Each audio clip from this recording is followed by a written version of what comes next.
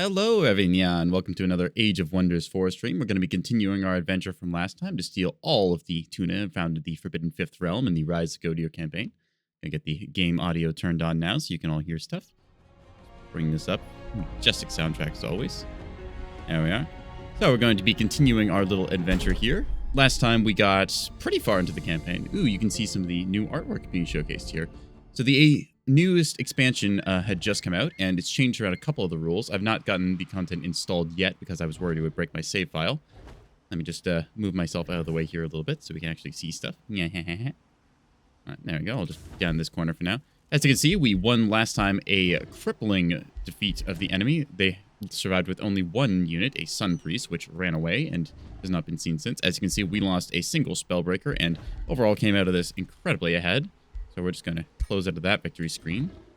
So you can see there's still another fight for us to be had right off the get-go. Let me just resize myself so I properly fit my portrait here. There we are, little Catboy corner. All right.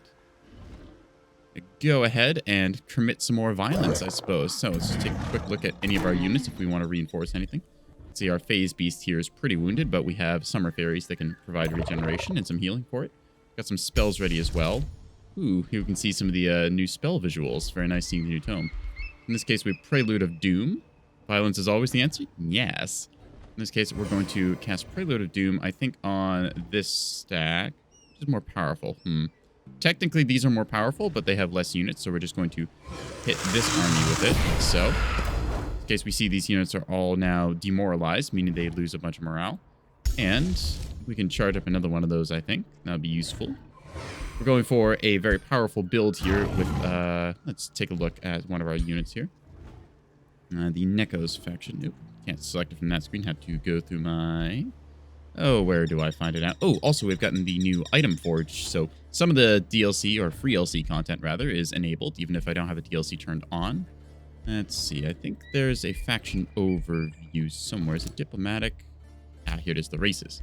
So we can look at our faction, the Nekos. You can see we've got our mana addiction, making our units able to steal life from the enemy when they attack.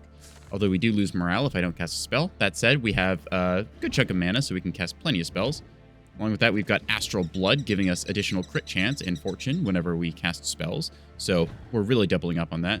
Lastly, we've got the Joy Siphoner transformation. So this means we're able to steal enemies' morale on hit. Not only does this lower their chance to inflict a critical hit on us, it also buffs our own. So nice little morale split there, able to let us rout the enemy more so than just destroy them. But there's a couple changes that have been made. If we go to the tome selection, as you can see, I need to do a bit of research here.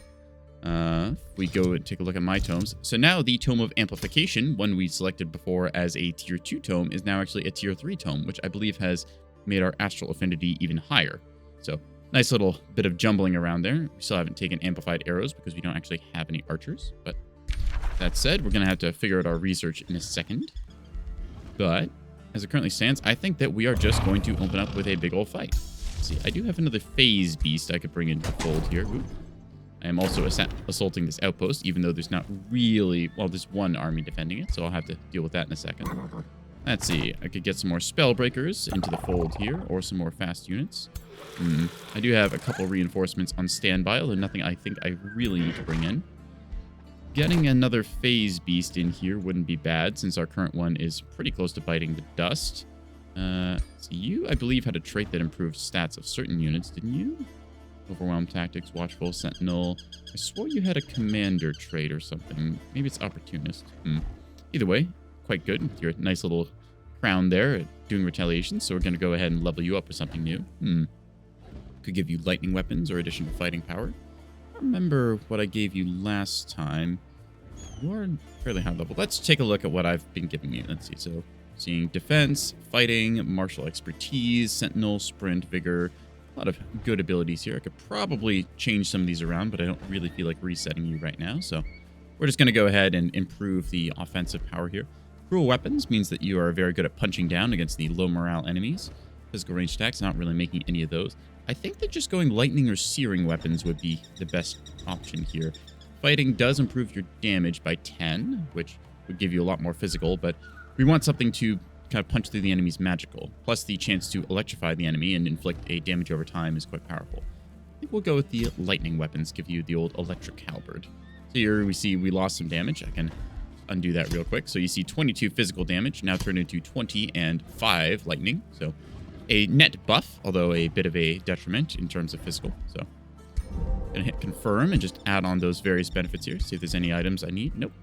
Also going to set about building the new structure, the item forge. So in our town of Sorcel, we have the option to build... If I can find it. Here it is, the item forge, which should allow us to use binding essence, which is remains of magical items, to get ourselves some new toys. Specifically stuff that we might want. Ooh, I can also annex another province. Think about doing that if there's anything I need to get here. Not really seeing much of anything. I should try and redo a bunch of these to be, what are they called? Mines, because I believe that I have a guild here. Just checking through all of my various stats and stuffs. Here it is, the Workers Guild. So in that case, we get double production from our various quarries. So we can actually, triple production in that case, because the quarry is 5 production baseline plus the Workers Guild. So we should really invest in some real estate around this place. Let's see. Connecting my outpost here could be good, since that gives me a better avenue. So we're going to go with that.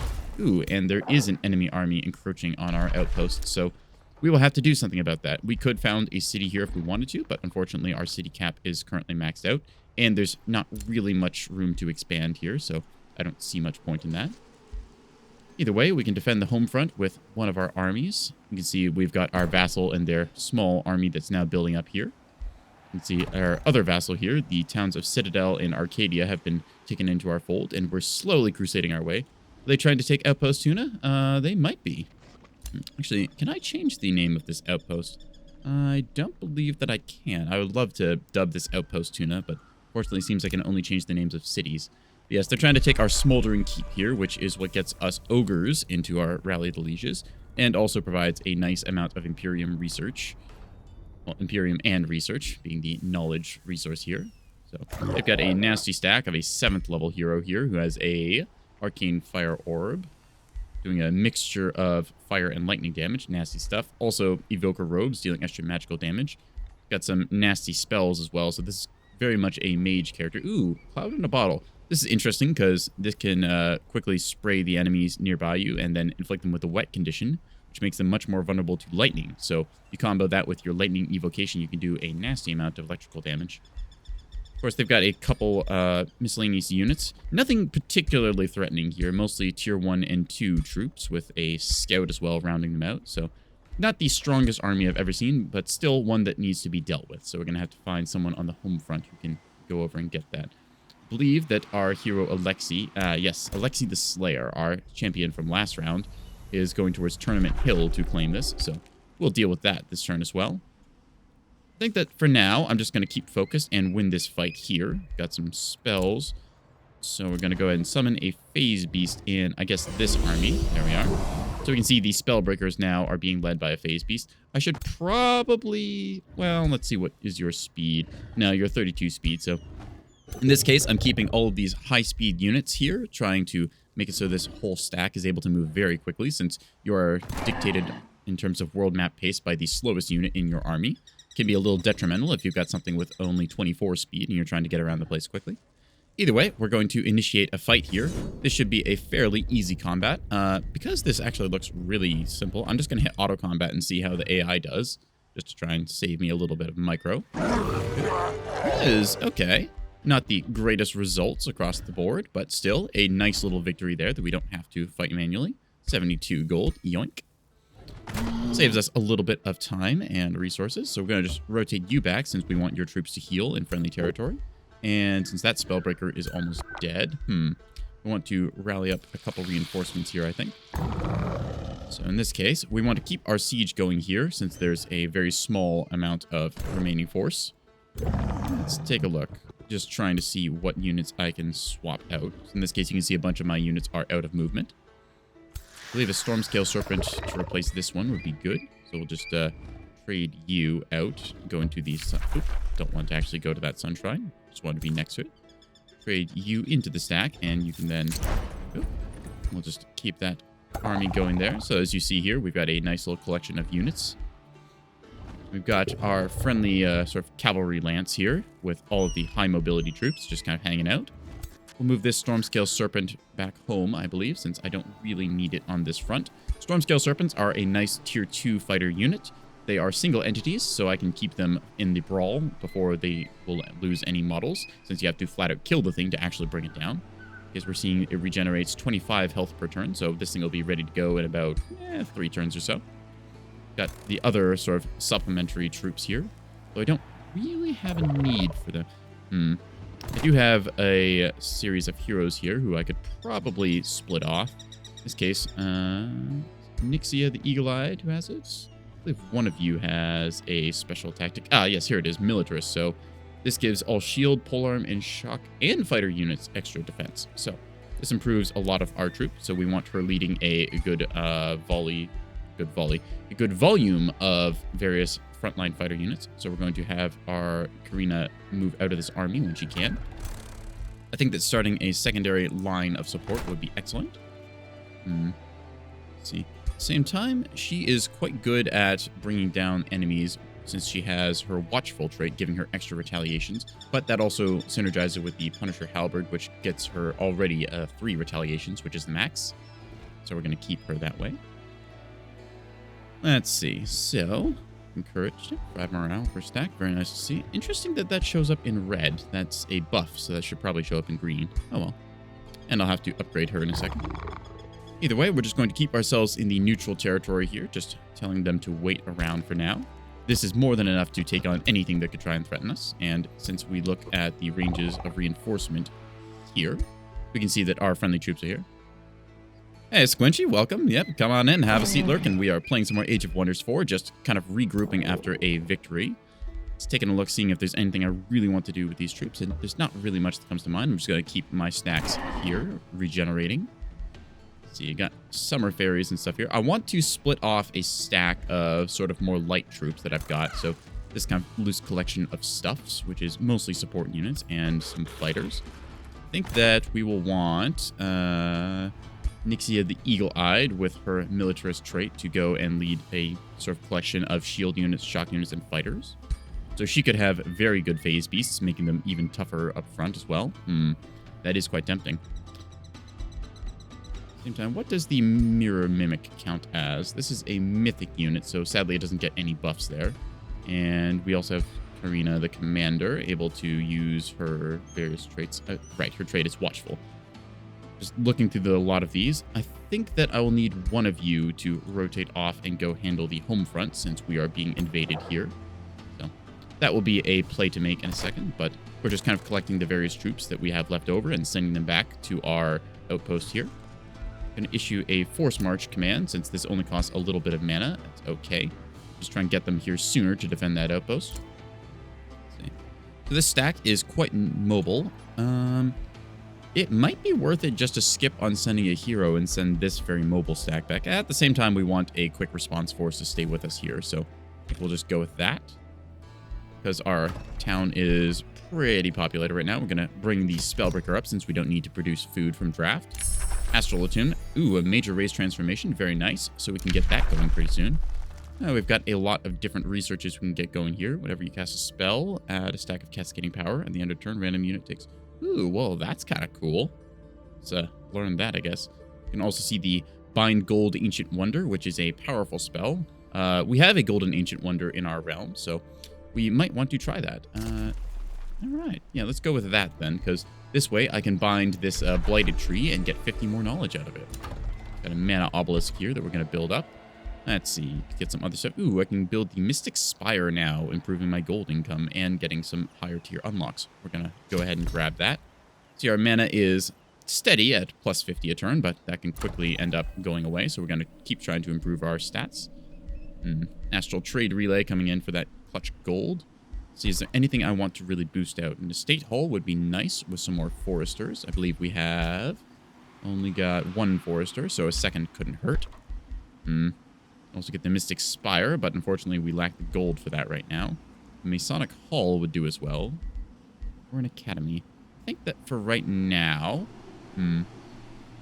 Could expand my territories up this way and get some border gore going, but at the same time, filling out the back line seems pretty good. I think I'll build a forester up here, since that gets me a bit of vision this way, and I'm not entirely sure what my ally is doing, so just getting a little bit of that precognition is good for us. Astral Trade Relay is going to come up in a couple of turns, and then we'll look to get some stuff such as a mint, which I think we'll be able to get if we destroyed this outpost and then transfer over ownership to the town here. Actually, if I was smart, I wouldn't have captured that. I would have instead transferred this conduit over, and then it would be all contained here, and then I could capture this mine next turn. I'll have to remember to do that. Let's see. Burden of Guilt. Okay, so lost a bit of my army's health, which is annoying, and I also lost half my movement, so in this case, Turiel is choosing to be a jerk from the astral plane. Either way, we're going to level up our heroes now, so we can see Nixia the Eagle-Eyed, who is wearing her signature sort of face mask thing. Kind of funny being called Eagle-Eye when you probably can't see anything from there. Going to grab her killing momentum, so whenever she smacks somebody with her awesome Frost Great Axe, she's going to get an action point back and then can do it again. My ruler has also leveled up, giving me a bit more power. As you can see, we have Lumos Bright Star leading our faction with the mighty Sky Piercer crossbow from atop his Frost Wyvern mount. Let's see. Sentinel for a strike, lightning weapons, or fighting. Fighting is good, although it only affects melee, so we might go with lightning weapons just to add a bit of spark to our crossbow. So now we've got physical, fire, and lightning. Just increasing the damage here. I like to make my heroes into big damage dealers, since I find it to be the most effective thing. There is some success to be found in the battle magic line as well. Various powerful effects can be unlocked, such as the Fire Evoker, which lets you cast a big ol' fireball, pie-plating the enemy. You can also get different spells, such as Precognition, to ignore the accuracy. This is something I can get because I built heavily into mages this run. Also, Spell Amplification to just deal extra damage. You can look in the support line. You can also get a upkeep reduction, which is very good. I might think about getting this Inspiring Leader, since it just makes my income go up, since I'm expending a lot less. If we take a look in a second here, we will see that... hover over it. Yeah, you can see my unit upkeep is very high. I'm sinking about 150 mana a turn for enchantments. Actually, it's 150 mana a turn for enchantments, and the unit upkeep itself is 184. So that's quite a bit of mana going down the drain, and unit upkeep as well is quite high at 195. So making that cheaper would be very nice. Just going to keep that there. As we see, our domain's been invaded, which is annoying, but not intolerable, since we can just quickly deal with them. I don't believe that I need to build any more units in particular, even though I could probably recruit from the Blighted Tree with the Rally of the Lieges, which happens in 11 turns. I can also recruit plenty of units right now if I so desired, but as it currently stands, we had another battle to be made this turn, so we're going to go to Tournament Hill down here and hopefully get a good fight on. This is actually kind of... Ooh. That is...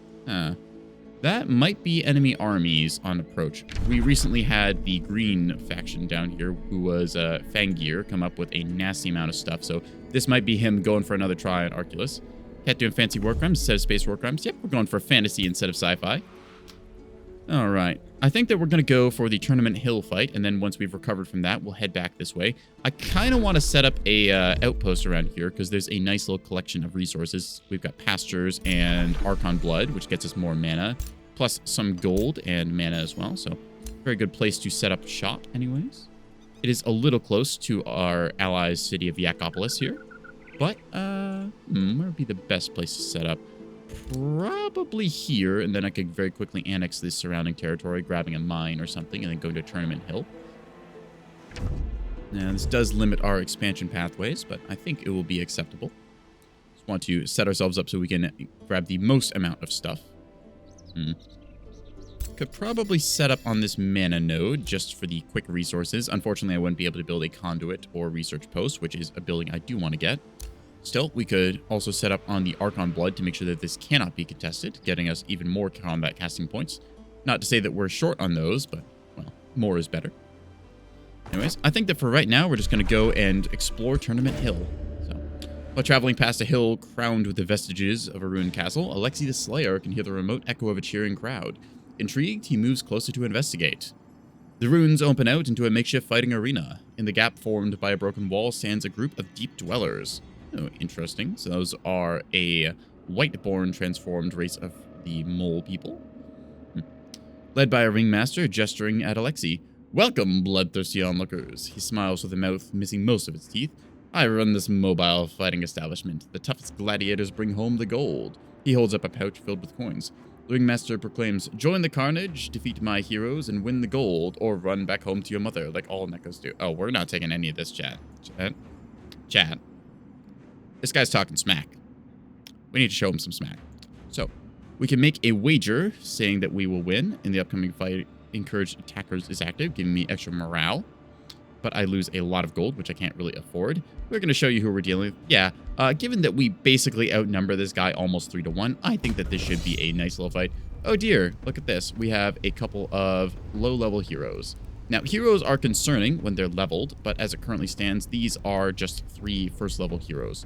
I'd auto-combat this, but I really just want to put them in the dirt. So, we're going to put them in the dirt manually, just to assert dominance and T-pose over them. Also, because I want to see the map. The little ancient wonder maps are kind of cute sometimes. There's a couple little details hidden around the place. See nice little things like a little shack here with some cooking instruments and stuff. Other campgrounds and things. Here we can see our enemies. They have a... Oh, that's actually quite a lot of defense, given that they are in defensive mode. Let's take a little look at their stats. So we can see they have some items we're definitely going to want to try and take if we can. Frost Great Axe, a Seeing Orb, and a Lucky Ring. So they are respectably tough. In this case, they are kitted up with some nice gear. Well, we can see they have a shield unit with a barbed shield, meaning that there's a chance that I will bleed if I hit them. They've also got a nice little hat there, even though it's not an item. Finally, let's see, what do they have here? Ah, Crusader's Claymore and a Visor of Farsight. So they've got some items that would definitely help. Ooh, Ring of the Vicious Killer. That's nice for inflicting morale penalties. We do want that. And a Wand of Healing. Okay. So either way, they are kind of clustered up here, which is their mistake, because I happen to have a spell called Chain Lightning that goes zap zap to 3 targets. Zap! As you can see, this empowers our troops with various effects. So Alexi, wanting to have exactly none of that, could probably run forward and get some nastiness done. In this case, though, just going to see how far they can reach. Yeah, not that far, and I don't think they have any ranged attacks, so Alexi's just going to go up and show them what for. So we're going to summon a animal here, which is Alexi's unique conjure ability. Steal their shit. Oh, believe me, I plan to. Just going to move up with our various fighting units here. Our shield units taking the front line as much as they can. It's going to have our troops move up as well. I could cast Soothing Breeze, but I don't really see any reason since we're not missing any health, so we're just going to activate our defensive auras. Move up on the flank here for some nasty action, which I think I will.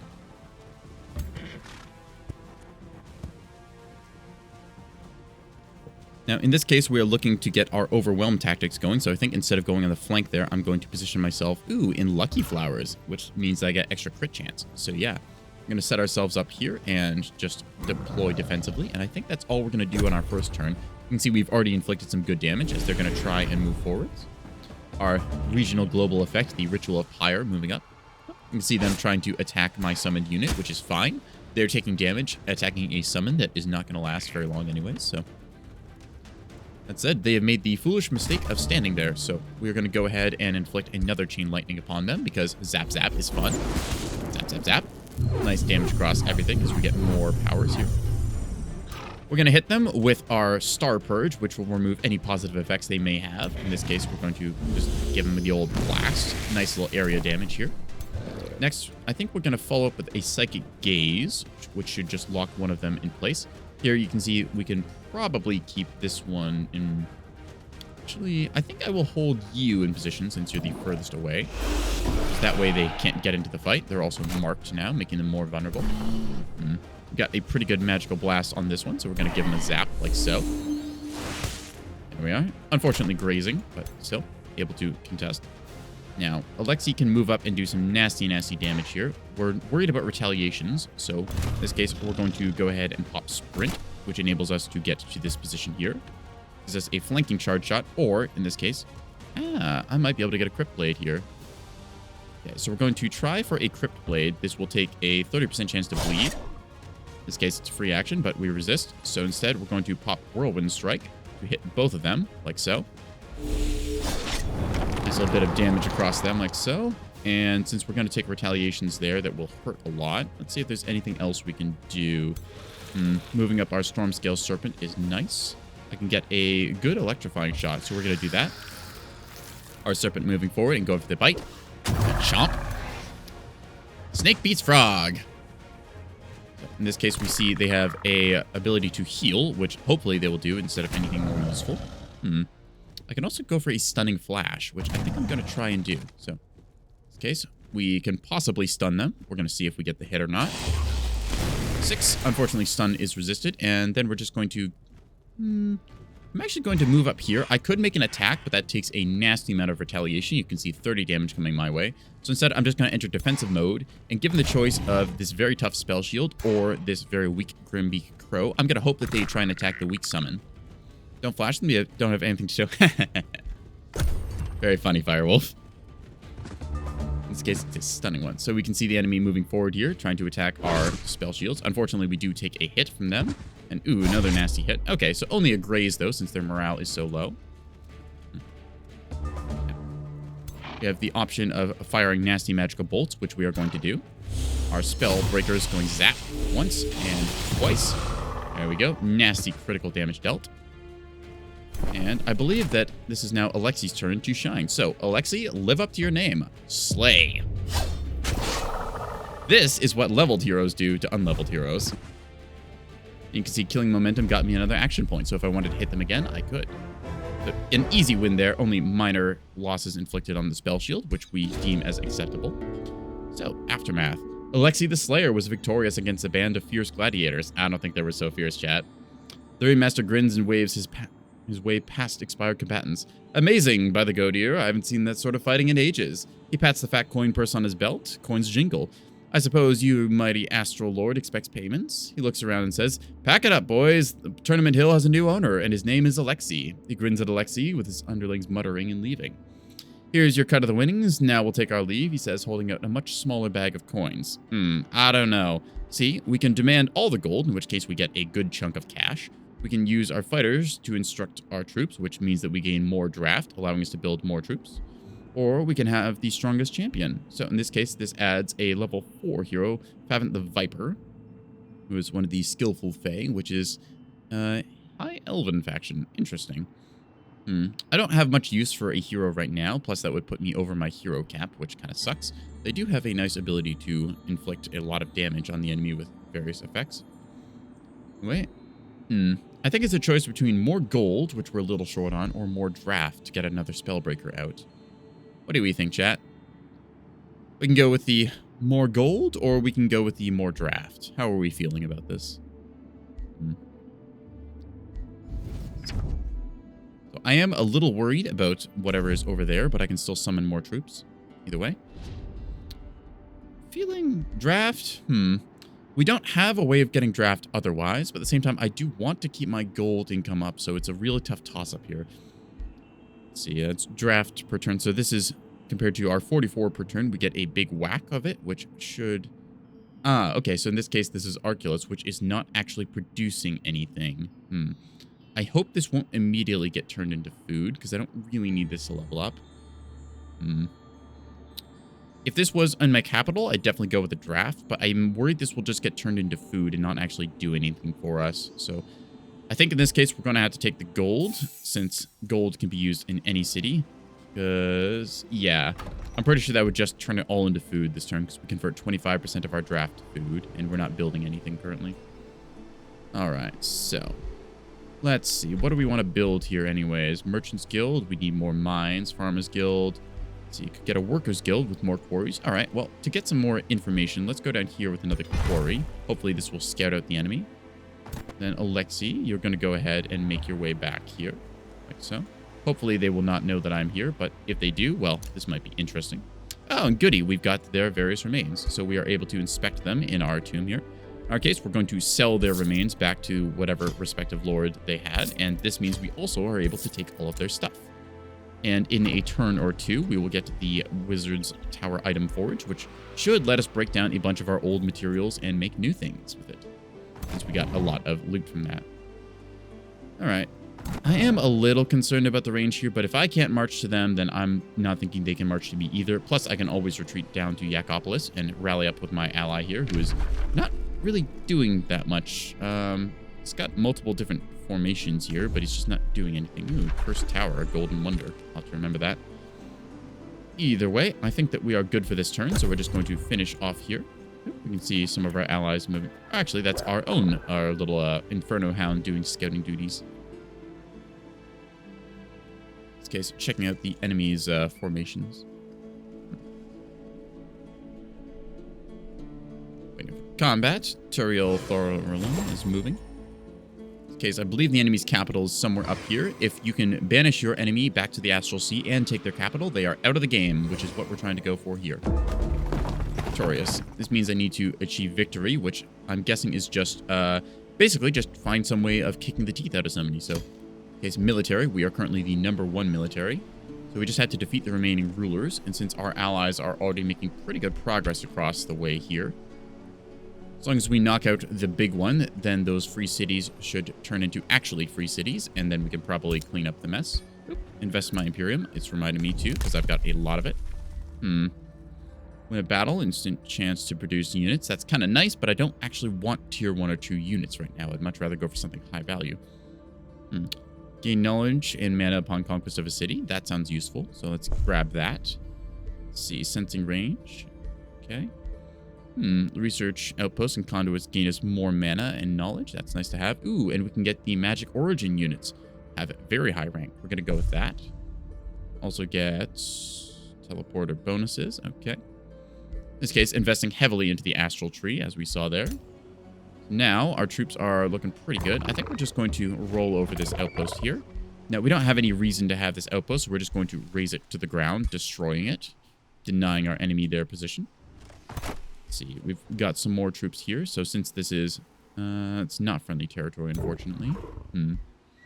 I think that our troops will be able to heal decently well. Still, we're going to see if we can't get something done here by quickly capturing this watchtower like so. There we are. Arson, yes. Move our troops around. Just playing the sort of passive game as we try and do an advancement forward. In this case, since Karina the commander is pretty good at killing big stuff, which is what we're kind of worried about. Cavalry Slayer, Electrified Sentinel. Need better armor. Oh, you have a chestplate of vitality. That's better. And a Helm of the Warrior. Ooh, extra melee damage. Very good. Give you some of the items. We'll give you an Orb of Seeing so you can see stuff.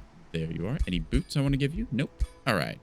There we are. Now her stats are even more jacked. We're going to send Nixia the Eagle-Eyed back to the home front. As you can see now, they are occupying the Shattering Keep. We're going to force march them to get them here as soon as possible. Let's see. So various filler troops going on here. Okay, so we got our Stormscale Serpents. As such, they will just move back as well. So again, more force march action. Definitely going to need more mana sooner or later. Let's see, Prelude of Doom is fine and ready. Mass recall in case we need it. I do want this Astral Attunement to majorly transform us, but we are going to need a lot more mana for that. So, stands though. Let's take a... see, this is what I was afraid of. You see, Fangir has come along with a nasty army of their own Spellbreakers. So, these are units that are a little more powerful than us, since we can't fight this one-on-one. We are going to go ahead and leg it down to friendly territory. In this case, we are going to go ahead and force march, which will cost us some health. But it's more important to get into friendly territory, where we can hopefully set up ourselves. Now, they are welcome to take Tournament Hill from us, but that means that their forces are not advancing towards Arculus here. I might have to recall Alexei in the turn. Actually, can I target friendly army targets? All right. Actually, we're going to do this. So if I had been thinking, I would have mass recalled first, but oh well. We couldn't have done it this turn anyways, since we didn't have the casting points. So we'll just move Alexei back to friendly territory. So it's probably for the best. Orders required, so we're just going to continue raising this outpost as we are now. I could try and move you back, but I don't think I need to. I think we're just going to keep ourselves regenerating for our forces here and go from there. Orders required. You're just going to hang out and raise that outpost for sure, since we see there's some enemies over there. And same idea. You're just going to hang out, and we've got spells ready. So Shira Snowblood is currently being besieged, which is our enemy. So So it's good to see this. We've got a nice stack of allied units here by Nimue, I believe her name is. She's going on Frost Keep here up in the north, which is the enemy's capital. If this is captured, then our enemy, let's see, what is their faction name? Here is Snowblood leading the Arctic Felines. They will be out of the game, which is one step closer to victory for us. Hopefully, my allies will be able to roll over them. You can see a bit of border gore going on here as they kind of settle in the same region. In this case, their capital and their city. This is a healthy degree of border gore, actually, just as they have managed to cut each other off from their respective settlements. Luckily, they are forced allies, so they don't get too uppity about it. Either way, I'm hoping that Yaka down here will be able to do something about Fangir. Otherwise, we'll have to go on the long walk to destroy him. You can see here the capital city of Remembrance for Meandor. I believe that we can make our way down there eventually once we clean up in the north. Either way, going to execute some auto moves. Some of our stuff moving around here, grabbing different bits. I'm going to be moving with our Inferno Puppy, trying to get more of these pickups once I get another one of them. Because in increments of 5, the Astral Echoes give us extra knowledge and mana, which we definitely want, because look at that mana just going completely for broke right now. Woof.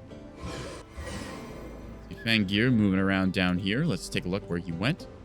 So he's pulled back, although we do see they are constructing an outpost, most likely to besiege us. So definitely going to need to recall to Arculus and rotate to the home front. Killing off this army will be important. Oh.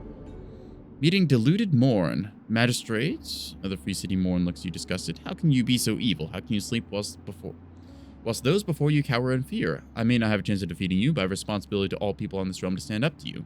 The combined forces bring your evil to an end. Okay. Where the heck are you? Ah, okay. Well, either way, they've declared war on us. So be it. Whatever. Another free city wants to join the various forces opposing me. I'm okay with that. Oh, goody. We got a bunch of things built. So, in this case now, let's see. What did we want to build here? Stone walls, wizardry. Casting. Crypts could be good for mana in the crypts. I can also resurrect heroes. Would be nice. Channeling towers, chrono gates. Let's see. Functions as a teleporter. Ooh, that would be nice. Might want to replace that farm with it, because then I can get some good bonuses. Or I could go down here as well. Maybe this forester instead. Or I could build a mine there. That could help a lot more. Chrono gate, though. Adjacent conduits and research posts. So building it here would be for the best, I think. Alright. Or I could get the Doom Deep Trench counting as well. Residence fields. Alright, so I might replace that. Mana. Alright, tell you what. Spelljammer. Minus 10 mana. Cannot cast spells. Kind of handy. I think that counts as a conduit. Okay. I think we will get the channeling tower built here. Like so. Then after that, ooh, we could get the monolith, which is pretty cheap, actually. So we'll go for the special improvement right now. And go from there. Now, we unlocked the item forge, which we can see here. So is the if we take item forge. a look. Yep. Here you can forge. Just gonna quickly breeze past that. So as you can see, we can select a different type of weapon or shield or other item, and then we can try and improve upon it. So in this case, let's go ahead and select a lance. You can choose the different colors of it, I suppose. I'll go with a golden one since it looks cool. We can choose which type of damage we want it to inflict. So we can have it inflict a lightning attack or blight damage or something along those lines. I believe the enemy is weak to frost, so we're going to go with that. Then we can add on different effects such as, say, Frenzy, which gaining stacks of strengthened. Give it extra crit chance, such as that from our Rainbow Clover. And unfortunately, that is going to cost us quite a bit. We have a limit on infusion points here as well. We also get different effects such as bound abilities like Assassinate, Provoke, or Whirlwind. So in either way, we don't really have a lot of the infusion dust right now. In fact, I'm not sure if we have any of them. So we're going to go ahead and check our arsenal and see what we can break down. In this case, we're going to disenchant a lot of items. So just going to do, let's see, just going to select a different item that I don't want. Actually, we're going to close out of this and then go back to neutral so we can dust a bunch of this stuff. So we have a bunch of different items here that we don't really care about, so we're just going to dust a lot of it. You can see we have many duplicate items that aren't really that useful. Eagle bows, claymores, dull lances, regular bows. Just gotta dust all of these things.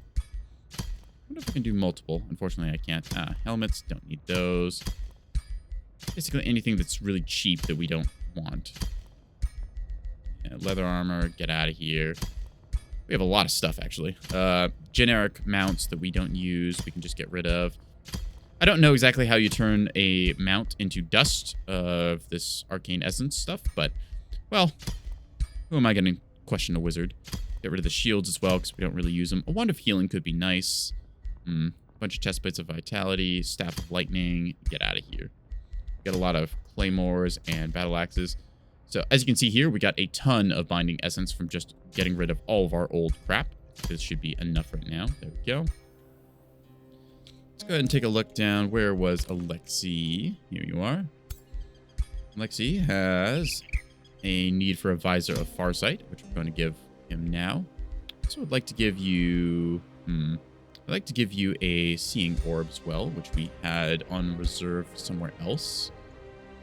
Had that Visor. You, I think?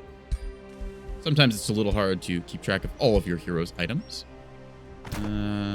It was you. Right, so we're going to unequip that. Instead, give you a Wand of Healing in case you need to heal somebody. There you go. Now we'll fly our way back down to wherever Alexi was. Magic doesn't make any sense. Yeah, it seems about right. We're going to give you an Orb of Seeing to improve your sensing and vision range by 3, and then tack on a Visor of Farsight, giving you extra range, so now we can see 4 tiles further, which in this case should let us see Tournament Hill up here. The enemy army is retreating, or rather advancing towards us, so we're going to mass recall Alexi. Zablang. In this case, move him here. Actually, he's just fine where he is. We can see the enemy encroaching upon us. We will need to reinforce the home front very soon, so... Any luck? Moving our troops up like so. Fortunately, we could force march again. I think that's fine. Just really need to get our forces into position. Trying to move as much stuff back home as we can, since the enemy is pushing hard. Now we've got a decently healthy troop here, so we're going to start our advance towards the enemy on the western front. Moving our troops back together. So, and so. A little bit split here, but I think it's okay. I believe we can move outside of this outpost, so there we go. We can check our ranges here. We are unfortunately out of reinforcement range, but I don't see anything coming our way. Ooh, a roaring furnace.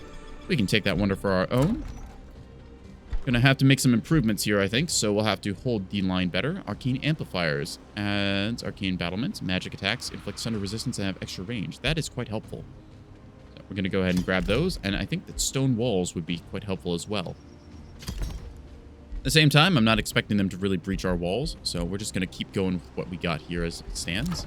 We built the Astral Trade Relay, further improving our income. I think we're going to need more mana, so we're just going to invest in shrines across the way here. Nice little cheap way of boosting your mana income by 10. Let's see, spells ready to launch. I've got Prelude of Doom set and cooking. Spell upkeep is fairly high, but this spell has already been prepared, so we don't need to worry about that.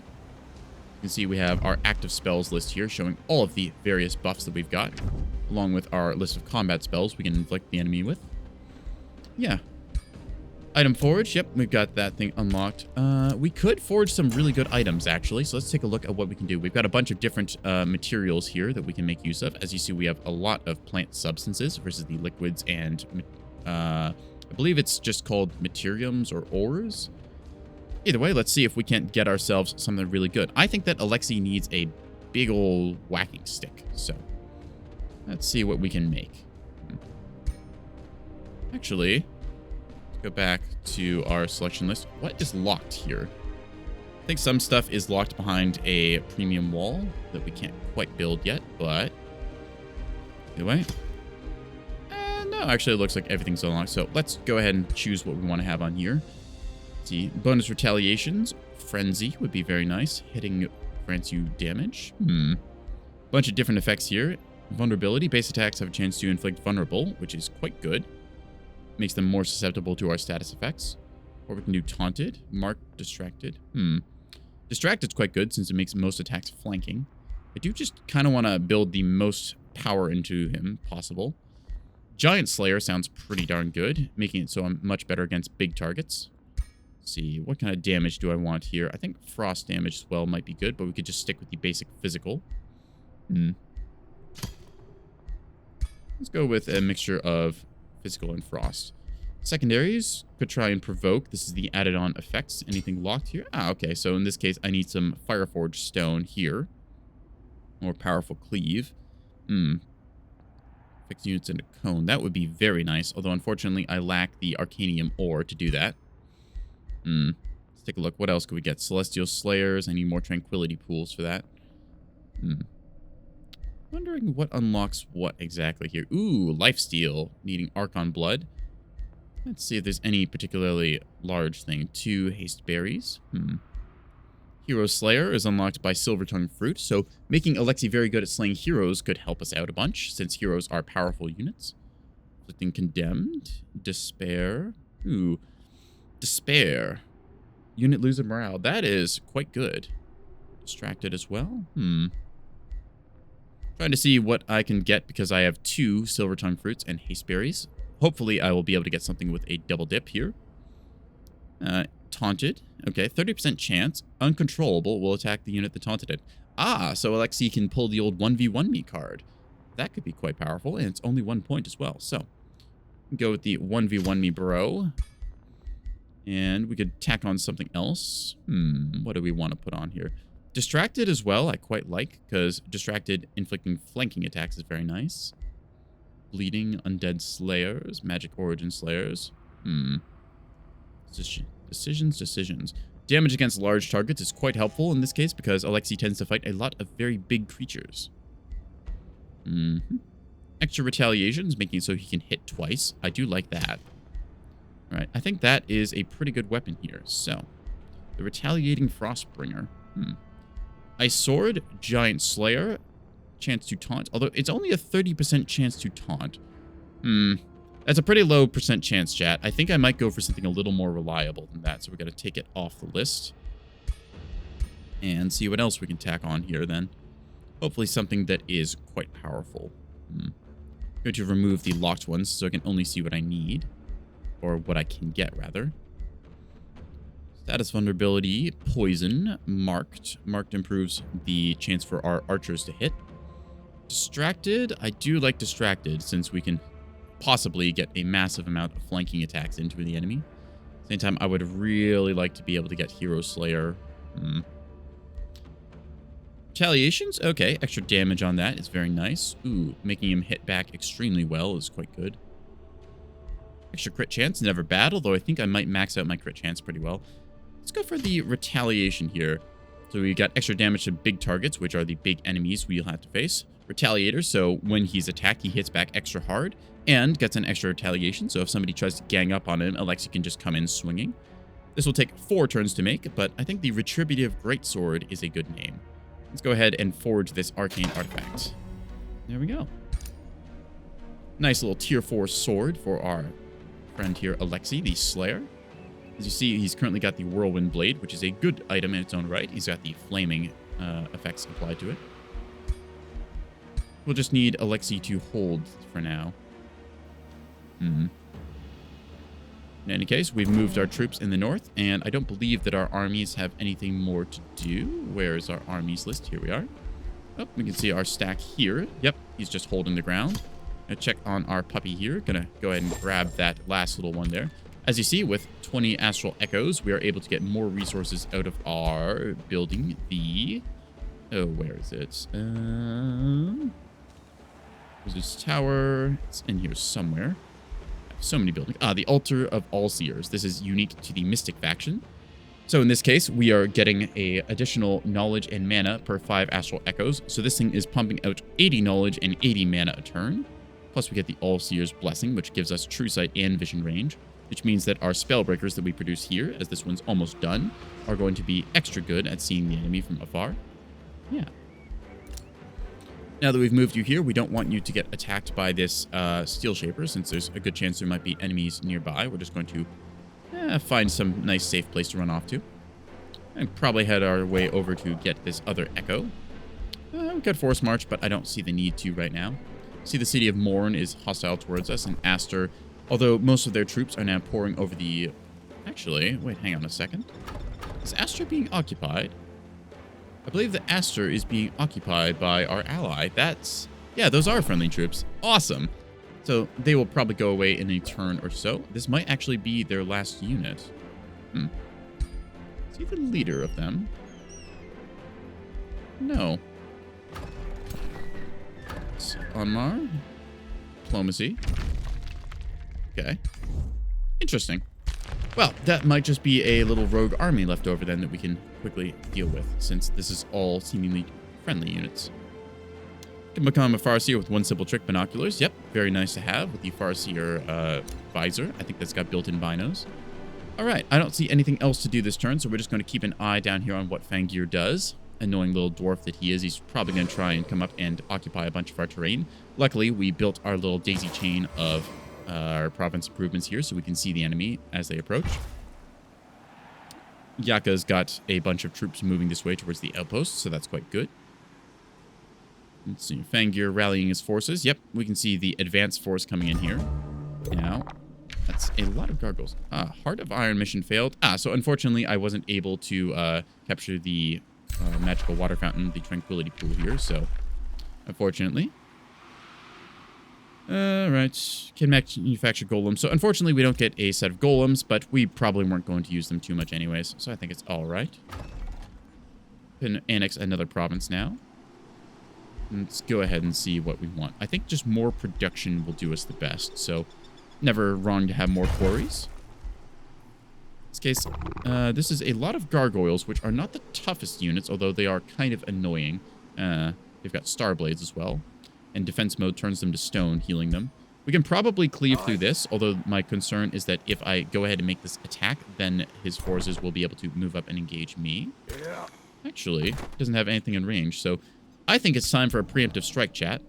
We can move our forces down to here and engage on this nice little army here. It's a fairly even fight, but I think that our troop quality is just a little bit better. They've got a lot of troop here, but we have Alexei. So let's go ahead and see what we can do as I take another big sippy of water.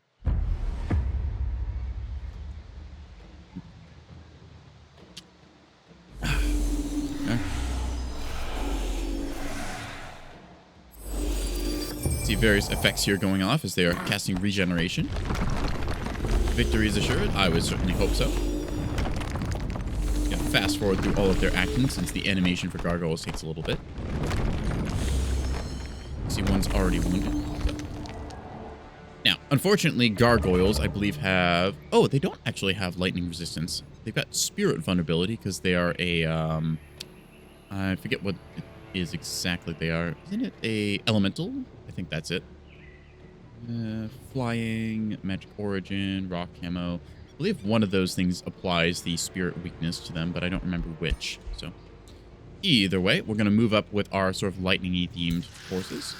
See, they have a charge strike, which is rather annoying. So them flying up and hitting us would be detrimental. So I think that we're going to try and avoid that. I want to make use of these lucky flowers with my spellbreakers. I want to also stay out of their range. See, unfortunately, their charge strike will counter our defensive position, so we'll have to take that into account. All right. We can go ahead and summon a amplification pylon, which will do us well, so we're going to go ahead and put that here. This way, we've got a pylon which can then attack the enemy and hopefully draw some of their attacks as well. Move up where we can. I don't want them to get the lucky flowers. That would be rather annoying, so I'm going to go ahead and put Alexei up here and have him summon the animal companion. There we are. Move up my Watcher as well, along with my Stormscale Serpent. Form me a nice little flank. In this case, we have Gore Tusk Piglets, which are not a great unit, but they are something to get in the way of the enemy.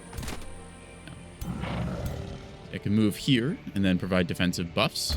In this case, I'm expecting them to run up and charge me, which will be rather annoying. So we're actually going to move. Can I get into range there? Okay, so that is pretty safe next turn. Let's go ahead and bestow extra HP onto something.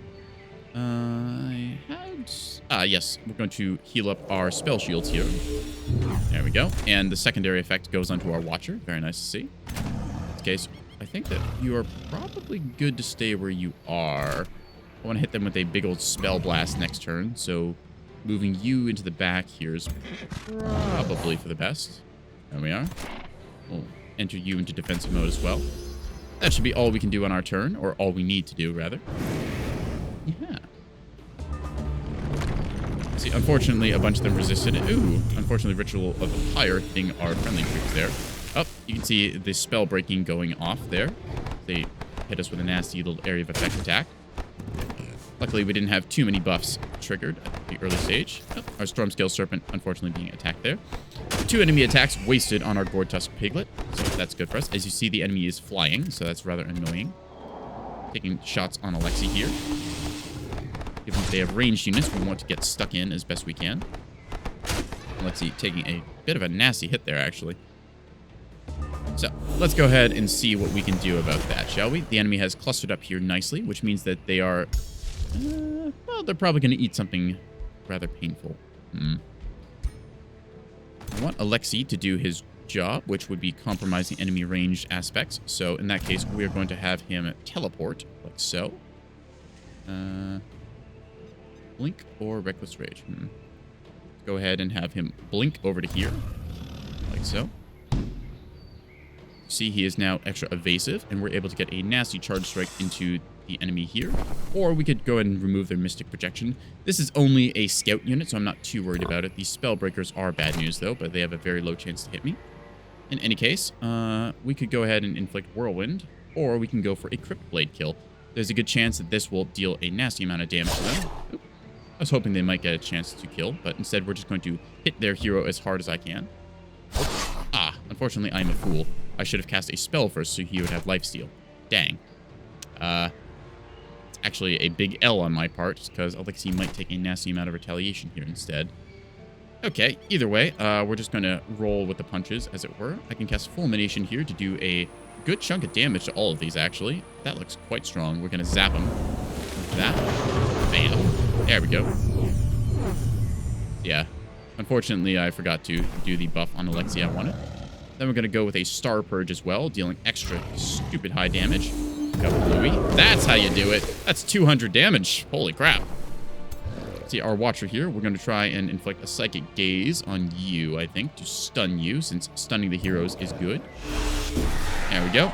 Unfortunately, they resisted, but they are now marked for attacks.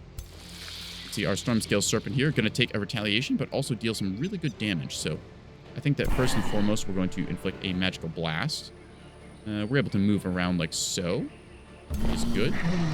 This gets us a lucky bonus from the flowers. Gets us a little damage onto those gargoyles. And then I think that, yep, this should kill. Here we see our attack with a Stormscale Serpent. We're going to retaliate, dealing only a little damage. And bam, down they go. Lastly, we've got our spell shields here, which are able to move up. And we could possibly try and inflict a stun. Not sure how strong your resistance is. Ew. That's pretty good resistance. I don't think we're going to get anything done with that. Besides, you know, walking up and beating the snot out of them. So, in this case, we could try and bring down this Mystic Projection. But again, I'm not really worried about them. Just going to try and focus everything on their commander. You see us sundering their resistance. Yeah, I think that is all we're going to do for right now. Their Spellbreakers could shoot Alexi, but 25% chance to hit is pretty bad. You can see them routing now, so they're just going to flee off the battlefield. Excellent. We are not going to allow such things, so we're just going to run them down immediately. I can chase after you, or I can chase after you. I think that I would like you to sprint as fast as possible. So, unfortunately, they are just out of range. Still, we're going to inflict poison darts upon them if we can, which is a 45% chance to hit. In that case, we did hit. Nice to see. I definitely want to kill this hero so they don't get experience. So we're going to go ahead and pull out one of the old cards. Where is it? Mental Mark. Cosmic Ablation. Nice little mystic spell, and that should be a kill. Zap. Bam. Down goes their hero. If their other units live, that's okay, but I don't think they're going to live. In this case, let's see. They are routing, long range, and have elite medals. Rather annoying that. Still, if we get closer, we should be able to do some better damage, which we will do so now. Go ahead and move up whatever units we can. Actually, can I put you in the flowers? Unfortunately, in the flowers, I'm not getting such a huge buff. Or can I? Okay. So if I go to here, I can then move you up, which gets me the Overwhelm Tactics bonus for extra crit chance. And we'll try and kill this projection, although we have a very low hit chance. Zap. Raised. And zap. Gone is that one. And we'll just move up our little sneaky snake here. And our spell shields can move up as well. Now, they're going to rout off this next turn, so there's nothing we can do about that, unfortunately. Still, this is a victory, as it were, given that the enemy lost a whole bunch of their gargoyles, and their shielded units are now running off. I don't remember if they keep routed units or not. I don't think they do, because we were the attacker. Yeah. So in any case, we're going to then move back towards our little town here. The enemy is welcome to advance, but I think Yaka is going to go ahead and deal with them. So that's a bit of the home front secured. This rogue army here still being rather annoying. See, our forces being pretty strong against them, but they can be a little stronger as we move in our last of our stack here. So this is a nice little collection of troops. Since we have Summer Fairies and Soothers, we can heal our hero up to full strength, and then she can probably just bulldoze through the enemy. Anything more I can get in range? Not really, so we're just going to take this fight. You see, the enemy is kitted up to be powerful mages, but the rest of their army is not really a threat, so we're going to see how hard we can hit them. In this case, engaging manual combat. We are still a little low on mana, but luckily we have enough stuff to win, I hope. See the enemy moving up in formation. Rather foolish of them, since this puts them in a perfect position to be struck by a damaging spell. Could try and go for a morale victory here. Could also just try and go for the damage. Fulmination, good area of effect damage here, since we can inflict 15 lightning and possibly electrify. Or we could try and cause despair, hitting them for a big ol' morale shock.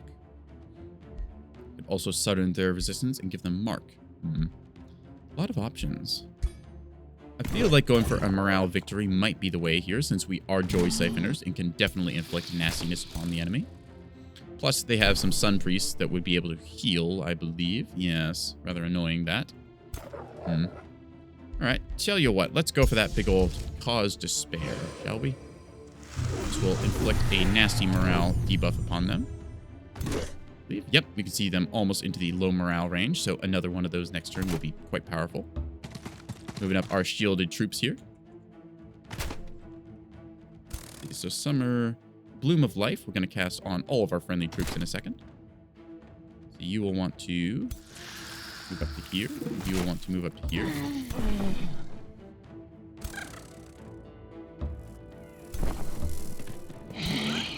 We go like so. This will regenerate everyone very nicely. There we are. Regeneration applied. Healing immediately for you. Not sure why you're not regenning. Exhausted. Does not regenerate. Huh. Nor can it be healed. Ah, okay, so that's going to be a little annoying. So unfortunately, I'd love to heal you, but I can't. So we're just going to... actually, we're going to move you into the middle here, and then activate your defensive hoarding aura to improve our resistance.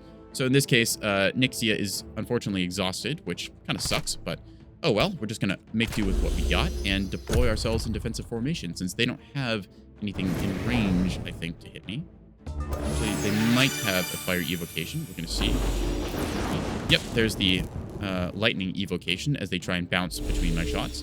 Luckily, we have a lot of defenses online, so they shouldn't do too much. A couple of their units moving up, defensive tactics taking place, so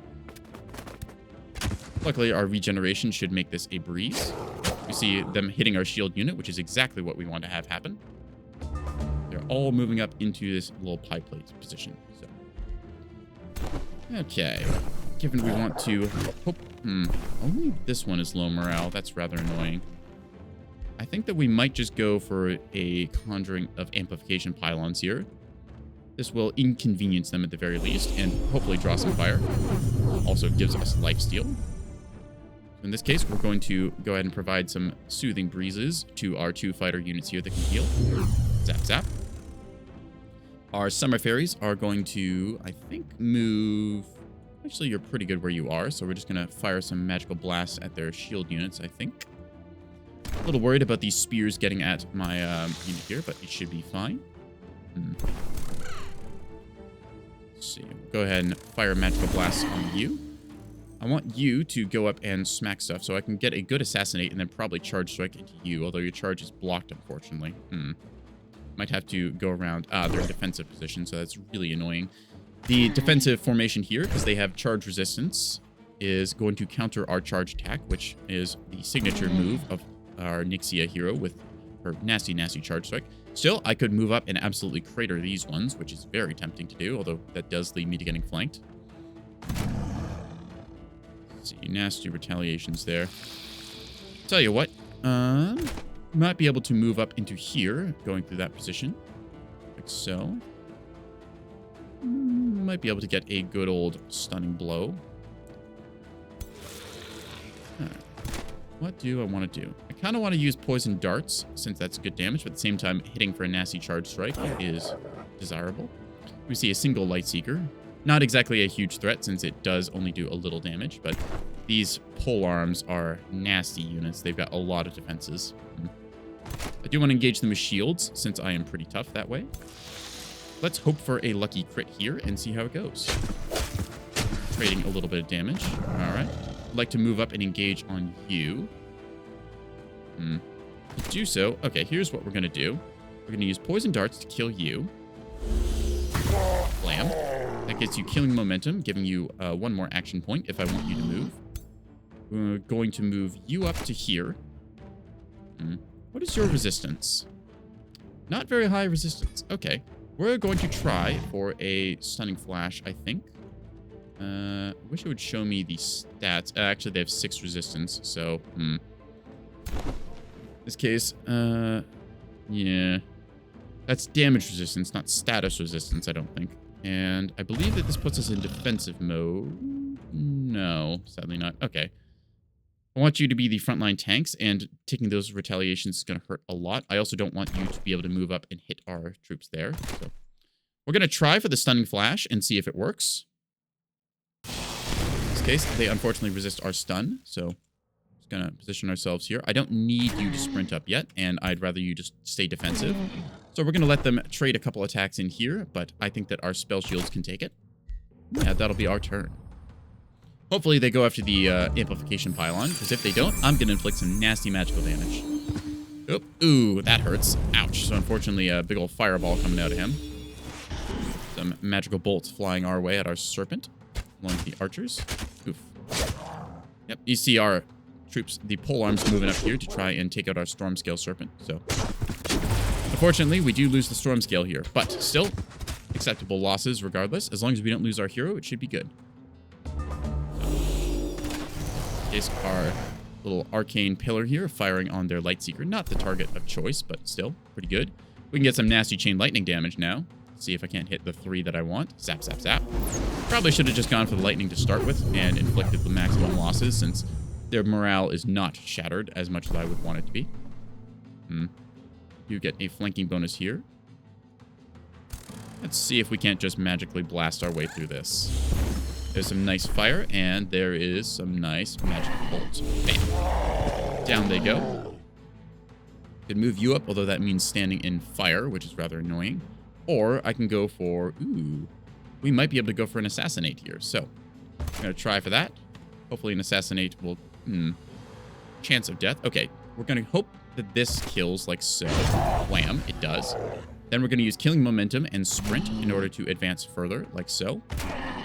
And then we're going to try and assassinate this. 59% chance of death. Let's hope for it. Smack. Bang. Goes another one. Excellent.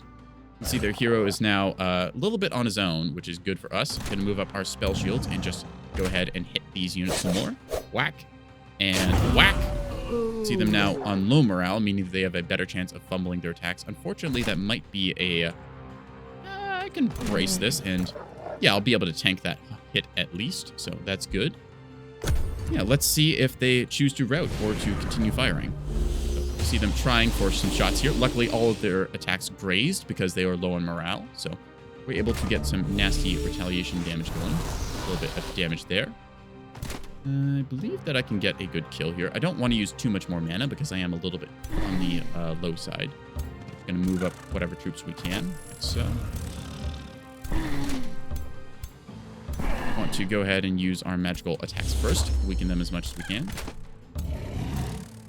this case, fairies moving up and casting their bolts. Let's go ahead, get you in flanking position, deal some damage, and then I believe you can go in for the kill. Yeah, bring him down. And Executioner's Axe falls upon the mage. So, unfortunately, we did lose our Storm Scale Serpent, but we can get another one. So, good results there. Acceptable losses. Going to retreat back to our main city. Now, for our reinforcements, I think that we're going to recruit 1 and 2 Storm Scale Serpents, since they are nice units to have. I could get some Plague Serpents as well, but I don't think I need them as much. I am a little concerned about what could show up down here. I do want this additional Spellbreaker to rally up with the other Spellbreaker formation here.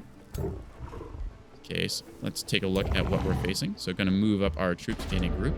Ah, okay. In this case, we found another free city, rather annoyingly, at the top. Ah, there it is. That's the capital that we're gunning for. So we're going to have to cleave our way through here. We can see the enemy lord, level 15 Turiel. Rather annoying with that Archon's Deliverance, which I can't deprive him of. Still. Making our way across here. Let's see, I think that I wanted you... Yeah, we're going to switch off you into this army. This way we've got a nasty little collection of troops. And this is pretty good as well. Storm Scale Serpent, good to have. We've got our Spellbreakers here. Just going to make up the Vanguard. I think I'll send one of you to collect that Arcane Essence. There we are. And then you'll pop back like so. Check our combat range. Yep, wanting to move a little further. So, still not getting... actually, he can engage that, and I can probably win that fight. Still. Bit risky. I might lose a Spellbreaker here to stupidity on my part, but...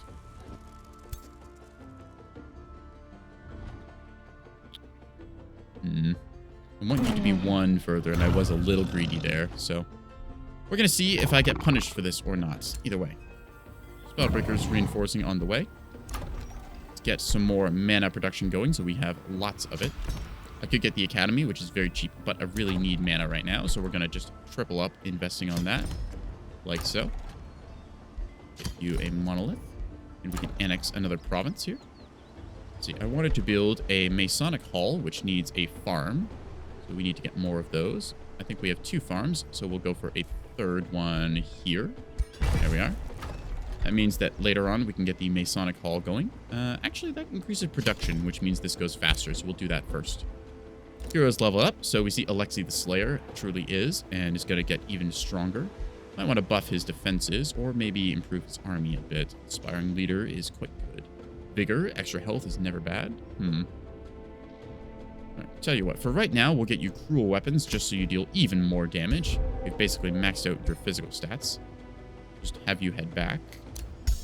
Got a Prelude of Doom still in the works. Empire Development Skill is available. All right. Pillaging a province takes less time and yields more rewards. Pillaging units are healed more. Oh, okay. This is quite good for our continued advance, since we will want to pillage some provinces and heal up from that.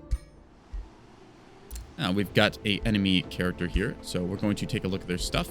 Nothing... Ooh, actually, that's a very good item. So, in this case, we are going to execute them, making ourselves a little evil in the process, but we can get away with it because I want their stuff. Haha. So now, Alexei the Slayer here is going to get an even better item. He's going to get the Breastplate of the Champion, giving him 2 defense and extra 20% damage to his melee attacks, along with 20% crit chance. So, yeah.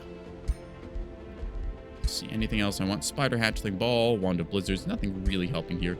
Ring of Deflection, making him resistance. Lucky Ring, or Ring of the Vicious Killer. Increases morale penalties when killing enemy. Affects enemies up to 3 hexes. Ooh, that or the Lucky Ring. I think we'll go for the Vicious Killer. He likes to get kills on enemies.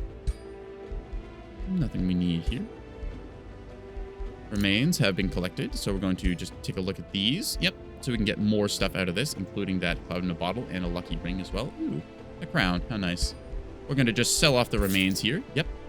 And I believe same story goes here. Yeah, this is just a basic character, so we're just going to sell off the remains for even more gold since we don't really need it. If they want to resurrect them, whatever. I'll just kill them again.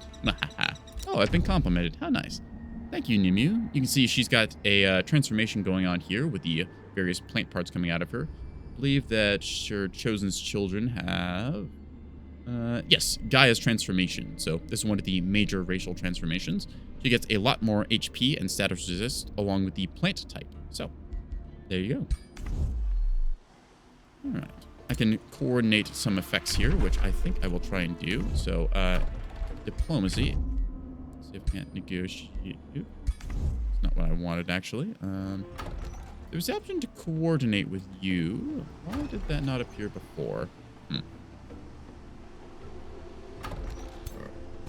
Interesting. I saw it pop up briefly. Maybe it's these.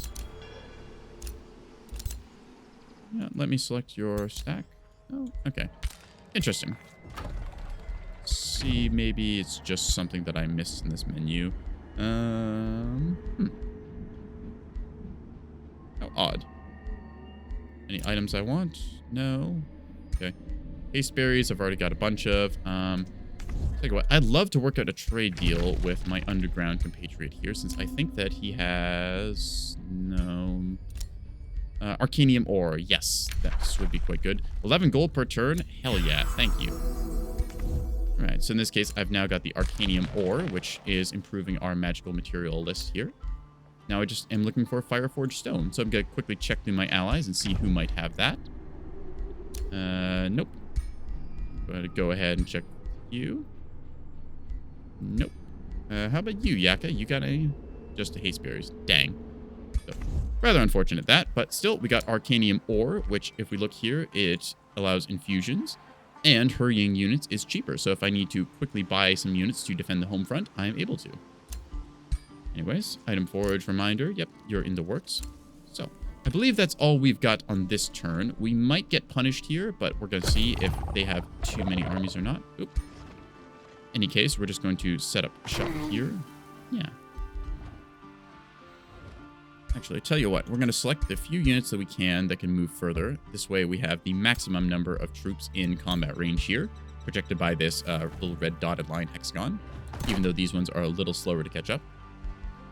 We're just going to hang out here for now, and you guys can do the same. Yeah.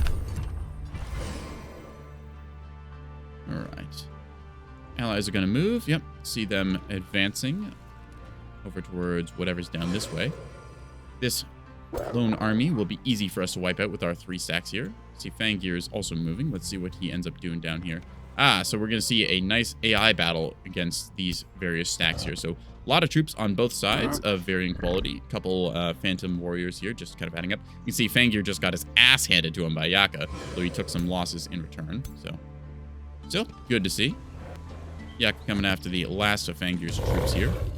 Waiting for the combat to resolve, and yep, easy stomp. Yaka is level 12 with a nasty axe that he has named after him. Also fiery boots. How nice. So, Yaka now... Ooh, they founded a city. That's a bit of a L move for you, buddy. You're going to quickly lose that. So. Okay, brutal incursion. So, worried scout arrives in your court, his armor torn and tattered. The butcher is here, he stammers. After the scout found his tongue by gulping down 2 goblets of wine, he shakily gives you a report. Maestro Lord, your enemy, the wicked magistrate of Morn, set loose his most terrifying war chief upon your peoples, giving the bastard free reign. He looks at you soberly.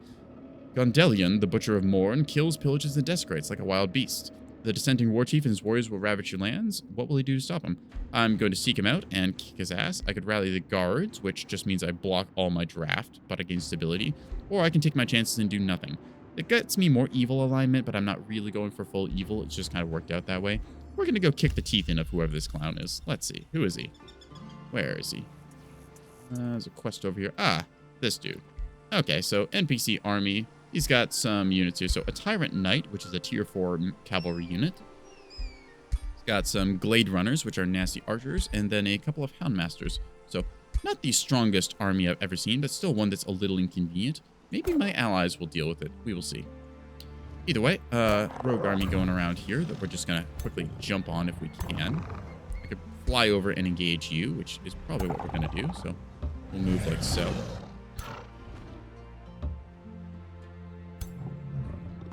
Merge you again. And go over to here. So we want to engage on that army, but unfortunately our engagement range is just epic. So still going to be moving in relative formation here. Hopefully they will try and pick a fight and we can get a good attack there. Otherwise they might be going for our cities in the back, which, well, we have a vassal between us and them, so we should be pretty good on that. I'm going to leave you just there. You the same. Can annex another province. Very good to see. More production, never bad. Anything we need to boost up. Get a workers guild, but I need more farms for that. Won't say no. All right, let's get another farm going then. Stone walls will be completed shortly. Sadly, not enough farms. How many farms do you actually have? 1, 2, 3. Okay, so I need to swap over something else. Let's see what we can trade then that is not essential. Since I had a bunch of quarries already, I'll replace you with a farm. That way, once these stone walls are done, I can get the Workers Guild and really up my production. And then maybe some more mana as well. Let's see. So, you see they have withdrawn. Unfortunately, the siege on Frostkeep did not succeed. So, the enemy will return. However, we see more of Nimu's forces gathering up here to do a attack. Nice to see. Can just get rid of that little notification. All right. So we've got some troops and we're moving ourselves up and forwards. The home front is pretty well handled. I don't need you to go back here, but Yaka's already on the attack here, so this should handle itself. If I just have you defend the western front. Oh, actually, that western front has been secured by my ally. So really, it's all good in the hood, as it were. So we're just going to move you up to... I kind of want a cavalry... Okay, I can make my... Lord lead the all-cavalry army, which works pretty well, like so. This way, everything here is moving very fast. And I've got this kind of mixed troop front here. Can also get some quite quick moving guys just by putting a bunch of these troops together. So I like the sort of alignment I've got with this stack. I've got ranged support, and I've got some nasty frontliners with the phase beasts. I've got you as well, Karina the commander, who's just an absolute monster in melee with that halberd. I need nothing really. I've got a lot of chest plates of vitality. Let's see. The ring or ring of the vicious killer, definitely. Oh, ring of opportunity rather. Blizzards, cloud in a bottle. Not really needing any of that. Okay, we're just gonna keep you as the forefront troop here. This sort of mixed stack of stuff just needs a new leader, which I will have shortly as the home front rallies. Another Spellbreaker, I suppose, can be moved up here. I think the Spellbreaker is a little better than the Watchers, although I am enjoying having them. We'll just have you move up and along, then. Yeah. Alright. The home front is secured, and Alexei is going strong, cleaving through everything. I think that now, because this is a good spot for me to expand to, I'm going to set up shop here. That gives me some astral blood. Now, before I end the turn, we're going to go on a quick break here because I need to grab myself some num-nums since I am a little bit hungry. So, you just give me 1 second. I will be right back and we can keep playing. Yeah.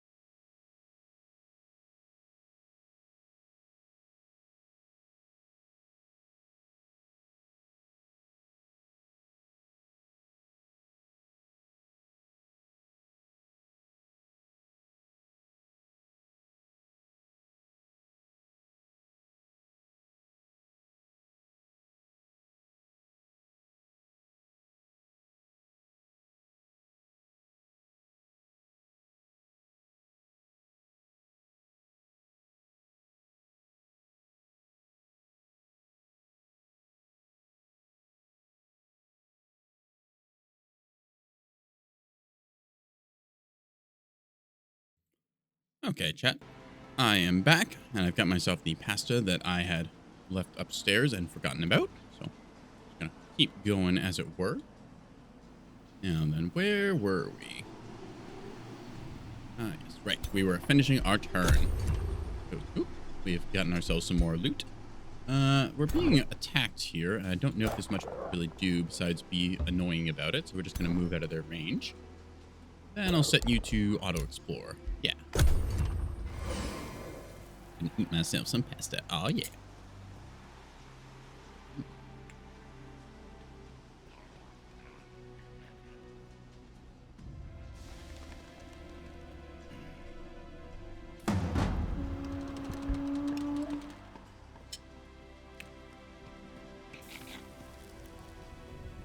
As we can see, the town of Morn is being besieged by our ally, Yidgard here. So they won't be long for this world, and hopefully that'll end up with them not trying to send any more stupid armies after me. Allies in this game can be a little bit stupid when they're the AI, so... Here are a bunch of different spells being cast there. Not sure exactly what. Now that's rather annoying. So, seeing our allies here moving out with their little army, they might be able to oppose this force, depending. Same time, I could probably run them down and engage. Probably. NPC army of rogue marauders. Interesting. Seat above all. I don't need that settlement. Take a look if there's any improvements we can get here. Ah, goody.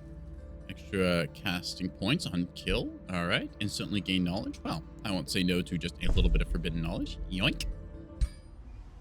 All right. I do kind of want to run this down, but at the same time, I have another army rotating up this direction, so I'm not too worried about it.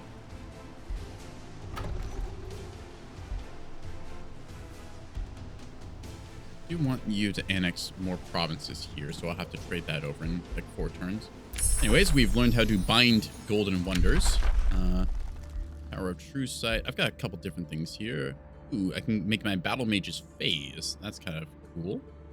I think we'll go with that. In case spells we want to do, binding a golden ancient wonder would be very good. But it's also very expensive, so we'll have to wait another turn. All right. We need orders up here.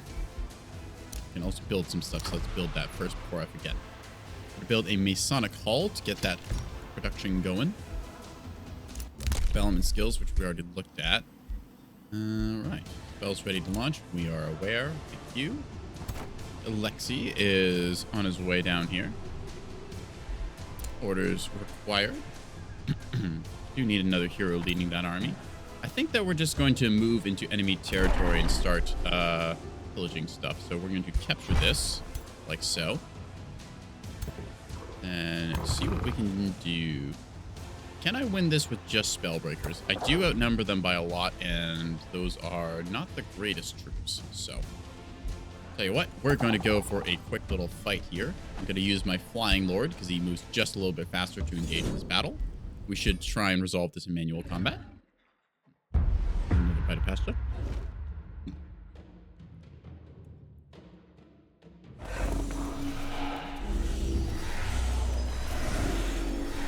Num-nums are very important, chat. I came to this realm with the express intention of stealing all their tuna. But as I've learned, this realm doesn't actually have any oceans, which is really kind of a bummer. They appear to have grouped up. That's not very good for them. We can do this electrification, which is a little bit of damage across everything. Or we can hit him with chain lightning, which is a little more damage across everything. I kind of wish I had a larger pie plate spell, but still, we make do with what we got. Ignite could be handy.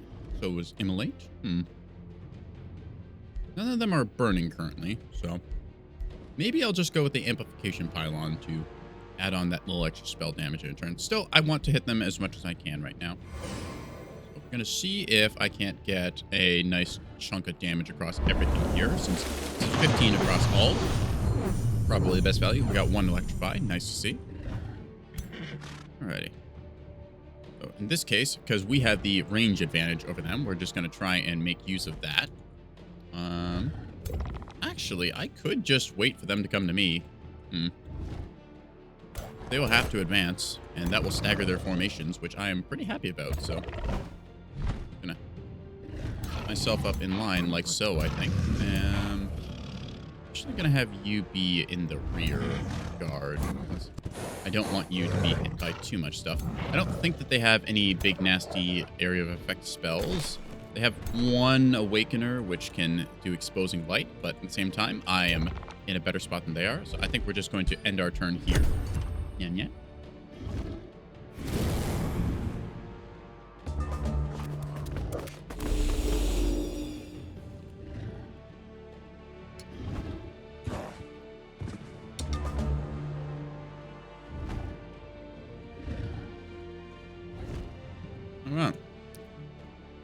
As we can see, they have chosen foolishly to line up again, so we're going to hit them with another Fulmination.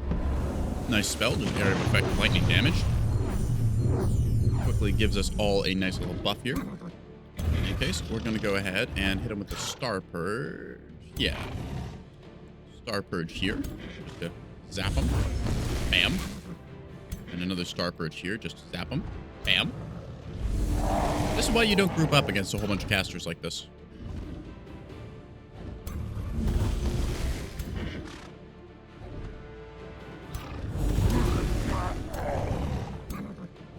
Now, are you in defensive position? Barbed shield, rather annoying. Defensive tactics, okay.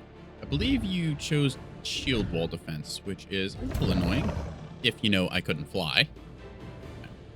Actually, I have a crossbow shot, which I think that I can take and then hit here to here. Yes. We're going to do that. So we're going to go here to here. We're then going to fire our crossbow, which will kill this one. Bam.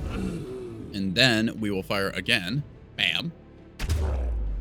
And lastly, you are just going to zap, zap, zap. And that should kill the enemy hero. And there we go. And now their morale is low, and they have 1 unit left.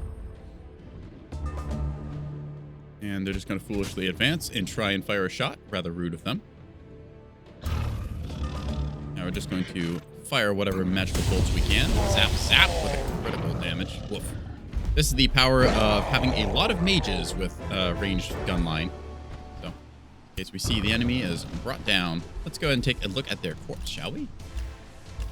Yeah. In case they had a lightning sword, a helmet, another chestplate of vitality, lucky ring, barbed shield, and ooh, seeing orb. Very nice. We're just going to sell off their remains and then probably equip that on someone. Let's see. Can you fit anything else? You've got a seeing orb. I wish that these would stop popping up so much new stuff. But oh well. I can give you a ring of deflection, I think. That'll be good. Got another... Can I double up seeing orbs? I want... Nah, you can't. That's smart. Okay. Spider hatchling, wand of blizzards. I don't think I need to give you any more new stuff. It's all kind of set right.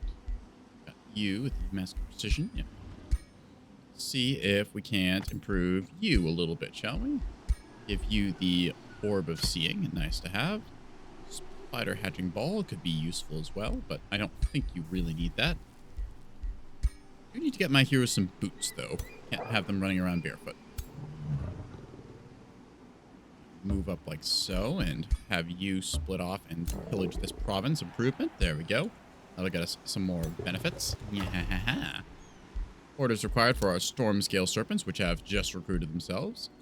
So, where is Alexei? I could have them join Alexei's little crusade down here, but I don't think that Alexei's got much to do, given Yaka's kind of owning them here. I think we're just going to have you guys join up with our slightly beleaguered force over here. That way it provides a nice amount of front line as well. In this case, we have 2 support units and a spell shield, which, to tell the truth, I don't exactly need, but is going to be part of the army anyways. Nixia with her frost axe here. I could convert you into being a ranged mage hero, I think. Right? That would cost a bunch of points to respec you, unfortunately. So we'll just keep going as we are. See ourselves with another Spellbreaker going there. Probably going to put that Spellbreaker into her army, just to make it a little bit more mobile. I don't think I need the Soother for anything, because while the Soothing is nice, I don't really rely on a bunch of healing. Oh, wow. Okay. That was unexpected. Where did you all come from? All right, well, this is going to be a bit of a fight. Let's go.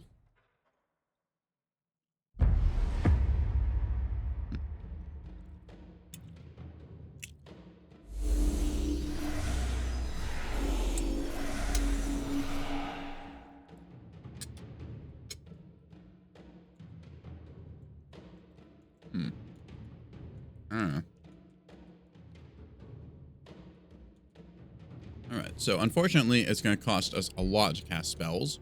Luckily, we have a lot of points, so. Turiel is quite powerful.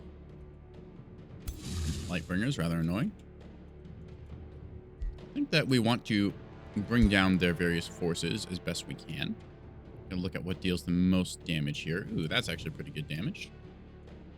See if there's any better bounces we can make. Ah, this one's already wounded. All right, we're going to go for this one. Gonna zap like so.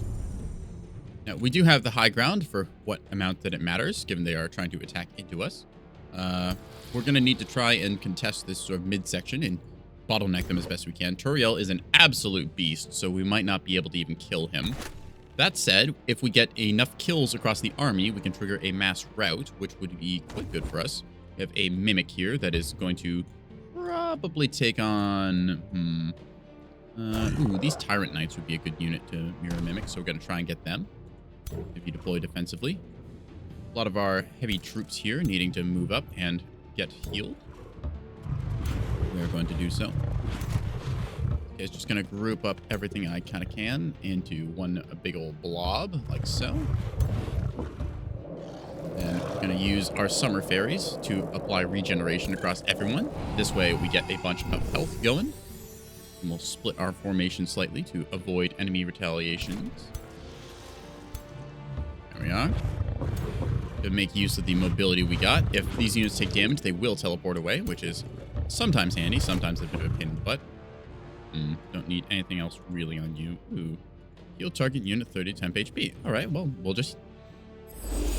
Alright, why not? We have the time, let's heal. I think that by stacking up the left side, we'll be able to kill off a bunch of these sort of mediocre troops and then trigger their stronger stuff to rout here. I definitely won't be able to make Turiel go down because he's just got stupid high resistances to everything.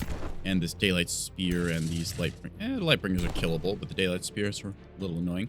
A lot of support troops here with their various abilities.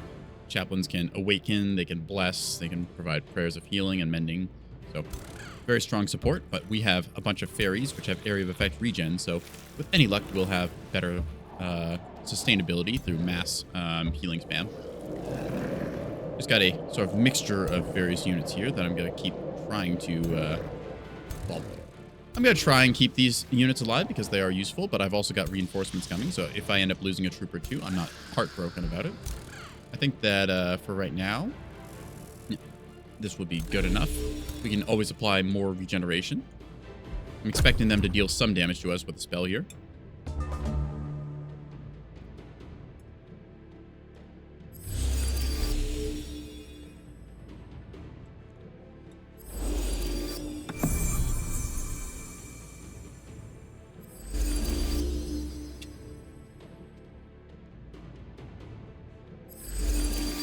See them using their Twin Awaken ability to awaken a bunch of their troops, giving them bonus damage and extra special effects.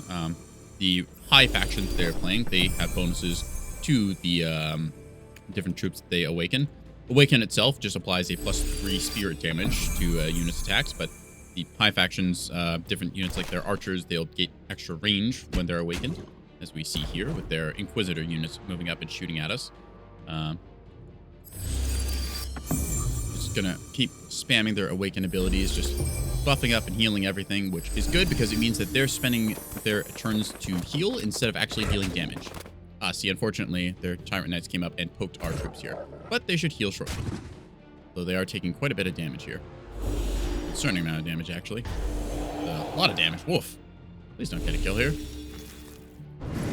Alright, there we go. So we're going to see the enemy army afflicted with a lot of burning, which is good for us. We can get some nasty damage dealt that way. Might want to go for a immolation, since I think these are all on fire and will all take a lot of extra damage. Yeah, so we're going to immolate like so. Kablooey. Nice amount of fire damage and lifesteal kicking in on our troops.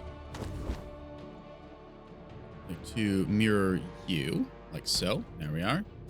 In this case, our Mirror Mimic transforms into our own version of the Tyrant Knight, although in our case, they are a little smaller.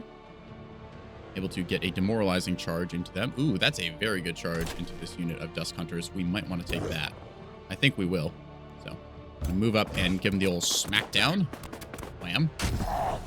Good damage dealt. I want more regeneration to kick in, so I think we will have to do that. You can see our phase beasts are able to go through terrain here, which is very handy. I want this other Summer Fairy, which is unfortunately on fire right now, to move up and provide healing for everyone here. Best as they can, anyways. can move up and punch you, but that leaves me open to being counterpoked. So we're just going to go ahead and try and Psychic Blast you down. Like so. So unfortunately... Ooh, we did get the stun. Excellent. Let's see. I can Drenching Teleport. I can Tidal Wave. I'm just going to try and keep them at arm's length because they're very good against our 2 large units here. So I want you to get up and poke them a lot. So don't want to be retaliated on. In any case, we're going to move up to here. Give me a Magic Blast. We're going to set up for another regeneration across this area, so we'll just have to move our troop like so. Unfortunately, we can't move through friendly units, so that will limit our mobility somewhat. Still, pretty good stuff either way. What's the best way of going about this? I think if I go here, I can get to that position and hit him, yeah. So we will go ahead and move there. I want you to get out, but you're not slippery, which means you will take a hit in return. Not good. Move up our Watcher.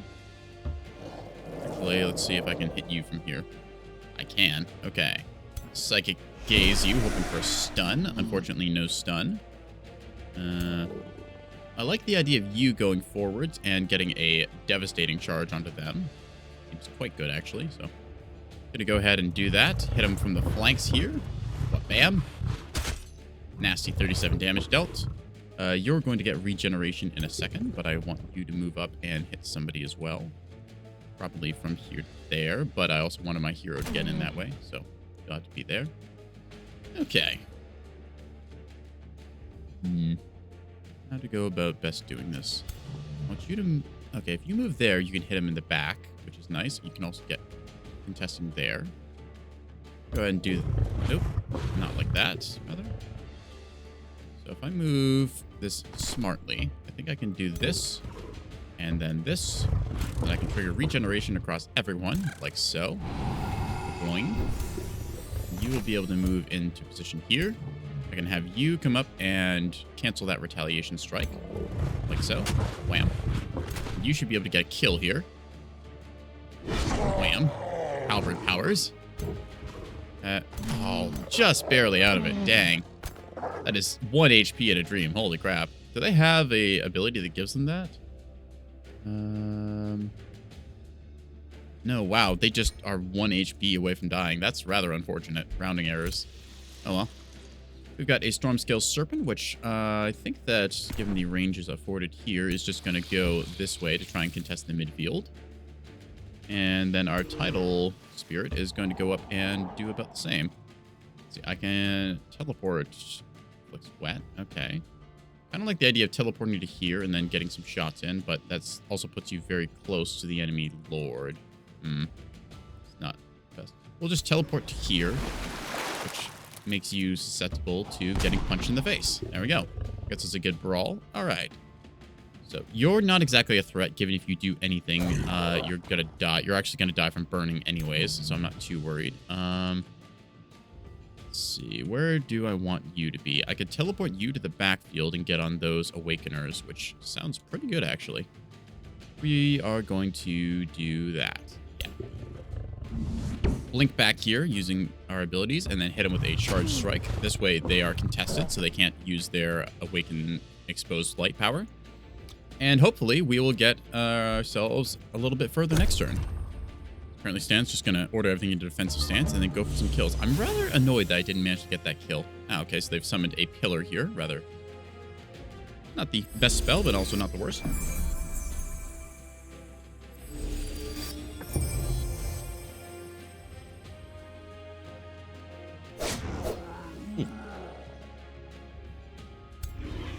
Bit of damage coming into our...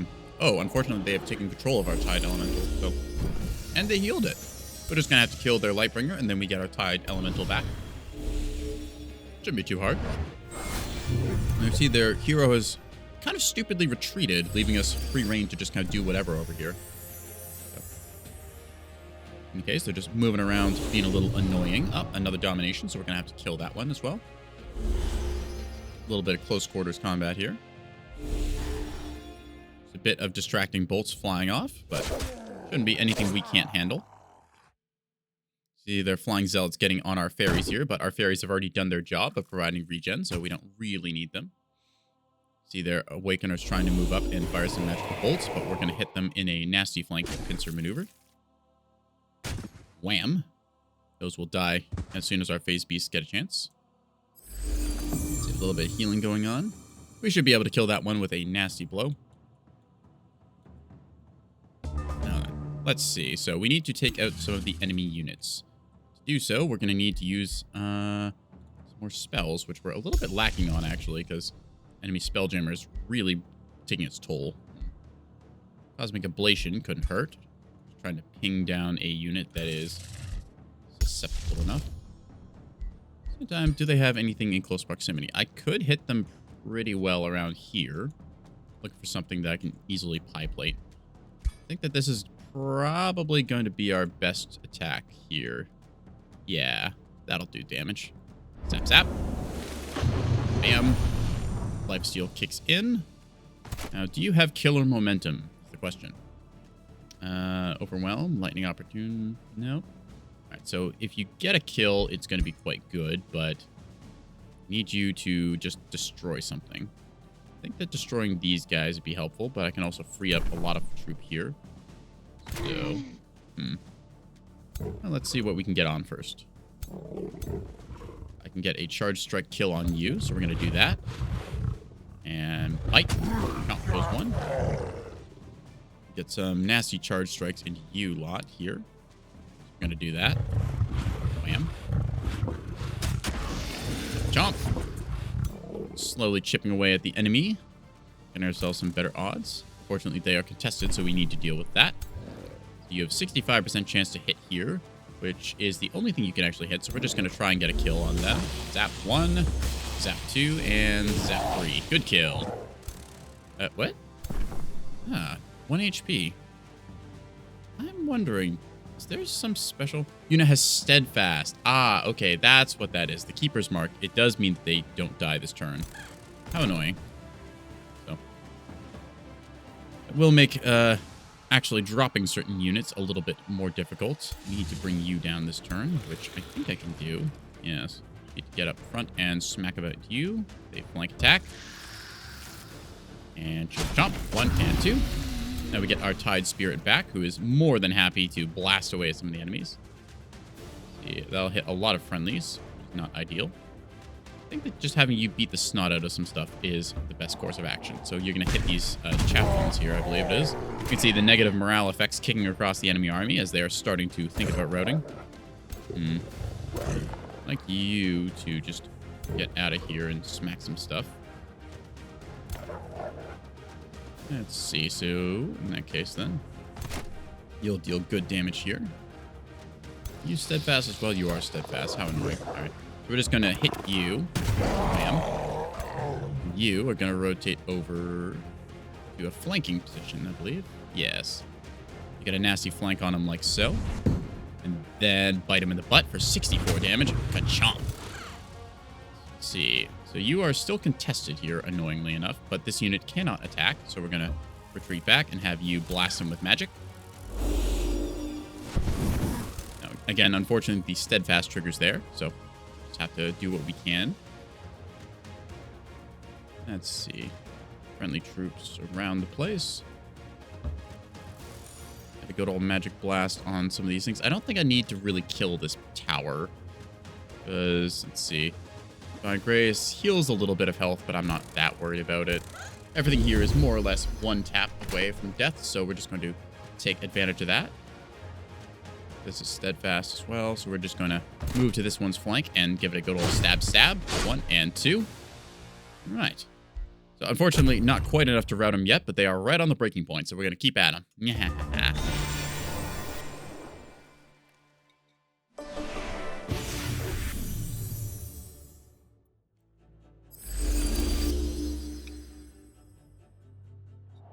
Getting the enemy kind of running away from us.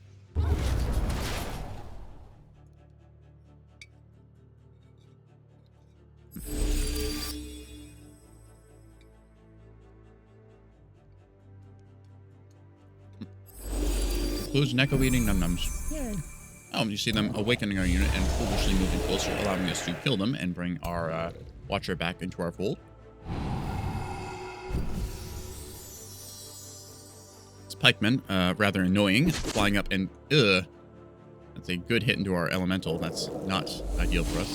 Bit of Watcher on Watcher action going on here, but elemental taking a couple hits, but this unit is critically low on morale, so they won't be long for this world. See the rest of the enemy troop kind of trying to do their stuff. Let's set this to fast forward.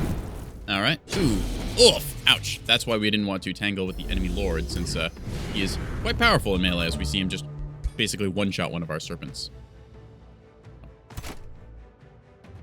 So though we can get some cheeky little kills here. Regeneration is still on cooldown, but we're going to just use magic blasts here to free up some of our troops. There goes one. And then this will be number 2. Yeah. There we are. Unfortunately, we don't really have any spellcasting points left, so what you see is going to be what you get. Get the best possible attacks. Gonna go ahead and take you out. I think with a 2 versus 1. It's not quite enough, unfortunately. Let's see what we can hit. All right, so since you're a problem there, I'm going to tell you to just go away. Get splashed. Yes, splash them. Oop, didn't quite knock back the way we wanted to, but still acceptable enough. All right, your ability. Oh, good. The Lightbringers, they've routed or disintegrated or otherwise gone away, so that's nice for us. Unfortunately, nothing in gun range for you, so you're just going to have to move up and find something to shoot. That'll work.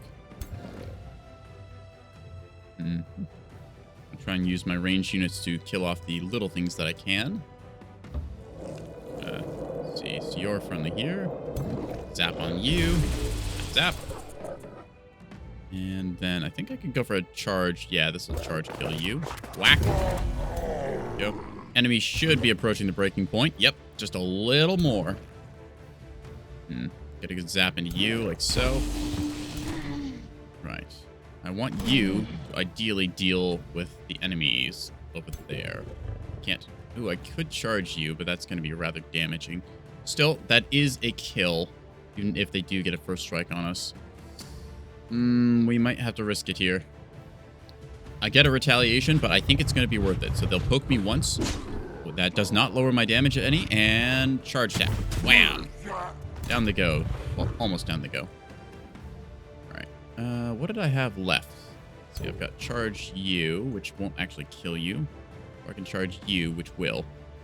I'm going to go for this charge attack here. Since the Awakener is already contested, we don't have to worry about it. Dang it, again. Unfortunately, still, we can't actually get the last little kills that we need, because these are all steadfast, annoyingly. Still, we can set ourselves up for, ideally, some very good combat. I'm going to pop sprint unused, so you get the most mobility possible. Your spear is going to probably kill my elemental next turn, which rather sucks, but, well, it is what it is. I would love for you to get a kill here, but don't have the ability to. Unless I can go on you. All right, here's what we're going to do. We're going to go to here, and we're going to pop our Reckless Rage to increase our damage by a bunch. This does make us more vulnerable, though, but I really want to try and see if I can't kill these Awakeners. Or put them to 0. All right, there we go. Cool. Excellent. The enemy is routed. So this means they are all running, and next turn, we do actually get to run them down. Yes! Victory! Ah! You can see our enemy lord retreating here, even though we never actually took him in a fight. He just got a morale shock loss, and we are able to pretty much just waltz over everything now as we find ways to flatten it. In this case, these Sun Priests, no match for our Phase Panthers. Fire our Watcher's magical bolts on this one. Let's see. Gonna have our little pixies fly up here and magic blast these troops. There they go. And you need to run down the enemy lord, so we're gonna do just that.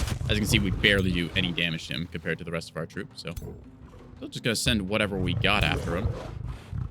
Moralizing charge, very nice to see. I'd love for you to be able to get in range, but I don't think you have the speed. Just gonna fly up and keep hitting them with whatever we got. Wham wham. Watcher can get sort of in range. 20% chance. There's a chance this hits allies, so I'm not going to take that shot, actually. But either way, 45. I'll flip a coin. Let's see. All right, a little more damage. Cool to see. Excellent. Yeah, ha, ha, ha. Yes. Very strong seeing the morale siphoning effect of our faction go through here. We've depleted the enemy of a bunch of their troops, which just kind of tacked on a collection of losses, as we see a whole bunch of flanking attacks, ally kills, and enemies. Well, as you see, they have too many allies die. So this is a counter to spam, because if you lose a whole bunch of your troops, you kind of just lose the fight. Yeah. Our shock troops are able to just run down the enemy lord here. Wham, wham, and wham. Down goes him. And that will be the ball game. Aha. Enemy lord defeated, all at the cost of a sneaky snake. We take those. There we are. So we got some gold and knowledge out of that. Nice rewards. And cast Burden of Guilt. That's rather rude. We see there's still one enemy army, annoyingly, we'll have to deal with. Oh, that's rather interesting. A Scald. You don't typically see these in this kind of army. It's a chaos unit, and they're very much a sort of high order faction, so. A bunch of combats occurring across the map. Oh, that's interesting. Didn't know there was a iron deposit over here. Brutal incursion. The scout has failed. Quest giver compromised. Huh. Not sure what they mean by quest giver compromised. I'm going to assume that's because the faction just kind of got destroyed, that it doesn't matter anymore. So we'll take those either way. Not my problem anymore. All right, let's see. Unit requires orders. Yes, you need to do stuffs. So you're still going to be, well, you're stuck here for the moment.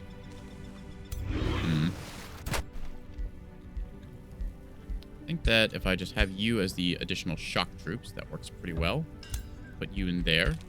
Then the weakened units are also going to go in there, because I believe that I got the, yeah, when you pillage a province, it takes less time, you get more rewards and extra healing in this case. So we're going to just keep pillaging our way through them. Let's see, so we have a ferry in this army and a watcher, which we don't really need. Well, we need it, but not exactly. We'll just put all of our supportive troops in one stack here. This way we've got our artillery and then our fast movers and fighters in one other stack, so we can move ourselves around as needed. Phasing enchantment has been researched. Let's see, what do we want? Explosive manifestation. Huh. Well, that sounds fun. Orders required. Yep. So you can see our high mobility troop here being able to move into position. I can't quite get to him this turn, but I can still do a pretty good job contesting here, since these are close enough that they can provide support for each other. And if this army wants to pick a fight, I don't think they will win, given that one of our stacks is almost double their strength. We produce more monoliths here as well. We can get some bolstering matrices, but I don't really use any of these, because these are for when your spells are buffing allies. It gives bolster resistance and stuff. I don't really use buff spells. I kind of just throw fireballs at the enemy. Let's see, a teleportation circle or a room of recall. All of those could be useful. Observatories or a channeling chamber. +1 spell slots. That could be useful. Same time, arcane battlements, archer battlements. Something I really need from that, but we're going to see if we can't get some more things. Okay, so a chrono gate grants evasion, functions as a teleporter. I would like to build that here and then get the benefits of these surrounding terrains. Yes. Where is it? Chrono gate. So we're going to build that on this province here, like so. And then that will give us heavy buffs because we've got these channeling towers and research posts next to it. Stone walls have been produced, so this city is a little tougher now. We could get some ballista towers. We need a research post in this domain. All right, well, I don't believe that I can grab one of you very easily. No, just a bunch of stuff to get me more conduits from magic. Rather nice, but not exactly what we're looking for. Workers Guild will be ready in 1 turn, so maybe just something in the meantime. Extra draft income technically counts some more food production. We do need a little more mana, though, for all our needs, so we'll go with a monolith. Heroes have leveled up. So we see our pike woman, Karina. Her mighty halberd. Ooh, the retributive greatsword is ready. So, quite a powerful device. Anyways, we're just going to level up her with some more stuff. I think extra fighting power or, ooh, killing momentum. Yes, get her the killing momentum so whenever she drops something, she's able to attack again.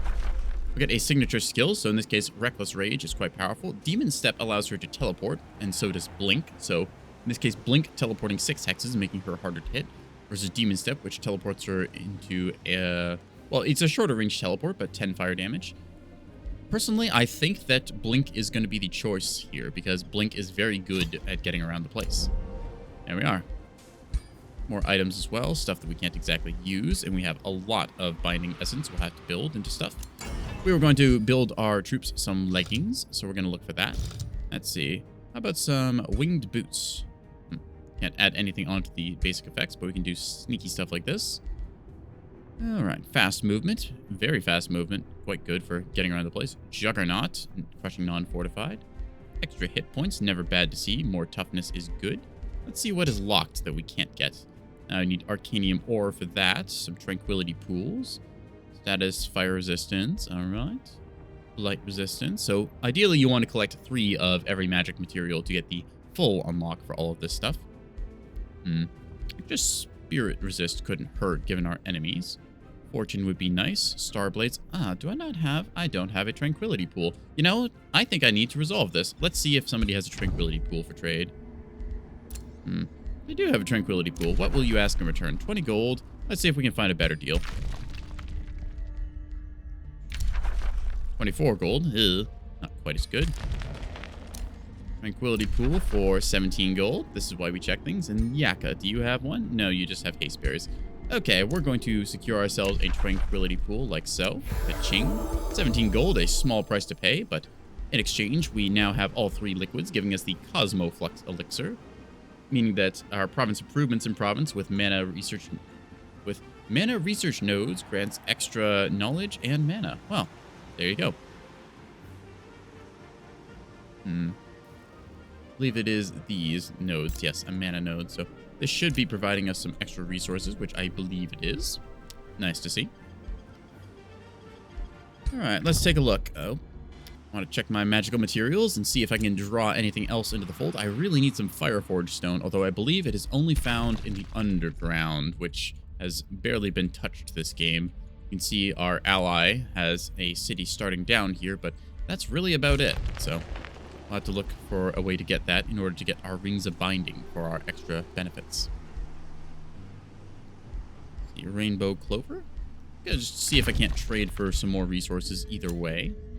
Ace Berries, Astral Dew, and a Tranquility Pool. Nothing I really want here. Could try and get more of them, but I think I'm actually just good for now. Let's just take a look at our item forge again, since we were going to try and make some leggings. I think that the high mobility leggings would be very good. Very fast movement helping us a lot, so we'll use our haste berries to get that. Takes 3 of our points. Juggernaut, getting through fortified or non-fortified obstacles, kind of handy. Swift allows these, ignoring the slowing terrain. Extra hit points, always good. You kind of want spirit resistance, since spirit damage is fairly frequent, but I think we're also pretty good on that. Just getting more hit points might be the way to go here. Unit does not trigger opportunity attacks. That is pretty handy. Let's just go with more health, though. Healthy Rapid Surge. I like that name. We're going to craft this item. Ta-da. Anyways, since Alexei is the goodest boy on the Eastern Front, we are going to give him his new awesome kick-ass sword, like so. The Retributive Greatsword, forged by me. It's going to go to our hero Alexei, and now he is really kicking ass with his Frostblade. So, again, we're going to send him down to here in hopes of annexing a new territory here. Probably going to set up on this Archon Blood and then just expand from there, because I can quickly get 1 point to here and then another to here. At the same time, I could also set up on this pasture, so that does limit my terrain that I can expand to. Is he raising this, or is he conquering it? I don't actually know. Either way, I should be able to get an outpost here pretty soon. That will just secure Tournament Hill for me. Yeah. Same time, I could also set up on this mana node and then get the Archon Blood with another turn. Decisions. think that probably it's best to go on the Archon Blood. That way it can never be contested. Spells are ready to cast. Excellent. Mass Recall. Now, again, a little bit short on mana to get the... Oh, where is that spell? It was one of the big ones, wasn't it? So, actives. Astral Attunement. That's what we were looking towards. So, Great Sword. Turiel has returned to the Astral Void as we sent him there. And Bangir has returned to Stronghold. So, this means he's back in his big old city down there. But that is not our problem. So, sans everything is good on the northwestern front. We have our troops here, the kind of reinforcing faction of Snecks. Going to be trying to find our other force here. There we are. All right.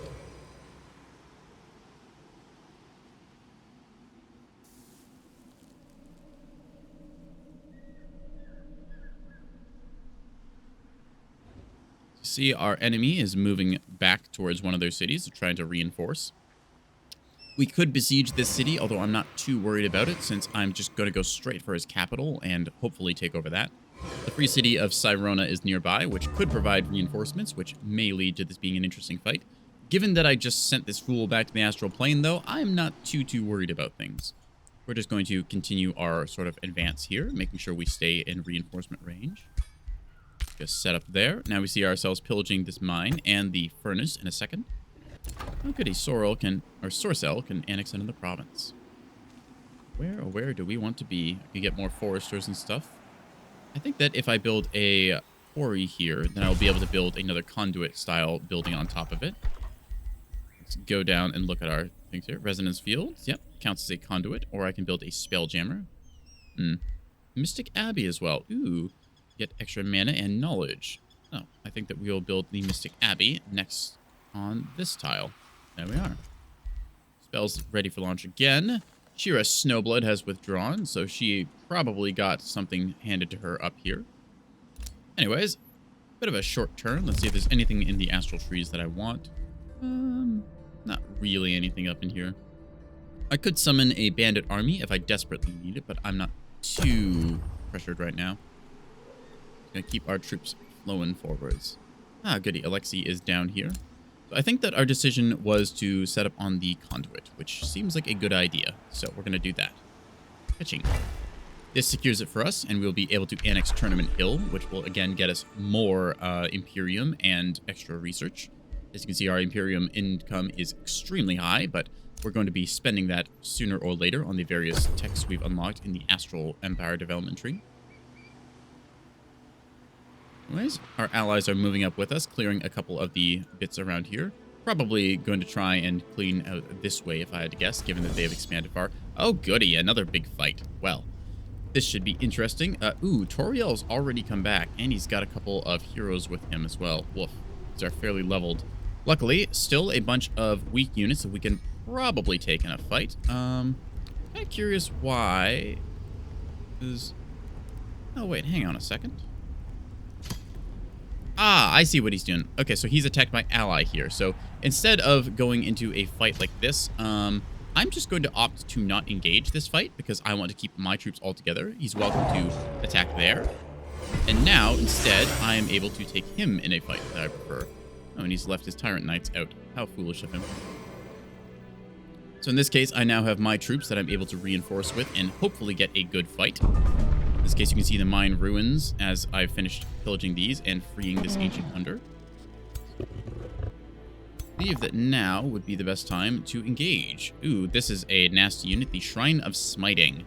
So, I believe that Heartless. Yep, so it's very resistant to morale changes, but I can still bring a lot of them to their knees. It's also got a very big damaging attack, the Divine Vengeance, which is 28 spirit damage in a huge radius. So I'm going to have to avoid this thing. That, or I can try and kill it. Either or.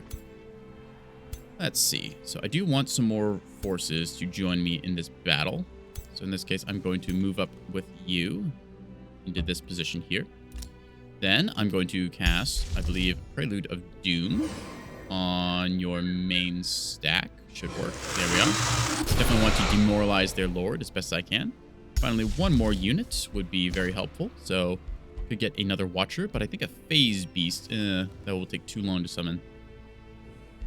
Phasing enchantment allows my battle mages to teleport, which is quite handy. Other hand, I could just start going for that astral attunement. Prelude of Doom as well for more demoralization. Definitely increases their morale shock. I think that I will need a Prelude of Doom right now, so we're going to double up on them, giving them a nasty, nasty amount of demoralization. In this case, -5, so that's a 25 morale loss to begin with. Very close to routing their lord, which is good. After that, I think that binding the Ancient Wonder would be very good, getting me that extra knowledge. Same time, I do want this improvement for my entire species, since this gives me pass-through, which lets me just walk through anything. Let's go with the Ancient Wonder effect for... This does actually get me extra knowledge and mana. You want more mana. All right, we're going to start with the Ancient Wonder since it's shorter, and then we'll go from there. Orders required. Well, we need to engage the enemy, which I believe we will. So, in this case, big old fuck-off battle here. We've got almost 4,000 versus their 3,000. Should be a good fight. We see they have a lot of very weak tier 1 and 2 troops, so hopefully I can just do what I did last time and get a chain route triggered because I've just killed so many of their forces.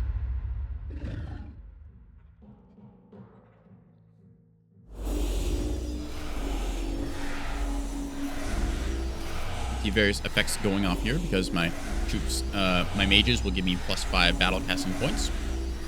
This is quite important since spells cost twice in his domain, since I've not been able to neutralize his Spelljammer. Gonna watch as he moves up and awakens and deploys a bunch of troops defensively. So, I believe that if I take the Shrine of Smiting with my clone ability, that will be very good. So we're gonna try and get ourselves close enough to do that.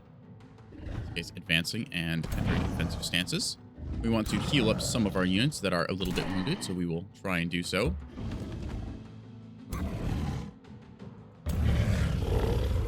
Let's see, putting the Watcher up here seems like a good move. Along with you, if I could. A little bit awkward positioning there. Getting a Phase Beast into the regen puddle would be nice as well. If you move any further, I could sprint you, but that feels a little bit bad. Well. I want you to stay there. Alright, so we're going to pop sprint on you because you can always blink teleport, and then you're just going to get stuck in a little bit anyways. I'll have to move you like so. There we go. Alright, move you facing this direction. Excellent. I want you in the mix as well, because you are my lord, and if I lose you, that is quite bad. Let's see. I'd love that Tide Elemental to get over here, but I don't quite have the range to do so. Instead, we're just going to buff up one of our fairies. Moving to position here, we're going to activate our Blooming Life, like so. Boink. And then, when in Rome, why not double dip? We'll apply a second one for 2 stacks of regeneration. All of our units here have been healed by about 30 and are now very tough. Going to position ourselves accordingly. My lord is able to move up and take a early shot, which is quite good since I am able to get some damage dealt that I would like to. Let's see if I can't get a good angle. Unfortunately, I can't get the flanking shot down the line there. Would have been quite nice, but oh well. I think that just moving you to a position like so makes you in retaliation range, but not the end of the world. Yeah, so you could move up and get a shot on me, but I believe that I am able to deal more than you are. So, yes. Also, with the position like this, I'm going to go for the cheap culmination, like so. Zap. I should have done that first to get myself the extra benefits and damage. Well, you're going to rotate like so. My hero is able to teleport away, which is quite handy. The enemy is positioned in a place where they can probably take advantage. Just move up a couple of our cavalry forces like so. Trying to keep ourselves out of their range, but at the same time using our superior mobility to strike them down wherever we can. Okay, so I think that's just out of their range. Perfect. Gonna set ourselves up for a good old strike on them, including our Tide Elemental acting sort of as bait here. Any luck, they will move up into our unit's attack range, and we'll be able to drop some nasty disruption bombs on them. I believe I can move my troops just slightly further forward. There we are. I'll be able to get up in range in time. You're just out of range. Perfect. All right. And lastly, we have one more unit of our sort of have here, which I'm going to put here. Now, I am a little worried that they're going to drop something big on us, but at the same time, we have enough toughness to tank through it, along with the huge regeneration we've just been bestowed. And we're going to move our Watcher over to here. Again, trying to focus on the middle and left flank, kind of leaving the right flank to do its thing. The Lightbringers are annoying, but I think we can handle them. And we just have one last trip. Order you all to enter defensive stances. I don't think you have any need to go any further. Yep. Everyone can just enter defensive mode, and we're going to let the enemy come to us as we drop a whole bunch of fire on them. Quite literally, as the Pyre's Blaze kicks off and a couple of them are caught fire. Oof, that's a big old buff. You see the Inspiring Chant there giving them some morale back. And one of their heroes using an Area of Effect heal. One thing that they do have is a lot of Awakens and heals, so they're going through a huge buff phase right now. You can see us taking some damage there from various effects. Oof, yep, there's the Shrine of Smiting kicking off with its big attack. Moving up, firing all their various forces. Our Lord is taking quite a bit of damage here, actually. Luckily, I've got a heal for him next turn. Ouch. Ouch. What was that for? Ow, what? Why are you berserking? Oh, dear. That's rather not good. Yeah, you berserking is actually pretty bad, because that could cost us this fight. I forgot that you had the one ability that does that. Shazbot. Alright, well, we're going to see what we can do with the odds afforded to us either way. I'd really love for you to not die, so we're going to see just what kind of healing we can put into you. This... Alright, can I mimic you? Not yet. You're unfortunately out of range. This phase beast is... Yep, this is dominated, so we need to figure out how to kill this unit here. I think that just opening up with a fulmination here will be the best course of action, like so. Zap. There we go. Bit of spell power across the board. Now we're just going to drop some Star Purges here. Bam. That gives us the phase beast back under our control. Very nice to have. I would like to drop a heal on you and also keep you from being shot by everything, but I'm going to have to decide which one I do. See, I can bring down a couple units around the place. You are fairly safe. Let's Psychic Gaze on you. For blam. Then you should be able to be finished off with a fairy. I think. Yep. There we are.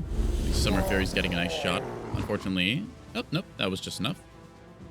Let's see. So you are in range to be rather annoying, as are you. So we're just going to go ahead and Psychic Gaze you. Going for a stun to prevent any cheese. There we are. I'd like you to not be here anymore. Let's see what I can do to make that happen. I'm going to go ahead and use some more Star Purges to punish the enemy's blobbing, like so. Bam. Removing their various effects. Star Purge, very effective against the High faction, because you can remove their Awaken, critically weakening them. Just going to keep doing this because it seems to work pretty darn good. Bam, bam. There we are. Not sure. Nope, can't quite get that last one, so we might have to do some close quarters work over here. Phase Beast can go around and hit some of these units, which is quite nice. I can cancel the retaliations on this one, though getting to that will be difficult. I believe that I can teleport back here, actually, and contest some of these troops. Some, if not all. Fortunately, not quite enough movement to get exactly where I want to be, but we're gonna go on these scalds anyways. Like to get to here, and we're gonna do some nasty damage on them in a second. Canceling their retaliations and hitting them in the back. Whack! Move up and pummel you decently well. Do want to bring down that unit, so I'll have to figure out how I'm gonna go about that. Can't kill this one, sadly, but could just go for a good old magical strike, which I think we will. Zap, zap, zap. Okay, so they are down to a single model, which is not really much of a threat. I think that we will move up and try and get in range of that Shrine of Smiting. 2, 3, 4. So we want to be like here-ish, more or less. Get you out of the way. Heavy charge strike into this could be good for us. It does delay the enemy's movement, although it does mean you are a little bit susceptible to getting jumped. Still, we're going to go for it since we need you to be over here holding this flank. See, the enemy's morale is quite low, approaching the breaking point if we get these kills next turn. I really need you to get that Shrine of Smiting, which we unfortunately can't quite reach, so... Gonna undo that movement then. I need you to be over there, and I need you to not be trying to die, so this is rather inconvenient. Gonna go to here, hoping that the enemy will... Actually, you've got pretty good range. You might come for a charge on me. You have charge resistance. I believe you do. Yes, you do. And the question is this heavy charge strike or is this regular charge strike? It's a heavy, so unfortunately he will get through my charge resistance. Either way, though, if I could just get a visual on how far I can move. Maybe trying to move this way, then provide a heal to my lord. Hopefully, I've dealt with enough of their ranged units that he will not just get instantly murked. Even though the Shrine of Smiting does have a pretty powerful smite blast. This might lead to my lord going down for a bit, which is not the end of the world. It just means they will have to respawn back at my wizard tower in my capital, so...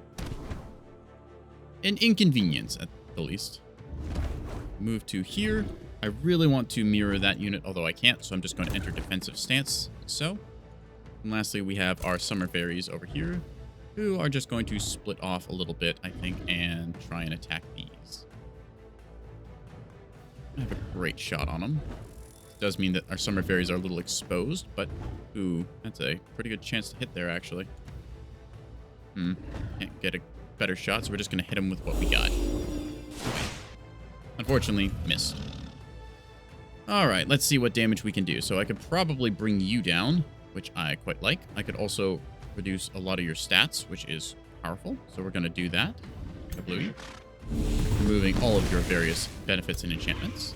Then we're just going to move up and punch you in the face. Wham.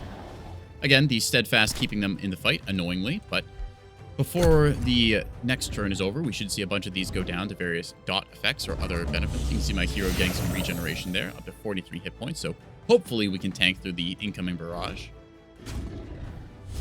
See on the side here, a bunch of them trying to move back, trying to smiting, getting its empowerment, awakening. I'm trying to send out more awakened buffs since I just removed a bunch of them with Star Purge.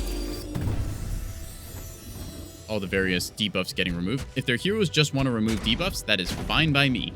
It means that they are not doing important things with those nasty lances of theirs. I'm entering defense mode and getting a bunch of buffs. Oop. Trying to smiting, going after our anti-large hero. Although I believe that she will be able to engage the Shrine of Smiting itself. Ooh, that's nasty anti-cavalry damage. I might lose a Spellbreaker here. I do. That's unfortunate. Luckily, I have a solution called Splash Attack next turn, given that my Water Elemental is able to knock back a whole bunch of units. You can see a bunch of damage going to my Phase Beasts here, but unfortunately, that one does bite the dust, fighting...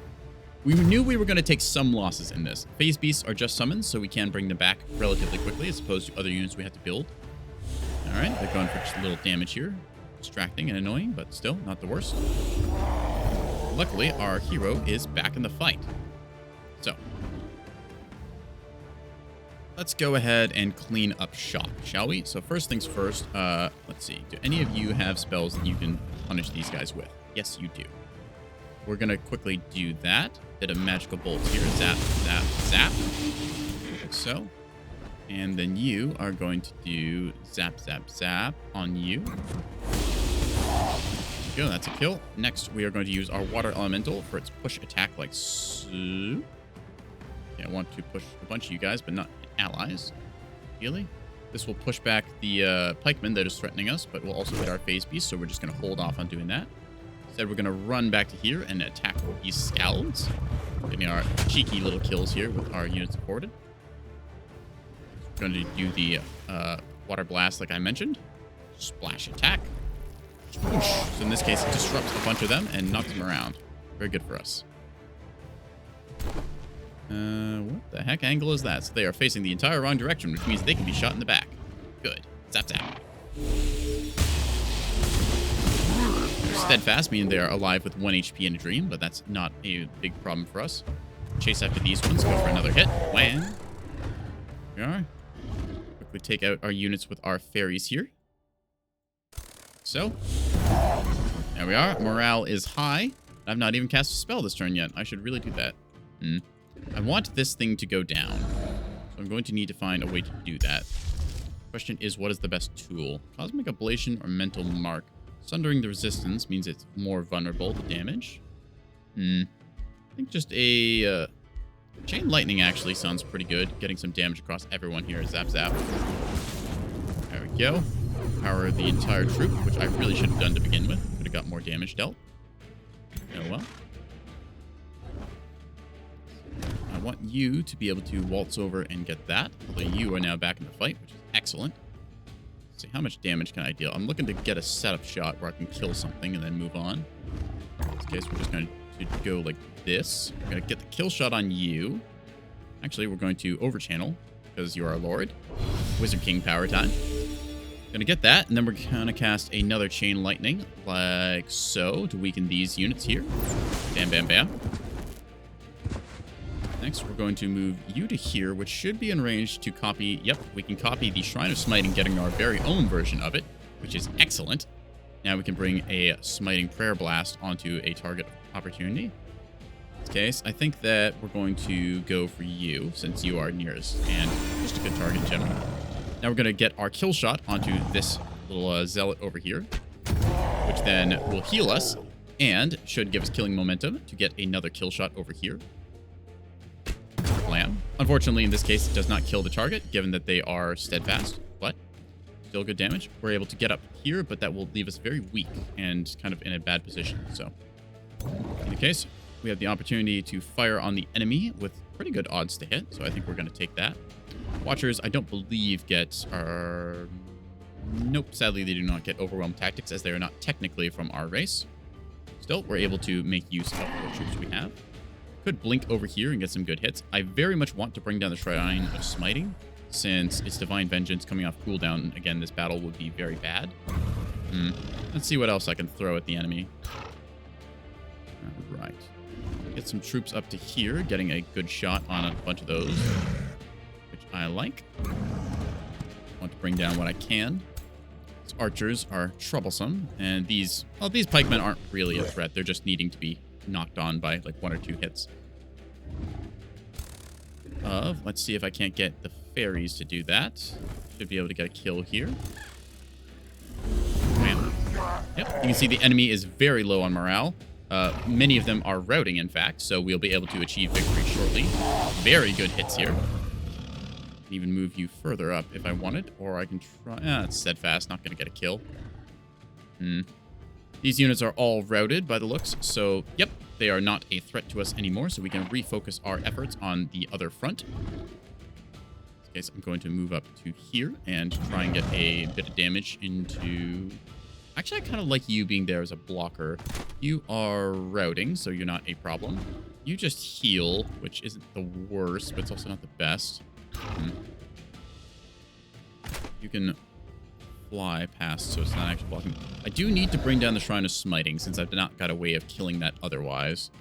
I am very close to routing. Actually, ooh, the heroes are routing. Okay, so the only thing that actually matters now is killing the Shrine of Smiting. Right, let's go work on that, shall we? Okay, so we're going to move up to get ourselves the best shots possible. So, fire whatever we can on it. Just bringing down the beast with lightning and fire. Full of magical bolts here. Okay, so we're going to have you advance as far forward as you can, and since this thing does not actually have a melee attack, it's in the zone of control here. We're just going to pop your Reckless Rage and have you hit this thing as hard as you can with that big old halberd of yours. So, you see we've sundered our own resistance, which is unfortunate, but we're not really going to take many attacks in return. So, we're just going to hit this thing for 30 with our halberd and get a little bit of life back from that. And with any luck, we should be able to finish this next turn, as I don't believe the Shrine of Smiting will be able to do anything. It might be able to move away, but the opportunity attack from our halberd hero here is very powerful. We're also going to obviously try and clean up as many of the enemy as we can before they do a runner, but that's just for the rest of our army to do. Our sole focus is making sure that that thing goes down. So you can see here, it did a lot of damage to our hero, but she managed to tank through a bunch of it. So we're just going to watch as she basically cleaves this thing apart with a whole bunch of attacks. 69 damage, I think so. Whack, whack, whack. 1. And there'll be 2. Shrine of Smiting goes down to a cat with a halberd. Nya, nya. We have claimed victory. Do we want to win? No, I want to run down the enemy. This guy's just going to full fire. Zap, zap, zap. Everything we got. Just trying to bring down whatever targets we can. Use our hero to move over to here. Firing a shot, which will kill. Bam. They're gone. Then we can blink teleport as well over to here. Then get... Oh, I can't quite get a additional shot there, but still pretty close to it. Gonna inflict whatever damage I can, since I believe that... Is that Turiel? No. That's Turiel, so he's the big problem one that we can't actually deal with. Still gonna use whatever troops we have available to kill off the enemy retreating. There we are. Overwhelming tactics, just gonna fire magical bolts at best speed. Gonna keep this thing on triple speed since I want to go through this as quick as possible. A little bit of cleanup action. There we go. Just gonna have you guys, see. So we'll let the water elemental do a bit of this. Actually, drenching phase. Yeah, sure, why not? We'll just teleport and splash him. There we go. Excellent. You can just end your turn there. Our charging units are able to actually get onto those scalds that are running away, so they will go down as well. Guaranteed kills instead of just routes. I believe that we get extra XP for killing stuff, so we're just gonna keep shooting everything. And we'll let the Shrine of Smiting, smite, I suppose. What's the range on this? Ooh, I can hit you, actually. We're gonna do that, because I don't believe that hits allies. Yes, get a little damage. Nice. Just move you up as far as possible, trying to get any little chip damage in that we can. Zap, zap. Then you are able to blink as well. Excellent. So you're gonna blink to here, and I might be able to get a kill here if I use another spell. This Cosmic Ablation, I believe that's the best single target damage we got. We're gonna hit you with this. Zap, zap. And I think you might also get another attack if you kill here, so we'll see. Yep, down goes that one. And unfortunately, no, you don't have killing momentum. Darn. Oh, well, it's worth a shot. I believe that that is most everything I got. I'm just gonna kill their magical power. Bam. Then let the fairies advance as well. There we are. And then the cavalry can just kind of move along as well. That's good. That is all we got. They're gonna run off the map in a second, although we did get one kill. Ooh, actually, their lord is not quite off the map, because I believe that, if I remember his card right, yes, he has heavy armor greaves, giving him slow movement, which is really rather to his detriment right now, because a very angry cat lady is about to run up and poke him in the butt. I'm able to sprint here, getting me just enough movement to get 2 good strikes in him. So again, we're going to pop a Cosmic Ablation for the best single target damage we can. This will give us a little more damage here. Fly up and try and get as close as possible. Hopefully also providing flanking here. Just going to double check and make sure that there's no better way of doing this. Nope, doesn't look like it. Alright, you are out of range, unfortunate, but still good enough for us. Moving to here. Alright. We're going to go ahead and hit you very hard. Whack, whack. 1 and 2. Unfortunately, taking some retaliation damage there. Fire some magical bolts. Zap. Any more units in range for that? Nothing, unfortunately. Darn. Still, gonna fire the old crossbow and hope for a crit. Bamf. Very high damage either way. I don't expect them to be back for a little bit. And I think that's everything on the field. Oh, no, still you. Gonna fire a Psychic Gaze, killing that off. That should be the entire battlefield, I believe. Yep. It's just the leader. Yes, enter defensive mode, thank you. So, sadly, they do manage to get off the battlefield, but we did crippling damage to them, so we don't expect them back in the fight for a while. Faction leader is the lone survivor here, and I think that this might send them back to the Astral Void. Let me see if I can check. Yep, he's back in the Astral Void. Very good. Means that, once again, we just need to start carving our way up to their city. Their Spelljammer is in sight, which is good for us. What's fast? You guys are fast. I would love for you to be able to carve that up. It's a single Tyrant Knight, which I think that we can just kill with 2 Phase Beasts. So we're just gonna send that much. So, easy combat. Just gonna hit auto on this. Yep, nothing to it. Boink. Just have you rally up over to here where you can start pillaging. Join up you in a second if I can. Want to force march? No. Having our Lord play the close protection. We have freed the roaring furnaces from the enemy's hold. They're going to continue our advance into their territory, though we are getting a little bit low on health, which is concerning.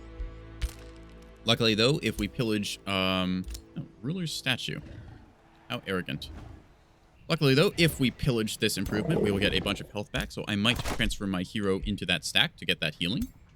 Yes, you can see my Lord here, steadfast as he was, is down to 1 HP, which is less than ideal, to say the least. So we're just going to hang out here for a moment and reinforce with more troops as they pour in. We can see Alexi's army just kind of hanging out, doing stuff. Ooh, that is a big old NPC army. Alexi might be able to get a additional level out of this if we go over and attack that. This is all allied down here, so I'm not really that worried. That's an NPC army. This is a green lance. That is pretty good. Have to consider that. Anyways, see Alexi the Majestic Slayer with his magnificent dreadlock mane has just gotten the entire kit here. I almost said Breakfast of Champions. The Breastplate of the Champions and the Visor of Farsight. Still working on those Rapid Greaves to try and get some other bonuses here. I think that for now, actually, I might just have him hang out here just to make sure that this expansion goes safely. Oh, good. We've unlocked Explosive Manifestation. Now we can get our Tier 4 tomes. So, looking at this, we can get the Tome of Astral Mirror or the Tome of Great Transformation. I believe that this is the only Tier 4 tome we have available. Let's check the Astral Affinity ones. Yep. So we've got the Tome of Astral Convergence already, and we really want that Tome of the Archmage, which needs 8 tomes. So if we just go on this, we can get more mirrors. Throne of Mirrors, Mirror Veil, chanting our shields and polearms, Astral Revelations. We don't actually need much from this now that I think about it, so we can probably look to expand elsewhere. Could get Fetid Legion to turn myself undead, although I don't really want that since a bunch of spirit damage exists here, and that would be quite powerful. Actually, it's the Whiteborn that does that. The Fetid Legion is extra hit points and a weakening aura. That's handy. This is quite good if you're playing as the Dark faction, since you will be able to take advantage of the weakness, since they gain lifesteal whenever they attack weakened units. Could also go with the Tome of the Cold Dark, giving us Frostling Transformation, which is kind of handy. Extra frost resistance. Marching Winter. Flash Freeze. I know that the angelic units are vulnerable to cold, so this could be helpful, but again, not really seeing too huge benefits here. Got some other tomes going around the place. Artisan Armaments for that extra crit chance is nice, although I think I am actually maxed out on crit chance right now. Maybe something in the Chaos tree. That could be fun. Mark of Misfortune. Chance to fumble. Interesting. Sowing Confusion. Very good, very good. Revelry. Revels in Carnage. Gain XP. Very nice to have. Plus morale. You know, that's actually pretty good, given we are going for a very strong morale build right now. Blood Fury weapons. Excellent. Extra morale and strengthen when they kill stuff. Good for my various fighters. I think we will go with the Tome of Revelry, which also gets the Scalds that we destroyed last combat. Nothing instills more doubt in an enemy than a foe who revels in battle. The warriors who feast upon the carnage, they are the ultimate victors of war, no matter the outcome. Take glory in the fray, and care not who wins. Well, they like to party. We can go with Reveler's Heart, which I quite like since it gets us a ton of morale. Our ruler has leveled up, even if they did kind of get knocked around last match, so...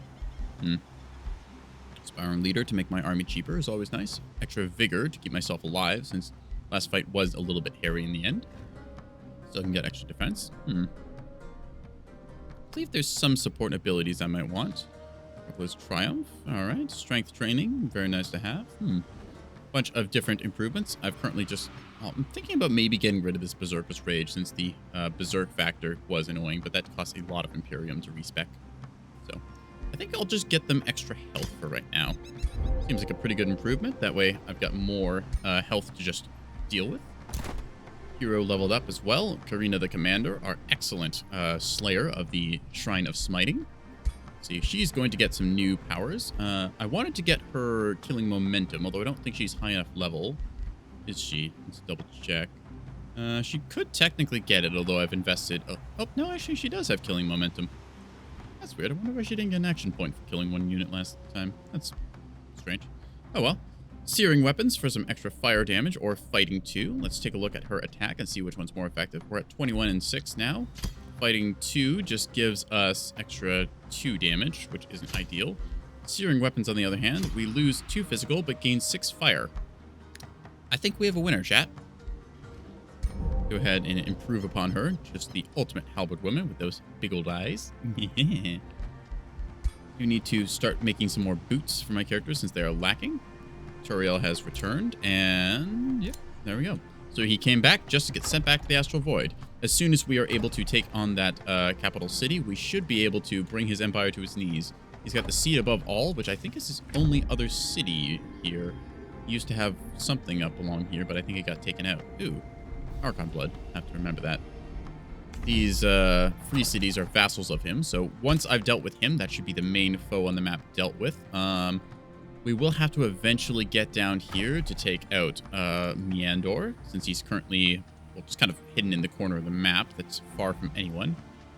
Let's see, Fangir's down here in the green. You can see Yaka burning down one of his cities with a bunch of Soothers. Interesting. Not my choice of unit for playing as Mystic, but then again, I like the mages.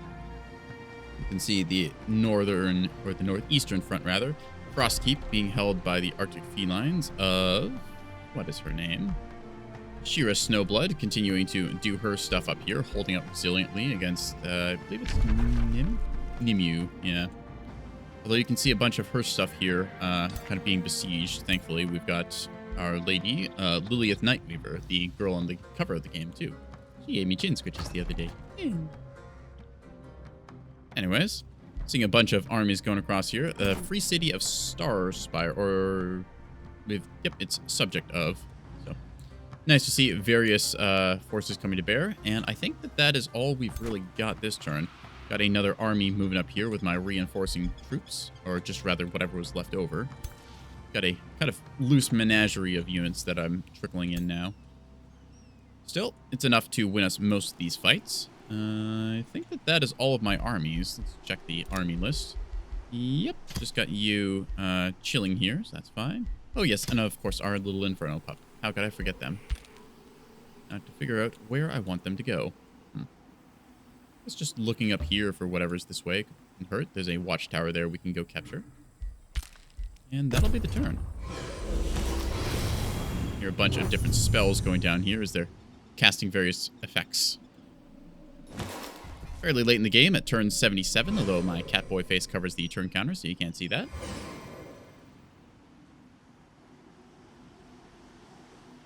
Waiting for combat. Luckily, none of our troops. No.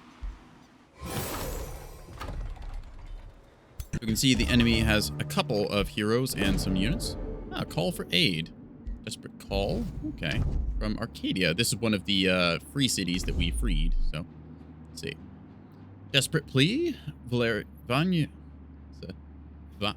How do you pronounce that? Vanya? Vanira? I'm going to say Vanira is losing the war to Fangir. Okay. Fangir is being annoying. Cool. Helpless Luminous Brightstar. I'm not sure how you're losing the war to Fangir when he's on the entire opposite side of the map to you and you've never fought once, but either way. Helpless Luminous Brightstar, you're our only hope. Nice reference there. Magistrate folds her hands. That aggressor Fangir is out to take my lands. I know I'm not one of your vassals. This is interesting. Not one of your vassals. I'm pretty sure that you are my vassal, given that I conquered your city and released you as a vassal, but okay. If your heart favors mercy and kindness, please help us against this tyrant. All right. Calls for aid. I can denounce Fangir, which is kind of fun. Relationships tank, and I gain a beneficial relationship with Arcadia. Cool. Train a Spellbreaker, which means that I lose my production, but I get a bit of swayed opinion. Or I can wish them good luck. I think that I'm just going to denounce him because we're already at war and I don't really care. So, yeah, and that just boosts you to bonded vassalage. Cool. Yeah, you already are like a vassal. I don't know why you were saying... I guess you were a tributary? Vassalage? No? Weird. Oh, well. Yeah. Cooperation here. Target's automatic. Yep, you're good. That should all work out. Anyways, let's issue some orders. Yeah. We're going to go ahead and put our wounded troops in the ones that are burning down these spelljammers, since this gives them 20 health back. Thanks to us having the trait here in the Chaos Tree, the Skilled Raiders. What else do I want? Combat casting points per kill or death could be helpful. Research posts granting mana and knowledge. That's a little bit of an eco buff. So restore to full hit points and can use teleporters better. All right. Really see too much else that I want here. I don't have any tier 1 units that I know of. 3 cities with Whispering Stone give me vision, combat casting. I think that I'll just get the extra boost from this. Yeah, okay, that's an extra 20 mana and I think 20 knowledge, so we'll take that. All right, Source Cell has low stability. Ooh, that's an interesting graphical bug. Huh. Wonder what that's caused by. All right, probably just something with the name tag. Anyways, a little bit low stability here, but I'm not too worried about that since sooner or later we'll get the Wizard's Auditorium, which will just boost our population by a bunch. Yeah, I don't think we need anything else really here. Just kind of building its stuff. Low stability is okay. We lose a bit of our income, but I'm not too worried at this stage of the game. I'm just trying to wrap up a couple things. Let's see. You have the ability to annex an extra province, so I'm going to transfer ownership of you to, I don't even know how to pronounce this. Utopercalis?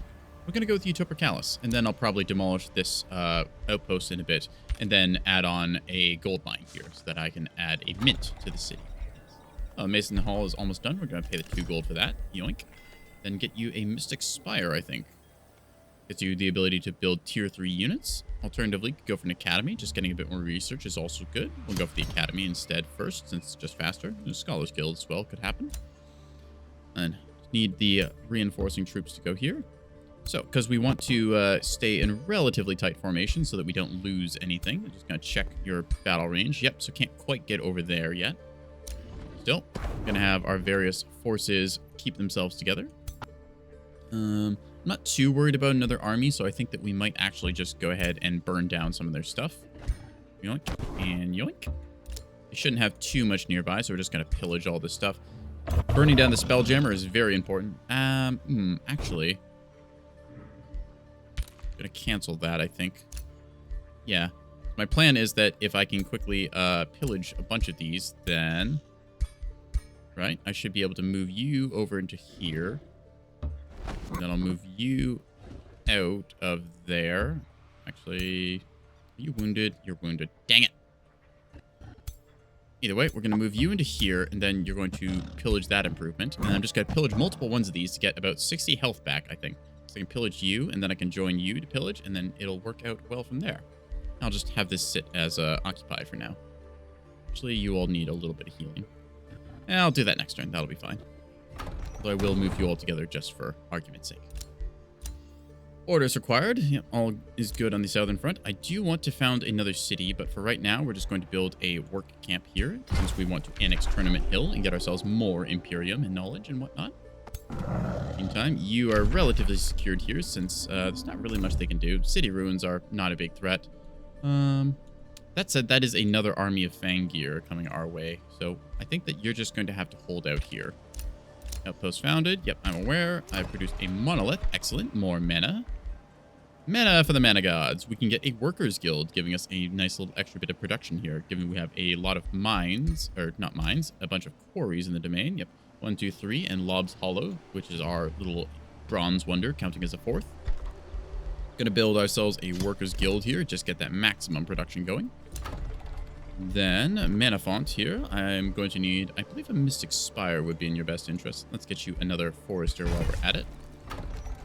Could get you a vendor for that very nice gold income, or a granary. Actually, a library is free, so we'll just take that real quick. Arcane Institute as well, boosting our research. I don't really need you to annex more stuff, so getting more food doesn't actually help me. We'll just go with the Arcane Institute in that case, then. I do want to cast a spell on the Blighted Tree, which I am almost ready to cast, so... How's Iniok? Oh, goody. They've started making their way down this way. Ah, dreadful, undead, wonderful. Negotiations succeed, yeah, as expected. All right, well, I think that that's all we've got for this turn, so we're just going to end the turn as our troops finish their auto moves. Oop. Almost finished their auto moves. There we are. And then we'll move about from there. Making use of pillaging terrain here to try and get ourselves some more gold and a couple extra hit points. We hear a bunch of spells going off.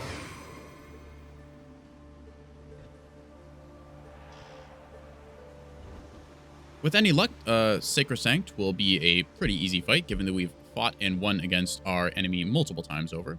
Here we can see the AI's vassal coming into play. Spiritual support hero with a Staff of Radiance, crown, and a Evoker robe. So they're a bit better at magic. Ooh, Wand of Diversion. Well, that could be handy. How much does that take in terms... Moves all set as effects. Okay, so how much does it take to use that? Does it say anywhere? I don't believe it does. Awaken, restore, defense. Interesting. Expect a tooltip from that, but regardless, as you can see here, some of our troops have healed up a little bit, so we're going to, again, make use of our little healing factor. Trying to get all of the weakened troops that we have healed up. I believe that healing our Spellbreaker will be beneficial here as well. Just get you guys together like so, and keep you on the home guard front. There we are. Nice little mixture of our troops here. I guess that Phase Beast is going to stay in the army. I can fit one more wounded troop in. I do want to keep the Mimic alive, so I think that that'll be the one.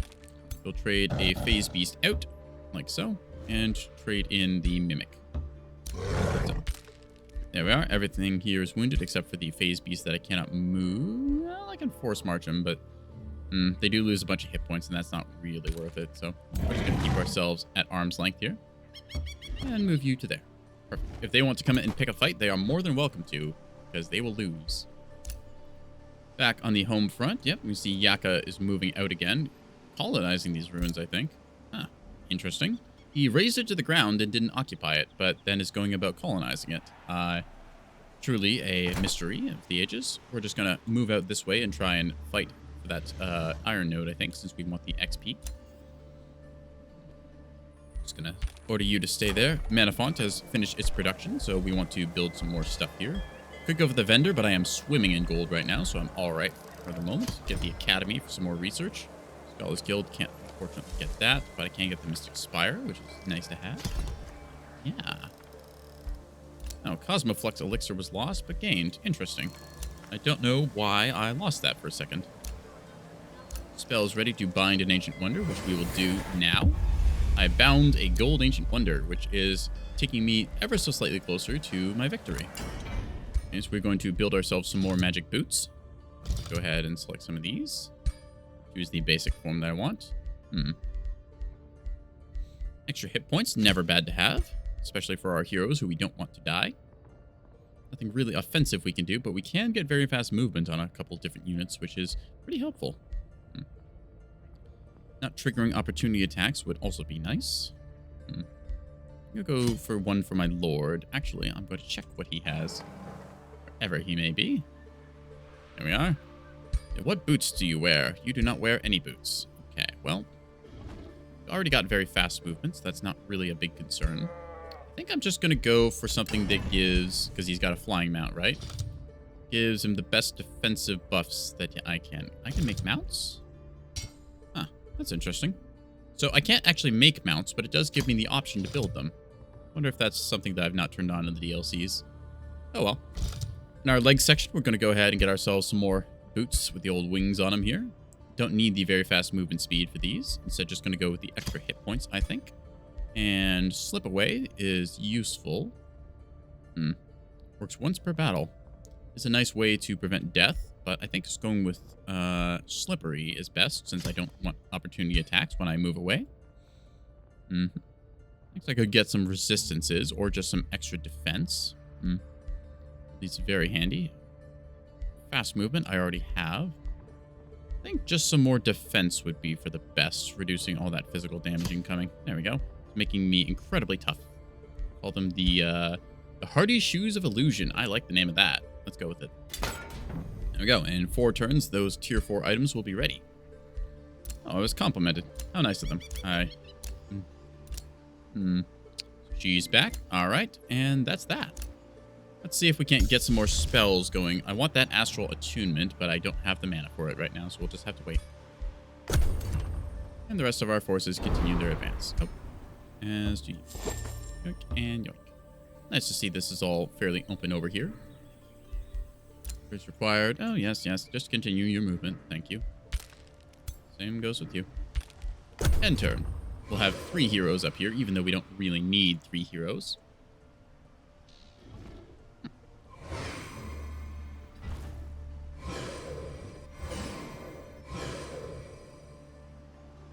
Angier is moving. So again, a little worried down on the southeastern frontier about just how many units Fangir can bring to bear. Yaka is apparently not able to decide whether he wants to stay in his realm or advance down this way, or actually make an attack here or not.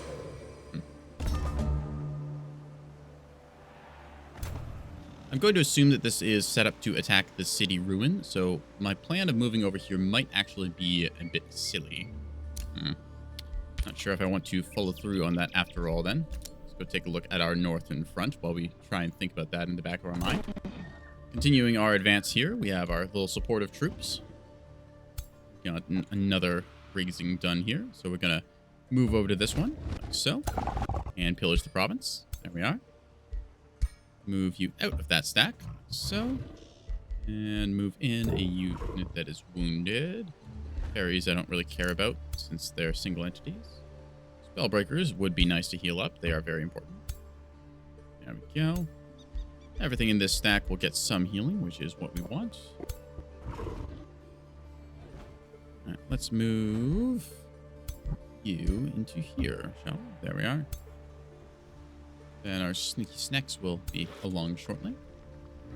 You want to convert this into just enough stacks. The Soother is not really needed on this, so to tell you the truth, actually, I don't plan on using the Soother at all. They are max level at Legend, but at the same time, I don't really need the unit, so I think I'm just going to dismiss it.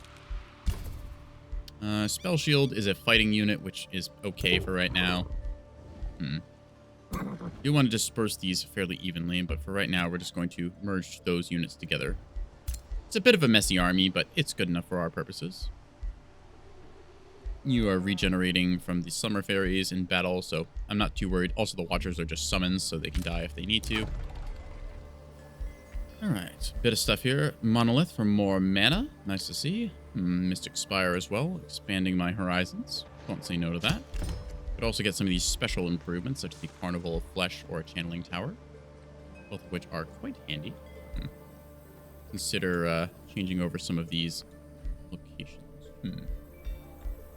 Abbey or Resonance Fields. I think that we're good on all of those. I don't really need to build anything right now, and I'm a little too lazy to build all of the stuff optimally. Chrono Gate, Mystic Abbey, I believe, is getting benefits per adjacent thing-whatsits. Chrono Gate, yep. Okay, so I can build something here then.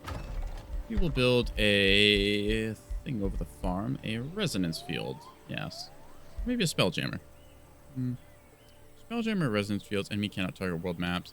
I don't really think I'm going to come under attack here, so I'm just going to get a Resonance Field and put it over this farm. There we are. And this will just be our little mana farm. Yeah. Spells are ready to cast. Excellent. Let's get that Astral Attunement going, since it's the big one. I don't believe I need anything more, really. Phasing Enchantment would be nice, though. Alright, we'll queue that one up as well. Yeah, that'll take 1 turn, so that's good. And then I don't have mana for anything else, so that's excellent.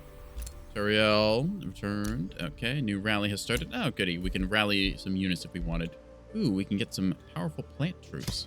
An Entwined Scourge. Tier 4 Battle Mage, Entwined Protector, Sun Priests. A bunch of different options because we have annexed multiple different wonders, but as it currently stands, I don't really want any of those since I feel like my troops are pretty powerful right now and that there's not much for me to gain.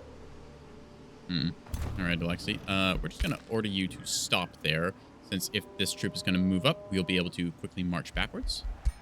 Investing my Imperium. Thank you for the reminder. I was going to add another city, which will take a turn. But I also need to increase my city cap, which is going to cost a lot if I do that.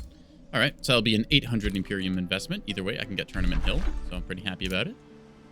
I think that'll just be our turn, if it will let me end the turn. Just auto-explore, please. Thank you. Yeah. All right. Anyways, we are making our way northwards towards the city of Sacrosanct. A little bit of an explosion going off there, as I believe they cast a offensive spell on me of some sort. Should pop up in my action bar in a second.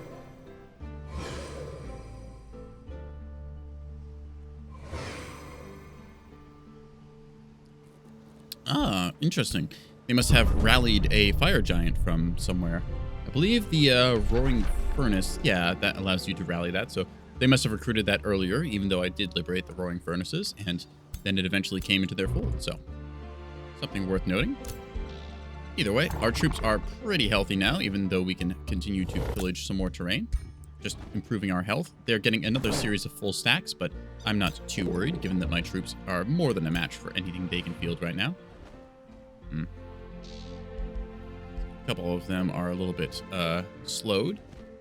I forget what exact spell it is that does that, but I do know it's one of the ones they get for a world map. It like halves your movement and does like 20 spirit damage, which is really rather annoying, but also not like completely crippling, so whatever. Anyways, can't see what is down here, which is rather disturbing. I'd love to have gotten that watchtower, but I didn't think ahead, so... In this case, Lexi, we're just going to play it safe and have you return to your outpost. I would like to get that fight done over there to get you a little more XP in another level, but as it currently stands, we're just going to annex this Tournament Hill. There we go. More Imperium for the Imperium gods. Phasing enchantment ready, which allows our various units to teleport, so we'll just watch as our mana upkeep kind of drops here. So, mana and gold upkeep, interestingly enough. I didn't think that this would cost gold upkeep, given that it's a spell, but... Ah, here it is. Burden of Guilt. Yes, so 20 spirit damage and half its movement reduced. So, still, though, we are in range to reinforce with our full stacks of stuff. And, yeah, we're doing pretty well for the matter. See, you are doing okay. How hurt are you, actually? Not very at all. See, that gets you 20 more health, which is good. And you get a little more. I think I want the Watcher to go there instead, so we'll move you out of the army. And I can't move the Watcher, actually. So instead, the Summer Fairy is going to get healed.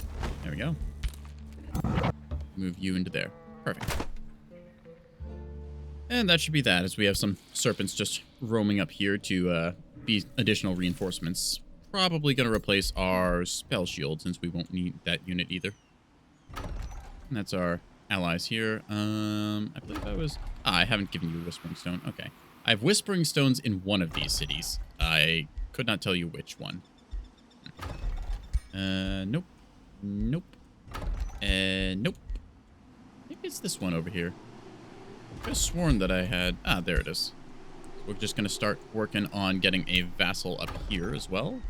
Giving them a Whispering Stone, even though they are not very happy with us, given the whole, you know, conquering them and forced annexing and all that. We're still going to continue our push. We are only very evil, negative 70. A little bit of, you know, pillaging and executing prisoners.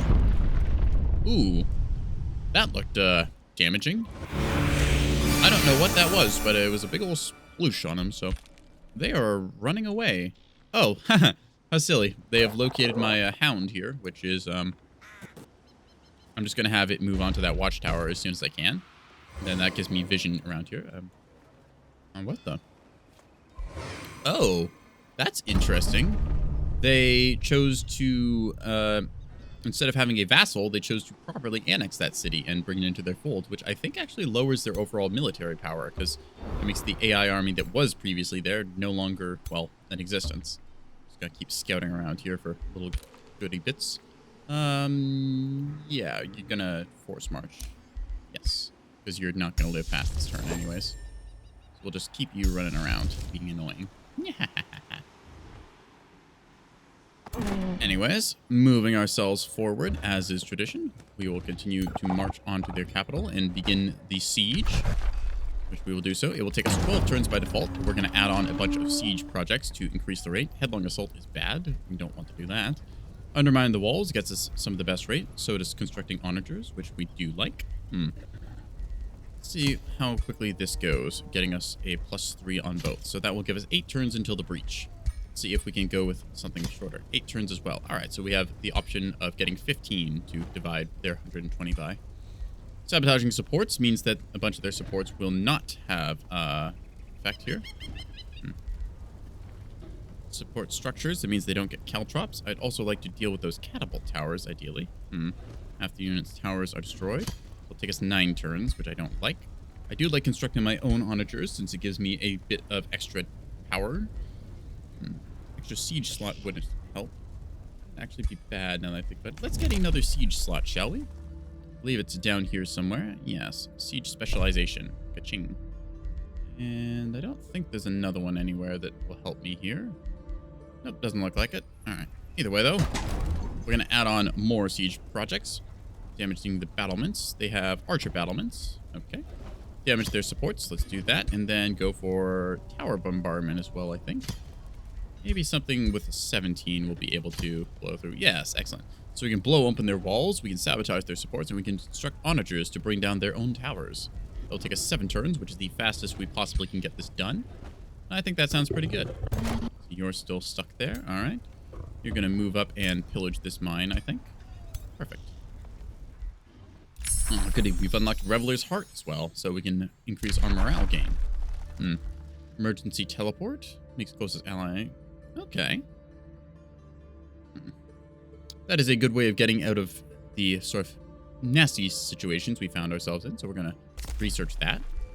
Set our production in source cells, since, again, it's a place that is constantly in need of stuff. We're going to get the Wizard's Auditorium. There we are. You can annex another province. Nice to know. Let's go ahead and get you more production. These ashlands here. I could probably improve this a lot more, but I just don't particularly care to. I'm lazy. Need a research post, and I don't have one. How unfortunate. You've returned and done your stuff over there. Whatever, dude.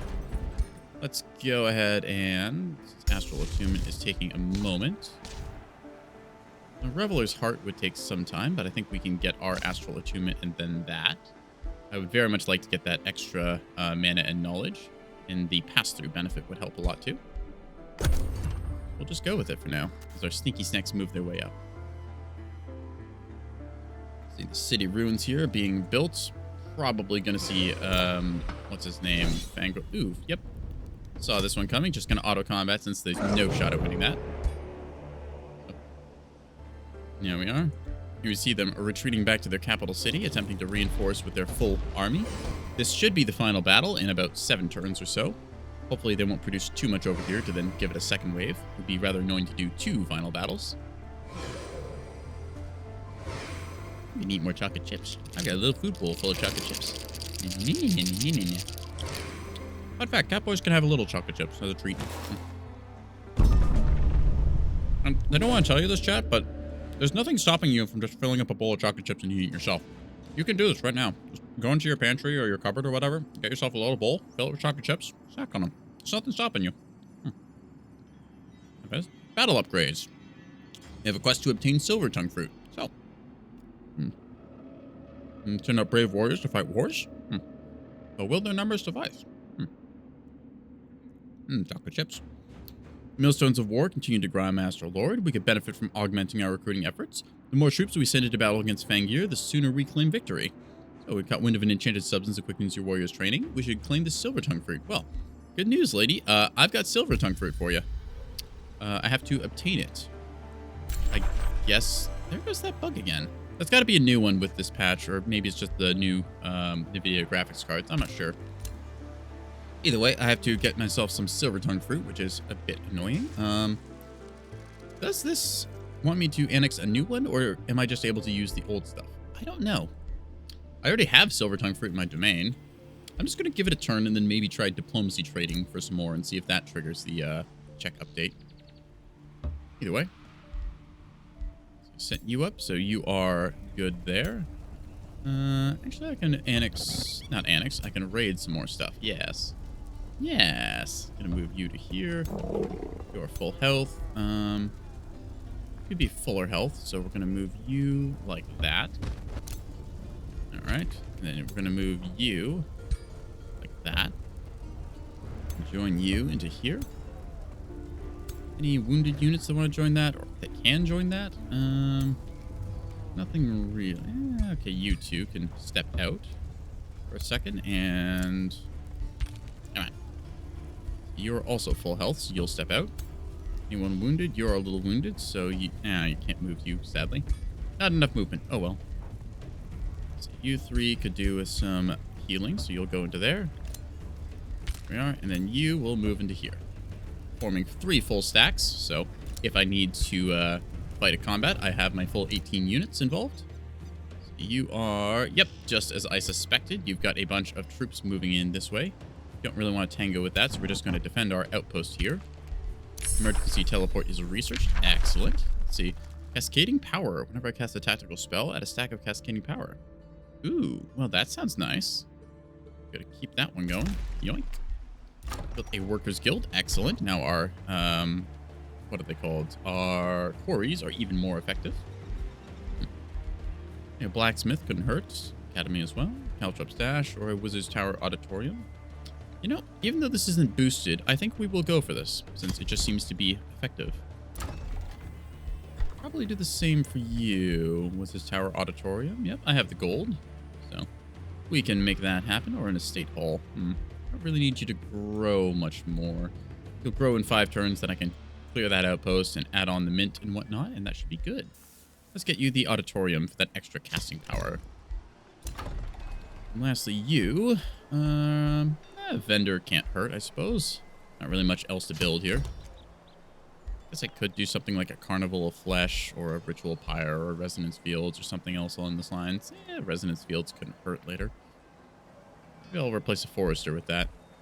Oh, goody, and our boots are built. Let's open our item forge and make some more, shall we? So just going to double check and make sure that our heroes have them equipped on the right feet. Where are you? There you are. Let's get you set up with your, what are these? Here we are. These shoes of illusion. There you are. Then you are going to get the majestic speedy feetsies, the healthy rapid resurgence. Zoink. Double check our items list here. Yep, just a bunch of other random crap that I've not bothered to deal with yet. You have a great axe, which I don't really think gets you anything over a lance. It does 17 damage, which is pretty good, but I could probably make you a really good lance instead. Let's try that. Golden lance is a good starting point. Let's go for a mixture between physical and frost. Okay. Interesting. Let's see. Extra crit chance. Could get frenzy. Ooh, I do like bonus retaliations. That is quite good. And lifesteal you already get, though. So let's go with extra retaliation so you can poke twice. 50% bonus. Giant Slayer or Hero Slayer. Both of these are quite potent. Let's see. Bunch of different effects that I can inflict here. So these are all quite potent. I like inflicting vulnerability because stacking status effects can be quite nice. Ew, blind. That's pretty good. Can't retaliate. Bleeding. Hero and Giant Slayer, though, is... Well, both of those are very strong. Extra retaliation, so you hit incredibly hard on the counter strike. We'll try that. See if there's any bonuses we want. Assassinate. Whirlwind or Power Cleave? Power Cleave sounds pretty powerful. Need more infusion points, so if I just took away one of those things. Alright, well, let's just get rid of your extra retaliates then. Instead, we will go with having Retaliator for extra physical. It's 50% damage on retaliation, so you hit back super hard. Then I think deals damage to all adjacent, or Power Cleave, which attacks everything in front of you. That is pretty powerful. I still think Whirlwind would probably be the best one here, just to smite all the things ahead of you. Alright, 5 out of 5 infusion points, tier 4 items. We'll call this the Brutal Typhoon. I like that. And let us forge it for 4 turns. Mark everything as seen. I am still looking for that Fireforged stone, although I don't think I will find it anytime soon, because I have to go underground for that. Either way, various characters getting their various things. Yeah. See if I can't unequip this and get you a better weapon. Crusader's Claymore, Cruel, Sentinel, Charge Attacks. Nothing really jumping out here. Lightning Sword, pretty good though. Whirlwind Blade is quite nice actually, but at the same time the Frost Great Axe is the most effective against our foes, given that they have, let's take a look at this Inquisitor, they have a weakness to Frost granted by the Angelicize from the Celestial type. So, Blight and Frost is the way to go. Anyways, good old Freezing Axe. I think that we're just going to end the turn there. So we gotta think about what we want to do next. Got the Sneaky Snacks, but I don't really have anything I need to do with them. I guess I'll just send them down here to burn down that hut. This is getting conquered by my ally, which is good to see. Yeah. Good old siege projects. Takes a little bit of time to break down the enemy's walls, but we should be able to get through there pretty fast. Yeah.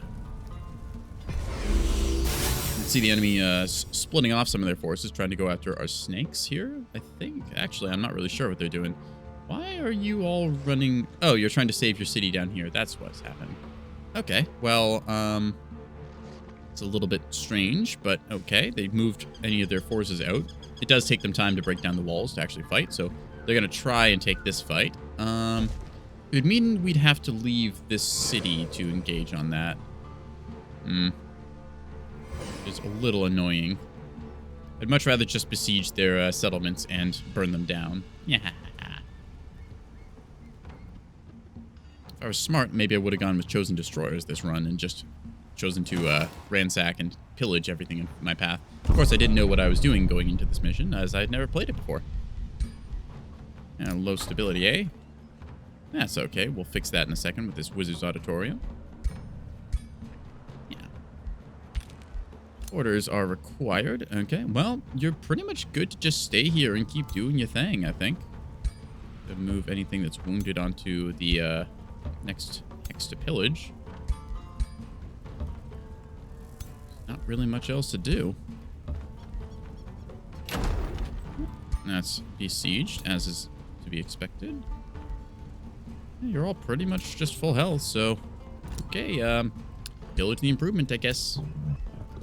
Anything else that needs to be in here? Not really. 2 heroes stacked up. Just move you in with them. This could be our little magical range contingent again.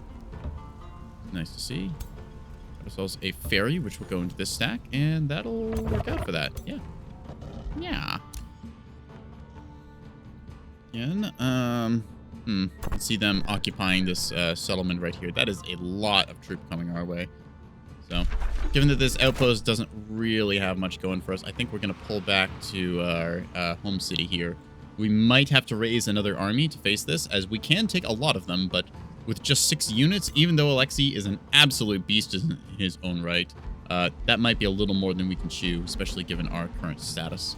So, let's see. Rally of the Lieges. Okay, we can muster some units. Maybe we will bring out some of these big units. So let's get an Entwined Scourge going. And let's see, maybe a Stormscale Serpent as well. 2 Stormscales. I like those units. Just a whole bunch of serpents could be fun.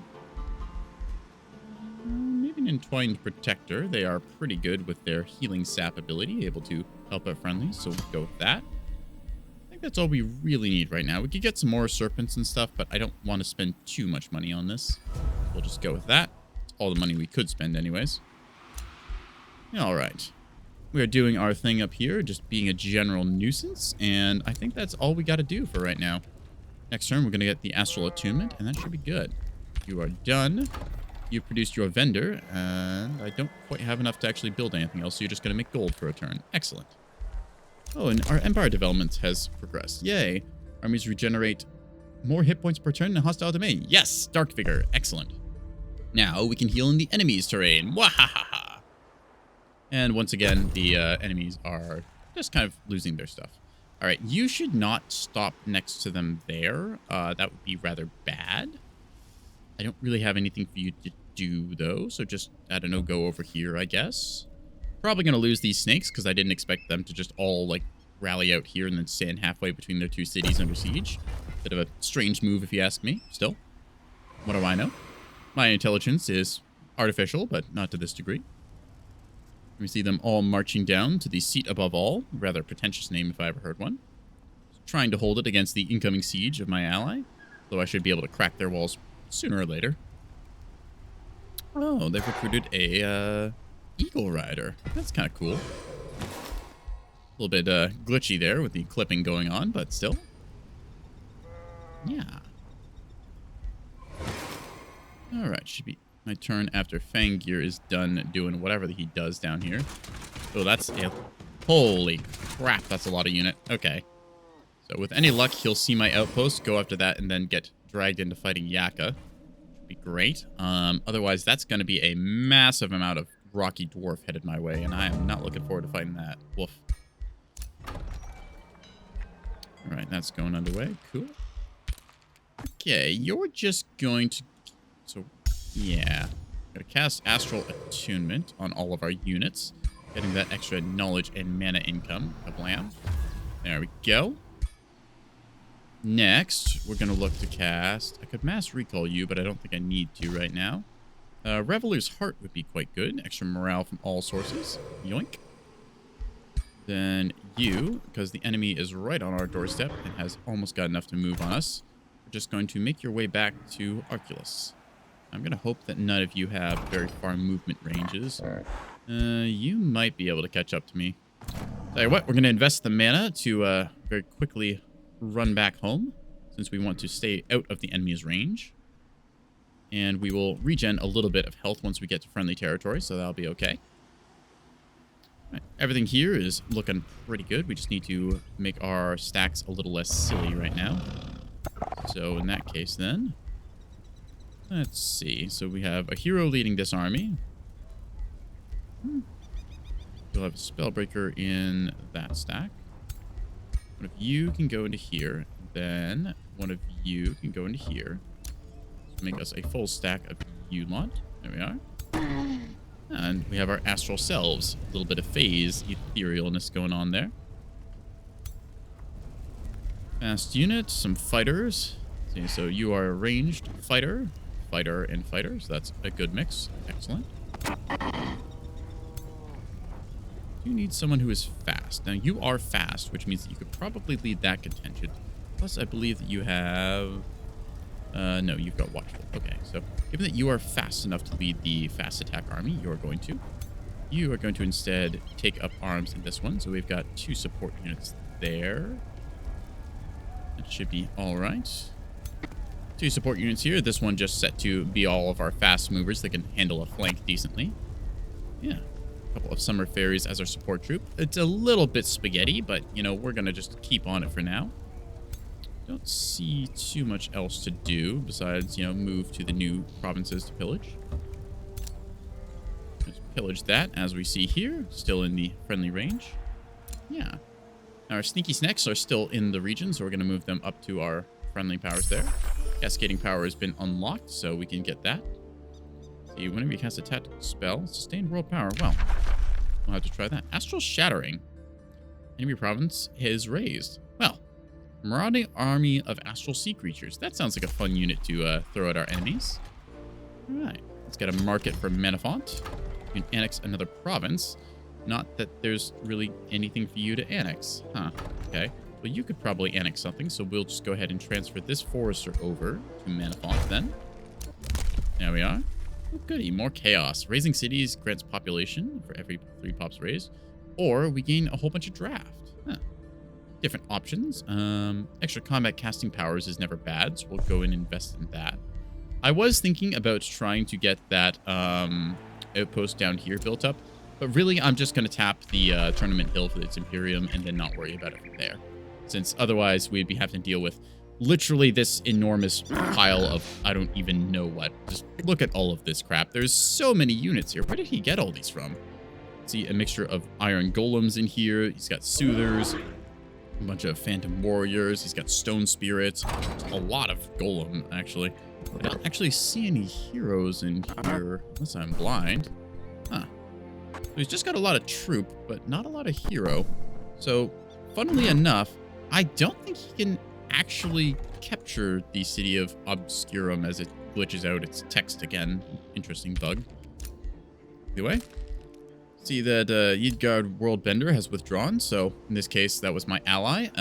Their troops are now rallying back to come punch us in the face up here, and they're probably going to kill my little snake stack, which is unfortunate, but oh well. Alright, a bunch of allies are doing their stuff. Our empire is nice and healthily sprawled across this little stretch here. Yeah, I'm just a little bit worried about all of this encroaching force, since I don't know if I will be able to muster an army fast enough to get there. I can definitely mass recall some troops, but it still takes time to march through your domain. Either way, though, once we... Oop, yep, to be expected here. Single stack showing up with a bunch of really good stuff. I might be able to kill one of them, but I don't care enough to try and micro that fight, so I'm just going to take the L on that regard. I know that the enemy's going to move up here and try and fight me with multiple stacks, although I've got enough troops to easily handle them. We're going to see what we can do. A little bit of Neko violence against the angelicized orcs that we're facing. Waiting for combat as we have our allies going through their respective turns. Of course, Meandor and taking a sweet time as always. There we go. So again, more ruins as we are now propelling ourselves close to the ultimate evil status. Evil kittens. We've learned Reveler's Heart, which means that we are able to improve our astral kitties now even more, getting additional morale, really buffing all that crit chance through the roof with our overwhelm tactics already. So now with Hearts of Revelry, we are happy kitties. Yeah. Could get another spell slot, which I think I need a channeling chamber to do, but I'm not channeling a whole bunch.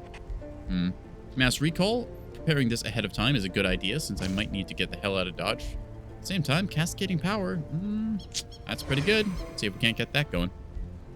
Got enough mana to cast most of our spells, even though we were broke for a long time. 361 per turn is pretty darn good. Thank you, Mystics, for being excellent at mana production. 3 turns until we break the seal on this, so we just need to sit tight for now. I believe that should let us do so. We've rallied the lieges, so our nice little reinforcement army is able to make its way down here to Arculus. They've cast Burden of Guilt, which is rather annoying. I don't know why they bothered wasting that on 2 snakes, but you know what? If the enemy is going to do something dumb, I'm not going to stop them. I'm just going to take advantage of it. Now then, where were we? Right. We wanted to move our hero, Alexi, the Slayer, over to the city of Arculus, since we are expecting all of this crap to quickly take over our outpost in 1 turn, and then with any luck, most of them will go on to Yaka. But there's still a good chance that they'll come north and try and go on the city again. Almost a tier 4 with it. I think that we can afford to build some more units, so let's go ahead and get another Spellbreaker in the works. We can actually make 2 of them for now. Got some other structures going up here. I don't really have anything else I need to build in the cities, so that's just going to be another turn of us laying siege. Slowly chipping away at the enemy's massive walls as we draw closer to opening up this little eggshell of orc. Orcish eggshell. You can see them moving in some more of their support troops, trying to form up a bunch of full stacks. They're really printing out every unit they can possibly field against us, even though we have only 3 stacks, and they had, like, I think it was 3 or 4 down here, so. Either way, unfortunately, sieges, we got as fast as we could, but still, it's going to be a bit of a fight to take over this. Luckily, we have siege support, so it should be doable. Yeah.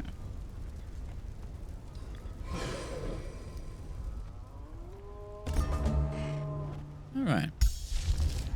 Cascading power is ready, so we're able to, whenever we cast, let's see, cancel casting that. Double check. Stained World Spell. Random enemy takes for each active stack. I'm not sure if this calls for a specific casting point or if it just says to launch. Okay. There we go.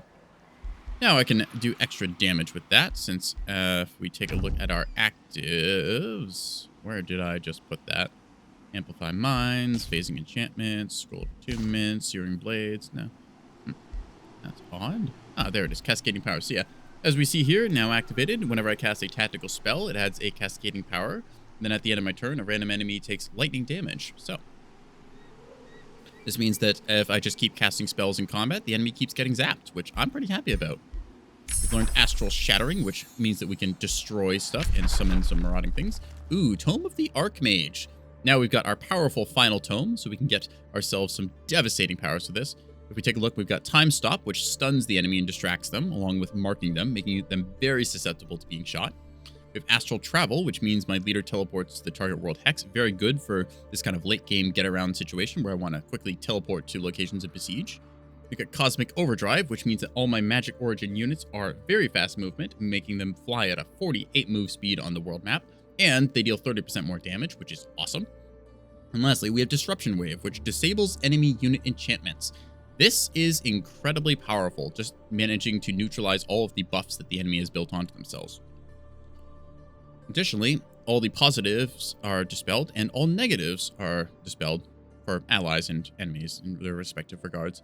So this is just the you don't get to have fun this game spell, where I can remove all benefits.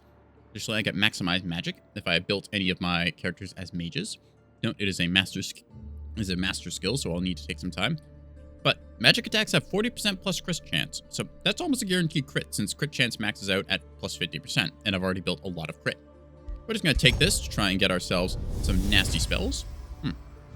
When your capacity to command the arcane reaches its pinnacle, hey, I just got an achievement. You will find I have that not your unlocked a tier connection 5 to the astral tome before. sea starts to seep Let's through get this, into which is this to realm achieve that magic affects victory, your so I own need to reality. do a bunch of benefits. Distance, for example, is a problem for lesser beings. For you, the farthest corner of the world is but a thought away. Tome of the Archmage.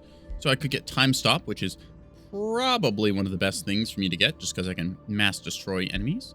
Same time, I do like my magic origin powers. Age of Astral. See, so everything is just cheaper. For each turn in combat, a random enemy takes a mixture of 5 mixed fire, lightning, and frost damage and gets 2 standard resistance. Okay, that does take a long time to research, though, so might hold off on that. Teleporting my leader or traveling. Let's just double check and make sure I selected this right. Where was it? Tome library. Let's select my tomes, please. I was looking for, I think it was Disruptive Wave. Yeah. Now, I'm a little worried if I re-roll here, I might not get it, but we're going to try just in case. Oop. In this case, we'd have to shuffle through a bunch of the other things. Disruptive Wave. Here we go. Let's research that. And that should be ready to go in a little bit. Age of Astral is ready to research, which should be a way for us to get ourselves closer to victory in our quest tab. Magic victory and such. So we need to bind a bunch of ancient wonders. We only have 4. We can research a tier 5 tome and get the Age of Astral spell, which would then give us a bunch of benefits, and then we had to defend our golden wonders. Unfortunately, we don't have enough wonders, so we're just going to have to rely on the old classic of beating the snot out of everyone else until they capitulate, which should be a lot of fun. So, anyways, we've gotten ourselves a market over in Manafont. We could get more food going into the city, but again, we don't really have anywhere to expand anymore since our allies have kind of clogged up this area, and everything down here is just kind of to be gained. Still, that could be converted into gold if we decide to. I think we'll look into some of these special province improvements. Let's see, Resonance Fields, very nice to have. Mystic Abbey, extra knowledge and mana, all right. Doom Deep Trench, yeah. All right, extra knowledge and mana. Well, I think that we will get one of those going then, I believe. Let's see if we can't put that where our forester is now. Blam. Then we can start building some extra conduits and stuff around it to get extra bonuses, since this is giving us extra mana. Actually, wait, hang on a second. I don't want to put that there after all. Nope. Gotta put the Doom Deep Trench over here.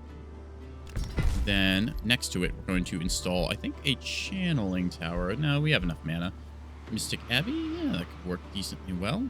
Extra mana income and knowledge. Resonance Fields, we will put over here. Plan this ahead of time so I don't forget. And then, lastly, we will get... Chronogate is kind of nice, actually. Functions as a teleporter. Ooh, I won't mind that. We'll get a teleporter set up here. And there we go. Resonance Fields for that extra combat casting and whatnot.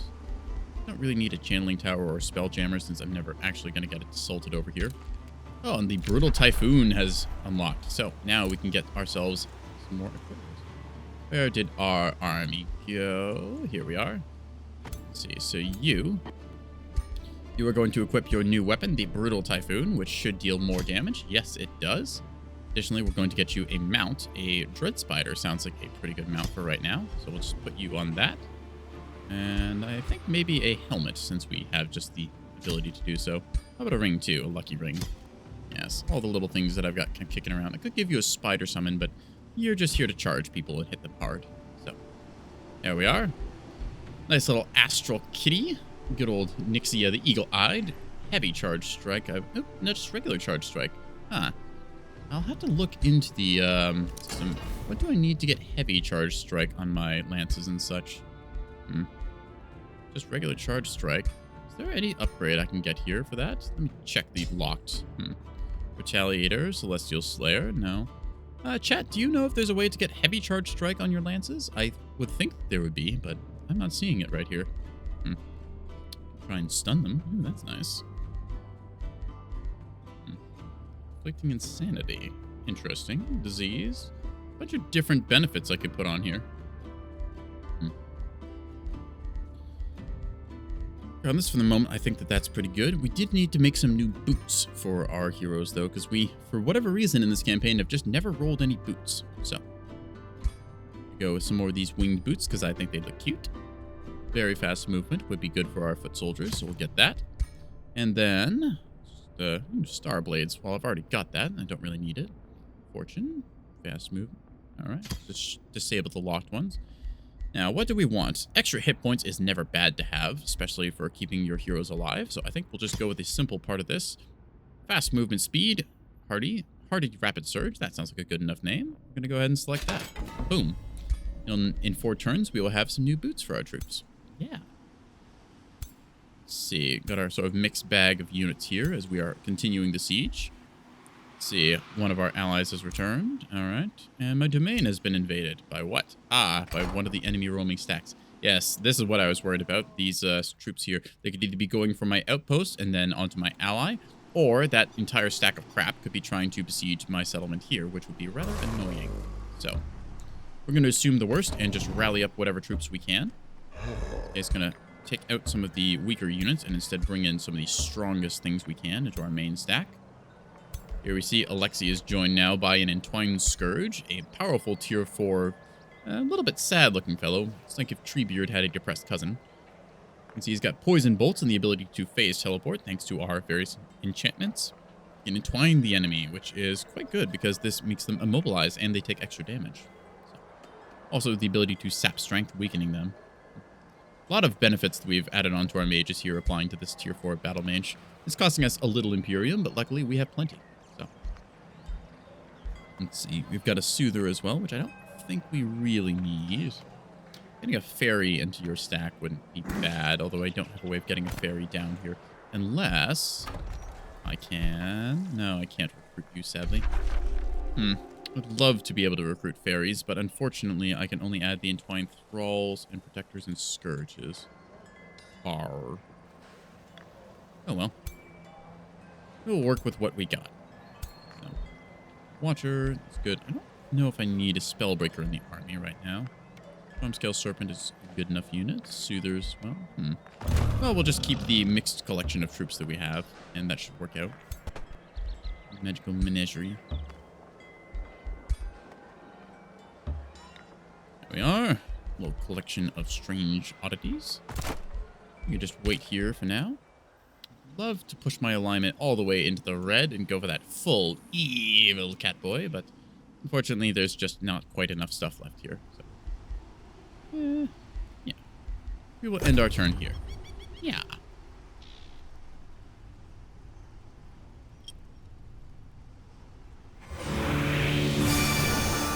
You see again them trying to attack us with a spell. In this case, it's the one that deals 20 damage and lowers our move speed, although I don't think they did anything to us.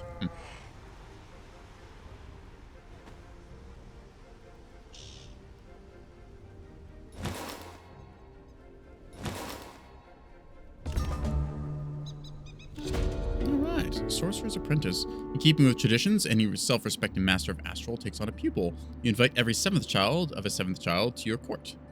I guess they like 7s. 3 answer the call. The first one barges in and immediately picks a fight, a hot-headed lumberjack's daughter. The second calmly takes a seat at your table, a steel-faced steward's daughter. The third greets the guard and pours herself a drink, a friendly baker's boy, who will be your apprentice. Oh, well, let's see what benefits they get. Shepsut, the lumberjack's daughter. Let's see, I get extra production, although I don't really need production right now. This gets us some gold, which is... I lose knowledge per turn. Gonna lose knowledge per turn no matter what I do. Astral Crisis. Oh, everyone loses stability. I don't want to do that. Bit of food? Well, let's see. Shepsut, the lumberjack's daughter, who just immediately broke in and picked a fight. That's some attitude that we can respect. Oh, Shepsut the caster. All right, level 4. Arc, fire, poison darts. We do need a mage hero in our pool. That would be kind of interesting. Any of the learned. Quick stab and summoned animal versus the most bright star. Sandro, the guide. Rallying blessing. Not really too much we need from any of those. Well, either way, I think that this is probably the best of the lot, given that Shepsut sounds fun. Well, let's bring in the boisterous one. In any case, if we check our hero pool, if we were to recruit another one, Shepsut would be here, the fiery lumberjack daughter. Although we don't have the ability, well, we could recruit another one, although that would cost us, let's see, cost additional gold and Imperium. So we could afford it, but the question is, do we want to right now? They are a powerful mage, and we do need a second hero on the front line to the south. So I think we will just take the hit for now and recruit them. Yes. Let's go. So in this case, we are going to see, hero cap. So we're losing 5 Imperium a turn, but that is a-okay with me. Just going to give them the best kit that we can. Evoker's robes to really give them the mage power they want. Arcane Fire Orb. We have one of those already, but that's okay. Wand of Poison Darts. Yep, nice little thing to have. Let's give you the Wand of Blizzards.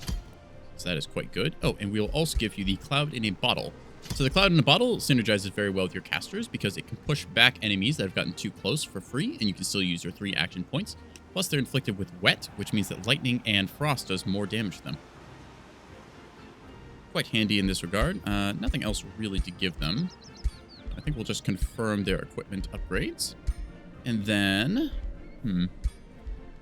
Let's see, what do they got? Summon Elemental. Oh, that's pretty nice, but I also don't know what else they could take instead. So, Distant Evocator. Nice to get the magical attacks extra range. In this case, things like Hindering Blizzard have the extra range added as well. Magecraft, the extra damage and resistance. I don't really think you need that. So, we're going to just reset the skills here and select what we can. In this case, focusing them heavily on being a big old caster. Channeling Power. Magical attacks gain extra damage until the end. That's very nice. So we're going to take that. Along with, I think, just getting extra accuracy. Ignores up to 1 status resistance. Nice for if we want to apply more effects. Still, Lightning Evocation. This is a good enough spell. Quite handy in a lot of regards. We're just going to confirm those to lock them in right now. Distant Evocation to get that extra range, like we said. So if we go here, we can see that, yep, Hindering Blizzard, normally 6 range. Distant Evocator now ups the range on that. Tactical spells deal extra damage. That could be quite nice. Recognition, ignoring accuracy penalties from obscuring. That's handy for your auto attack. Still, we could cast Fireball, although we are trying to inflict a mixture of lightning and frost already, so I'm not sure how much we need Fireball. Still, 1 hex radius explosion. Pretty good. Let's take a look. What do we got here? So, bunch of different abilities here. I think summoning the elemental might just be the best choice, given that we can quickly bring an elemental into the fray and throw that at the enemy. So we'll do that. Let's see, fire evocation or precognition. I think the precognition is pretty good in this case. That way your auto attacks ignore the enemy's cover. And there we are. And on the horse you rode in on, you're going to join the allied forces here. Yeah. Alexi, you'll take on this new pupil that we have acquired. In which, Alexi, you're just going to hold the home front, and we're going to hope for the best here, as we have quite a few units that will need to be brought into the kind of fighting area. Just going to start working on this other stack as we get more spell breakers here, trying to really bolster our numbers with all the stuff we can. I want you to be an absolute fortress, so I could... I do get catapult towers from that. Beacon of Valor. Defending units have rally and resurgent strength. Okay. caltrops. Nice to have. Well, we'll go ahead and get some caltrops because they're quick. And maybe some ballista towers after that. Yeah. Yo. All right. You're pretty safe from most everything. I think I'll just get the astral bolstering matrix on the off chance that I need it. I don't think I will, but it's nice to have. Room of recall. -1 to my respawn. Could be handy. Still, I think that's pretty good. Outpost has been captured. Rather unfortunate as they have captured it, so that's going to happen. Still, not the worst thing since it split most of his forces, and I can get a sort of defeat in detail here. Metropolis can annex another province. Excellent. So we're going to instead break down this one. So we'll just destroy this outpost. That'll take 2 turns, which we will then annex it in. Yeah, that'll work out. And that's the turn. So now we're going to continue the siege of Sacrosanct and see what we can do. Oop, I forgot to cast a spell. How silly of me. Oh well.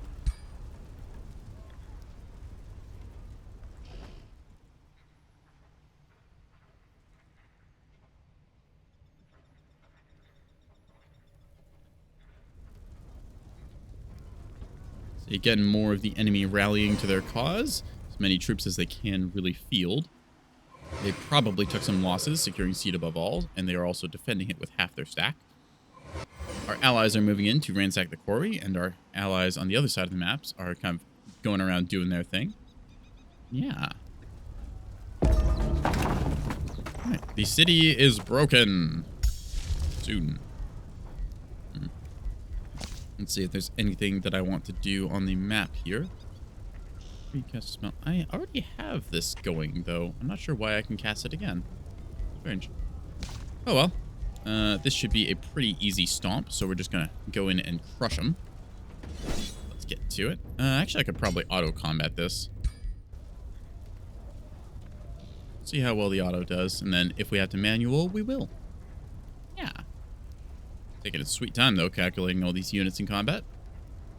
There we are. Unfortunately, losing a ferry. I can't build those, and I don't like that. So we're going to try this manually and just stomp the ever-loving crap out of them. And if I can find and defeat their lord after occupying their capital, I should win. At least to a degree.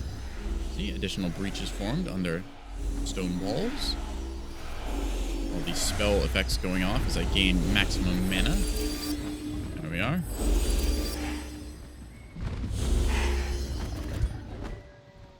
Alrighty then, let's go ahead and deal some damage, shall we? So, first things first, can't over-channel on the first turn, annoyingly, but I can still be a nuisance. So, amplification pylon is handy. Where do I want to occupy? I think I'll put it right here, lock them in, and then force the enemy to rotate around and attack elsewhere. This also triggers all of my various buffs, such as Fortune and Starblades. So, now we're going to just rush up and I think probably kill off that catapult tower. Yes. When. Nice to just clear up things like that quickly.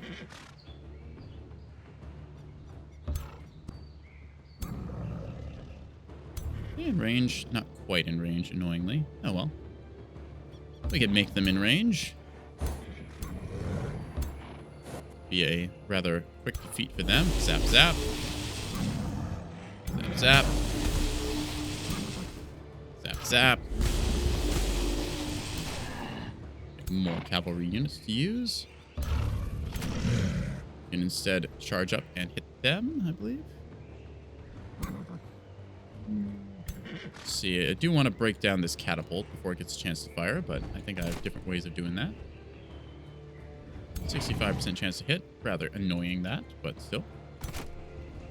You'll only get one attack either way, so I believe that a flanking strike would be in my best interest. Still. They can only retaliate from the front, but they're in defensive entrenchment either way. We're going to try and blink. Oh, we can't blink behind them. How unfortunate. No. Dang. Oh, well. Let's see what has lined up. Anything? Not really. I could get a good flank shot there, I believe. No, we'll deal that much damage, which isn't actually that much. Rather knowing those Eagle Riders, a lot of good defensive stats. Still, plenty of things that we can do. We're going to use Psychic Gaze on this unit to try and kill it off first. Blam. Could charge up and destroy one of you, most likely. Assassinate. Sprint. Web is only one action. Interesting.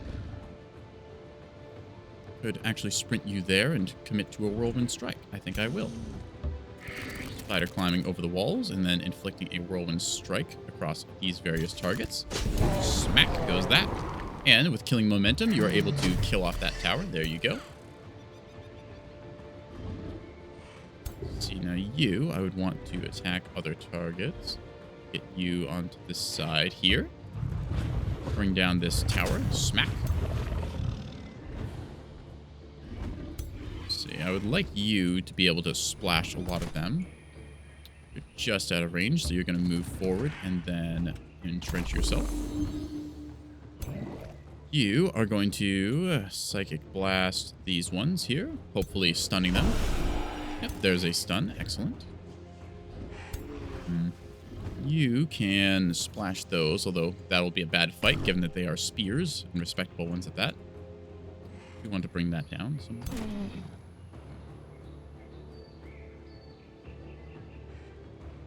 So I can almost get that killed instantly. We're going to try for it with Reckless Rage to really buff up your melee stats. Kaboom. And now that'll be a kill shot. Stab. Excellent. Now with killing momentum, you're able to teleport, ideally behind or next to one of these units.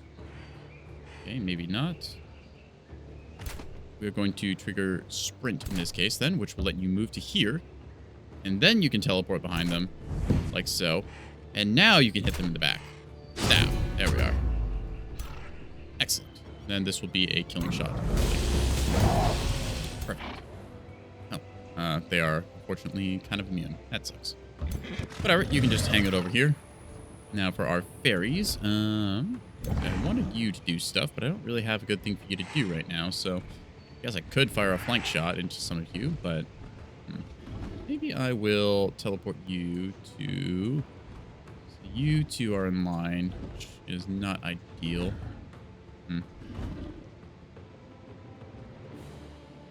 I can get a shot here, dealing some good damage, but even so, love if you had the option to go over there. Let's see, that would be 1, 2, 3, 4 to hit you. So maybe we will activate sprint just in case we want to. Oh, dang it. Can't actually hit that. That's a waste. How unfortunate. Oh well, we're just going to blast away with our crossbow for the moment. And then go from there. In any case, moving you behind here. Good protection. You are able to move up and provide cover. Our Mirror Mimic will waddle its way over along with the collection of fairies that we have. Provide ourselves some regeneration on various units. I should have put you into the area there. Oh well. Just have you fire some magic blasts. And then you can also trigger regeneration. Not the ideal plays and all, but at the same time, this is a fairly easy fight, so I'm just kind of going through it quickly. Ritual Pyre cooking off here, getting some good damage across everyone. Alright, Shield of Light. Just gonna quickly fast forward through all of this as they trigger their various buffs, as they are one to do. Yep, see a bit of conversion attempts there, nothing happening. Eagle Riders annoyingly moving up. Yep, there's the Giant Slayer attacks, rather painful, but still. Single entity, so we're not that concerned. Alright. Let's go ahead and deal some damage, since our amplification pylon is still active. Zap goes that. 50% damage buff on all of those units. Crippling damage across the board. Seeing everything popping its various buffs. I do like the Mystic passives. Now, I am able to do this, which will hit allied troops, unfortunately, so we won't do that. Instead, flying over to here, where we will get a kill shot. Bluey. Oh, unfortunately, that does not technically count as a kill shot. Still, we're going to try for it, either way.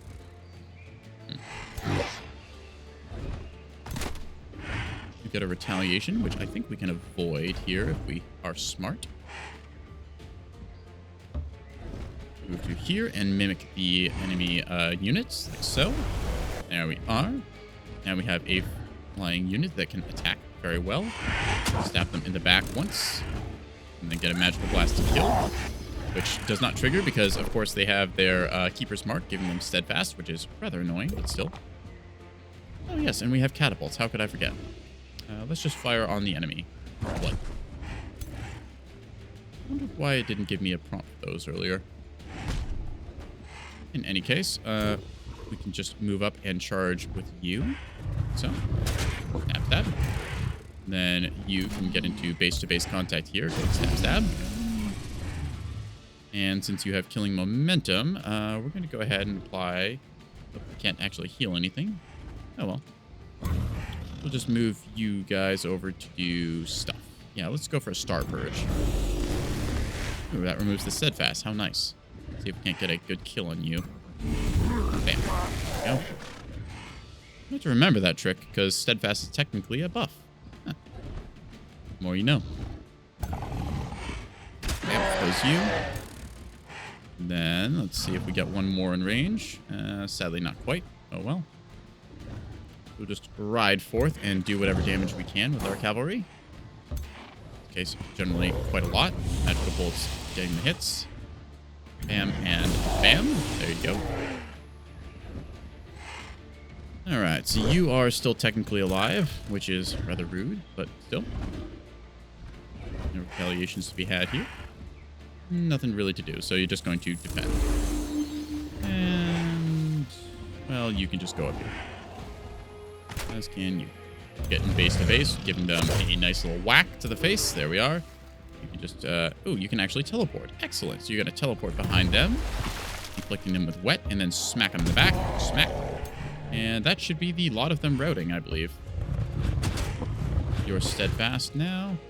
And I think that that is everything they have on the map, unless I am horribly mistaken. Yeah.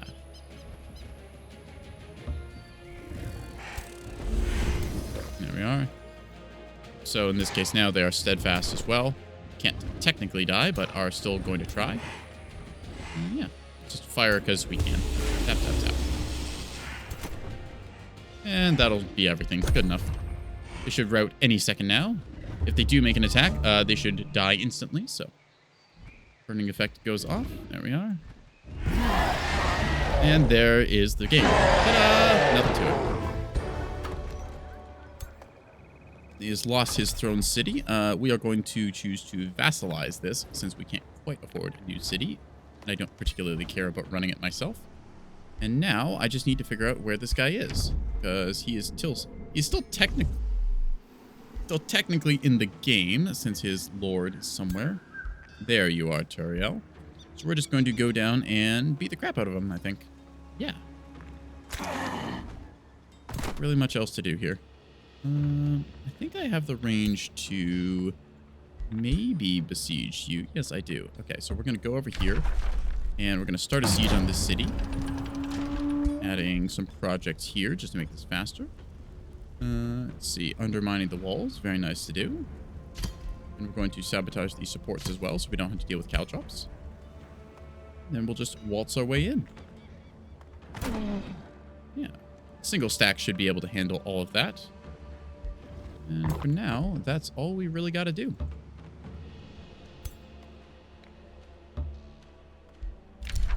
All right. Let's try and wipe them out of the game. Now, of course, we have to deal with the encroaching horde here, which is most likely going to require a teleportation spell home. So we should plan that in advance. That's getting powers, summon watchers, amplify minds. I don't really need any of these going. Astral shattering is kind of nice. Marauding army. I do like inconveniencing people, so let us go ahead and target not visible. Oh, that's rather rude. Okay. What is something of yours that I can see?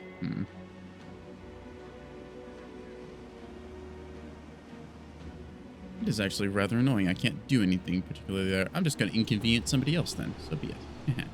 Let's blow up their teleporter. That sounds useful. Oh, blocked by a spelljammer. Dang it. Alrighty then. go ahead and inconvenience somebody else we can maybe see somewhere. Ooh, an outpost. That could be fun. No, it's not worth it. Who do we want to horribly destroy with this spell? If we could see any of them. I'd like to raise the improvements, certainly, but I just can't actually get visuals on anybody. Well, we'll just have to hold on to that for now. In the meantime, though, we can summon some more stuff if we wanted. Still Shattering is just going to be on standby. Lightning Torrent could be nice. I think we'll hold on to that one as well. Given that we expect the enemy forces, wherever they were. Fangir has about 2 stacks here. Oh, I'm going to sneeze. Anyway, Fangir has 2 stacks down there and a full 4 stacks moving towards us, +1. Woof. Luckily, though, none of these... What the heck? Oh, these are Arcanists. Huh, he's got quite a few transformations there. He's got the Earthkin along with Steelskin. Which makes him very weak to lightning. Or it would, rather, if you hadn't countered that with magical wards. Still, can hit him pretty hard with my lightning spells. Should be able to hold the city of Arculus against the incoming hordes of the Green Dwarven Fortress. Though there is, of course, iron golems in here, which are rather resilient. Still, again, weak to lightning, so at least he's consistent. You're just going to fortify and hold here with whatever we got, including you. Your way into the stack. There we are. Nice little collection of troops here to go with. Maybe I will change around the order in which I've got these troops. Like the strongest units into the main stack. There we are. Move the 2 serpents to the back since they're a little bit nimble. Yeah. Alright, that should be good enough for now. I'd like Alexi to have his boots, but those will take another turn or 2 to finish, which should be enough time for us to get over here. Orders required, indeed. Yep, you're just going to hang tight, as are you.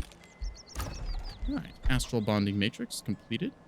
Catapult towers could be handy. Stone walls as well. Channeling chambers, very nice to have. Let's build those. You can annex another province, although I'm not really sure what I'd even want from you, so... let's just go down here, I guess. Cool. Yeah. Goody, a hero has leveled up. Ah, good. What have you learned? Mana Unchained. Nice little buff. Demon Step. Double dipping Assassinate. Not that. Frostfire and Dark Ritual. I feel like because I want you to be moving around a bunch, Demon Step could be quite useful to blink teleport with. We'll do that and give you more powerful weapons. Lightning weapons seem to be more in tune with what we're going with right now, so we'll get you just a bigger stick to poke people. Astral Shattering is ready, although I don't really have a good target. Unfortunate.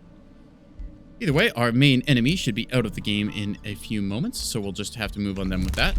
We've got pretty much everything unlocked here that we could possibly want. I honestly can't think of much else in the trees that we have kind of teched into that we want to get. I can build teleporter provinces, I guess. This could help a little bit. Force March, Seeing. I think I have all of these. Excavation, road building, seafaring. There's no seas, so there's no point to that. Whispering Stone. Alright, well, we'll take an extra Whispering Stone, I guess, for now, and then invest in that later. There we go. We'll probably recruit a whole bunch of heroes as well, if we so desired. Currently over our cap. Ah, yep, you can see high-level heroes coming in here from our celestial cities. Of course, we don't exactly want those. We want our Nekos, although, unfortunately, they are not very good right now. Kind of on the lower side. How sad. Oh well, we'll just keep going and then see what there is to be done. Our allies are kind of fighting in their respective lanes, but taking their sweet time to get anywhere, so we'll have to just keep hitting things as hard as we can.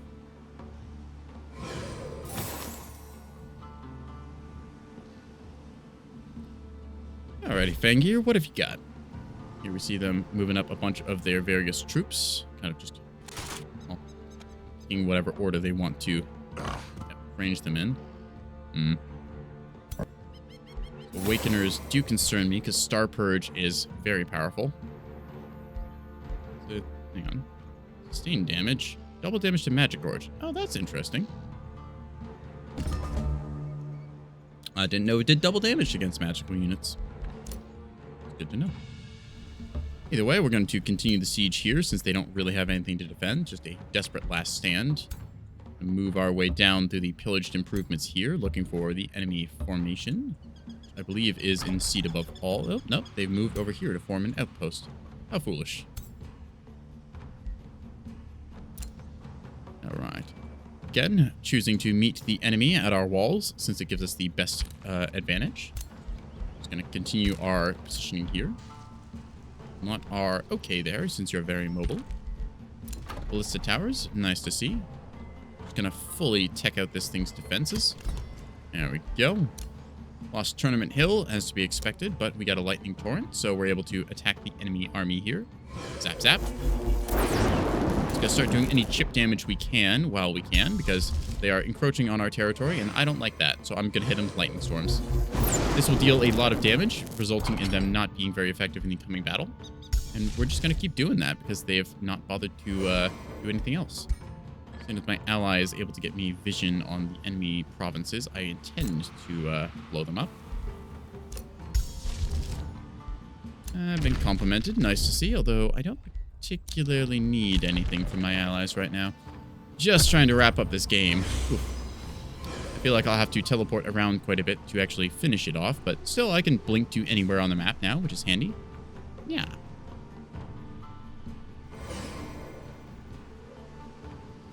Our ally is continuing their various crusades to the north, keeping the enemy contained. Here we see the free city of Starspire kind of doing its own thing. Searspire has been founded, and they're just kind of encroaching into 2 versus 1 against our foe up here. So, with any luck, this will horribly overpower anything they can field, and should put them out of the game. Then it's just a matter of, can I deal with Fangir down here? Once I've dealt with the main foe in this campaign, which is Turiel, I will be able to kind of turn my attention elsewhere. I've just left his capital city being vassalized now.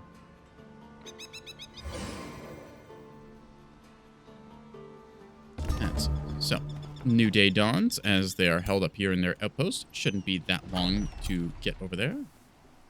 Have to move ourselves across the map. I can call myself a variety streamer. I've always been a variety streamer. I stream a variety of things and various nonsenses. Well, I still have to capture this silver tongue fruit for some reason. I'm going to see if I can't just diplomance my way past this quest, because I am lazy. What was it? Silver tongue fruit, I think it was. Yeah, how much do you want for this lady? 7 gold. Thank you. Goodbye. Let's see if that counts. Yes, that does count. Excellent. Diplomacy, the secret to, well, getting rid of quests that I've already technically completed. So, Alchemist murmurs, upon learning you've added silver tongue fruit to your stores, even though we already had like 3 of them. Your council congratulates you. Mark my words, seas of our warriors will flood the battlefields. Our enemies will be unable to escape our might. One council member examines the silver tongue fruit and silver tongue fruit. I could definitely use for some silver tongue fruit myself because apparently I cannot speak. Cries out, my astral lord, this substance is so potent your mages and alchemists can extract a secondary application. Excellent. In addition to boosting recruitment, what would you like to draw from it? So, everywhere gain some draft. Not that I'm really drafting anything right now. I can boost the morale of my troops, which is kind of nice. I can augment the body and skills of Nixia the Eagle-Eyed. It's gain 6 experience level up twice. That is quite nice. I can assemble a Mirror Mimic, which is a fun unit that I've been having some success with.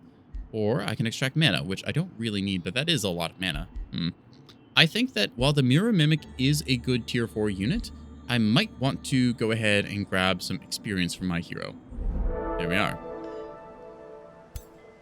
Alright, I'm not sure why it showed you getting the level up thing when it was a different hero, but still, we take those. Right. It's Karina, the commander. Nixia was you, who is just leveled up. Let's get you some extra power. Searing weapons to burn the enemy with. Excellent. And I think that right now, I don't really need you to make your army cheaper. We'll just get you vigor to make you harder to kill. Extra health is never bad. Alright. Hardy Rapid Surge, giving you extra move speed. I believe that I was going to give that to... Oh, who was it? Wasn't you. You've already got boots. You've already got boots. See. You have a spider mount, so you don't really need it. I believe it was Alexi the Slayer who had requested these boots. Yes, here we go. So Alexi with the hardy boots, giving him extra 10 health and faster movement speed, going from 32 to 48. Good stuff.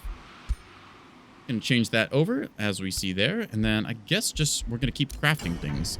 We have a lot of random crap in our arsenal that we don't really care for, so we're just gonna get rid of it all. So I can make better stuff than this now. Yeah, tier 2 garbage. Get out of here. So, wish I had a way to quickly delete all this instead of going up and down, up and down. A lot of chest plates of vitality. Plenty of stuff I would have wanted in the early game of this campaign that I just don't have a need for now. Wolves, whatever. Barbed shield, don't need it. Spider bell, meh. Got enough things now that I don't really care. Just going with the high-speed boots because they are quite handy. We already have a cavalry character. Maybe a magical orb. Let's go with that. Primary weapons, please. All right. That looks spectacularly magical. We'll go with this, choosing to do primarily lightning damage. Also do frost.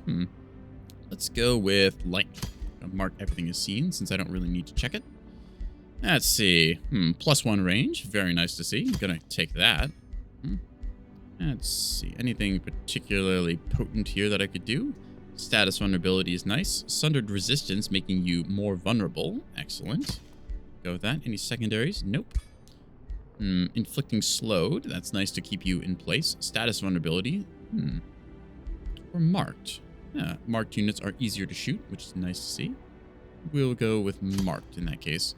Extra range, extra sundered defense, or do we want something else? What is even locked anymore on this? Bunch of different effects, not enough infusion points, or I don't have the annoying Fireforge stone because it's hidden underground somewhere. Sundering resistance, inflicting stunned, vulnerability. No, actually, inflicting wet would be pretty good because that makes you more vulnerable to lightning. So let's do that. Yeah. Make you weaker to resistance as well. And have extra range. We'll call this the Zapping Sphere of the Steppe. That sounds fun. Craft it. And that will go to our new Archmage lady, who I kind of need to give you more powerful items. Oh, and boots as well. How could I forget? Either way. Let's go ahead and cast some more lightning spells because they're fun. Zap, zap. Goes across you. I wonder if I can actually kill these units this turn or not. I don't know if world map spells let me do this. We're going to find out. Zap, zap. It does. Hey, cool. I can just remove world map units. Because I have enough mana to throw at people, I'm just going to keep spamming Lightning Torrent because it's kind of funny. And yeah, we've already thinned out most of one of their stacks. Excellent. We just have to keep ourselves entrenched here. So you're going to guard yourself, and the same with you. And we've got another Spellbreaker into our ranks. Again, a Soother that we don't really use. It is a heal, but we don't really need healing for this, just more damage. Yeah, we're just going to casually dismiss you because your services are no longer required. And then we'll add on the Soothers. Yeah. Nice little cavalry contingent forming up here. No, actually, I should make you a cavalry contingent. So you're going to transfer to the front lines, and you're going to transfer to the back lines, and you're going to transfer into the army here. Now that we've got a nice little... I don't need double shield units, but I don't have a good spot for you. You are only a tier 2 basic unit, and I could probably do with some better stuff. Awakeners, Daily Spears, Plague Serpents. Yeah. Wait for the next rally. I guess I could muster the lieges, but I don't have the gold then either way. Alright. Anyways, we're just going to remove the spell shield that we don't really use that much anymore, and instead add one of these serpents to the front line. And there we go. Ourselves a watcher. You are pretty mobile. Nice little mix of units into this army. Disruption wave researched. Oh, goody. That'll be very effective in coming battles. Arcane Maelstrom. Fun siege project. Battle, 3 random enemies take damage. Well, I do have to do I do still have to do some sieges, so we're gonna research Arcane Maelstrom. Ooh, amplifier lenses. I didn't know this was a thing you could make. Cool. Right, Astral Amplifier Lens. Lightning spells deal extra damage. Inflicts under resistance. Yes, please. Yoink. What else I can get from my wizard tower? I'll have to check the new buildings because I've not paid attention to these before. Away a bunch of other stuff I can make since I'm a little bit broke right now. It's not going to be much. I think we'll just hold off on doing that. Yeah, you can just chill. All right, everything looks good here. Spells are ready to launch. Yep, to be expected. Astral Shattering as soon as we can see your stupid territory, please. That will be nice. Actually, no, still no visuals on something. You know what? Screw it, because I can see up here, and I think they burned down the Spelljammer. Oh, no, it's still being burnt. Aw, dang. I wanted to cause problems. Wah. Ooh, you are in vision range. Let's see what this does. So we're going to Astral Shatter this. Target a Province Improvement. We're going to right-click on you, and this should blow it up. Excellent. And oh, goody. That is a problem for someone else. That is a pair of Lost Wizards, a Mage Bane, 2 Astral Siphoners, and a Flow Serpent. So, yeah, that's your problem now, buddy. Enjoy.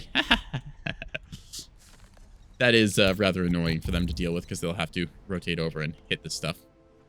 Cool. Oh, goody. My booties. I believe that I had already assigned those, but just on the off chance I didn't. Let's double check. Inspecting you. Yep, they had been assigned. You've returned. Okay, breach is made, so we can attack now. We will do so. Easy battle, not even going to bother. If you lose a unit, I'll be very disappointed. Thank you. No sweat. All right, we're just going to vassalize this city again because we have no other use for it, really. Making our way up here. I'm just going to move out and grab another one of these, getting me 25 astral motes, or whatever they're called. Astral echoes, that's it. Domain's been invaded. We know. We're working on that. We're just going to hold off for now and wait for some things to happen. Yeah.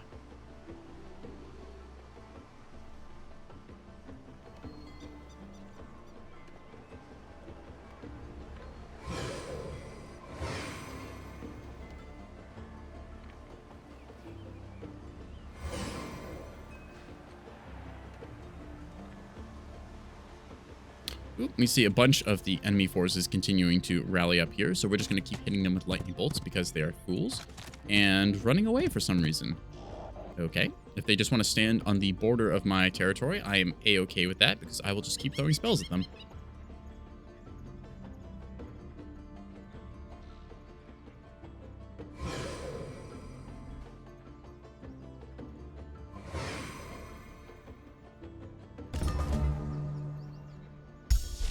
Lightning Torrent is ready to go. So again, let's choose the best target for this, actually. Ooh, you actually have a hero. That's important. You can get a kill there, but I don't really need that. Bunch of gargoyles, which are okay units. I think that'll hit the one with the highest stack, which is this. So zap, zap goes that. Bam, bam. See them now in neutral territory trying to heal up. Go for another lightning torrent. And another lightning torrent. I'm just going to favorite this spell because this is a lot of fun. Go. Almost dead there. We can annex another province, which means I'll probably take this one just for the sake of reducing the range the enemy can approach at. I could probably sally out and meet them, but I don't have a need to right now since I'm just content to throw spells at them and make it miserable for them. I could walk along this edge of the map, but I don't really have a reason to. Everything else around here is kind of... Ooh, actually, that could be an enemy force trying to rally up. Let's take a look. So, outpost is not my concern right now, since it's already being captured. However, if they get back their main city, that is quite bad. So we're gonna have to really quickly run our way over here. I'm assuming that that is a neutral arm. No, that could actually be enemies. All right, we're going to have to force march our way there so we can get into a fight. Yep, they're going to try and reclaim their city, so we're not going to let them do that. Force march it is. Oh, well, unfortunate, but still, things you have to do. We can handle anything in a fight, so just need to make sure that these guys don't actually get back their city, because that would be rather annoying. Yeah. And you can go to, like, there-ish. Yeah, force march. Cool. Arcane Maelstrom researched. Astral. I don't really care for any of these spells, so we're just going to shuffle past, find something useful. Ooh, time stop. That's quite good. Ooh, and the leader teleport. We do want that. All right, let's go. We make catapult towers here, making this city nigh impenetrable. Chrono Gate definitely could help. Functions as a teleporter. Well, I won't say no to that. In any case, then, we're going to build the Chrono Gate back here, I think. It's a safe place to teleport to. Just kind of go from there. You wanted what? Did I already build you a Chrono Gate? I did not. Okay. Okay, so then let's get ourselves another teleporter here. There we go. Then add on a mine. So, a bunch of spells are ready to cast. We already did. I'm just going to keep casting Lightning Torrent because it's a good spell. Not because I'm, you know, horribly biased in any way, shape, or form and like zapping people a lot. The Burden of Guilt. Free City can now be integrated. So if I really wanted to, I could bring these guys into the fold. But tell you the truth, I'm pretty happy with them just kind of going off, doing their own thing, keeping themselves stable, because that's good enough for me. Anyways, let's continue on with this. So, see a bunch of different spells going off there. Oh, the Glitter Grove. Astral Keepers. Not a big fan of those units, but would be nice to have more wonders. Never have too much Imperium, really. See the enemy continuing its silly set of advances going up here. Blah, blah, blah, blah, blah, blah, blah. They're wandering. That is a lot of units. I've already killed 1 stack's worth, but that's like 6 stacks worth. That's a lot of number. We're just going to keep going on them.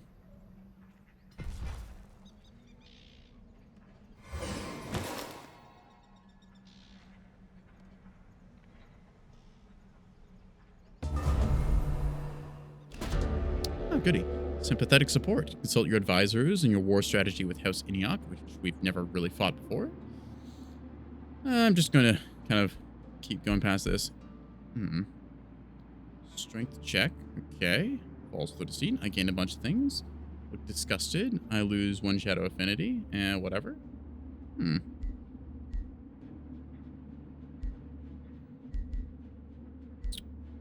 It's kind of tempting because I could gamble this and gain a huge buff. At the same time, I could gain nothing. Screw it. Let's gamble it. 50-50 shot. Let's go. Hey, success. We get everything. Nice. Huge buff across the board for us. Finishing off our arcane lens. Teleportation circle. I do still need some gold. What more do I want, really? Spelljammer isn't needed. I guess I could build it, but I don't care for it. Battlements, nah. Let's just make ourselves a bunch of gold, shall we? Orders required. Excellent. You have been vassalized. Huzzah. Means that the enemy force that came from Cathedral is no longer there. Good. And this is all friendly territory, which means that I should be able to heal in it, I think. Even though I force marched, so I'm a little damaged. Yeah, exhausted. Oh well. Alright, still able to make our way down here.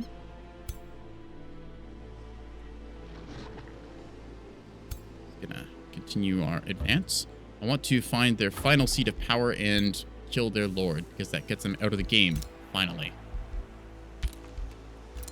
You can annex a province, which will be this one, even though it's not great. It just denies the enemy healing. To keep up with our other silliness of lightning spam. Which one of you is the best target, really, actually, now? I'm not sure. You are the hero unit. Can kill off some gargoyles. This is a pretty full stack of soothers, so I can deal good damage. So these are spell breakers, which are actually a problem. Who's got the most stats? Let's see. Probably you, so we're gonna do that. Lightning torrent time. Zap, zap, zap, zap, zap. And another one. You dare enter my domain? Prepare to be zap zapped. Alright, magical materials still going here. Steady. We've been complimented. Thank you, Nimu. Even though you've got twigs growing out of your everywhere. Thank you for the compliment. Just gonna ignore all this. Cities, vassals, Domains invaded. Yeah, we're just gonna never mind all that. Let's go. Taking Mad Bang because these vassals just kind of get taken into the fold. Seat above all should be the final. I was hoping he would show up and defend his hometown, but unfortunately, not to be the case. On Fangir, what are you doing? Let's see. Still just chilling down here in this little archipelago, trying to make your way up here. A fool.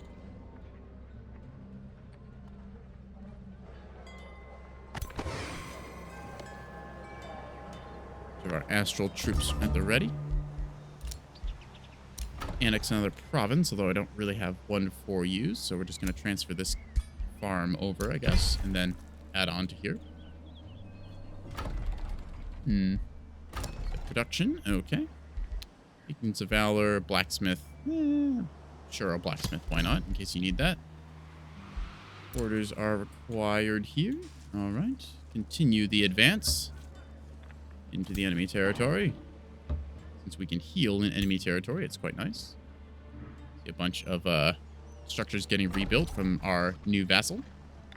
Just move on to the enemy's seat of power, as it were, and destroy it. Yeah. And... can't quite go any further, so you're just going to hang out there. Perfect. Yes, and lightning torrenting time. Are you ready, chat? It's time for Zap Zap. Zap Zap. Cast Zap Zap. Just reducing them down to a single Spellbreaker unit. And one more Zap Zap. Is continuing to deal as much damage as possible. I don't care if this is an efficient usage of mana or not. This is just fun, raining down endless storms of lightning onto the now steel-skinned enemy. Their fault for being grounding pods. Gonna move you up a little bit, just in case we want to go fight them. You're going to be supporting as always. Let's see. Any more mages I want to add on to this? I want you to always be fast-moving, ideally. But since you need a couple fighters, just in case. Let's see, Rally of the Lieges. Would want another rally. Okay, so in one turn, we will be able to rally another one of our... What are they called? Entwined Scourges. Yes. Then that'll work itself out. And then we should just be able to get this final kill. Of course, this will take us like, let's see, 65. So that's going to take us like 3 or 4 turns to crack. Assuming they don't saunter out and try and throw hands. Yeah.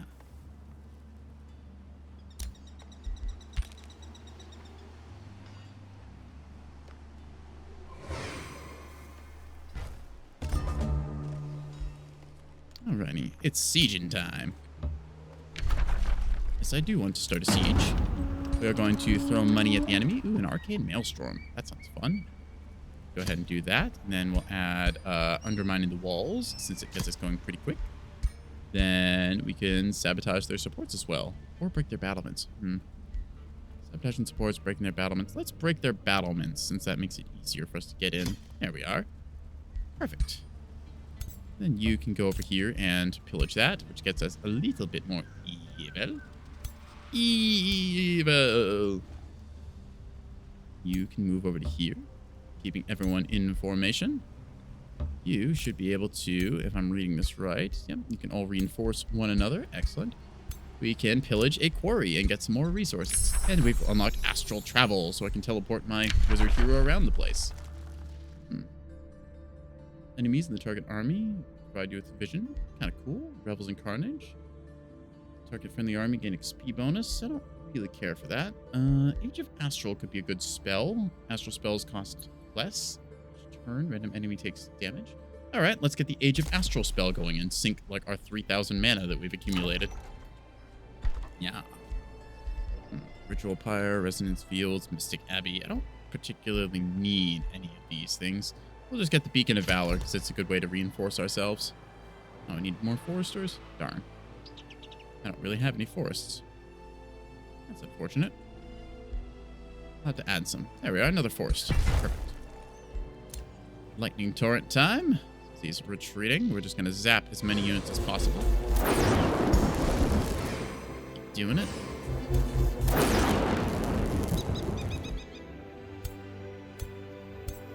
Get some kills on this one.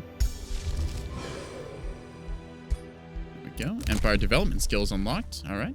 Force march costs less and inflicts less damage. That's quite good. We got to take that. Yoink.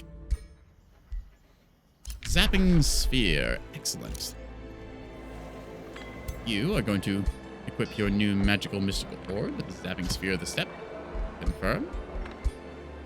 Then, I think I should get a helmet or something for one of my characters. Where did my armies go? Here we are. For upgrading our lord, they're just wearing the robe of resistance. Though the mask of precision is pretty good. Let's see what we can make in the forge for those respective slots. Give me a head item. All right. This is befitting of a sort of ruler of our nature. Let's see.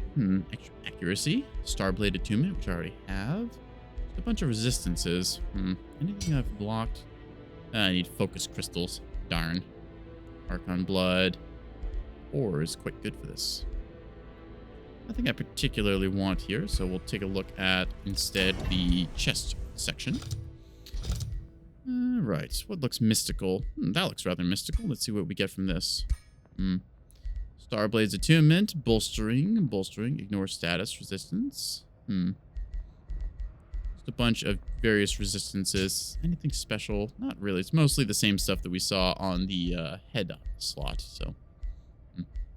Ignoring status resistance would be nice, but I'm really just looking for more damage. Right, let's change this over to being some awesome armor then, shall we? Yeah. Set it to be extra hit points. Good to see. And some extra defense. Couldn't hurt either. Just make you as tough as possible.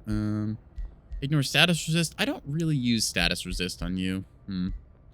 Extra resistances. We'll just go with a general resistance to stuff. This should make me nigh unkillable. We'll call it the healthy plate. Hardy chest plate. Reinforced armor. Nothing really jumping out here. Added armor? I don't think so. We'll call it the hardy plate. That works well enough. Infuse. Shira has returned, although up in her territory, she's kind of getting beaten up on all sides. She fought back one of the armies pretty good, but the other one's kind of kicking her teeth in. Negotiations succeeded. Excellent. They're now doing a bunch of stuff for us. Vassalage in progress. Cooperations. I can't... Oh. I can trade with them. That's kind of nice. Let's see if I can trade with any of you lot. Nothing really to gain here. How about you? I should give you a Whispering Stone. That would be nice. I can get more draft. For whatever that's good for. Not that I'm really building any units. Ooh. Gold for knowledge, eh? Don't mind if I do. Okay. Alright, new rally has started. Yay! We can get our new Entwined Scourge. Maybe an Entwined Protector as well. They're a decent shield unit. Nice little frontliner to have. I think we'll take them. Can't recruit them, unfortunately. Not enough gold. Oh, well, we'll get them later. Domain is invaded. Yep, I'm acutely aware as I have been zapping them all turn. And that'll be the lot. Let's see what happens. Fangir is going to eventually go. In the meantime, we're besieging the seat above all, even though it is technically not really above anything at the moment. It's kind of the last holdout of the desperate faction led by Turiel Tolerim. I'm hoping there'll be a scripted event where once I kill him, all the other ones will kind of fold, but I'm probably going to have to completely wipe the map in my favor. Good old... what's it, a 5v5, I believe this was? Nasty bit of action going on here as we are in essentially what should be the final siege. I've said it's going to be the final siege when it in fact wasn't, but either way. Now it's our turn. We will have 3 more turns until eventually Turiel is brought to his knees. Let's take a look at our other forces. We can go ahead and ransack more of his provinces since that's just fun. We are currently at pure evil, so yeah, negative effects, whatever. It's a little bit fun just to do a little bit of pillaging now and then. Keeping ourselves in nice formation here so we don't accidentally get jumped by anything unexpected. Got lightning torrent, so let's go look at our enemy here down in Obscurum. We can see them all trying to retreat. We're just going to give them the old zap zap.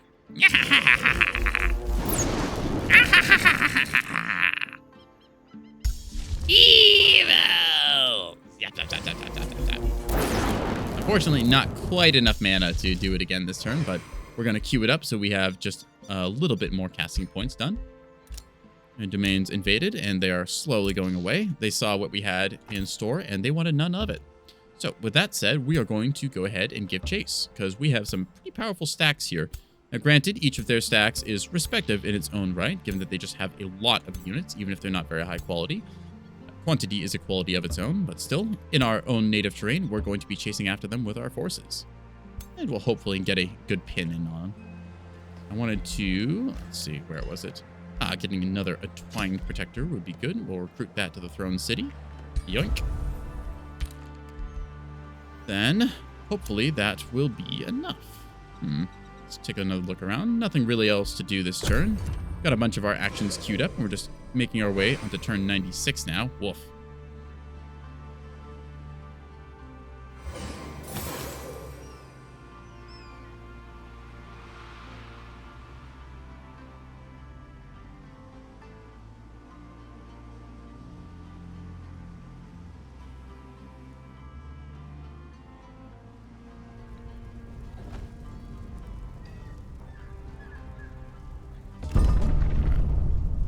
Still 2 turns there, but let's check on our other armies.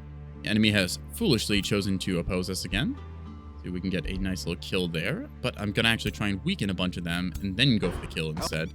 This meaning that I can get a rout sooner against them. So, I'm going to shock you. And we'll do it again. It's a lot of wounded troop. Yep. Go with this again. Alright, and let's get into a fight, shall we?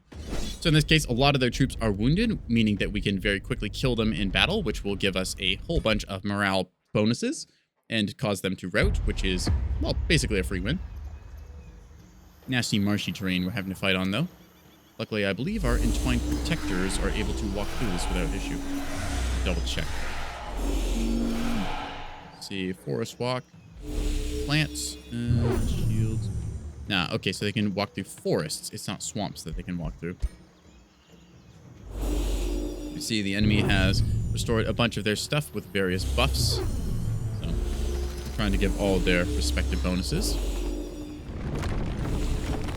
Healing up a bit, but still fairly weakened. You go ahead and, I think, just get some early kills like this. Yep, zap, zap. This will be the first of the morale penalties inflicted, as we see here. Already they've lost some troops, so in this case, allies being killed of higher tier is more impactful.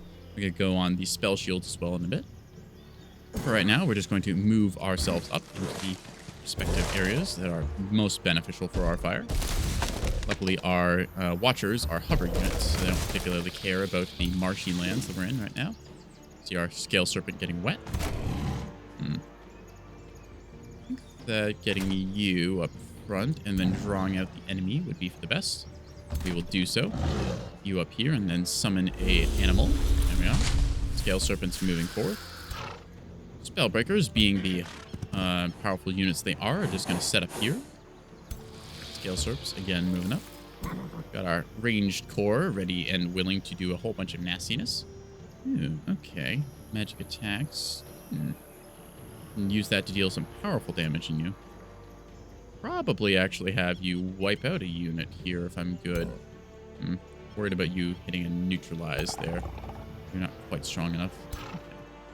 Let's just get you up into the midfield then, along with the other Spellbreakers. And the Overwhelm tactic for additional crit chance. Alright. That should be everything, I think. You are just going to aim this way and hold your turn. Then we should be able to inflict a bunch of defensive buffs on ourselves. There we go. They have cast a spell, gaining various benefits. You see an elemental teleport in there, dealing a little damage. A bit of wizardry going down. Most of them targeting the weak units there, although some of them are going on Alexi, which is a bit annoying.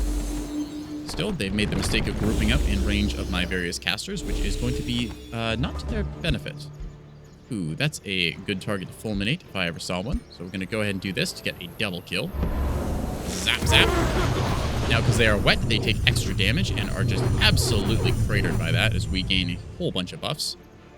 Anyways, let's see. So we are going to go ahead and have you pop your channel power. Just increases your abilities here. And we can send a blizzard blast off onto something or other. I think this is probably the best spot for it. Before we do that, though, we're going to try and see if we can't remove any beneficial buffs they might have. Like so. Removing all of their possible resistances. And then we'll hit them with the hindering blizzard blast. There we are. Bluey. Plus, we will follow up with a Star Purge again, inflicting more damage here. Bam! Double kill. From Scale Serpent, going to move around to the side here, ready to engage the enemy if they want to try and pick a fight. These troops are currently stuck in against you. I'd love for you to get up somewhere, but I believe that you are immobilized. Let's check your list. Yes, slowed and immobilized. How annoying. Yeah. In any case, you still have the ability to attack, so we're going to throw something out, I think. Blight resistance. How difficult. Either way, though, we'll throw a poison dart just in case. Hey, you got a kill. Excellent. And then you can just enter defensive mode. That way you've got an 8-7 stat line. Very hard to kill. I'd like healing sap to go onto you. Although, unit and all friendlies. Okay, so it has to be friendly. Has to be friendly and adjacent. We're just going to use our magic bolts here. Zap, zap, zap. You are going to go up like so. And trigger your healing sap like that. There we go. You can Star Purge these ones here. Bluey. And we'll just send in our snacks like this. And like this. You can, let's see, I can sap the strength, weakening enemies, which is quite nice. Or, chance to entwine someone. Let's see, who do I want to entwine? You're annoyingly still actually in the fight. Let's see if we are raged. Unfortunately not. Darn. Alright, can sap the strength. Can't affect you, sadly. Well, we're just going to entwine you then. Hold you there, and you will take some extra damage. Excellent. And then our little Grimby crows can just, they'll just hang out here and be defensive. Don't need a magic shield. Alright, let's see what else we get in this combat. So it's a kind of mixed arsenal of everything here, as half their units are fleeing, given that we just inflicted critical morale losses and a whole bunch of debuffs. The only things really staying in the fight are these copper golems by the look of it. So, see them move forward, and they're going to attack our crows, since they are the weakest unit. They're also a summon, though, so we don't really care if they get attacked. Yeah. Alright, seismic shock. That's rather annoying. Still. Let's see. You have the ability to teleport, which is handy, although I can't quite get you in shooting range. Well, let's just see what kind of magical bullshittery we can inflict, since we have more than enough damage. I think that the best answer would be to zap you with a Cosmic Ablation. Kablooey. Roughly 30 damage across the board, increasing all of our various benefits here. Wait for them to finish going off. And then zap, zap, zap. Not quite a kill, but still. Gonna have you move forward like so. You're gonna activate your Reckless Rage to get maximized damage here, because it's just gonna be ridiculous hitting them for this. Got a Charge Strike for 54 damage, so we're gonna carve them apart. Slash. Down goes the foe. Then, the enemy is fleeing. I'm just gonna say no, because I want to inflict a few extra kills. Slash on that one. And you're going to go ahead and move up and just get some more kills. That goes the Storm Scale Serpent. And little flyers will just move up. And our Cav is just going to spend the rest of the turn running them down. Because we can. Zap. Really shouldn't stand in the water against electrifying enemies. It's not good for your health. Yeah. Turn and entrench there. Little mushroom guard. You're going to continue advancing. And actually, I think I could just turn on auto combat now. So we'll do that. Let the AI kind of do the rest of its stuff as they teleport around and get some kills. Blink, zap, blink, zap. Seeing our mage units having the ability to teleport is quite handy, especially when they only need to deal 1 little damage per hit. Just gonna watch as this goes down again. Here we see more damage being dealt, a bunch of them getting killed. Teleport and slash. Down they go. Slash, slash, and zap, zap. Nice to turn on the auto combat just to finish off the enemy army. In this case, they had an entwined thrall, which lived somehow. I think it just ran away or was a summon. I'm not sure either way. Their hero, unfortunately, survived to run off and live another day, but they're not going to go very far, I don't think. Oh, actually, we converted that entwined thrall. I'm not entirely sure how we did that. Either way, nice little plant skirmisher lady with needle arms. We don't really need you because you're not actually that good being a tier 1 unit. If I do keep you around long enough, you can level up into an entwined protector, but that's going to take a bit, and I don't particularly care, right? Nah, actually, you're elite. You know, just 1 more level up and you're an entwined protector. Okay, you know what? Fine, you can stay. We have a slot in the army. All right. We accept you. Welcome to the team. Let's go ahead and get ourselves into another fight, shall we? This is such an easy win. I'm just going to auto-combat it. I'll be amazed if they get any damage dealt. Yeah, didn't think so. So, with that being said, another victory under the belt for Alexi the Slayer. So close to that level up mark. Wish it would show me the exact XP I need, but either way. Our forces are now stationed at the border here. We see more of the enemy forces moving towards us. We're just going to start charging up even more lightning torrents, because it's fun to zap them. Ooh, or I could cause big problems down here for them. Okay, we're going to cause big problems, chat. So in this case, we're going to select our spell list. We've got a couple of different spells here we can pick from. I am looking for a specific one by the name of... not Astral Travel, Astral Shattering. Yes, we're going to favorite that one. I already have Cascading Power active. I'm not sure why it's showing up here twice. Or did I not cast it? I swore I had Cascading Power active. Maybe I don't.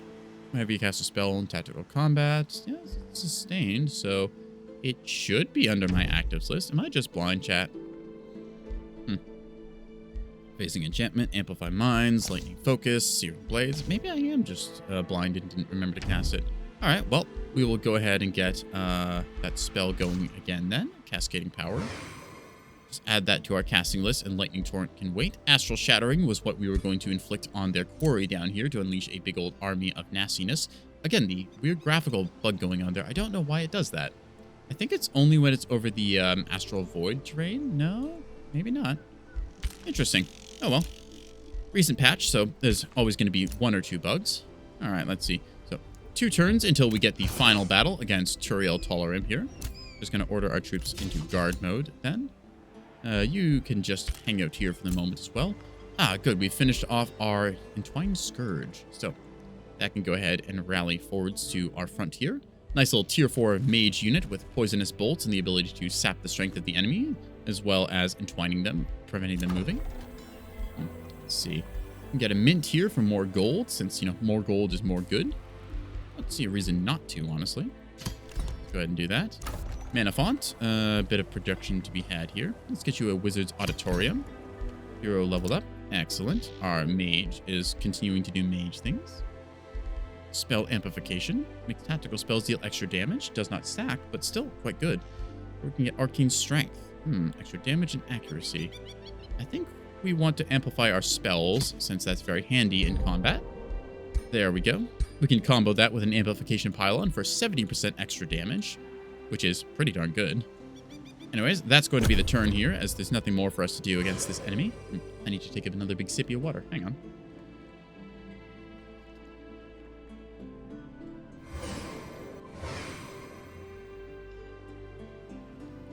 There we go. It's going to continue to hold the southeastern expansion of our empire. It's difficult fighting a war on 2 fronts, especially against 2 empires like so. But luckily, the enemy here is... I was going to say that they are kind of going down and out, but there's a sudden rush of a whole bunch of crap headed our way, so we need to do something about that. Probably going to do Astral Shattering to handle that, making a province improvement turn into a rogue army for them to have to fight. Should work, although we won't have enough world map casting points to do it this turn. All right. So let's just go ahead and do the classic of inflicting a whole bunch of lightning damage. Zap, zap. Song of Ages, you have treated your citizens in Sorcel well, which is our capital. There's a famed bard who contracts me with a charming smile. Okay. Is an honor to speak with you, great astral lord Lumos Brightstar, the flamboyant musician says, strumming a lute. I am known throughout the realm as a humble bard, storyteller, and lyricist extraordinaire. Your legend is truly inspiring to me, and I simply must write a ballad about you, a song worthy of your legacy. Hey, Mr. Street Sweeper, welcome to the stream. Pull up a chair. We're just playing some Age of Wonders 4. The bard wishes to write a song for you, so let's see what we wish to have our bard's song write about. So we are already getting some gold from this. Very nice to see. We can see one that increases our draft, instilling our power and obedience. Song for our troops to sing when they go to battle, increasing our morale. Always nice to have. An inspiring work song, giving us production, food, and knowledge. Very nice to have. Or a song that instills terror, intimidating my allies and enemies alike. I do like the economic bonus here. Getting population is always nice to have. A little extra production can't hurt, and extra knowledge. At the same time, improving morale. I'm not going to say no to my troops having more morale. I'm going to give them a battle song since we have enough stuff in our city already. Oh, look, we've got a Entwined Protector finished. So we can go ahead and reinforce the home frontier. In this case, because we see there's a lot of enemies, we're just going to not bother with that right now. Cascading Power, we're going to take into effect, like so. I think I'll have to keep casting that one since I think it is used up each time. We're going to cast Astral Shattering, which will take place next turn, and then I should be able to make the quarry here explode and summon a rogue army to attack their city. In any case, though, I am outnumbered here, although I can probably take both of these fights. I can definitely win the first fight. It's just the second fight afterwards that they bring their secondary army into that I'm a little worried about. So we're just going to head back to our city here. I don't know why my allied armies are up here, but apparently they're just exploring, so we're going to never mind that. A little bit of tactical retreat going on right now, just making sure that we don't get jumped. Burden of Guilt was cast. How annoying. One more turn until I'm through your walls and can eat all of your tuna. Pure evil. In any case, not much else to do this turn. We are swimming in gold, although, well, we're swimming in mana, although we just don't have enough gold, which is rather annoying. We'll just have to pass the turn and continue on, as it were. We'll probably do some things to improve my income, axing a couple units, but I don't want to do that, so I won't.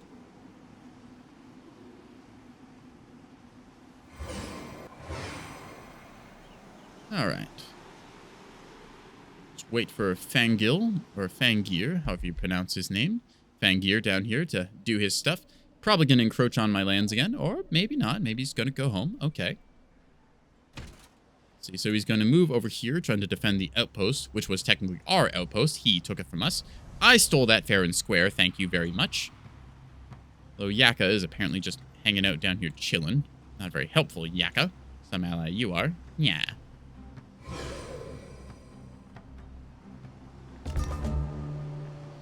Either way, we have the ability to be a magical nuisance. So we're going to Astral Shattering down here. Target is not visible. How unfortunate.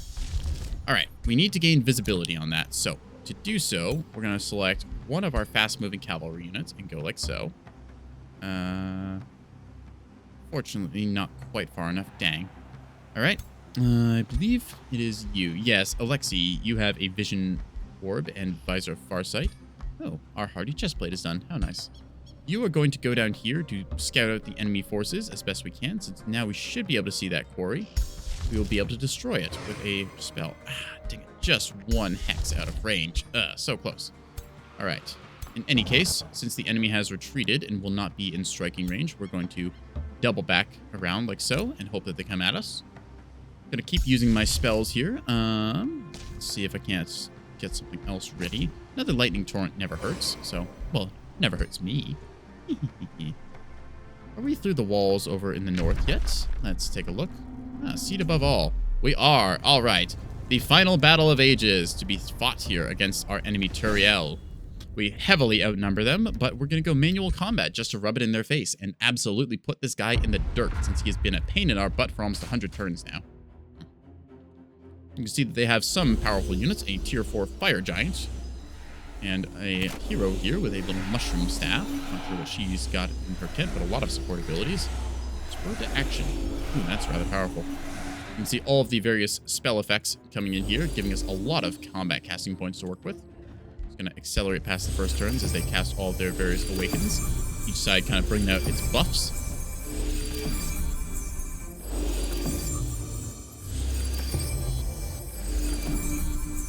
Bunch of regeneration effects and whatnot coming through. We're just going to roll up and hit them with every neutralizing ability we have. So there.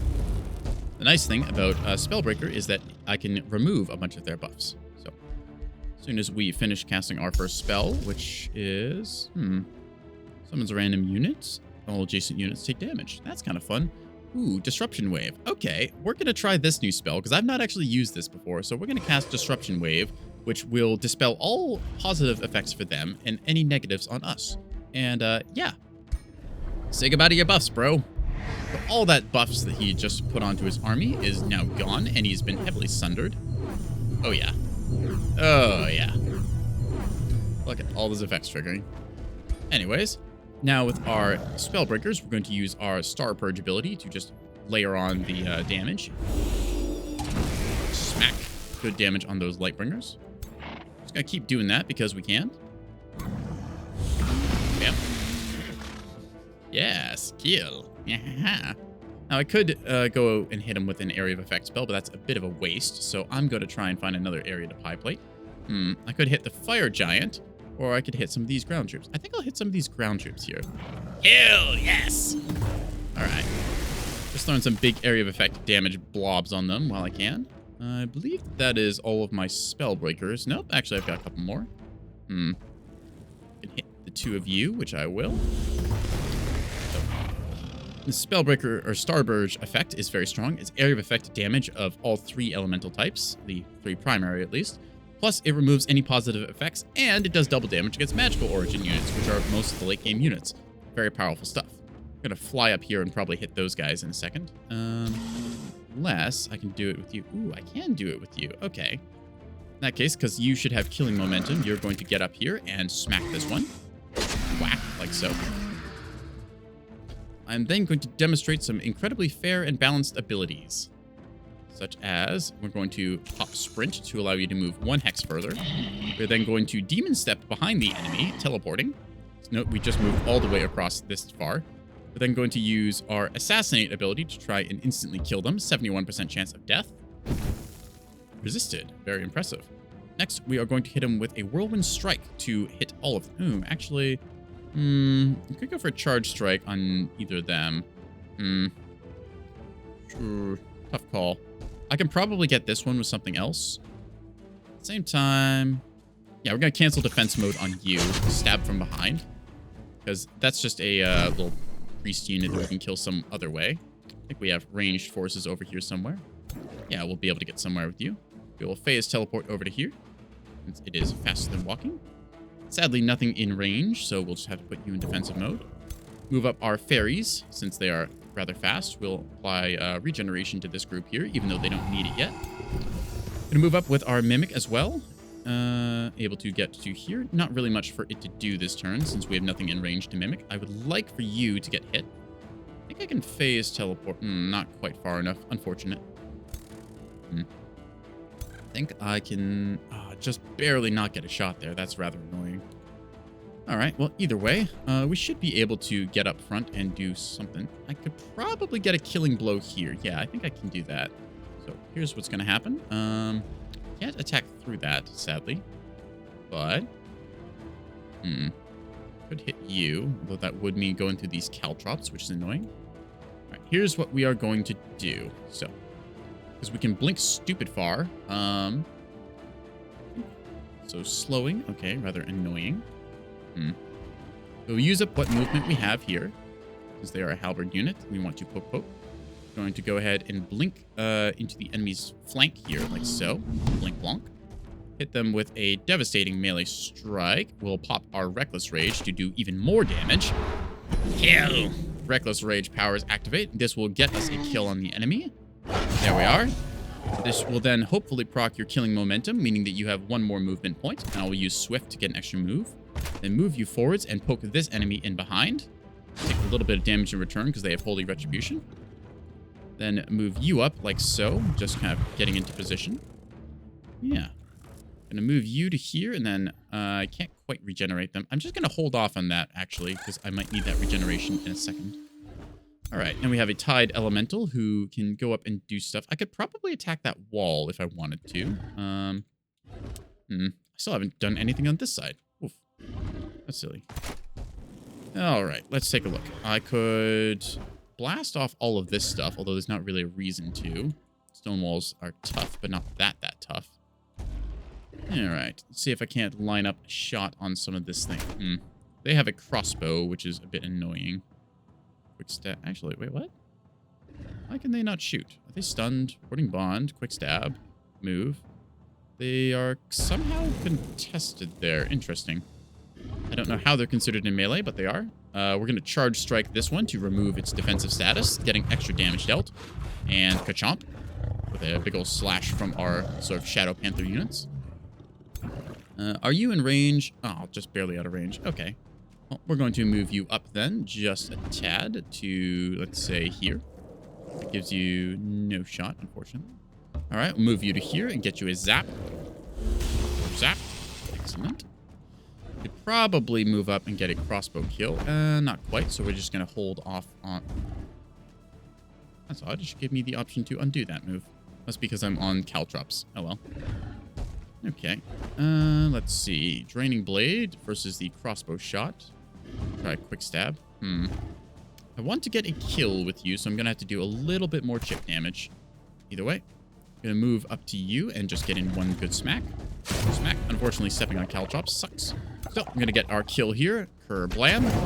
Down goes them. This gives me, again, one more action point thanks to killing momentum. And now, I can blink teleport you over to here. Like so. And then fire my crossbow, which then does splash damage behind it, like so. There's a lot of advanced moves going on here, so if you don't understand anything, don't worry, neither do I. This is very late in the campaign, and I have just tacked on so many different buffs that it's really hard to keep track of anything at this point. And yeah, I'm just going to move up here and apply regeneration to our troops. And that should be that. I don't have anything else for you to do, so you're just going to go defensively. We are going to get poked in the butt by one of them, which kind of sucks. But at the same time, we've got their lord pinned in here. So with any luck, our hero will be able to endure. Nixia is fairly tough, but not invulnerable.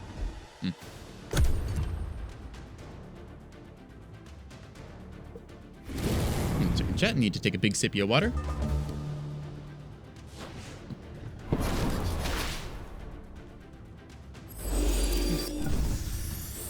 Here we see a bunch of the effects being removed. They have got some cleanses of their own. Although because they are choosing to use their heroes to just cleanse their abilities, it means they're not dealing actual damage to us. Which means they're just trying to stay alive. You see a very powerful heal going off there. Fire Giant meandering its way around, summoning a Fire Spike here, which I believe, yep, has a little Fire Blast attack. We can knock this thing down very easily. It's only got 2 defense and 0 resistance, meaning our mages are able to do incredible damage to it. Here we see one of their crossbow units moving up to just stab us for some reason. Lady, I really don't know what your plan is here. Like, okay, so normally a crossbow unit has the ability to shoot a crossbow. For some reason, they don't. They have the ability to stab, but they just don't know how to actually use a crossbow. I don't... That's a new one, game. Normally your quick stab ability is what you use if your crossbow units have gotten, like, stuck in melee combat. But in this case, we just have a hero who legitimately doesn't know how to use a crossbow. Huh. Okay. Tell you what, chat. I want to fire off another disruption wave. Because, yeah. Disables enchantments, removes all effects. Astral spells grant 3 pulse resistance. Units also gain some... okay. That, or we could do some explosions. Explosions are kind of fun. Emergency teleport away. I want to use some powerful spells and also inconvenience the enemy. So I think we're going to summon a problem for them with an explosive manifestation here. There we are. Kaboom. So in this case, we've gotten some flow serpents coming up. And they also spawn with full actions. Excellent. can just watch as all of our side benefits from us having various spells cast. We're just going to quickly teleport into their backline and inflict death by fishing. Alright, so, in case we want this one to not be living. The enemy is actually pretty close to routing. I've not been able to kill their lord very often. Most of the time, I just route him off the map. So, yeah, we're going to keep doing that. In this case, then, why won't you let me deselect him? Strange. Next unit? There we go. Don't know why it locked me onto him, but it did. I can get some very good stab damage done, although I think that... Let's see, what does he have? Regeneration. We can probably kill him. I think we can just chip away at some of his other forces, though. Bit of a bug going on here. Transform your race with a spell. Is that why you all look like angels? These are not my units. This is the enemy. So this case, they have the Angelicized transformation. I kind of went a different route. So if you take a look at my cat troopers on their majestic horses, I have gotten the... Where's all my buffs? I've gotten Astral Attunement and Astral Blood. It was Astral Attunement. Yes. It's one of these. Hang on. I have so many buffs on these guys. Maybe this is the wrong unit. Let's take a look at a different troop. These Astral Keys should do it. Yeah, either way, Astral Attunement is my major transformation, so I'm all spooky and ethereal now versus the sort of angels. The game gets very silly later on when you start doing stuff like this. So we're just super far in the late game, and there's a whole bunch of random shit that's been tacked onto itself, and I just basically cast the No Fun Allowed spell, which removes all of it from my enemy. And we're going to try and inflict a stun on him. Like, get it? Nope. Unfortunately resisted. Okay. Can't mirror heroes, sadly. That would be a lot of fun. All right. Let's go ahead and get up front. What type of victory conditions? I'm going for the good old classic domination victory because I looked at how long it would take to do the other ones and decided that, you know, just wiping out everyone else on the map seems easier than trying to hold all the ancient wonders. This is one of the campaign missions, and I think there's a trigger in it that if I kill the enemy lord, then I'm able to, what's the word? I'm able to just, like, get an instant win. In this case, because he's gone down, this will guarantee victory since I captured his capital city before. Let's see. I can throw poison darts or a web adjacent. Set of options where you can make it just one condition. Yep, you can do that in the setup. So if you want to be just, like, fighting till the very end, it's entirely possible to do that. Domination is, as is the case with Civilization, kind of the easy mode victory. So we're just going to go ahead and get some kills here. Just going to rotate you over this way. This hero could try and run up on us, but I don't think they will. Our water elemental could probably take their fire giant, but we just need to decide what we actually want to do right now. Ooh, I can cast another spell, which I think we will do. All right, let's see. I can get a chain lightning across the lot of you. So zap, zap, zap. Good old electrical damage. Yoink. Just watch all the effects. The game ended like turn 160. Yep, I think we're on turn 100 something. It might not be quite a turn 100 yet, but we're close to it at least. We were in the 90s last I saw for sure. So let's see. I can just bonk you to death. Whack, whack, whack. And then you can run up and probably hit this one. What do you mean out of range? Oh, that's the mages. Very. All right, charge strike on you. You want to get a kill and then also fire down the line here. Let's see if I can do that or not. Yeah, that will fire down the line. Okay, so we're going to go ahead and do that. Go for a flanking attack like so. Win condition domination. If the win condition is domination, it's unlimited turns. Yeah, I don't think there's a turn limit by default. I could be wrong, though. If there is, I've yet to see it. So we're just going to go ahead and do this, where we move up and... We're going to shoot our crossbow to kill this, like so. Bamf. Which gets us killing momentum, which lets us shoot our crossbow like so. Bamf. This is a tier 4 crossbow, the Sky Piercer, which I unlocked early in the campaign and have just been absolutely cratering people with ever since. So I'm enjoying that. I didn't expect to be a crossbow kitty, but here I am.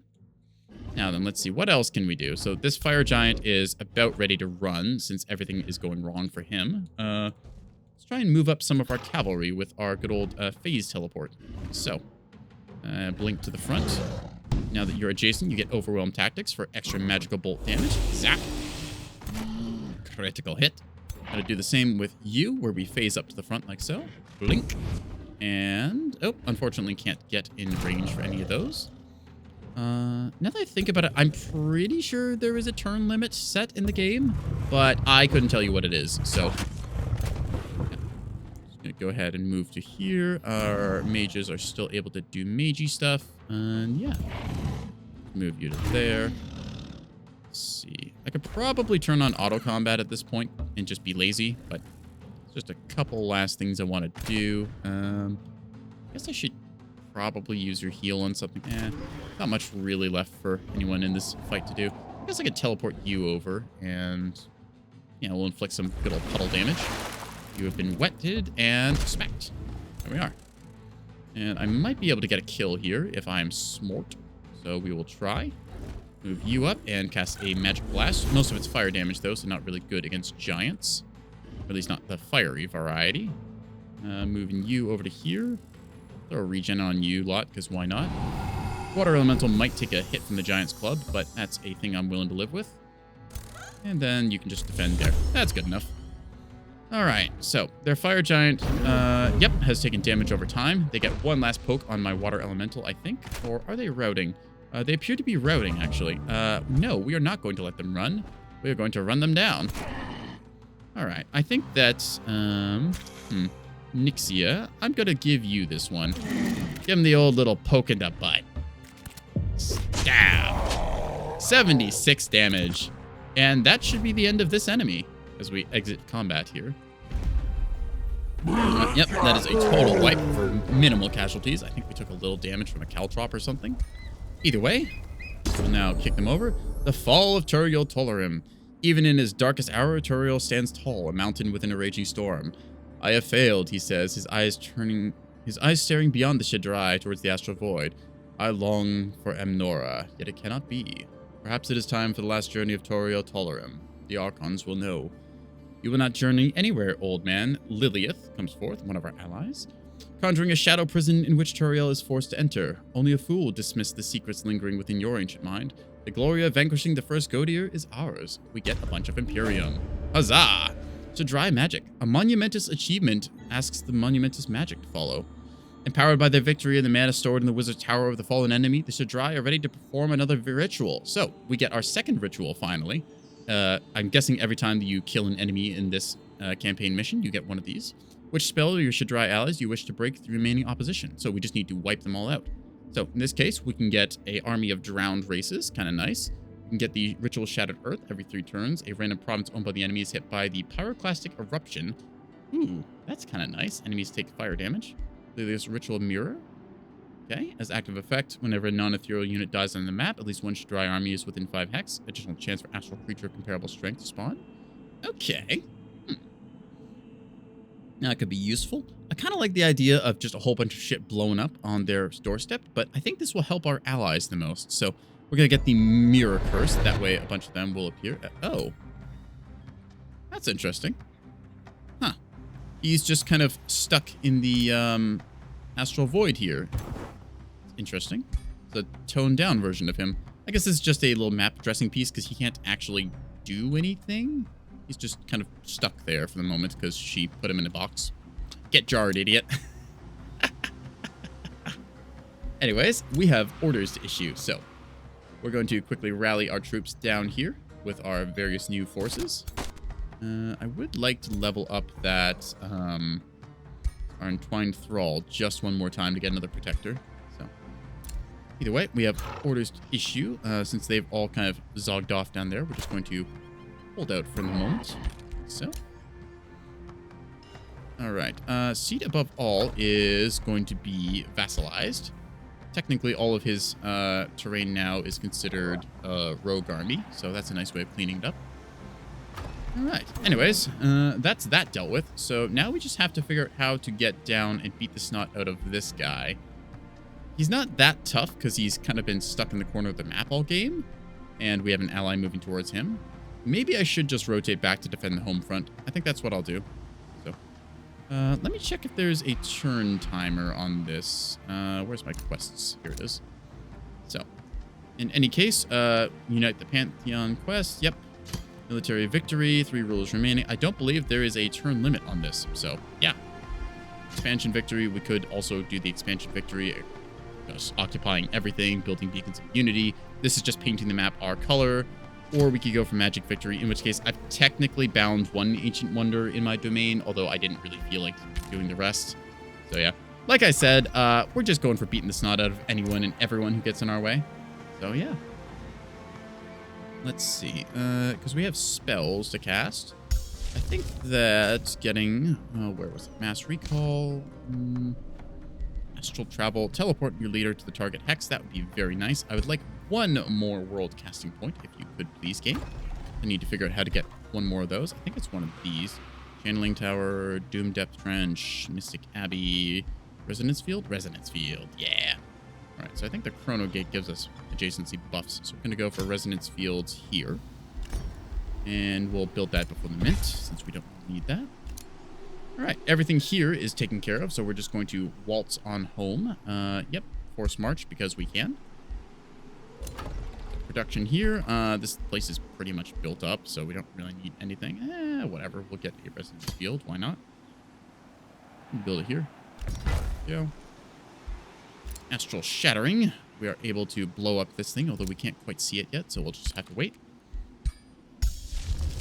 Close out the spell book. Spells are ready to launch. Excellent. Hardy Plate has been researched, which I think was going to... I think that was going to my lord, so I'll just double click on him. There we are. Got the Hardy Plate equipped. Confirm. Goody.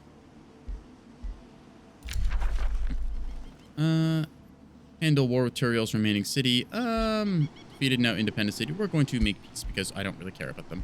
They're just not important. Anyways, we can build more items now. Yay! Let's see. I wanted to make another thing. Did I want to make maybe a new ring of some sort? Let's see. This one looks cool. What do we get on rings? Ooh. Ooh.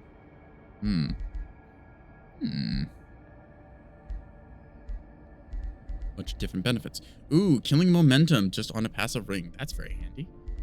Let's actually grab that, because that is really good for one of our mage characters. And give something else. Status resist, true sight, inspiring killer, vicious killer. These morale penalties. Okay. That having you inflict increased morale penalties is very strong, so we will go ahead and forge that. The Killer's Band.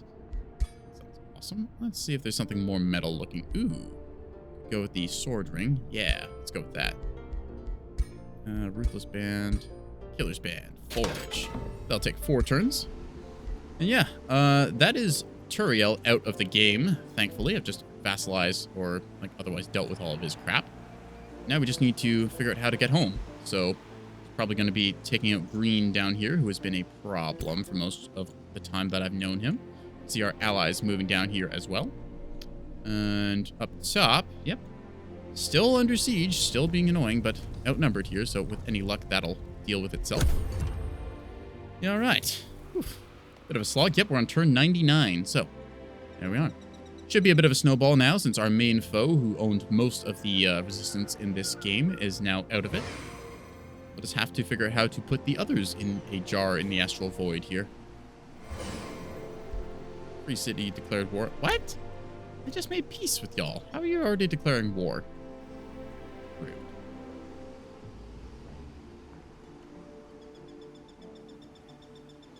See our allies moving, and of course Turiel is knocked out of the game. Quite nice to see. Yaka's down here doing whatever.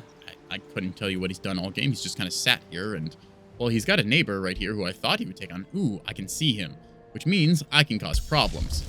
Observe what happens when the Astral Shattering spell takes place.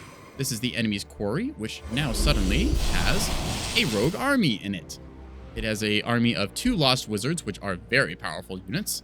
It's got a Mage Bane, which prevents casting of spells. It's got 2 Astral Siphons, which are nice little units that have the ability to pull enemies, and also when they die, they heal allies. And lastly, a Flow Serpent, which is a nasty little teleporting unit that can be a big old pain in the butt. So, with that, we are holding the front line here. I believe we wanted to teleport our rulers somewhere, so let's go ahead and see which spells we have. Mass recall teleports to the nearest city, but I wanted the astral travel spell. Start casting that. There we go. Orders required. You are currently good where you are. I'm just going to give you one more step here so I can actually see these. I'm going to summon another rogue army here to ransack the enemy's locations. And just kind of go from there. Yeah. Alright. I think I can take out a watcher. Actually, I want to take out these serpents here in this case. Move them out and move in our new units. In this case, we have 2 Entwined Scourges, very powerful mages.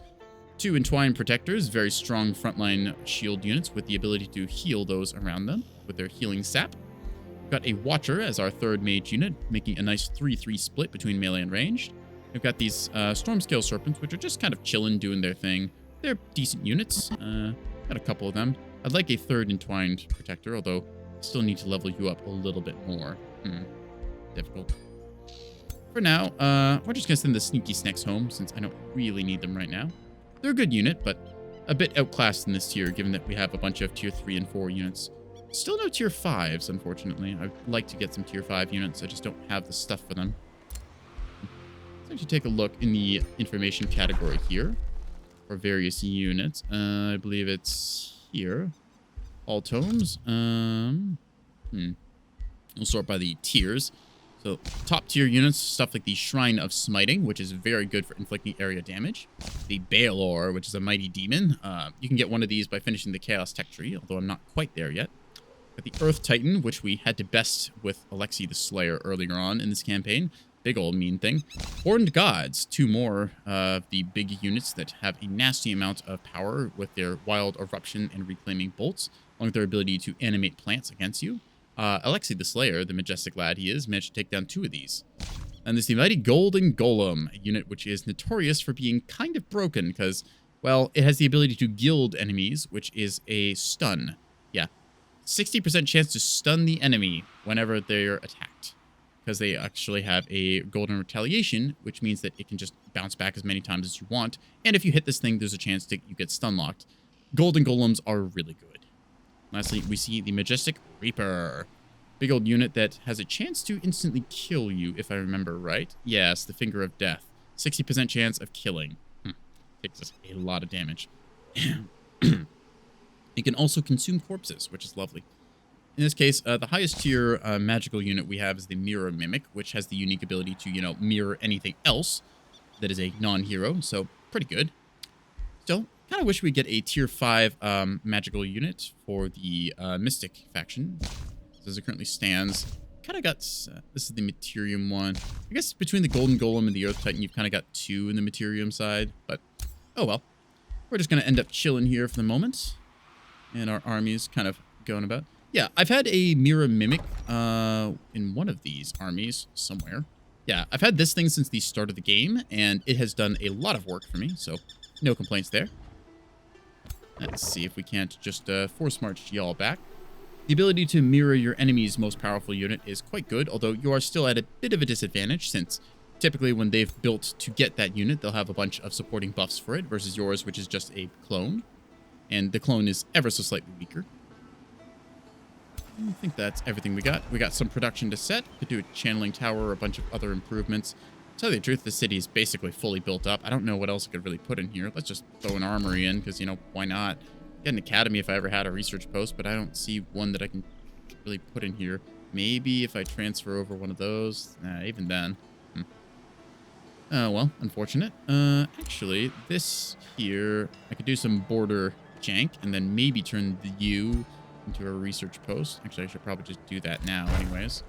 Then I could, transfer 2 of these over and then eventually get that. Yeah, that'll be some border gore to have happen. If it's a weaker tier unit, the mirror gets stronger. If it's higher tier, you get slightly weaker. Yep, so the Mirror Mimic copying stuff that's, equal or above is generally going to be, on par or slightly weaker than it, but you can get some very powerful, weaker units than you, so. Teleportation Circle, that would be helpful. Room of Recall. Crypts, Arcane Observatory, Stone Walls. I don't really have anything I want to build here. Just nothing that really comes to mind. I guess we'll get Teleportation Center, although I can already teleport to the Chrono Gate here. So, yeah. I can teleport to a different place. Chrono Gates, yep, We have teleporter packs up, so there's plenty of them around the place. Anyways, let's throw some lightning at people, shall we? Who's around that we can see? Who's around that we can see? You. Zap. It's a little thing to be spiteful and hopefully have our allies, led by Nimue here, go over and beat the snot out of them. See, she has got quite a few wands and a cloud in a bottle. Lightning immunity, very handy. Not the most powerful stuff. Actually, a storm orb isn't bad. Heavy greaves and evoker robes. Good to see. Free City declared war on me. I don't even know who you are, so okay, thanks, dude. You just exist, I guess. Level 2 Free City. I don't know where you've been all game, but okay. Either way, you see our vassals doing vassal things. Got some whispering stones whispering their ears, slowly building up better relations, getting me more resources. Not that I need too much right now. I just need to finish the game somehow. Ugh. So need more water.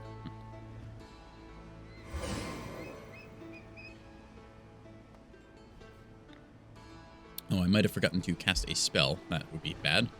World casting points go to waste if you don't use them, so. Oh, what was that clunk? I heard something go clunk. Where did you go clunk from? Did you clunk down here?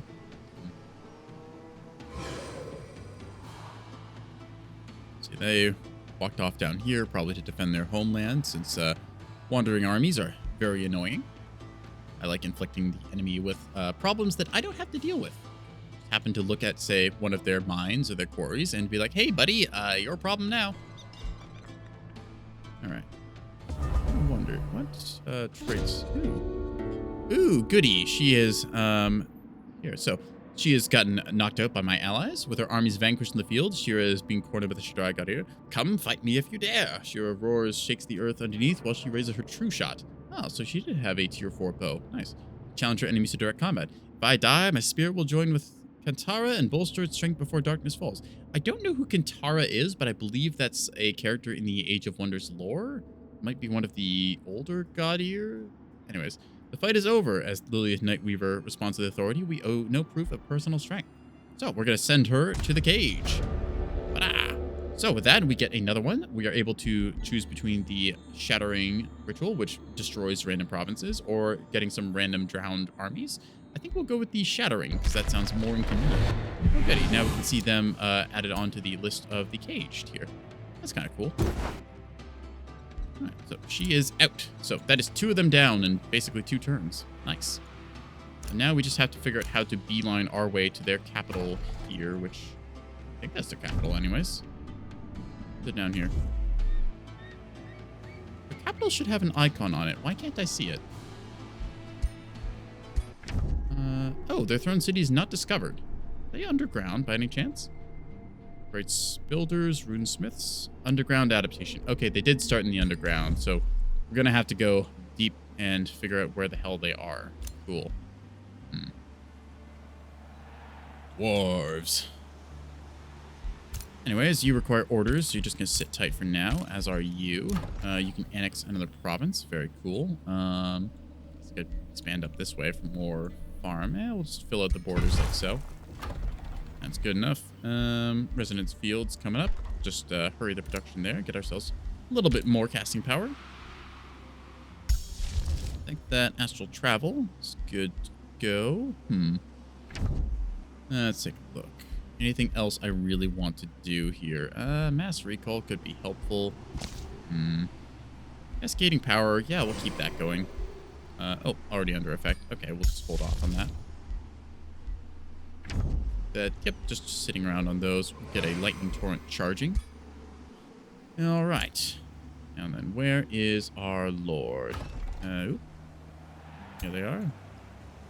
We are going to cast astral travel. Because our leader teleport to the chosen hex. So I could go for the absolute slog that is going to be figuring out where their underground access point is and then finding their capital. Or I could try and run down south here and clean this mess up. My armies are kind of deployed to the western side here, and it's a shorter walk there. Might choose to do that. I'm going to hold on to astral travel then, since it's a useful spell. All right. In that case, we will just march southwards. I can't get across there, unfortunately. But I can go along the edge of the map, which is kind of annoying, actually, to do. Yeah. What is the best way to get here? 10 turns. Ugh. All right, maybe if I just teleport back to friendly turf. Yeah, that seems like the best idea. All right, we're going to use... Don't need cascading power, after all. I'm going to just cancel that and then add on a mass recall. Somewhere. Here we go. Favorite you as well. Cast that on this army. There we go. Teleports them back nicely, which means that it saves us a couple of turns down here. Yep, saves us like 6 or 7. Yeah, okay, so that's reasonable enough. Like you do force march, please. Yep, just go there. Sweet. Go to move at great pace through friendly territory. And then our ruler, we're just going to blink them down there really quick. Yeah. Astral travel, go. I don't want to be solo, though, doing this, so just teleport to this hex. Bam. See, the enemy is here with a bunch of stuff going on, so we're just going to cook another astral travel so I can get out of dodge real quick if I need to. Very annoying to pin down a astral enemy in the late game because every turn they could just happen to, you know, blink their army out. So you have to make sure that you attack them at the right time. Oh, that is just my lord. Oh, that's not actually as good as I thought it was. Ugh. Okay, in that case then, I just want my... That's actually rather annoying. I thought it was the lord and their army. But still, in this case, pinning down their lord and actually killing them is nigh impossible as long as they have mana production. Because, well, you can take over their throne city. As long as they're in some corner of the map with enough mana to cast the spell every turn, they can literally just never die. Yeah, fun stuff. Either way, we'll just fly back to our own territory then, I suppose. Astral Dew acquired. Nice to see. 3 of those. Excellent. Lightning Torrent ready. Okay. Nothing I can really see to zap. Well, except you. Zap. Yeah. She is withdrawn. She is withdrawn. Okay, City is released as vassal. Yep, that's fine. Okay, let's end the old turn there. Ta-da. Gonna continue our orders. Yep, you're good to just hang out there.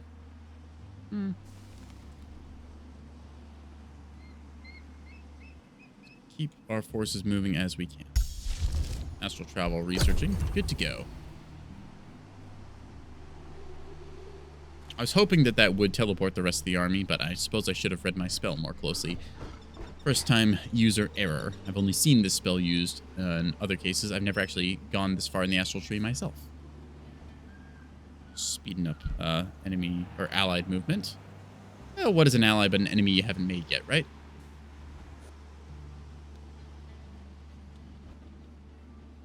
A bunch of their forces just kind of rallying up down here. Hopefully they will actually attack into, what's his name? Meandor and his sort of capital here. Shouldn't be too hard to get in here since we just have to waltz our way through one city, kind of burning it down as we go. 20 strength walls, that'll be 2 turns of siege at most. It's just a long push into the capital. We're worried about whatever Fangir's going on down there. Ooh, goody. He got some stuff blowing up. That's some random effects going off now. Yeah. Oh, what do we got? Invest my Imperium? Well, don't mind if I do. Anything worth investing in? Not really. Can get you in a couple turns. Armies are restored to full hit points and they move through... Okay, teleporter stuff. Cool. Teleporters grant income. All right, I will take that. Yoink. Oh, goody. I've unlocked all the affinities for the astral tree. Yay.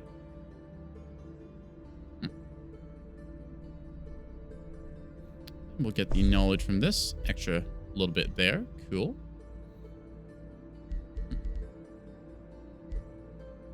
Oh, what's this? Get very fast when embarked. Huh, interesting. Roads cost 3 movement. That sounds good. Wait, do I already have that? No, I don't. Excellent. Aha. Yeah.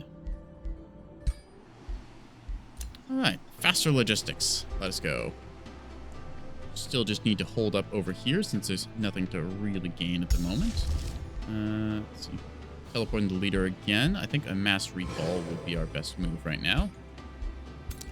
Choose you and just have you hang out for the time. You're just going to be on guard duty. Cool, you made stuff. Just produce merchandise for a couple turns. Astral travel. I don't need to teleport my leader yet. Hold on to it. Anyways, you lot are... what? Oh, you're taking a teleporter. That's why. Okay. Well, that's smart. Look at them go. See, teleportation. I wouldn't have thought to do that. I would have just walked. Anyways. All that jazz is happening now, and I don't really think we have much else to do on our turn. I could probably push down here. I don't really see any enemy opposition, so we're going to try it. I have a very high sensing range, so I should be able to see anything coming at me. Yep, okay. That is a fight we can take, so we are going to push our way in. If I was smart, I would have built a road along here to better reinforce myself, but that also assists the enemy. Actually, I don't even think I can build roads, so we're just going to go with what we got and continue our little wandering adventures. Oh, goody, you've returned home. So you can start rotating down to the western front, I believe. That should be good.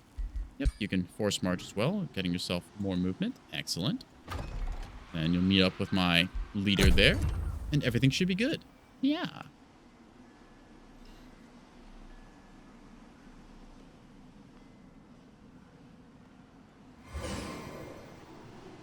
Obscurum. Technically, this was a city founded by Yaka. Well, actually, it was founded by Fangir, then it was taken over by Yaka, burned to the ground, and then he reoccupied it, and that's a lot of enemy. Okay, cool.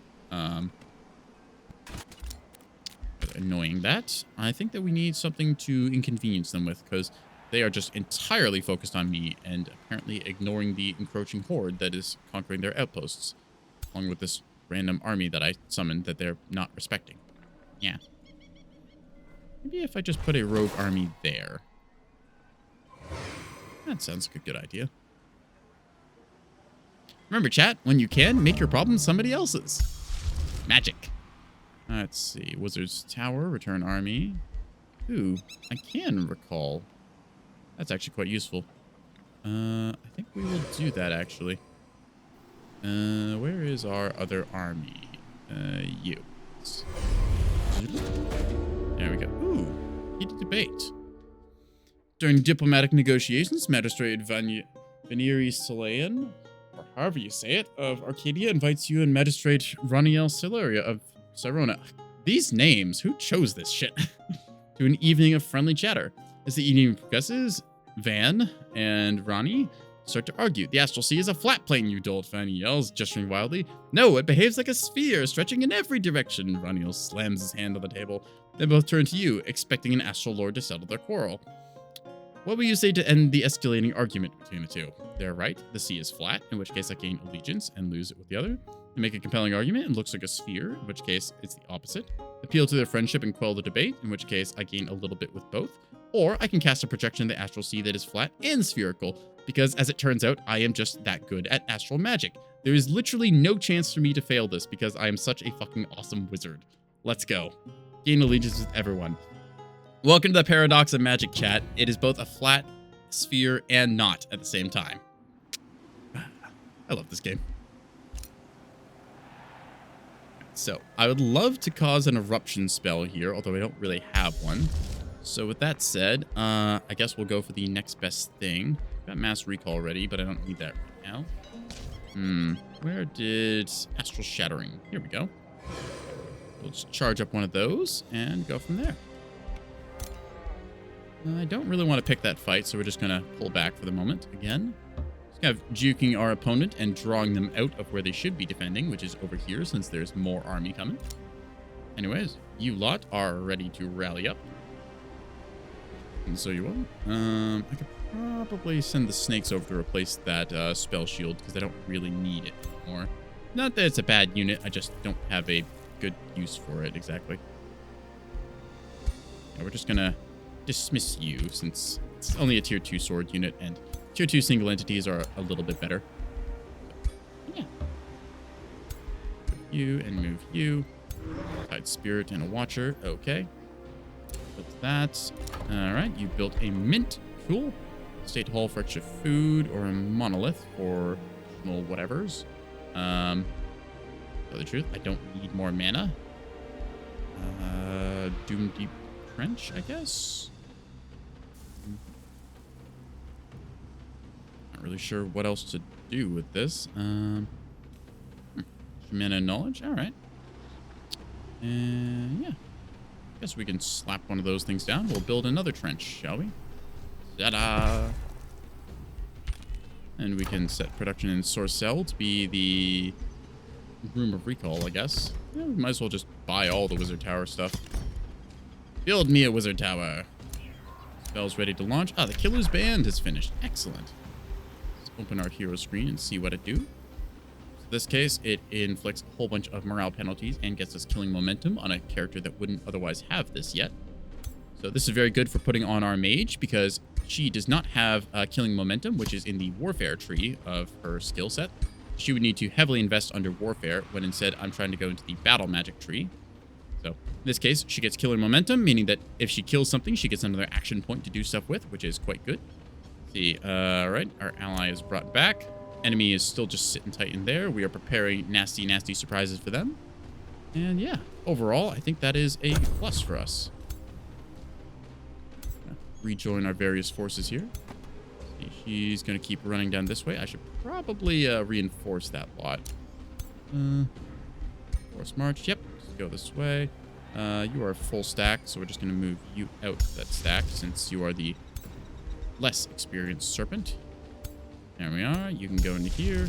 Then you lot can all fly down this way as well. Ta-da! I had another army up here, I thought. It's getting hard to keep track of everything. All right. Let's see. 1, 2 armies on the western front. 1, 2... Where are you? Oh, okay. You're also on the western front. So we got you, and you, all in orange territory on the west. Then we've got you on the east and you on the east. And then we just got our one random serpent here. Cool. All of our units are fairly high tier with the exception of the serpents, which are just kind of chilling. Still want you to level up just a bit more. Needs 10 more experience, which we should probably get you. I don't really know what to do with you. Guess I'll just send you over here to hang out. Yeah, that'll work. Could probably field another army at this rate, but it's just whether or not I have the patience and micro to do so.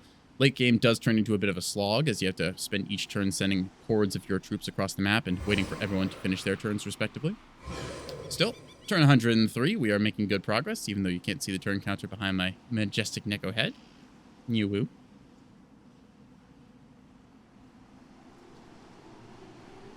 Taking another big sip of water here.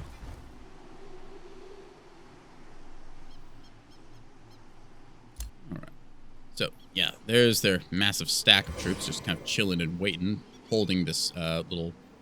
What do you even call a stretch like this? I guess like a archipelago almost? It's a weird sort of Y shape, or upside down Y shape.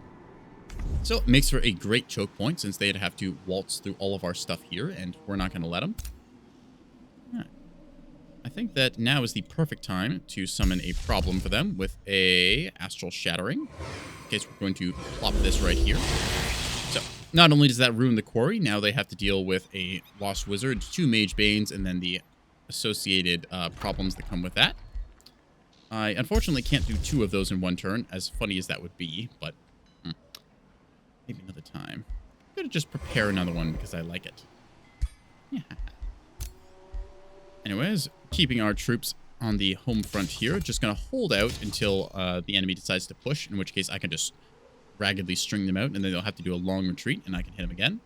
Oh, goody. We finished our tier 4 tower. Or tier 4 town hall, rather. Not really much else to build on this side. Monolith for more mana, whatever. Mystic Abbeys. Yeah, I guess we should build one of those somewhere.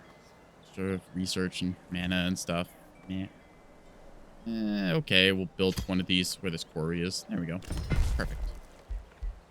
I could get a mint if I had a mine, which actually, probably make that a mine. That way I can get a mint. I'm going to defer building that for now, and instead transfer you to be a mine, if we need one. And then this forester could instead be like a mana node. Okay, we'll build it here. That'll work. Where did that channeling tower, or whatever it was called, go? Mystic Abbey. Here we are. build one of you here. Going for adjacency bonuses and whatnot. Get you as a research post and you as a research post. There we are. So that's all good and kitted up. So we'll get more tech out of that. Then this forester can just be the last one that I forgot what I was building. Yes. Channeling tower. There we go. More mana. All the mana. Got a farm down here for whatever reason. Let's go make that a mine. Yeah, we'll make it a mine. Oh, and you can annex another province. How wonderful. So I guess we'll just transfer over a farm here. Transfer to Manafont. There we are. And you will be able to annex a new province. I guess we'll extend our reach downwards this way. Spells ready. Don't need anything there. Imperium investment. Again, nothing really jumping out at me. Sorry. I'd love to spend some money on these things, but there's just nothing really worth having. Actually, we're pretty close to unlocking this one, so another 5 turns, and we can get universal camo and city range. Plus, all of our heroes will level up. Very nice to have at this stage of the game, since leveling up heroes is getting harder and harder. Have an exponential difficulty increase. All right, we'll just hold here for the moment, since we're right on the enemy border. Yeah, we'll force march you guys over here. Why not? It's minimal damage. There we are. Then that will be a nice 3 army push. We can get into the enemy line there. And we're good. Yeah.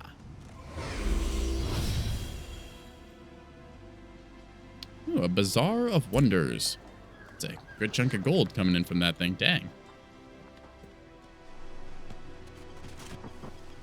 See our ally moving up with us. Going for a nice little 2-tap on this hollow town. Just going to move off camera so that I don't have to watch all of their animations go through. Look around the place. Let's see. They're just really going and taking their time. Woof.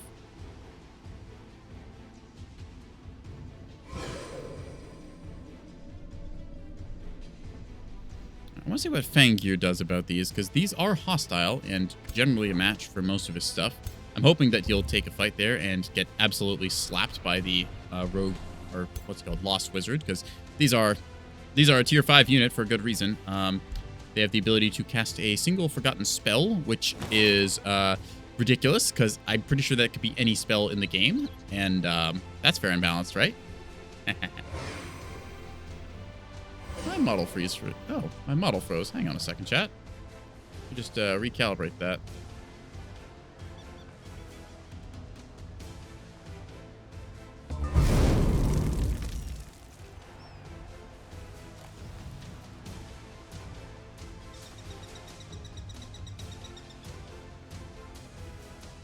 There we are. Yeah, I am back. I am no longer static-faced. Anyways, where were we? We were aging our wonder, weren't we? Ooh, there was something going on down here. Ah, goody. Pushing in, and they're just completely ignoring it. Okay. Interesting. Don't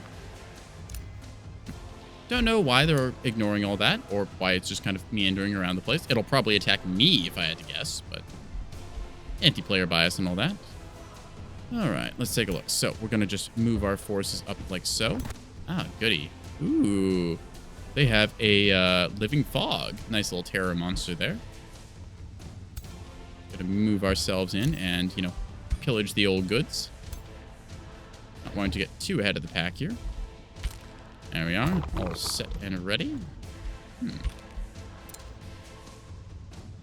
Actually, let me just double check my position. You should still have... Yep, you've got exhausted. Otherwise, you would be healing. Good. You're just good to sit there. Age of Astral has been researched. Excellent. So we can finally cast our super spell. Now we can get another tome unlocked. Question is, what do we really want? Got a bit of chaos and a bit of shadow, so investing in either of those could be good.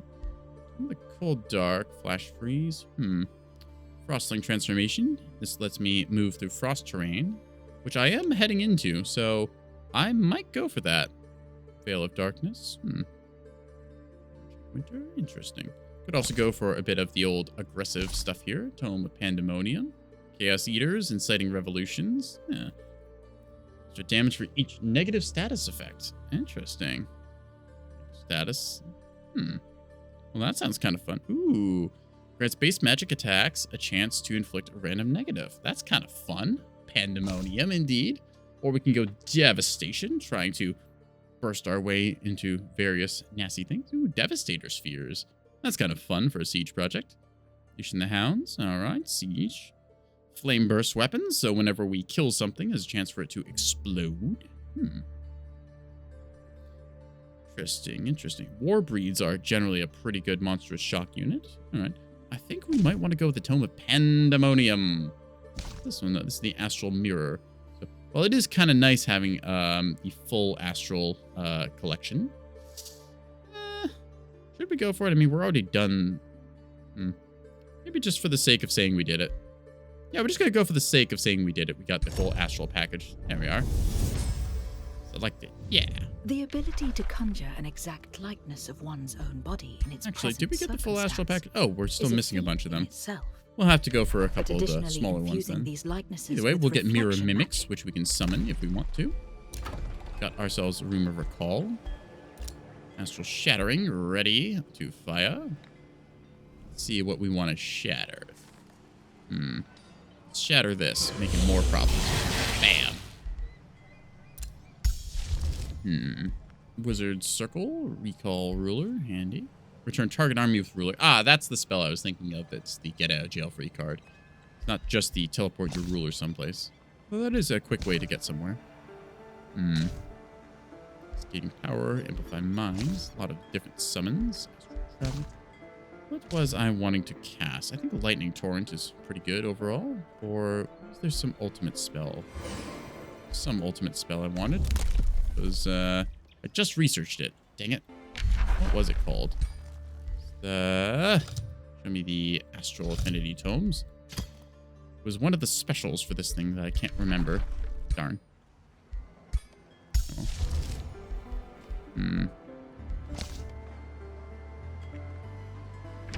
Where did... Ah, here it is. Age of Astral. Okay, so I need to cast this. Your spells cost less mana. Time. Okay. Turn. All right.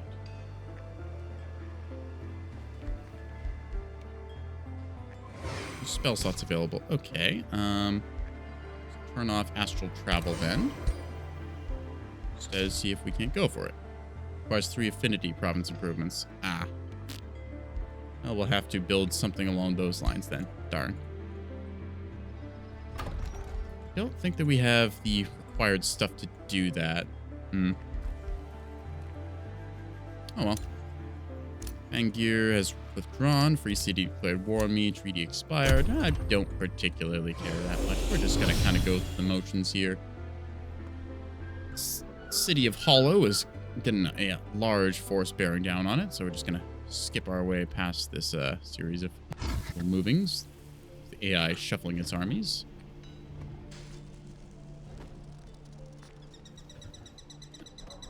See Hollow with, ooh, these are cool units. These are Dark Knights with necrotic transformation, so they're undead units and they're riding nightmare horses. It's a very cool combination. These are supposed to have awesome flames on them. I don't know why they don't. It's a bit sad. Oh well. Maybe it's part of the necrotic transformation they had.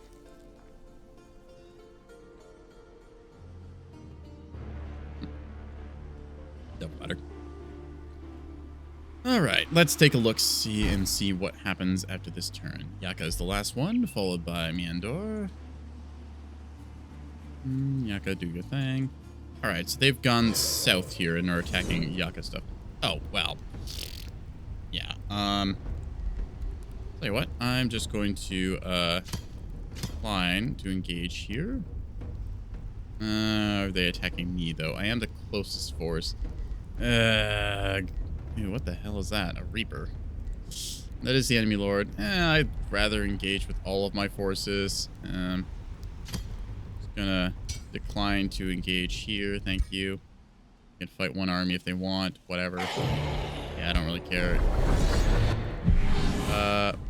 What? Okay. Again, going to just decline to fight that one because why would I fight like a random astral? Thank you. Cool. All right, try actually fighting something serious this time, shall we? Look. We're gonna get defeated detailed otherwise. It's gonna make me fight without my full force. Wah! Actually, I get my lord. All right, whatever. We will engage in this fight, at the very least. I was hoping that it would let me choose whether or not I wanted to involve myself, but in this case, I've got to deal with my allies' dumb units. Though they do have some river trolls here, which are pretty good tier 3 units, I think. So, nice to have, although we see the enemy has some nasty undead stuff. All right, let's take a look at what we got. So we have our menagerie of forces here, along with our lord, whose portrait is not loading for some reason. Very cool. Thank you, game. Ooh, we can actually just fly all the way forward and get a kill right off the bat. That's kind of cool. Let's see. Chain lightning across all of those looks pretty good, and that also gets me a kill. Let's say no to that. At the same time, this is pretty good damage across the front line on the big targets, so we'll hit that first. There we go. Move you all the way up like so, and kerblam. Got you. And I could teleport as well if I wanted, but I'm a little worried about getting retaliations here. They can move up and hit me, which kind of sucks. Morale drain. That's annoying, but not unworkable. Are you in range? You are not in range, thankfully. Let's just fire a second shot. I'd love to go down the flank with this if I can. Sadly, actually, I might be able to. How about you? What is your quirks? Okay, you've got a couple of magic missiles and stuff.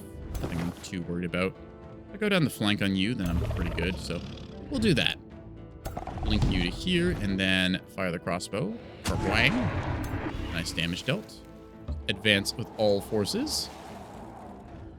Look at the magical menagerie that I've accumulated over this campaign.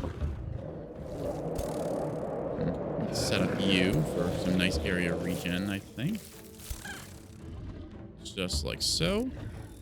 Cast regen on the crew. Oop, I accidentally, I meant to put the hounds, or the phase beasts in that, but I kind of messed up my position. Either way, we've got our halberdier up front, ready for action. Able to phase walk through different things. Very cool. Here we see Meandor of House Inyok here. Got a magical elf man he is, leading his dark elven infantry, or what's left of them anyways. All turned undead. I hope he doesn't have any powerful spells. He does. That's kind of annoying. What's his range on that? It's pretty good, actually. Crossfire debt. Ooh, that's a very... Holy crap, what is the range on that? 2 hex radius. Yeesh. Okay. I'm gonna have to watch my spacing then. It's, yeah, if he just wants to, like, throw down a huge pie plate, he very easily could. Alright, we'll just stay outside of range then. There we are. Hugging the edge of the map as we go. Make sure he can't hit any of our other stuff. Yep, that's fine. Alright, that should be acceptable. I think that is all of our stuff. So there. You're just... Well, I could get up in your face, but that means having to fight against this Reaper, which I'd rather just shoot it to death, honestly. I'm a little more afraid of the Reaper for an instant death, because I don't want to get out of this without losing a unit. Still, we see Meandor over here, meandering his way through the magical mysteries, menagicals. We see a couple different effects go down. Our ally advancing. They fortified themselves up. Oh, thank you for the follow, JPJ. Welcome to the stream. Oop. Here we see Meandor moving up. He's getting himself into position. Oh, a little bit of frostmat. Ooh, 3 freezes. That's rather annoying. I would much rather if they hadn't done that. They're empowering their Reaper as well, so that's not good. Okay. We see a couple of spells going down. Just them buffing up whatever powerful units they have. They've got Living Fogs and a Reaper that I'm mostly... The Living Fogs I'm not too worried about since I have very good stats and their insanity won't really do much since I'm just going to attack anyways. Oh, there's a resurrection they had. Warlock's moving forward, casting a magical bolt. Okay, a little bit of weakening. Not the worst we've ever seen. We see them moving up as expected, so going for a bit of an attack here. Ouch. Whatever. That one is in range, so we can get our killing momentum. All right, see some skirmishing going on in the midfield here as the Frost Spirits move up. And the Reaper does as well. A little scuttling ghost crab. Or bone golem, I think it's called. Bone horror. A bone horror. Huh. It's actually a rather cool designed unit. So if we take a look at it, it's got this crab design, and then it's got all these little... actually, I can just pull it up bigger here. So you can see it's got a big old nest of skeletons in a cage. It's got this nice little skeleton in command here, and what is a dragon's skull on the right arm, I think. Or maybe a T-Rex. I know there's dragons in the game, but I don't know about dinosaurs yet. That is supposedly going to come in the Primal Carnage expansion. Either way, this thing's kind of fun because when it dies, it drops a squad of skeletons. Anyways, right. So I want to go up and stab you a whole bunch, which is a good idea. Unfortunately, you're frozen right now, which is a big problem. Except that it's not. Where is that disruption wave? Yes. Disables all enemy enchantments, removes all positives for them, and all negatives for us. We're just going to completely wipe the battlefield with a mass cleanse. Boink. Hi, welcome to high-level endgame astral powers. I just bolster everything. Yeah, all those units that were just frozen, yeah. Unfrozen. Awesome. And they get their movement back. So, prepare to be pie-plated, buddy. Wop wop. Just gonna go for cheap kills here with a nasty crit. Now, he's very hard to hit, unfortunately, because he has wind barrier and is obscured. So, we're going to have to rely on stabbing him in the back a lot. So, we're going to pop Reckless Rage here. Like so. Rawr. Next, we are going to move you and basically just stab him as much as you can in the backside. There's 1 hit for 33. 2 hits for 33. And unfortunately, that is all we got. We could try and Magical Blast him, although a 5% chance to hit isn't very high. Yeah. Regrettable. Still, he's in melee range, so he can't use most of his abilities. He could probably try and slink away, but with the retaliation strikes that I built her for, she's gonna absolutely dumpster him. Anyways, back on this side, we have to deal with whatever random bullshit has come up on us. Luckily, we can overchannel here to get ourselves some extra power. Ooh, you know, I can bring down the enemy lord this turn, I think. He's got 12 health. Can I... Oh, Chain Lightning would be a bit of a waste. All right, well, either way, I want to make sure that he is dead, so we're going to Cosmic Ablate him with this. 21 damage or so. Kablooey. Down goes the enemy lord. Up goes our power level. And there we are. We'll deal with this side in a second once I've finished throwing around the various tools on this side. Not very good range on that, so we're just going to walk forwards, I think. Moving our way out, like so. Get us some range. You have another good purge. All right, you're gonna blast on these guys. And not actually finding a good spot for you. That's good enough, actually. Keeping ourselves together for our overwhelm tactics to kick in, allowing us to hit better critical hits. We've built for a lot of morale damage and maxing up crit chance because more damage is more good. Gonna try and kill this one off here, like we do.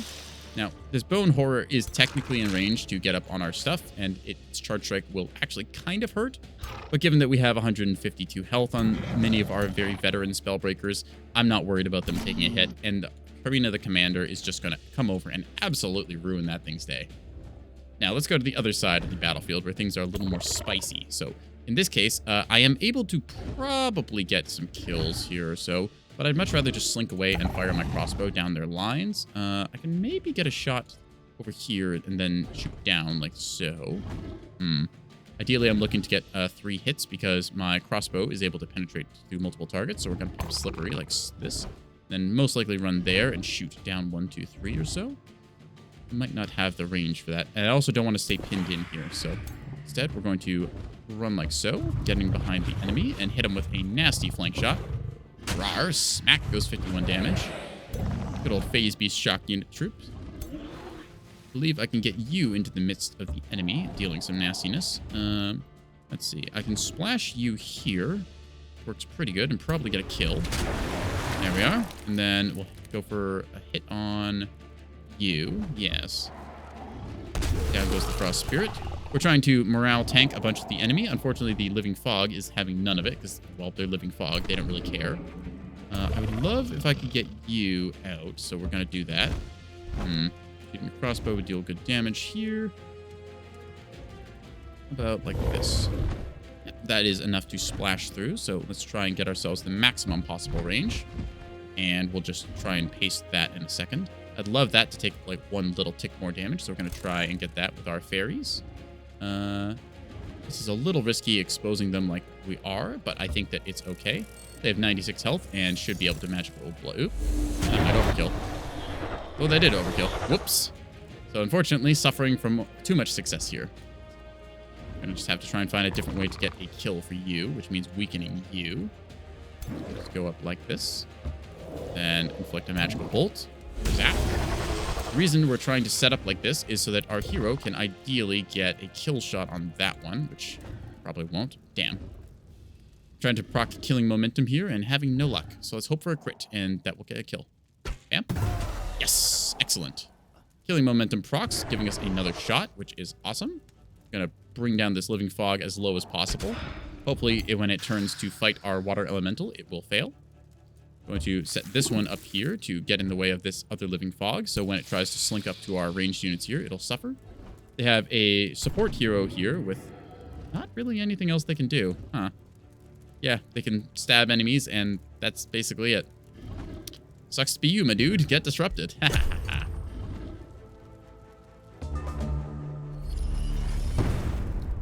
There goes a big old buff across our team. Whole bunch of strengthens and fortunes. You can see that's the Steel Fury chant, which I believe removes all allies' bolstered resistances and defense. In exchange, it gives you strengthen for each of them. So strengthen is 10% more damage, up to maximum of plus 50%.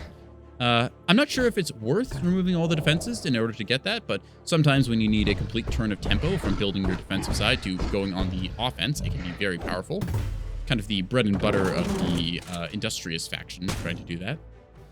Here we see a bunch of iron golems moving up to punch some of these spearmen in the midfield. The trolls throwing their nets, trying to snare that reaper in place. And just a big old mess of stuff across the midfield. So we're winning heavily on the left flank. You can see them bringing back some of their skeleton infantry, trying to get a couple units back on the field. One of the annoying factors of the undead being they can bring back some of their stuff on top of just, being able to summon various nastiness. Here we see 1 hit, 2 hits, 3 hits. Rather annoying. He must have been dizzied or something there that prevented him from retaliating. See the bone horror moving up and eating some of its dead compatriots, healing itself. Once again, our water spirit here taking a couple hits, just being the big old tank that it is. Nasty bit of damage. Unfortunately, frost damage does very well against the water as it freezes. So, however, you see this hero decided to walk up and try and punch it, which was a bad idea because he got slapped in the face. They're all gathering up on this, which is going to make them a very good target for our next offensive spell. You can see some spearmen floundering around in the midfield trying to fight some gargoyles there. We see some of these, I don't remember these exactly. I think they're shades are trying to fight the same gargoyles, doing a little better, draining morale per hit. Lastly, we see some of the warlocks trying to do a little chip damage to us. Or are they lost souls? Corrupt souls, that's what they are. Anyways, should be our turn in a second here, so we're just going to see how much damage. Oop, we see a damage over time effect kick onto that thing. Really powerful. So, we need you to be a bit better. You are insanity. Okay, so that means you can't really do too much. Let's just deal with this side first, since it's a lot simpler. So, we're going to come up over to here and hit you, which will go whack whack. So, 1 big stab, because you're a large target. Down you go. And then you should spawn a skeleton unit, like so. And in a second, you'll be able to attack again, I think. Why can't you attack? Pinned. And under defense. Okay, you're in the enemy control. Why can you not attack? That's weird. No valid targets found. Huh. Interesting. Maybe if I attack something else, it will wake up. Let's go for another Star Purge here, which will just ruin their day. Yeah. Can you attack now? Okay, now you can attack again. I could walk you over in a second, or I could blink you behind and hit them. I like blinking behind and hitting them. Killing off these necromancers will do as well. So we're going to just teleport over to you and go for the backstab. Oh, I should have cast a spell first this turn. I could do more damage. Cleaning up this midsection seems like a good thing to do, so we're just going to use Chain Lightning to inflict good damage on these 3. Zap, zap, zap. Get 1 kill, 2 kill, and the Reaper is weakened. Reaper's going after my allies' units, so I don't really care about it right now. I could go up here and get some damage dealt, which I might want to do. think I will do that, actually. Can I get further with any other units? You are annoyingly one of the ones I should have used. Darn.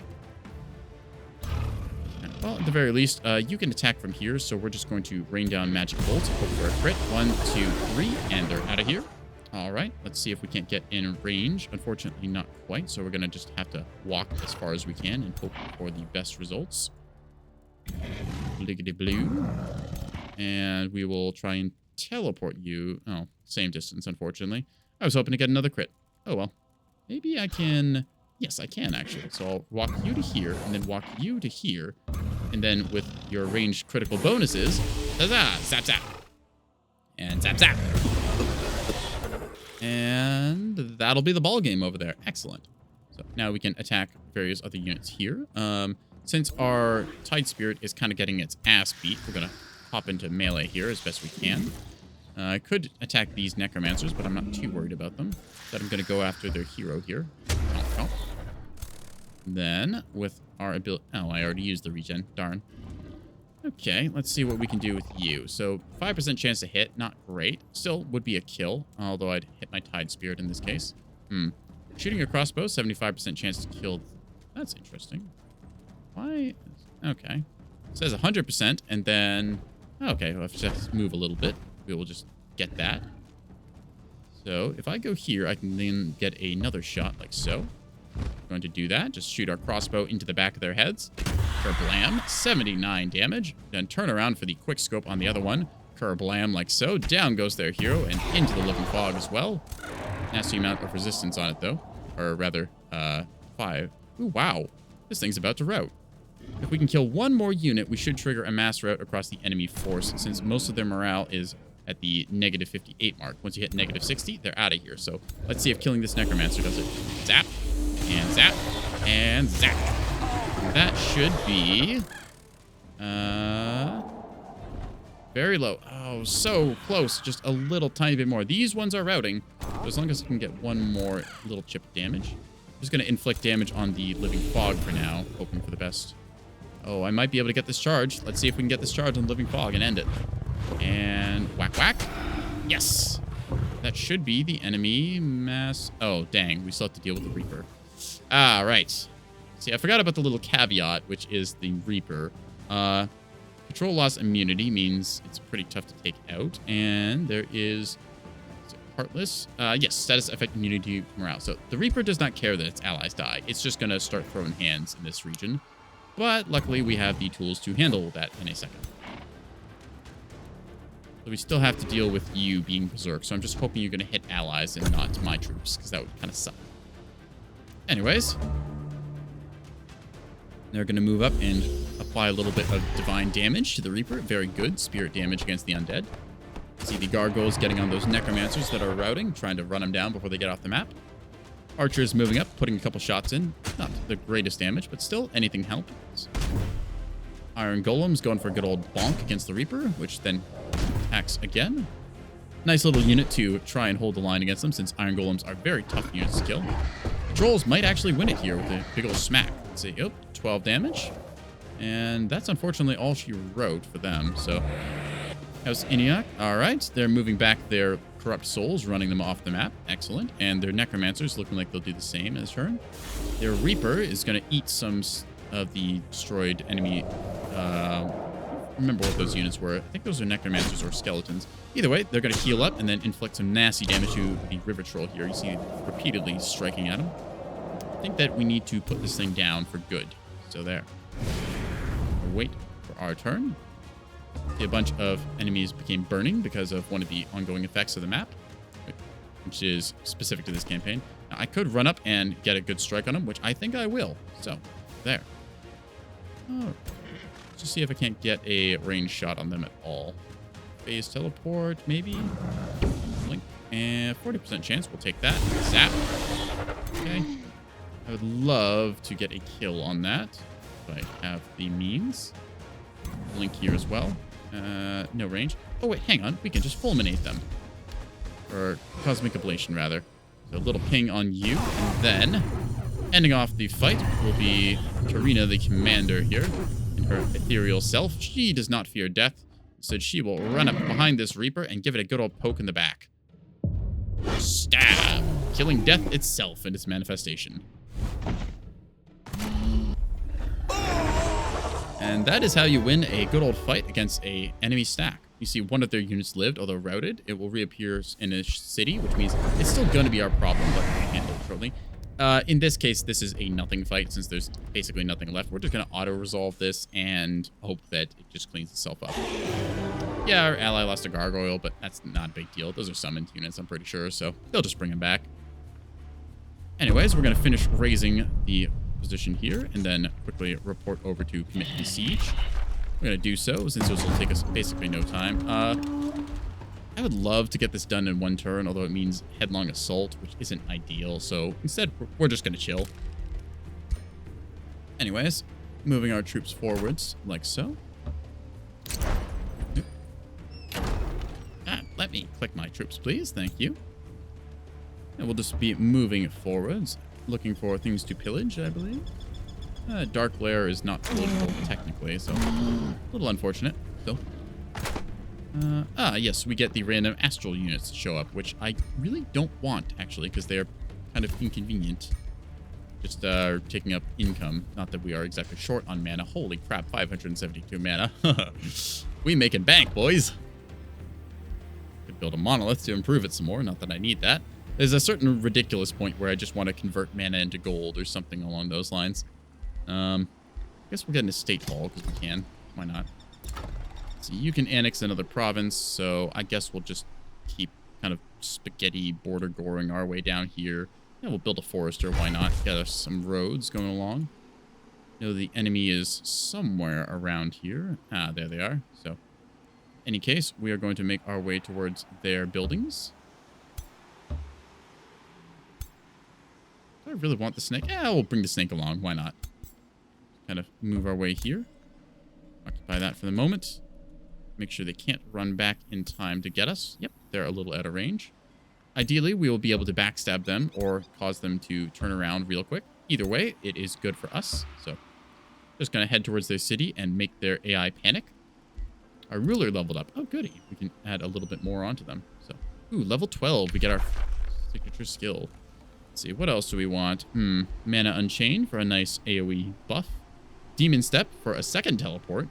I think a second teleport is kind of ridiculous because we've already got Blink, which gives us 1 movement point left. If we get Demon Step, that means we can blink again, which is just absurd. The rest of these are kind of okay. Frostfire Detonation is a nice AoE spell, but in this case, we're just going to go for double teleporting, being impossible to pin down. Hypermobility. I could give you Star Blades to get extra damage. I think that's the only thing that can actually upgrade your damage any further. Magic attacks, no. Inspiring Leader, Restore, anything else? Nope, okay. Well, in that case, then, we will give you Star Blades, which is kind of the iconic ability of the Mystic faction. So, yep, already ridiculous damage dealt with you. I don't know if there's much else that I can really improve here. Yeah. It's a good hero. Alright. Hero leveled up as well from that Slogfest, so... Karina the Commander, Slayer of Reapers. Let's see. Getting you additional melee damage, never bad, even if it does only improve it by 1. Actually, since we get a lot of low morale enemies, we'll go for cruel weaponry instead. Very fitting since we killed the Reaper and essentially took its power. Spell's ready to launch. Let's take a look. We've got Lightning Torrent and Mass Recall, so the ability to zap multiple enemies, which I think I will do if I can find where their stack went. See our allies here burning down their various settlements. See if we can't reset the camera. It's one of these keys. Oh, not that one. That teleports us back to our troops. Oh well. At the very least, we'll just put up with the camera being slightly off canter. Here we are. Big old stack of enemies. Let's find out what is the biggest thing here that we want to zap. These are about equal strength. Oh, that's powerful. Okay. That's very powerful, actually. All right, we're going to zap this one. So, in any case, Lightning Torrent. Zap. Oop, blocked by a Spelljammer. No! Curse you, allied Spelljammer, preventing me from helping you. Oh, well. We'll just hit this one. I'm just going to inflict mass damage here, because we can. And charge up another one. This is the fun of playing as the Mystic faction with the Wizard King. You can cast a lot of spells. Anyways, that is on its way. Meandor has returned to the Astral Realm, as is expected. We're burning down the city in 2 turns, and then we'll just be marching to his capital. Yeah.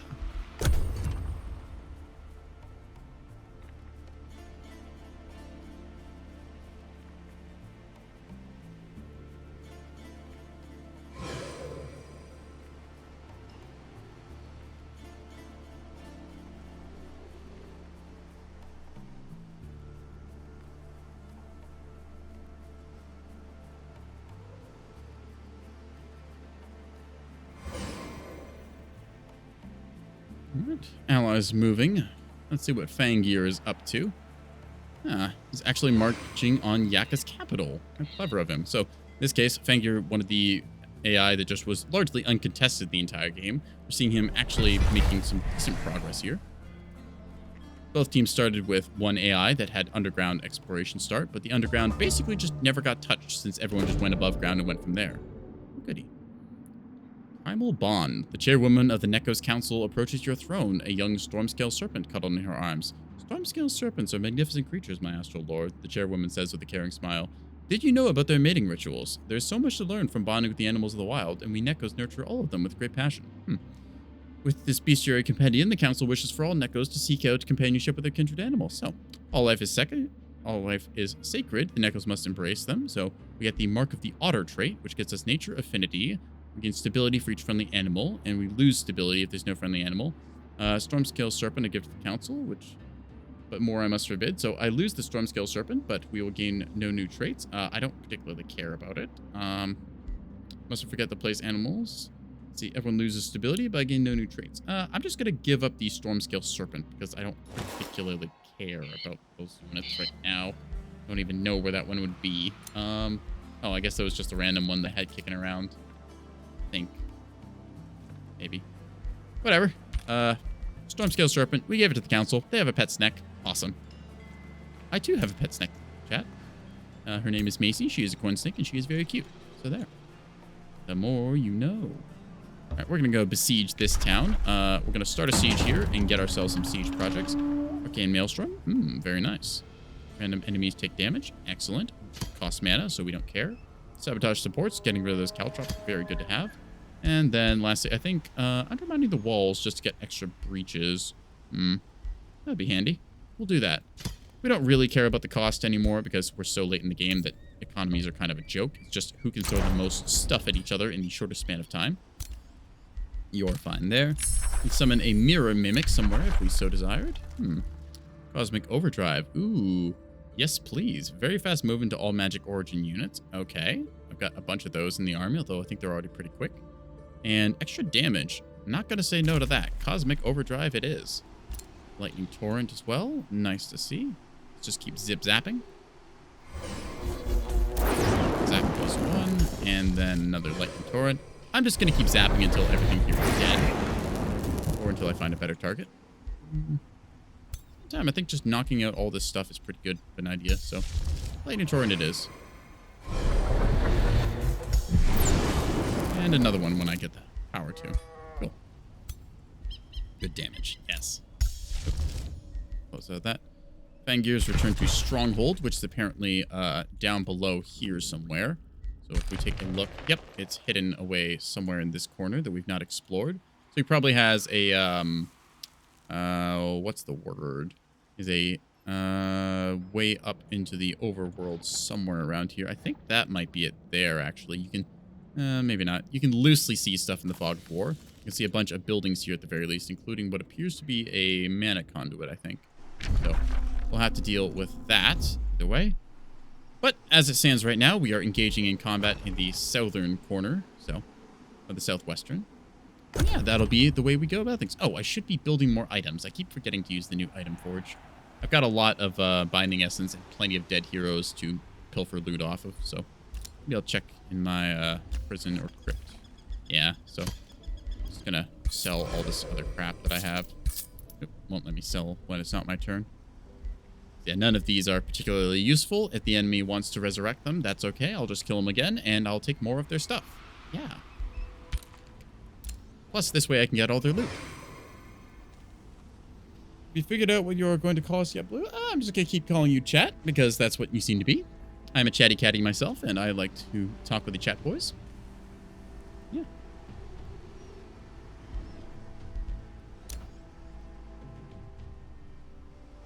Just realized I hadn't checked your message for a while there, Crimson. Sorry about that. I was distracted by my Neko nonsense.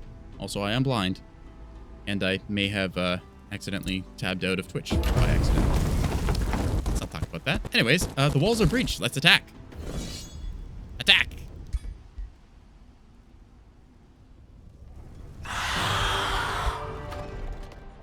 Alright, that's an easy victory. We're just going to vassalize them and move on. Nothing really to do here, so just going to keep going. We are going to burn this down while we can, since that gets us more health. Keep moving our way through here. Spelljammer ruins, nice to see. Spelljammer being destroyed means that we have free reign to cast all the spells we want here. For that nice little necropolis spire. Where is your wizard tower, sir? Do you not have a wizard tower? Wait, is this not your cap? No, that is your capital. Where the hell is your wizard tower? What are you doing, my guy? I mean, seriously. Not building a wizard tower. For shame. Jeez. Hey, come up here. Like, look at this. That is a proper wizard tower. Look at this little arcane spire towering over the city. That is how you wizard tower. Jeez. Unforgivable. And calls himself a wizard. Already? Lightning torrent? Oh, goody. We can cast more lightning bolts. Oh, where's someone we want to strike down with lightning? Magic. Zap. Probably a bit of a waste on these guys, honestly, but still. It's target. Oh, Prime City was well defended, apparently. AI army got taken out there. Alright, let's see. What else could we bring? Binding an Ancient Wonder, not really needed, because I don't really have any of those. Morale shocking. Yeah, we'll just go with more lightning torrents, because, you know, zapping enemies is fun. And zap. Charge up another one. Why not? I like the old Tome of Evocation for its magics. You in position here. There we are. Additional orders required. Yep, we can march further, but we don't really need that. Ooh, a soul well. We'd like to pillage that, please. As soon as we're done with this. Everything is good here. All right, orders required. You're just going to hold position. Oh, I am going to build you boots. I think that's what I was going to do. You have boots? You do not have boots. Or a good helmet. We're going to get you some boots. All right, and we are also going to deal with all of the dead heroes. Yeah, just going to sell various remains because we don't feed them. Here is really that important. I think we just get a bunch of different crap from them. There we go. Go to the item forge. Let's check our arsenal of stuff. Ooh, that's interesting. What is that? Hang on a second.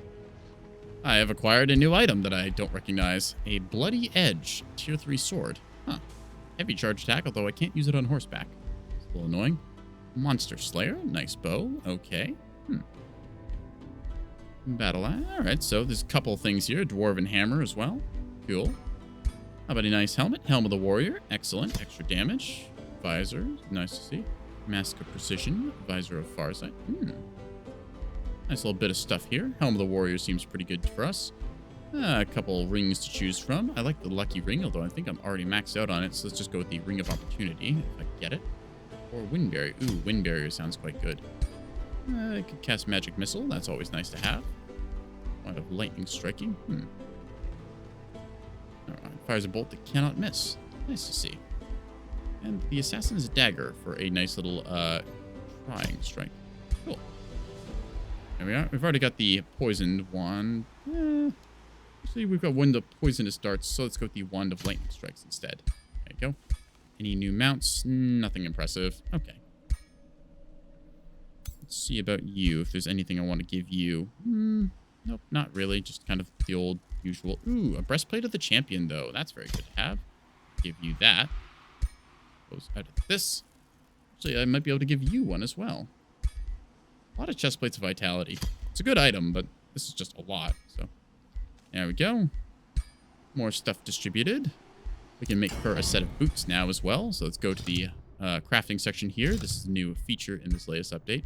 Keep making all these winged boots. Let's make something cooler, like greaves. Yeah, we'll go with greaves. Shiny Greaves. So we don't need very fast movement because we already got that. But, not triggering opportunity attacks. Very nice to have. Let's see. Extra hit points as well. Quite good. Slip away. Don't really need that. Extra defense could be good, though. Let's just go with extra defense to make you incredibly tough. Go. Call these the Healthy Greaves. Healthy Pauldrons. That's a little bit of a mouthful. That's something good. Elusives. Padded Pauldrons. That sounds nice. Done. Spells are ready to launch. Okay, we're already casting. Negotiations succeed. Compliments. Nice. I can just cleverly ignore those because I obviously know that I am the bestest Catboy. Alright, we're gonna just keep pillaging our way down the coast here until we hit the Town of Remembrance and then take it over. Only 80 strength walls. Interesting. I expected a better fortification than that, given that it's a level 18 capital. Fangir is moving. Let's take a look over here. Ah, yes, there's the big old army of Fangir. So, being very safe most of the game, he's been able to actually make a considerable amount of forces. So, we'll just probably blow this city up or maybe quickly vassalize it. If we quickly vassalize it, it'll put something between us and him that he can chew on, so that's good for us. We only have 2 stacks, so we don't need... Well, we actually do need a 3rd stack to really get to work on this. We see the rogue marauding army, probably just going to be... Oh, okay, just kind of wandering around, not sure what they're doing. Cool. Either way, we're going to attack this real quick, and that is a easy cap, so we're just going to... I could migrate it if I want to quickly cap it. Or I could vassalize it. Kind of want to just vassalize this. Because that should spawn some troops. But at the same time, he's probably in range to get here in time. I don't have any good, clever tricks to stop him. So, that is a lot of army now that I think about it. Because he's got a bunch of units over here and a whole bunch over here. I don't know how many this is. It could just be 6 units or it could be a full stack series. Probably has the economy to field it. So we're just going to walk our way over this way and try and see if we can't get a cheeky assault on Omnisphere. Anyways, now that we've sufficiently ruined this, we're going to go over here and ruin this province, and then we're going to go over here and ruin it as well. Pillage in the provinces, and then just kind of walk our way forwards. Yeah. We're just carving a path of destruction down this way, since, you know, might as well blow things up on the way. Keep ourselves evil, pure evil. Alright, we'll just order you to hang out there. We built a arcane observatory and can annex more provinces for whatever purposes we'd really want that. I couldn't really tell you why we would, but, you know, hey, I'll take another quarry, I guess. Or production. Yeah. Stone walls, catapult towers, why not? Yeah, okay, just get the whole lot. Yeah, just buy everything. Whatever. Done. There's an estate hall. Oh, goody. Sure, just get, like, I don't know, something or other. I don't really need a channeling tower anywhere, I don't think. I guess I could, but what's the point, really? And for additional conduit or research, yeah, okay. Build you here. There you go. And a font. You can build a mint now, which is nice. Or a Scholars Guild. Yeah, Scholars Guild gives us good research, and I mean, every little bit helps, even if it is only just, you know, is that even like 1% of our research improvement? Lightning Torrents. Not really much to Lightning Torrent around here. Ooh, I could Lightning Torrent these guys. That's handy. Zap.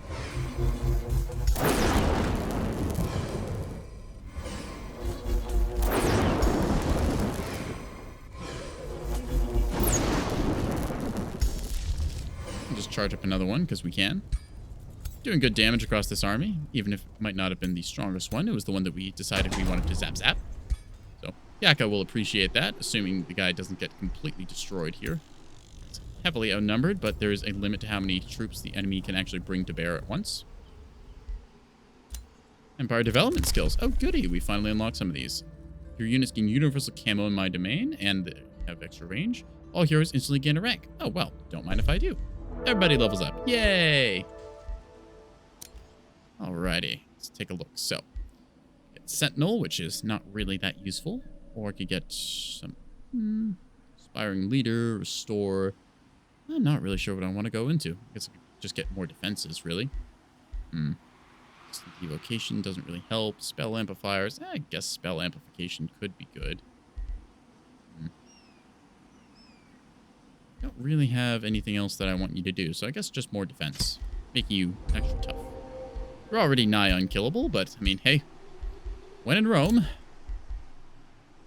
Same goes for you here. Just extra defenses. Never hurts.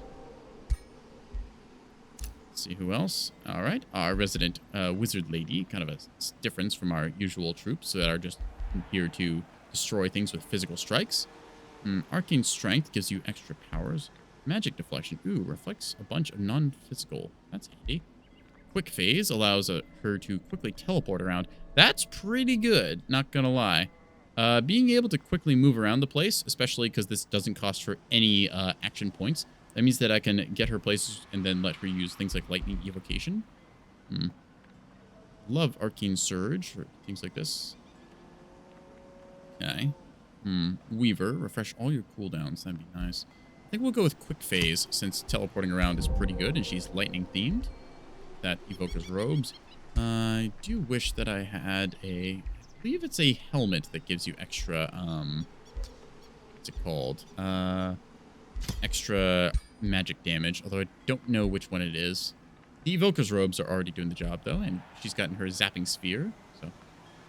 Does need boots, though, which is, again, something all my heroes apparently lack. Don't know why there's a boot shortage in this world, but hey. Let's see. All right, Alexi the Slayer, you've kind of maxed out your offensive firepower, as far as I can tell. I guess I could give you more health, which is never a bad thing. So here you go, buddy. Enjoy. And lastly, we have Karina. Okay. Couldn't give you more fighting, which was pretty strong. It does only bump your damage. Oh, actually, it does bump your damage up by a bit. So there you go. 2 physical, 1 electric, and 1 fire. Nice to see. So let's get that. All right. Tapping out with that. Nimu has returned from wherever, and Meandor has returned to his town of Remembrance. So we'll just head down here and then assault this capital shortly. And that is all we have on this turn. Gonna take another big sippy of water now. Yeah.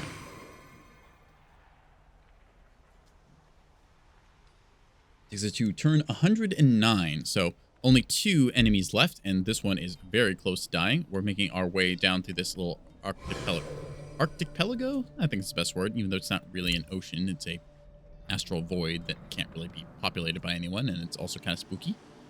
Still, nice place to settle if you like the view. We'll just walk our way down here, besiege this for about 5 or 6 turns, and then that should be him out of the game. Which then comes to dealing with Fangir over here and his endless stacks of random bullcrap. Gonna have to find his capital, which is hidden underground somewhere over here. Yeah, you can kind of see his buildings and stuff. He's got something settled in like this weird mushroom forest area. If you pick up anything with the gamma. Maybe there? Saw it once or so. Anyways, doing his thing. So we are gonna go ahead and ruin more stuff, as is tradition. Oh, goody. We can see that the enemy has prepared some nice stacks of units for us. Meandor is back, level 11. Not too many things here that are scary. The Living Fog is concerning, along with that Dark Knight. It's a pretty good unit. Necromancers as well. Very nice to see. Nothing we can't handle, though.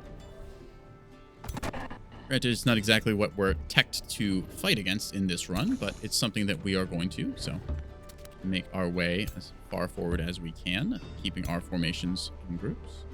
I think that I can actually besiege their city this turn. I can. All right, we're going to just add on all of the stuff to our assault. So we're going to start with an Arcane Maelstrom, since it's a nice way of dealing damage to the enemy. No towers will be present. Very good. So bam goes their catapult towers. Next, we're going to sabotage their supports so their caltrops are ineffective, and then I think that we can break the battlements. They have archer battlements, which I'm not too worried about. Or we can open the walls. We're going to open the walls, I think. We could make our onagers, but I'm not too worried about those more, so I just want to be able to get closer to them. So in this case, we have 5 turns into the breach, and we're going to commit to the siege now. This means that their units are, well, they're welcome to sally out and try and fight us, but I am fairly confident in my stacks here. Each of them, well, These ones aren't quite 2k, but this one is quite powerful here with its magical menagerie. See, many of the enemy units here, well, besides their lord, who's probably making up a lot of their power, they're not able to face us in open field combat. Plus, they have more than 18 units, meaning they won't even be able to bring their whole force to bear. So, all the plus for us. Over here in Omnisphere, we want this, actually, so we're going to go ahead and take it. Go ahead and assault this. Yes, start a siege. Similar story as before, Arcane Maelstrom, because we are swimming in mana. And let's blow open the walls. Can't really go any faster here unless I do a headlong assault, which would we can take the physical damage, whatever. We just want this to go fast, so we will. There we are. Station our troops here. Now, we do regenerate in enemy territory, which is nice, but we're going to stand in friendly, just in case. This way, there's a small number of troops there that can hurt us. Let's take a look. I was going to try and zap some of these guys down with spam of lightning torrent, so we're going to do that. Zippity zap.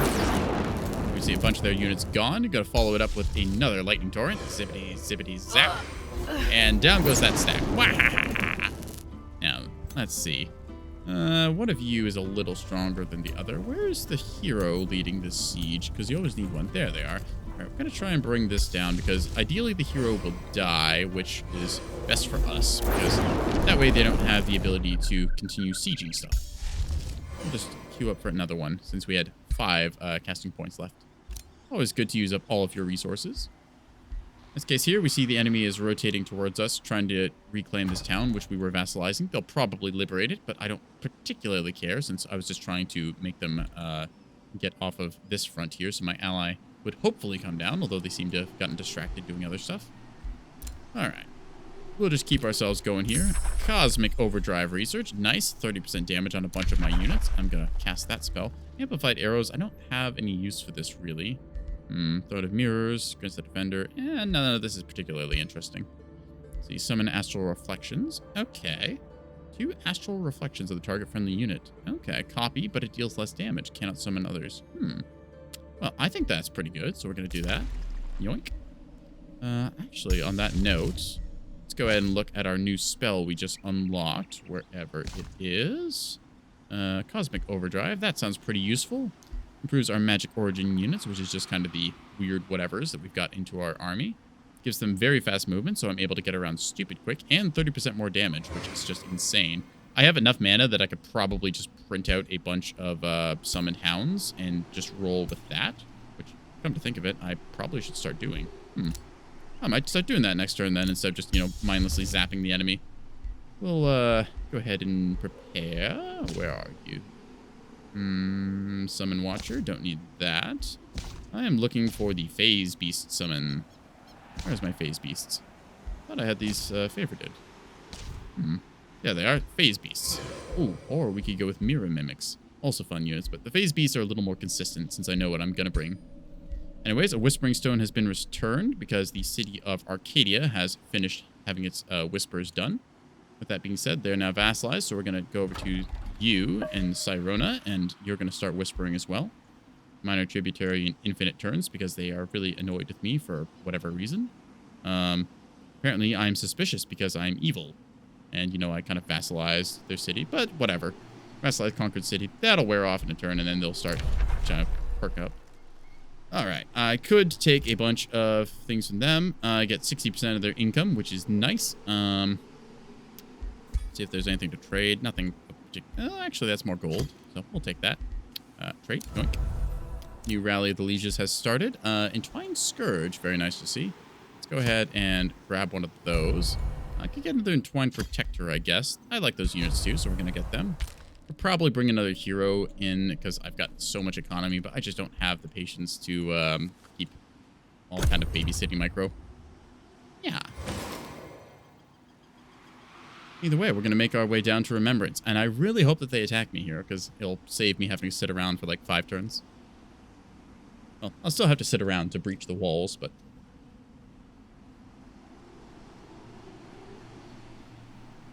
Alright. Lilith Nightweaver, since the northeast is nicely sorted out, they should be rotating downwards towards the south side of the map. In this case, it's just the southwest and southeast corners left to conquer. Took us 100 turns or so to clear out the northwest, but after that, it's just been a snowball fest. Yeah.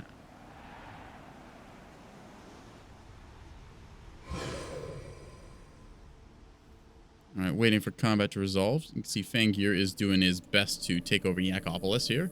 It might be in a fight somewhere else. Can't see. There's a lot of different stuff happening on the map around here. It's kind of a spaghetti map since Yakko was kind of supposed to take on Fangir and just never did. So the guy has basically just had this entire corner and the underground to boom in, and without any opposition, the AI does spiral a little bit out of control. He's able to field actual respectable stacks, which have been annoying for me to counter. You can see here Yakopolis being heavily besieged. Either way, Nimue is doing her thing now. I need another big sip of water. 1 second. Yeah, unfortunately, I am out of water. Ooh, but we can see the ruins here. So there's a random effect where every once in a while the enemy's territory will get ruined because we have defeated and jarred a bunch of them. Where did the magic jar go? Here it is. Should be here. Somewhere around here. Here it is. So you can see our defeated enemies contained here. This is the Lord of the Realm, Turiel Tolarim, who we put in the magical timeout box. And then Shira Snowblood joined him afterwards. So, here we go. In this case, still continuing our siege here. Just going to keep being evil and pillaging a little bit for our ill-gotten gains. Only a little bit, 100 negative 25 evil. Just a whittle. A little bit of crime. Just a whittle. A cute amount. 4 turns until the breach to knock out a bunch of their nonsense there. Anyways, here we can see a big old stack of nastiness that we really don't want any part of, so we're going to just march our way on home. Yep. Just going to issue a force march order here. Actually, I'm going to double check their movement range. Yep, they can't quite get to us, so we're good. Force march here just to get out of dodge. There we are. Then you are going to go ahead and do the same. We're going to lift the siege. Yep, I'm aware. We don't really need it, though. Okay.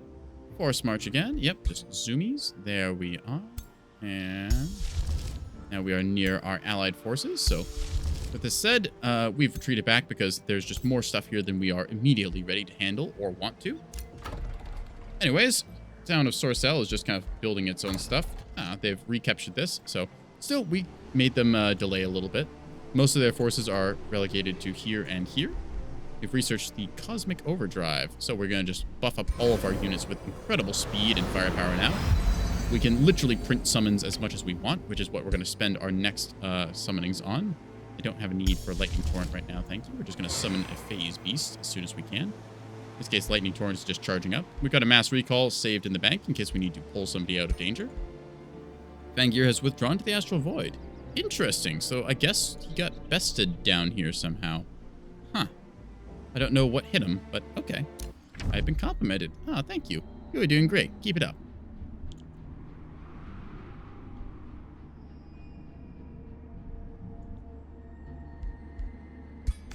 Thank you, Nimue. Anyways, you hear the same. You're doing great. Thank you, Yaka. It means a little less coming from you, but you've also just kind of done your stuff. Yeah. All right. I think that's all we need to do on our turn. We're just going to hit the N button again and continue our siege down here in the south. So we're just going to pillage the surroundings because, why not? Just burn a lot of this stuff. And then when I vassalize their city here and defeat their ruler, I should be able to get all of this stuff rebuilt for pretty much free. I'm not going to rebuild it, though. I'm just the guy breaking it. Yeah.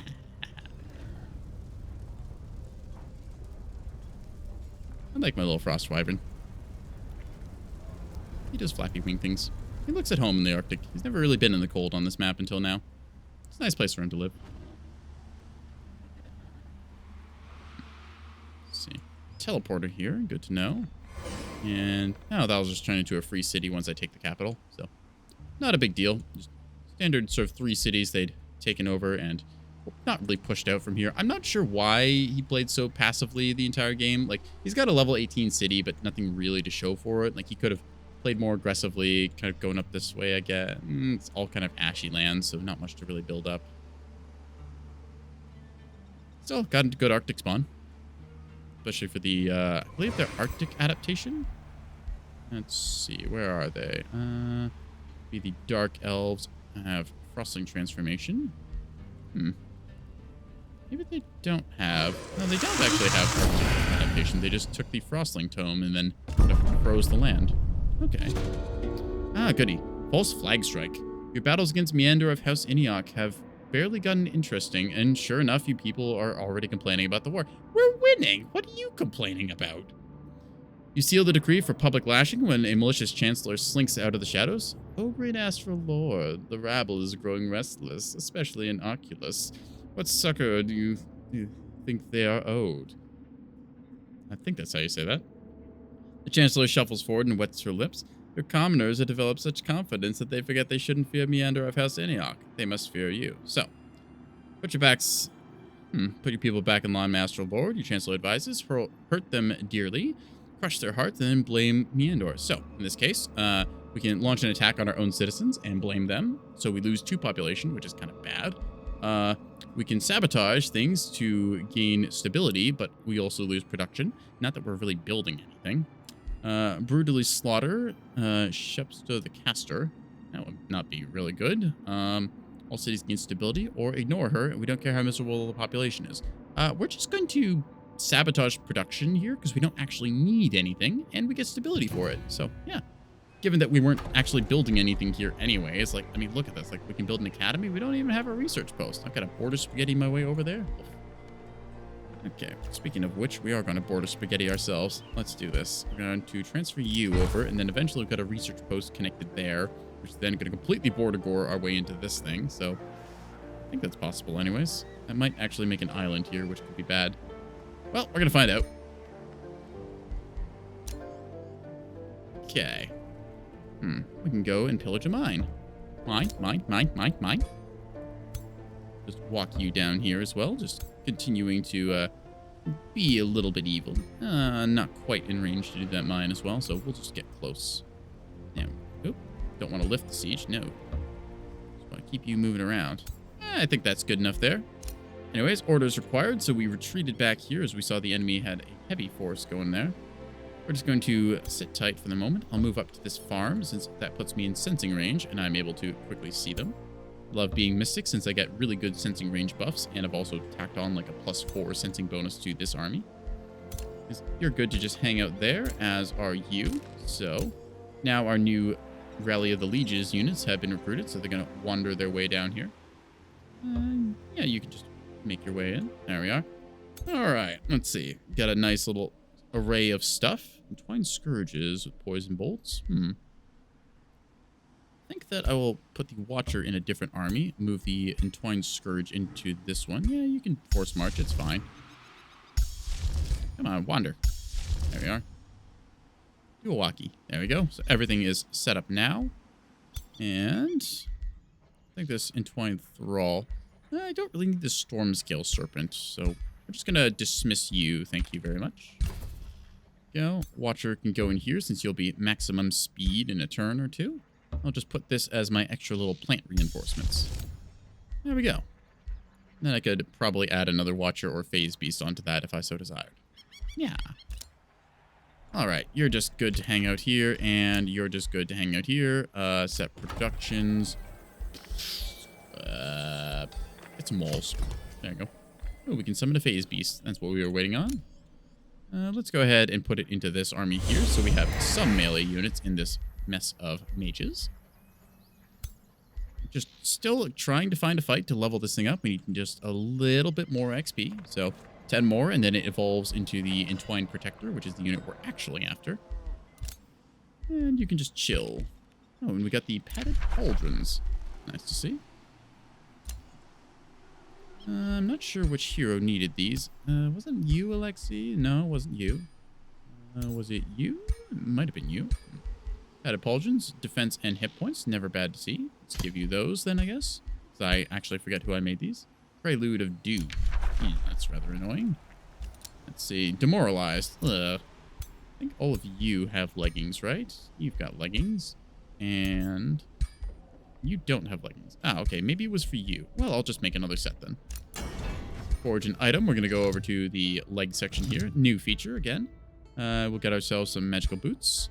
And we're going to go ahead and throw on, let's see, extra health. Always good to have. And then Swift, ignoring slowing effects. Could be kind of fun.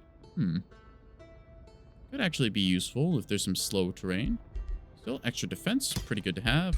Pass through, we don't need because our magical infusions of our species already do that. Slip away is handy to prevent myself getting killed. Still, swift to avoid that, or slippery to avoid opportunity attacks. I think that I will go with slippery to avoid opportunity attacks. There we go. We'll call these the what's a good name? Just, you know, roll through here. Healthy boots, elusive boots, padded shoes, party shoes of illusion. Yeah, whatever. Oh, we need to do some breaking down. So we're just going to take some of these old devices that we don't use and disenchant them. Get rid of that. Get rid of this. Helmet out of here. Monster Slayer. Yeah, these are technically tier 3 weapons. I can make better stuff now. So we're going to just mass disenchant all of these. There we go. Battle Axe. Get out of here.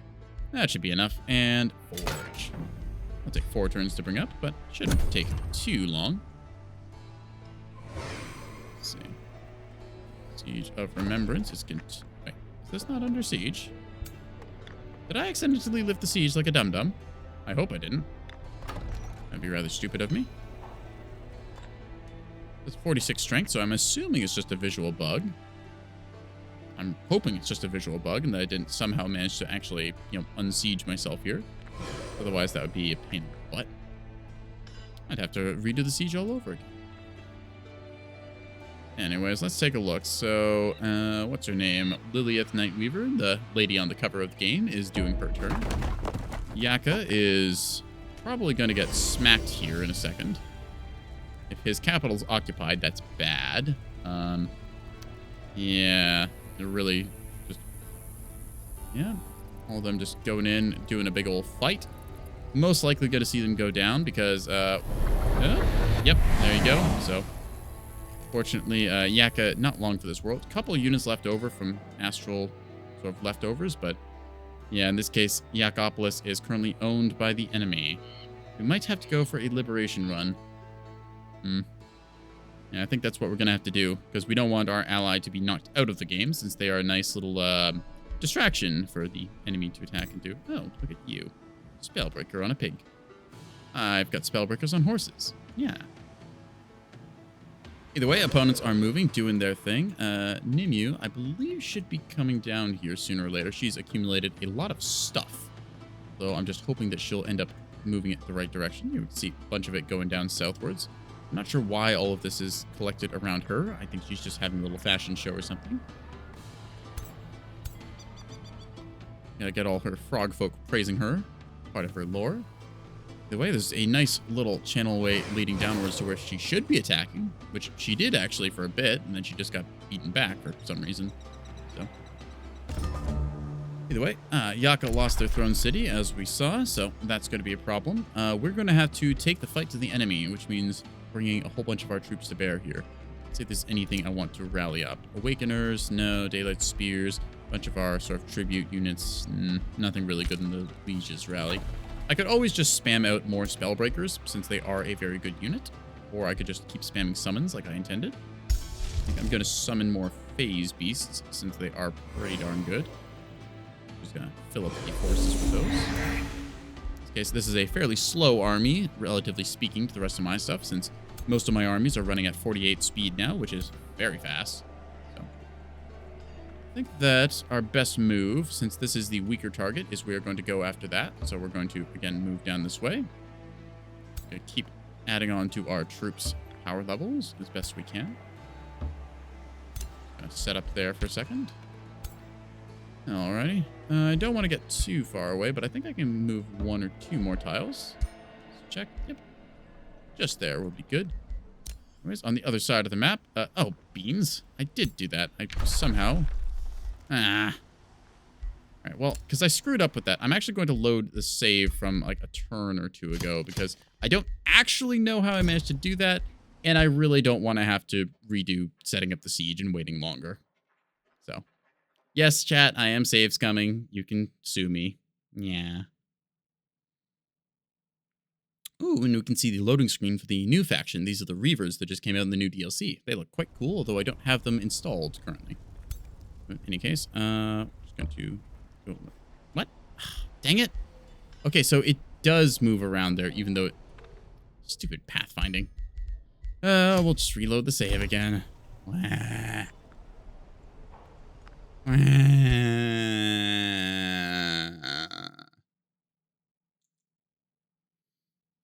Alright, anyways. This time for real, we will not be stupid. Maybe. Okay, we're going to be stupid, but acceptable levels of stupid. We'll preemptively move you here.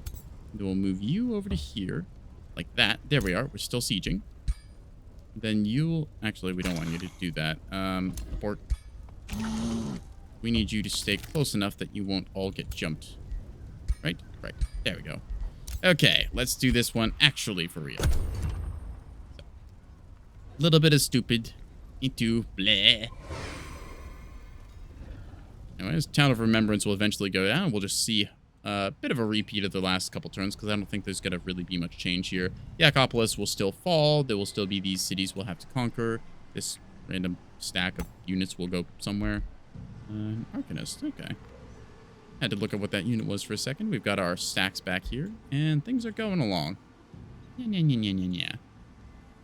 I don't think too much happened in the last 2 turns, so minor reset isn't the worst thing.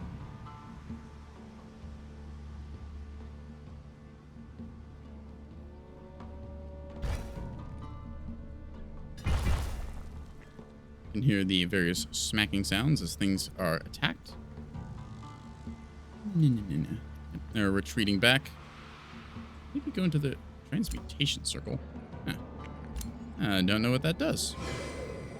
Look at the effects and income of a magical material. Oh, that's useful. Be very helpful, because then I could probably get Fireforge Stone if I had that. Of course, mind you, this would finish out the Rings of Binding, which upgrades my heroes. But I need to go into the underground, and I've just not really seen much underground access except for those 2 locations. Foreign Wonders. Your Builders Guild at Arculus requests your support. The apprentices from our guild are crestfallen, the Master Craftsman explains. On their journeys through the Empire of Fangir, they have witnessed the elaborate workmanship in monumental buildings and strongholds. Now they dream of equal grandeur, but by their own means. We're at war with Fangir. How the heck are you going on journeys through the Empire? We don't even have any... Are you just, like, along for the ride? Are you combat engineers or something? How are you getting there? Either way, we can invest in tools to get more production. Okay, you can vow to attract more workers. Ooh, I can lose some Imperium, which I'm not spending, and gain population. I think I'll do that. There you go. Arculus, you got a extra population slot. Congratulations. Guess I can build a farm here. Approaching on the enemy's border. Ooh, that's a lot of stuff. Hello. Right, well then. Lightning Torrent is on its way. I think that we had almost finished researching certain... I don't remember which things we'd researched or not, so we're just going to keep our summonings going here. Do another one of those, I think. Summon another phase beast. There we are. Alright. Kinda got a bunch of our stuff kicking around still, so we'll just move back over this way.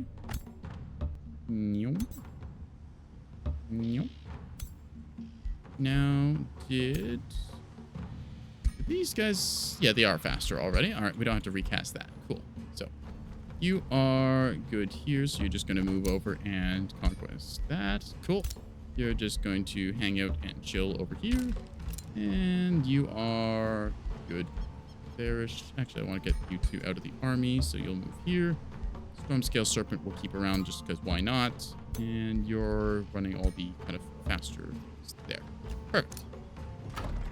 I believe that, yep, we get our reinforcement army here, which we'll just march on over. March in here. Can you not move? It's a weird sound. Only 6 units allowed per army. Ah, yes, of course. So in this case, they've got a full stack. Alrighty, you can just join the reserves. There we go.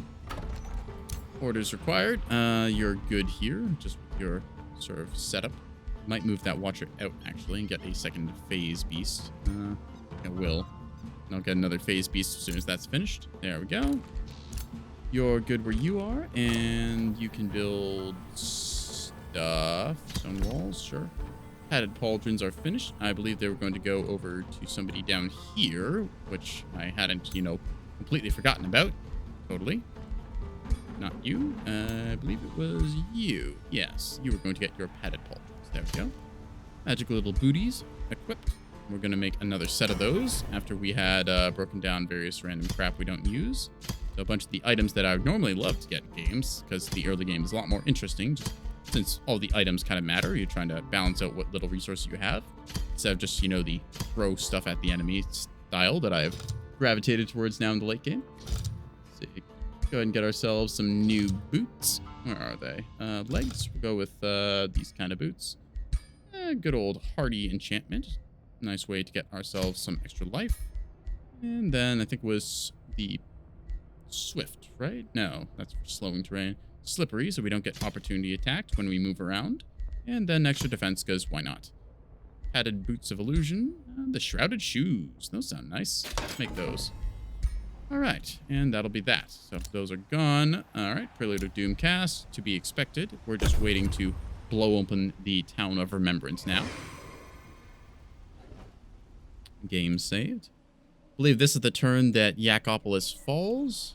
Yep, looks about right. So they're going to go on their turn and destroy everything here, as is to be expected.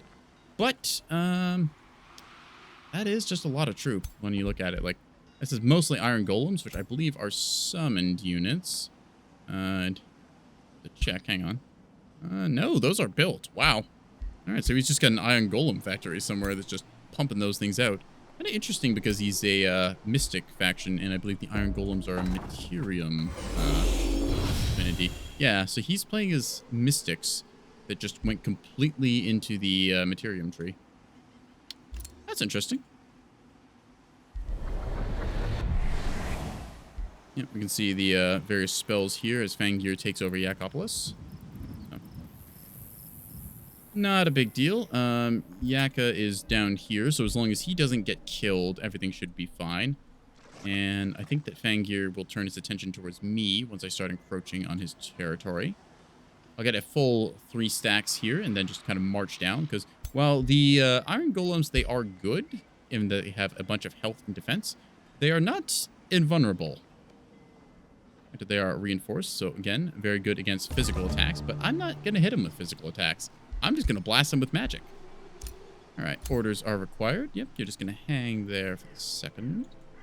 I'll get you more Spellbreaker product. All right, we're going to build some more Spellbreakers, because those are good units. I like Spellbreakers because, 1, they come on a horse, so they're very fast. 2, they have a mixed variety of damage. And then 3, the Star Purge ability is really strong, much more so in the late game, because they lose all status effects, so your enemies don't get any of their buffs. Very good against the High faction, especially that relies on Awakening, or against the Industrious, who rely on Bolstering. Furthermore, the sustained damage here is that it deals double damage to magic units, or magic origin units. So any of the powerful summons you see late game, like, say, for example, my Phase Beasts, these things are just taking double damage from that big old splat attack. So, can't complain about that. Summoning Astral Reflections, very nice to have. We get Blood Fury weapons, which buffs up a couple units in my army. Got some Entwined Protectors and Phase Beasts. Morale and Strengthen when you kill a unit. Okay, melee and physical gain extra damage. Well, that seems pretty simple. Scry enemy. All enemies in the target army provide me vision. That could be handy, but I think we'll just go with Blood Fury weapons for a little bit extra buff. Just gonna hang out here for now, as are you. Actually, we'll just sit you on guard stance, so that way I don't get you in the queue. Right. Okay. One more mine to blow up, because, you know, why not? You go in here. Are you in range? Not quite, so you're going to move over. There we go. That should put everyone in the same range, so we're just going to keep destroying and pilfering and plundering our measly black guts out, as is tradition.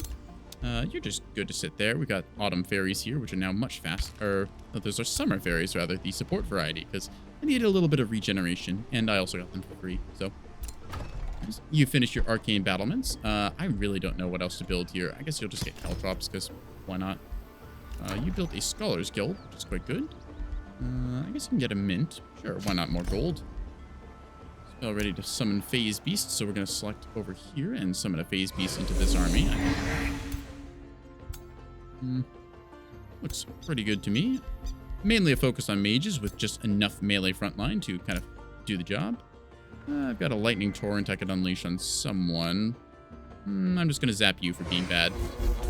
Hey, look, I got 2 kills. I can do that again and get another kill. We're going to do that. Where is that lightning torrent? Oh, dang it. It would take another turn. Oh, well. Alright. Astral travel, lightning torrent, astral shattering. Astral shattering does inconvenience the enemy, but unfortunately the marauding army does not flat out attack them like I had hoped. Amplify Minds doesn't really have a need. Cascading Power, I think I've already got that active. Scroll of Attunement, Searing Blades. Maybe not, actually. Alright, well, in any case, I guess we'll just try another one of these then. Whenever you cast a spell, yep, stacks, okay. Well, we'll just get one of those going. We got a mass recall in the back pocket in case I need to get some troops out. Didn't mean to click that, meant to right-click that. Fangir is returned to Stronghold, so if we click on this, yeah, it does show that the city of Stronghold is down here underground. So how we get here is anyone's guess. Given he's got a town named Pendant, I'm going to bet that there's a, somewhere in here anyways, there's underground access point, which is just how he's managed to get up top, and then kind of expand his way across here. He's got a lot of cities now that I look at it. Like, this is another city. It's probably going to vassalize or raise that. So that's like 1, 2, 3, 4, 5 cities. I've only got 4, so I could invest in another city because I do have enough to expand my city cap, but I just don't have the patience to, you know, vassalize and keep a whole bunch of things going for that. Ooh, this is kind of handy. Your units get universal camo in your domain, and considering that my domain is stretching right onto his border, I think I'll actually invest in that now. There we go. Stations, tier 1s, bandit armies, cities gain draft, win a battle. I guess I could go for more draft. Yeah, sure, why not? Everyone gets a draft. Yay! I don't really need that, but it's here, so whatever. Make our way downtown, as it were. Alright. I think I could build another one of you instantly. Yeah, so we will. There we go. Alrighty. Just gonna walk our way over like so. And that is more or less our force. Yep. Set guard stance. I could probably swap out the Storm Scale Serpent, which I think I will. Yeah, it's a tier 2 unit that I'm not really using, so I'm just gonna get rid of it.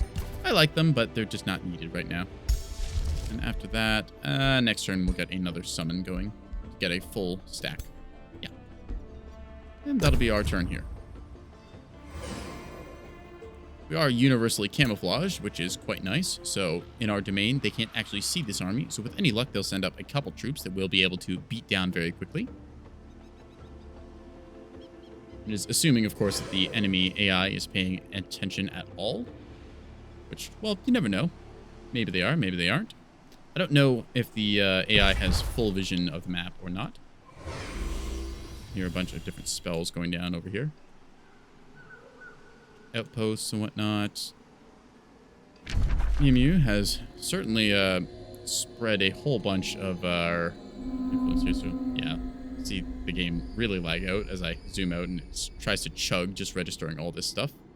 I have the option to fully reveal the map with a astral spell, although I don't really want to do that. A free city declared war on us. Take your word for it.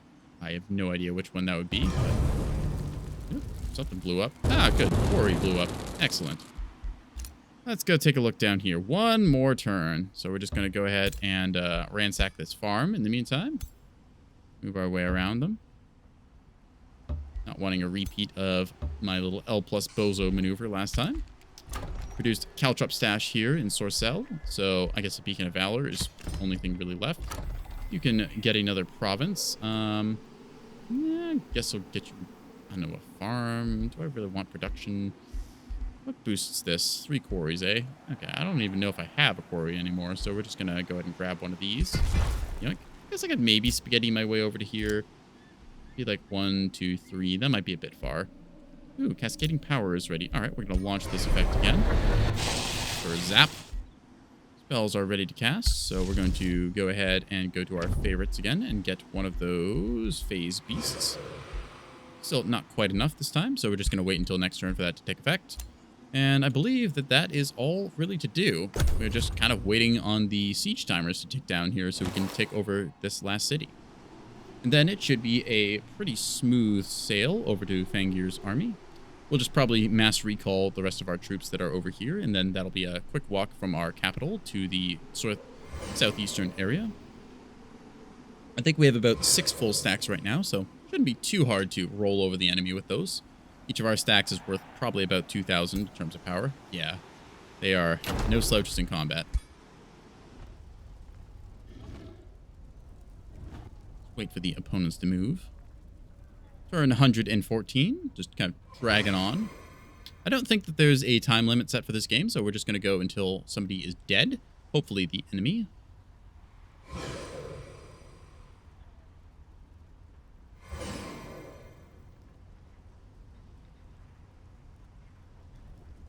Let's see how the various effects go as the opponents are moving. Just going to spam right click trying to get through all their turns as they do stuff. Attendants are moving, blah, blah, blah, blah, blah. And lastly, there we go. The town of Remembrance has been cracked open like an egg. We are going in, boys. So, in this case, we outnumber them very heavily. That said, I'm going to try the auto combat and see if it gives me a good result. If I lose a unit, I'll probably just manual it. But I want to see if just outnumbering them 2-1, the AI is smart enough to win this without a, well, loss. You can see it takes a little bit for the AI to do its whole calculations if everyone goes on the fight. In this case, I lost a Tide Spirit, which is nice to have. A little torn because, like, I don't... Part of me wants to, you know, just auto-resolve this, but... Nah, screw it. We'll do it in a manual fight. Send him off with a proper bang. I want my little puddle pirate. There we are. See the onagers and whatnot as the various settlement locations are broken open. As all of the casting effects go off and we all gain a shitload of magic. Astral Maelstrom kicks in and their towers are destroyed. This shouldn't be too much of a, well, difficult fight given that we outnumber them by like 2-1 on powers. Ah, I see. So you're just going to be like that, are you? Okay. Kind of interesting seeing the fog with the snow effect as you zoom out. This shares the same model as the Baylor, even though it's a little hard to see under the sort of fog cloud effect. A bunch of different things go off here, so I'm just going to turn it on accelerate mode. There we are. Okay. Now, because the enemy has chosen to annoy me, I'm going to use the most powerful spell at my arsenal, which is going to be Disruption Wave. I'm going to activate this and tell them no fun allowed, as all of their positive effects are removed. Goodbye. This is probably an oversight, but technically removing all buffs means that crossbow units don't actually have their crossbow shot anymore. I noticed this earlier and I wasn't sure what caused it, but I just saw the crossbow attack was removed. So all this guy can do is actually stab. I have stolen all of his crossbow bolts. That's kind of funny. Anyways, let's go throw some magic around, shall we? So I have got Star Purge, and these are units that are unfortunately stupidly close together, so they're going to suffer for it. Kablooey. And then, oh, unfortunately, they're a little bit apart. Let's see if there's another good target. Nope. Okay, so they're just going to be a twofer. And Kablooey.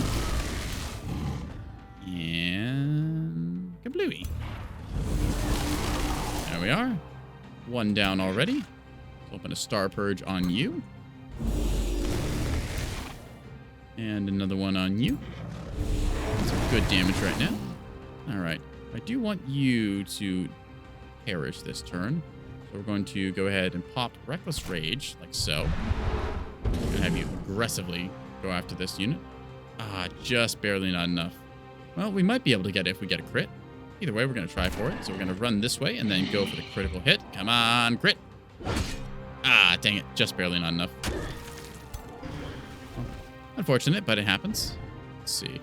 So, we wanted to kill Meandor since he is a powerful mage. So we're going to try and hit him with a Psychic Gaze. Chance to stun him, which I like. 49% chance. We're going to roll that die, flip that coin. Unfortunately, he is immune, or rather, he resisted the stun there, so that sucks, but oh well. Move over some of my fairies here, I think.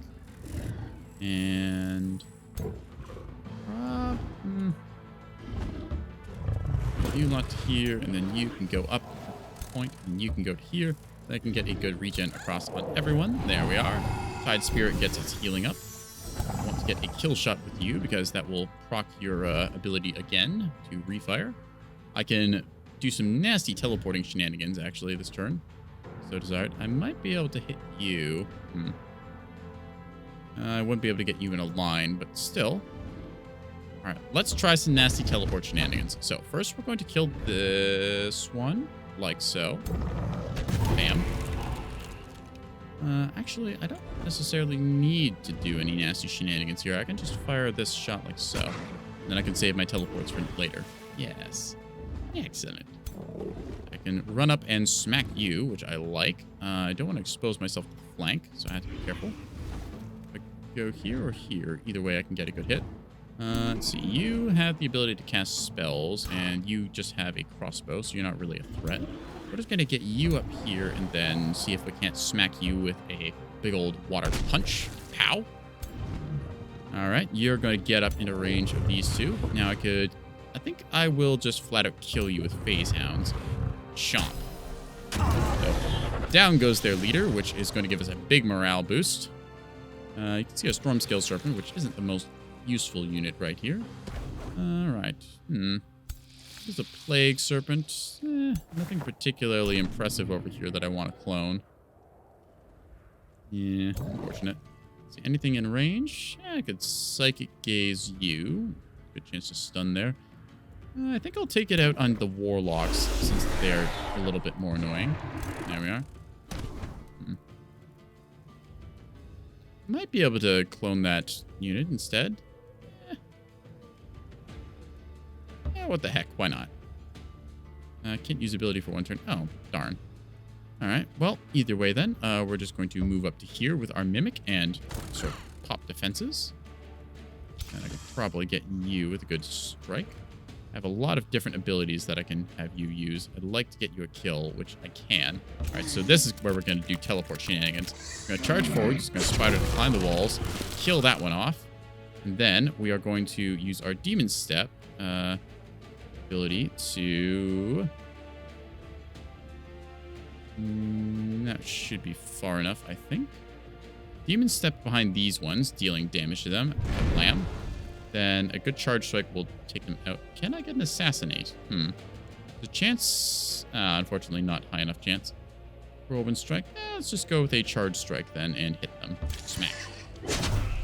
Nasty 66 damage from behind. There we are. Zap, zap. I might be able to finish those units off with some of my other troops. Let's see, I could go for a good charge here or a really good charge here. I think we'll go for the charge on this one. There we go. Phantom Warriors are down. We're able to move up with some more of our troop here, I think. All right. Move like so. That gets me a magical blast on you. Blam. And then lastly, since you will move up and be engaged, I think that we can just... I kind of want to go for a regen here just to keep my troops healthy. At the same time, I can get some pretty good magical damage dealt on these various forces, so we're going to do that. Hitting you a little bit. And I'm a bit worried that you'll just come sauntering forward and smack into these two. So you're going to come over here and act as a wall for that. Hopefully baiting them out to instead attack you. All right, and that should be everything on our first turn. Yeah. I don't expect the enemy to have too much in their pocket, and if they do bring a whole bunch of abilities out, I'm just going to cast Purge again and completely remove things. In this case, a bunch of status effects being cured here as they're taking their actions to try and heal themselves. Oop, in this case, we got attacked, which meant that our phase beasts would displace, keeping them from being pinned in, although unfortunately the living fog's now going to come at them from the flank. Bit of a downside to that ability. Don't know where they're going to end up. See some of the necromancers bringing those warlocks back to life as the plague scale serpent comes and attacks our hero in the rear. Little bone crab there, eating its deceased brethren and going for a smack attack. Luckily, we are going to do some teleport shenanigans and other silliness to get out of this little point. So, alrighty. And on the other side, we see just a little archer unit trying to do its best to attack us. Bit annoying how we've got the facings kind of backwards on a bunch of this stuff, but we should be able to clean up this turn. We're going to go ahead and pop... Let's see. I'm going to pop Chain Lightning. Where is my hero? There they are. So we're going to pop 2 spells this turn using Overchannel because we are a Wizard King, and when you are a Wizard King, you should Overchannel. After all, why not? I think that double tapping Chain Lightning is a good idea, so we're just going to go zap for 1. Zap across all of that. See all of our units gain Star Blades. And then we're just going to go ahead and do that again. Zap, zap. We'll do that unit because it was annoying and in our way. Okay, so, we're going to go ahead and mimic this bone horror over here, the little bone crab. Waltz up and probably hit this thing pretty hard. Smack. Unfortunately, not quite hard enough to get a kill on it, but yeah, we've got enough units around that we should be able to do that, no problem.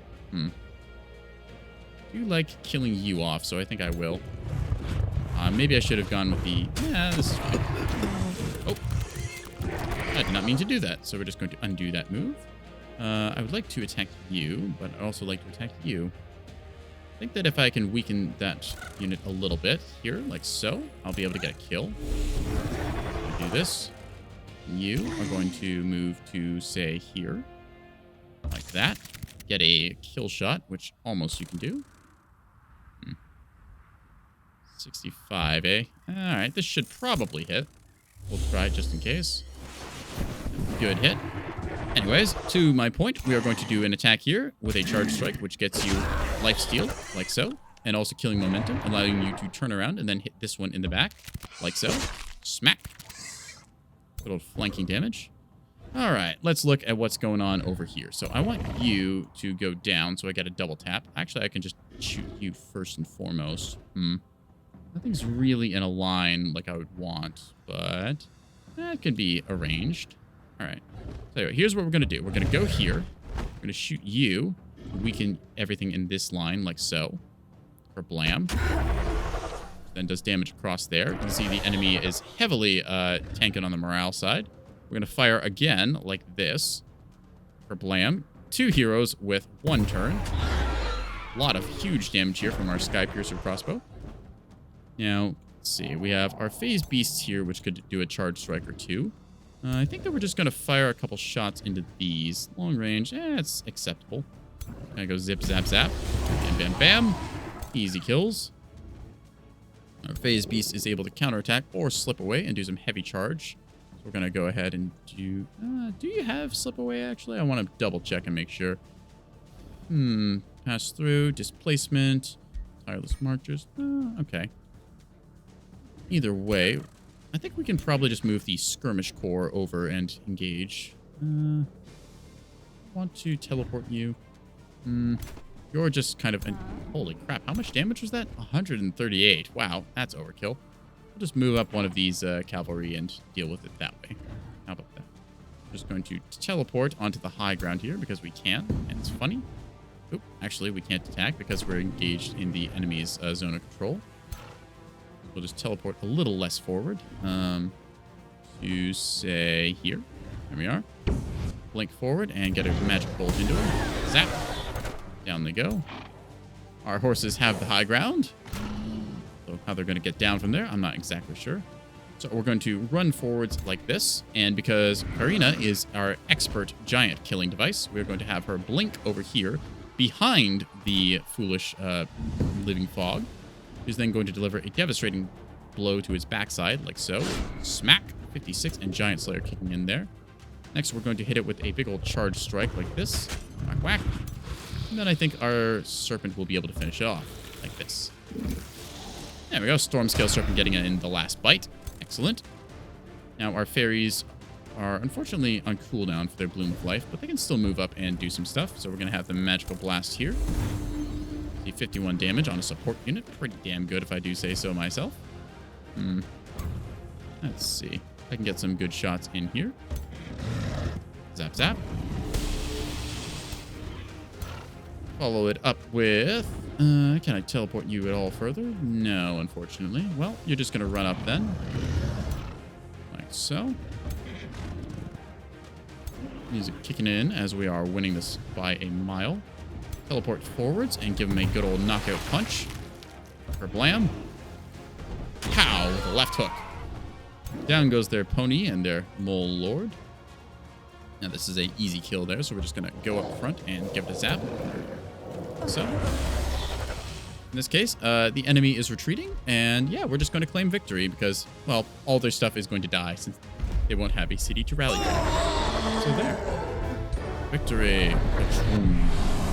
That is the majority of stuff. Ooh, we got a mirror mimic out of that. That's very nice. I don't particularly care for this astral keeper. We're just going to get rid of that. And anyways, I think that's going to be the last fight that we put our storm scale serpent through because it has just been replaced by a cooler mirror mimic. Yeah.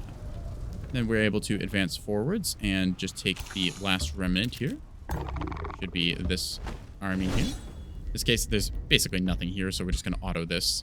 That should be an easy win. If they get a kill on us at all, I will be very impressed. That's what we want to see. And there we go. And that should be the last of them. So the fall of Meandor of House Iniok. So the Prince of Shadows has been raging against the Shadrai on the field of battle, but now, as he sees his armies vanquished, Meandor keeps a sarcastic calm. This may be my hour to perish, but I have gone through death, shadows, and nightmares for too many times to be pained by this. You, on the other hand, Meandor briefly glances at the other Shadrai, you have clung to your immortal lives for ages over and over, ready to pay any price. And now your demise will arrive by your own hands. A pity it will cost the cosmos. How melodramatic. Lilith Nightweaver remarks sarcastically, but also presumptuous. You don't know what will happen when we open the World Vault. What will it mean for the Pantheon? Either way, you will be our guest of honor to watch. So, we're going to put him in the cage as well. In this case, we get one last empowerment here. So, powered by the victory in the mana stored in the Wizard Tower, the fallen enemy, we perform our final ritual, which means that we're now going to get a bunch of undead units rising for us. So, there we are. As we can see now, Meandor has joined the rest of the enemies in the little astral prison tile over here. So, with that, we have orders here. Again, little random astral wisp we don't need. Just going to get rid of that to keep our costs down. Next, we are going to just vassalize this city since it is the last one that we ever really want, given the environment and just the nature of things. And then we're just going to meander our way back home. Which, I mean, we are going to teleport. So we're going to go ahead and cast our first mass recall on our lord. Oop, blocked by Spelljammer. Ugh, I thought I blew that thing up. They fix it. So, well, Spelljammer, how rude. Alright, well, in that case, we're going to do a little bit of walking, so. Make our way up here. Sure, we'll force march, that's fine. Gonna go ahead and do the first of many mass recalls. Zoop, back home. There we are. And we're going to continue out of the Chrono Gate here, since, you know, teleporting is awesome. We'll make our way down. So, actually, I'll probably teleport out here. Yeah, I can. There we are. Perfect. All right. Next, we'll cast another one of those mass recalls. There we go. Just gotta wait.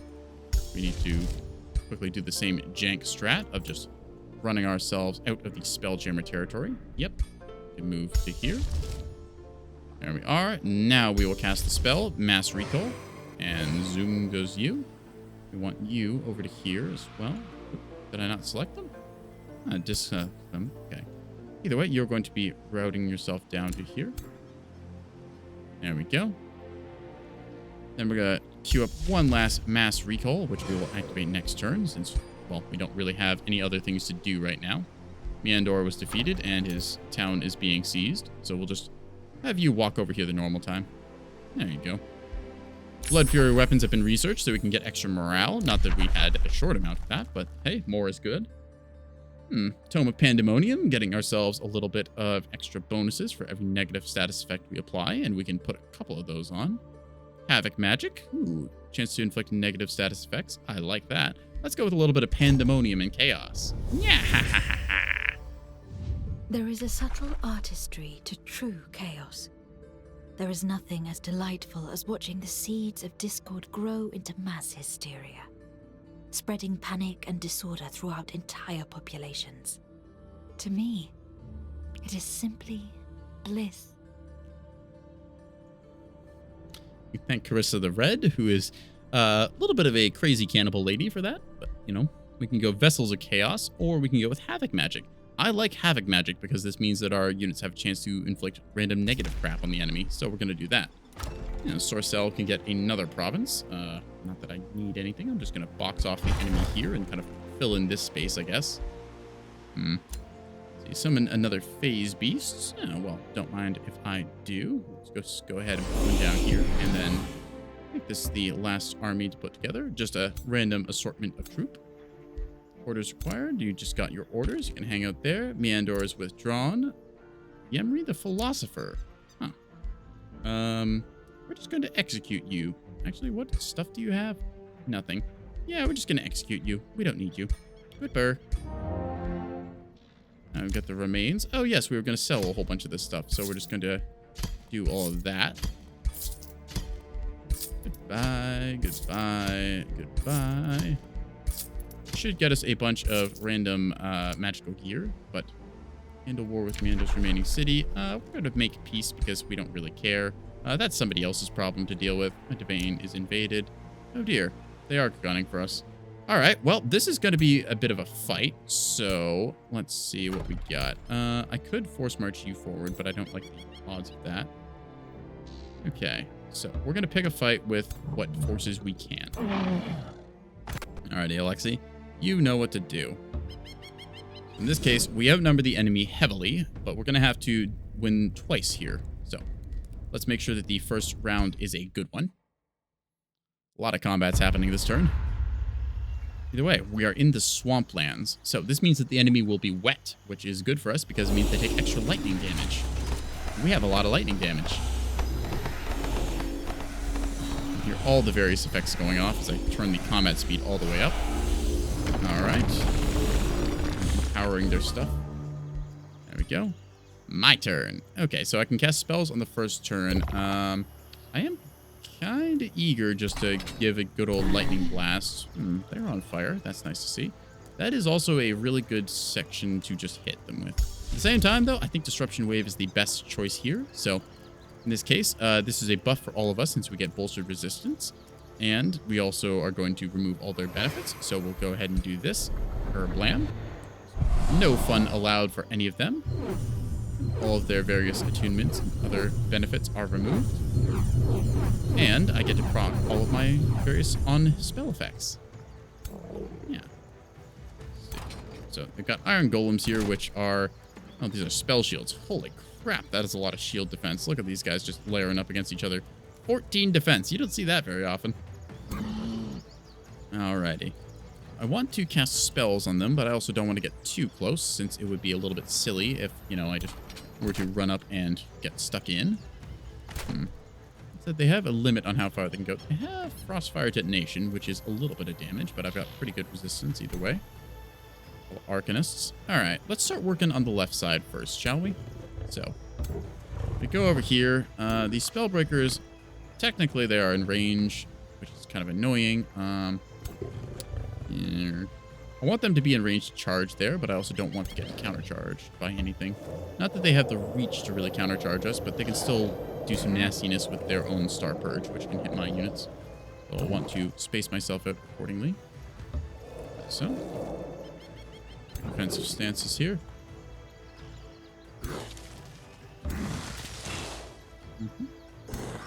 Entwined Thralls just need to survive for right now, so we're just going to keep ourselves distanced. Moving about into a position that is smart. So in this case, they can hit a couple units here, but at the same time, we should be all right. The Star Purge ability is rather annoying, but I can counter that in time by just reapplying my buffs. All right, little skirmisher troops, just gonna go up alongside you here. Actually, I kind of want to keep you back since I just need you to survive this fight, so you'll be sitting up for now.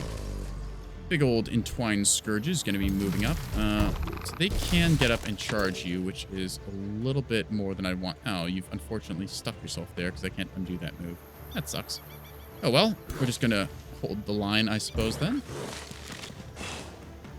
Fortunately, we're afflicted with wet, but that's okay.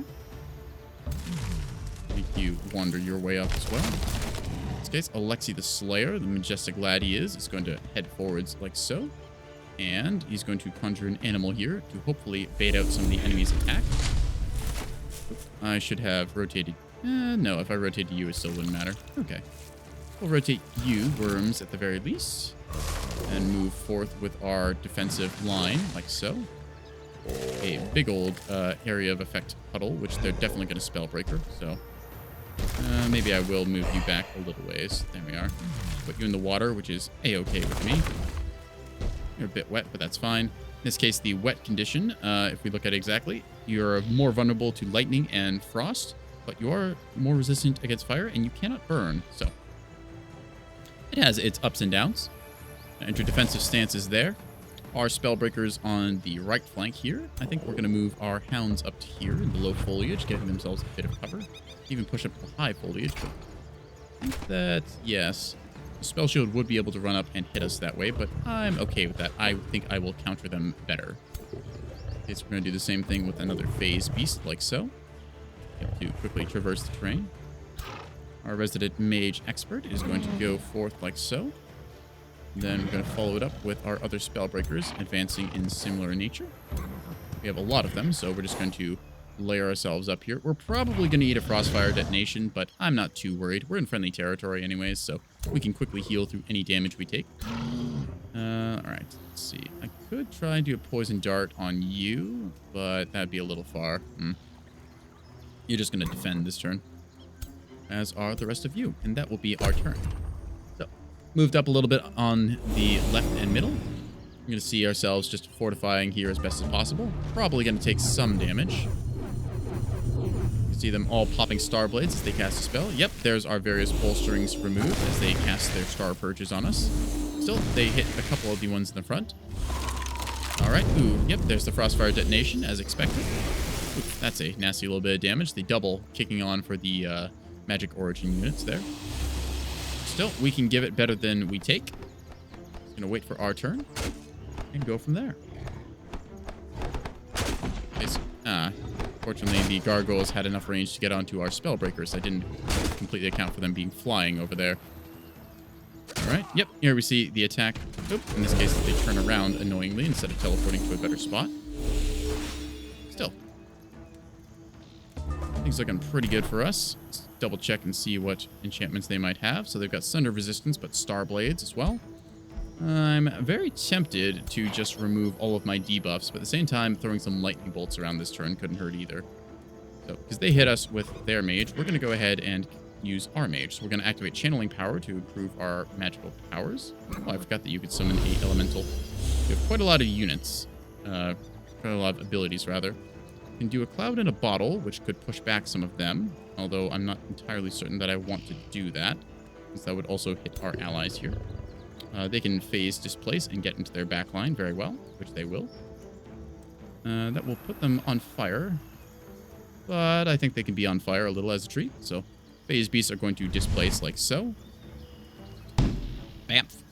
And now they are going to get into the enemy's back line. All right. This will flat out kill one of their units, so that's a nice morale tax applied. Or smack. Now, I believe that I can go ahead and throw my Cloud in a Bottle here, which will wet all of these units. Placing them closer together as well. Perfect for a hindering blizzard to hit them. Smack. Whole bunch of damage. That's like 150-ish damage. I'm going to follow this up with a Star Purge, removing anything useful that they might have, and also dealing area damage. Going to do, of course, another one, because Star Purges are fun. And, well, if you haven't figured out the pattern already, we're going to follow it up with another Star Purge. Hello, Christek. Welcome. I'll give you an oh-well in return. Ooh-woo. We are just enjoying pie-plating the enemy with our multiple long-range attack abilities. They're almost dead here, so I think that I might be able to finish this off with a... can't quite get all of them with a Chain Lightning. That's unfortunate. Still, would be nice to see. Oh, I probably should have done this first to get the extra damage. Oh, well. We'll just do this. Zap, zap.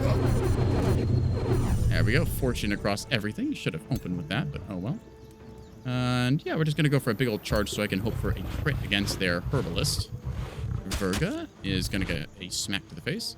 All right, Alexi, you need to kill some stuff, and you're going to kill some stuff. So I pop the Crypt Blade. Let's see. So we're going to go Reckless Rage here because we want to absolutely slaughter everything. Next, we're going to use our young caustic worms to deal a little... actually, I think we can do some area of effect things here. Sap strength weakens the enemy, but doesn't kill them. Just poison bolts is pretty good here. We're just going to open up with a little bit of spellcraft. 3 shots of those, followed up by, let's go with like 3 shots over here. Very damaging. Zap, zap. Poisonous bolts like so. Next, Alexi is going to go ahead and he'll kill one of them with the Crypt Blade, like so. Flat out removing them. Smack. There we go. In this case, we have raised ourselves some zombies, which can then attack if we so desire. I believe you still have killing... you might have triggered killing momentum from that, actually. Could be bad. I want these things to die, so we're going to try and see if we can't make that happen. I'd love to get some good charge strikes in as well. I also need to get you out of there and get you in. Healing sap would be very handy. Let's take a look at this side first and then kind of move from there. So we're going to apply a psychic gaze, trying to stun you and do some good damage. At the very least, we can't quite hit both of them, sadly. But we do have the option to run up and do some nasty, nasty damage. So we might take part in that. Could also have you just charge and kill them, which I am not against, actually. We're going to just do that. Phase Beasts charge forward and tear apart the enemy Spellbreakers. Excellent. Now then, let's move you up into a position where you can correctly fire from. You can get some flanking shots in there for 2 hits. I like that. You're going to go ahead and do that. Bit of magical bolt action. Zap and zap. Now, with any luck, you will be able to advance and get some kills. I'm going to move to the front here, actually, because I want you to be facing the enemy and get flanked. Our protectors doing their jobs. All right. You are able to almost kill that one, actually. Pretty good stuff. I think that if I bring out you guys into the back line, that'll be enough to kill. Excellent. We're just going to go ahead and do that. Bit of magical bolt action from our trees. The forest itself coming alive, although I didn't plan to play green nature this time. Gonna move 2 swings or just 1. I think I should just take 1 swing, so we're gonna just gamble for it here. Yep, just 1 hit. And for smack. Down goes them. You can see the enemy is now very low in morale, which is excellent for us. We're going to worsen this by giving them a big old disruption blast in the middle. There's another star purge going off, removing a lot of their useful abilities. Again, I want Alexi to go and crater something useful, which would ideally be one of those Spellbreakers, because I don't want them firing again. I can blink teleport behind them, but I'd also like to try and get a kill, even though I think killing momentum already procced this turn. I'm gonna see if I can't get a cheeky hit here. Maybe. Hit him with decaying. Right, so I think that there's enough dots that these guys will just go away on their own. So we're going to go ahead and blink our way over behind these ones, like so. And with any luck, this will be enough damage to get maybe a crit? No, it was a crit, but not quite enough to do all the damage we wanted. We could move forward and healing sap, but they're just a summons. They don't really matter. Just going to go forward and kill this one, getting more morale penalties across the board. You can see the enemy's morale is very low.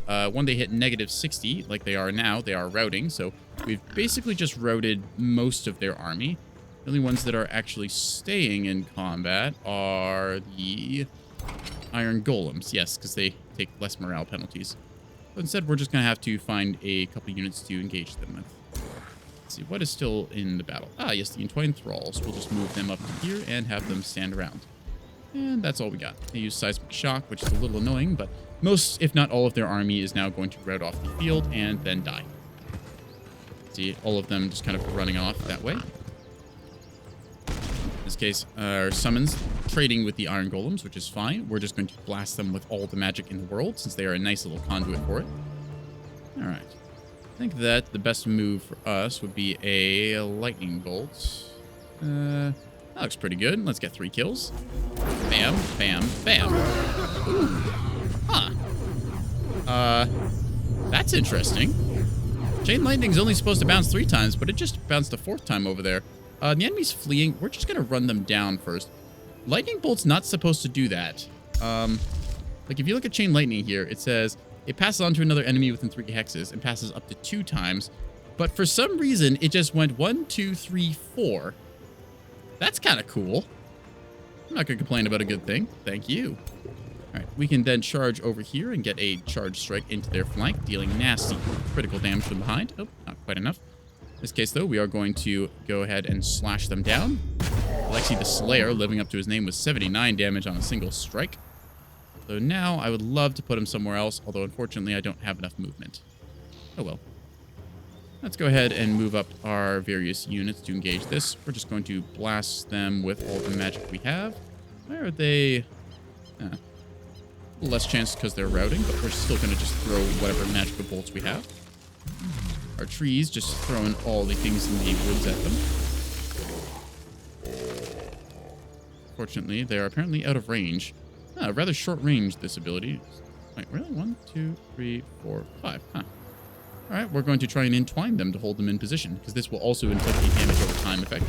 Yep, they are now stuck, so even if they wanted to run, they can't. We can go ahead and hit them with a... Yeah, our entwined protectors can go up and give it a slash. Smack, smack. There we go.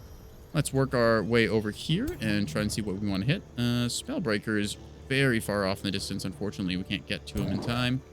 Still, we're going to try and move up with the best that we can. Okay, so we're going to go for some magical bolts on you. Zap. Oh, unfortunately missed. Mia's routing, so we have reduced accuracy. Actually, can I... Oh, I got the wet condition. I was going to see if I could cast a Star Purge, but we'll just go with magical bolts. Zap.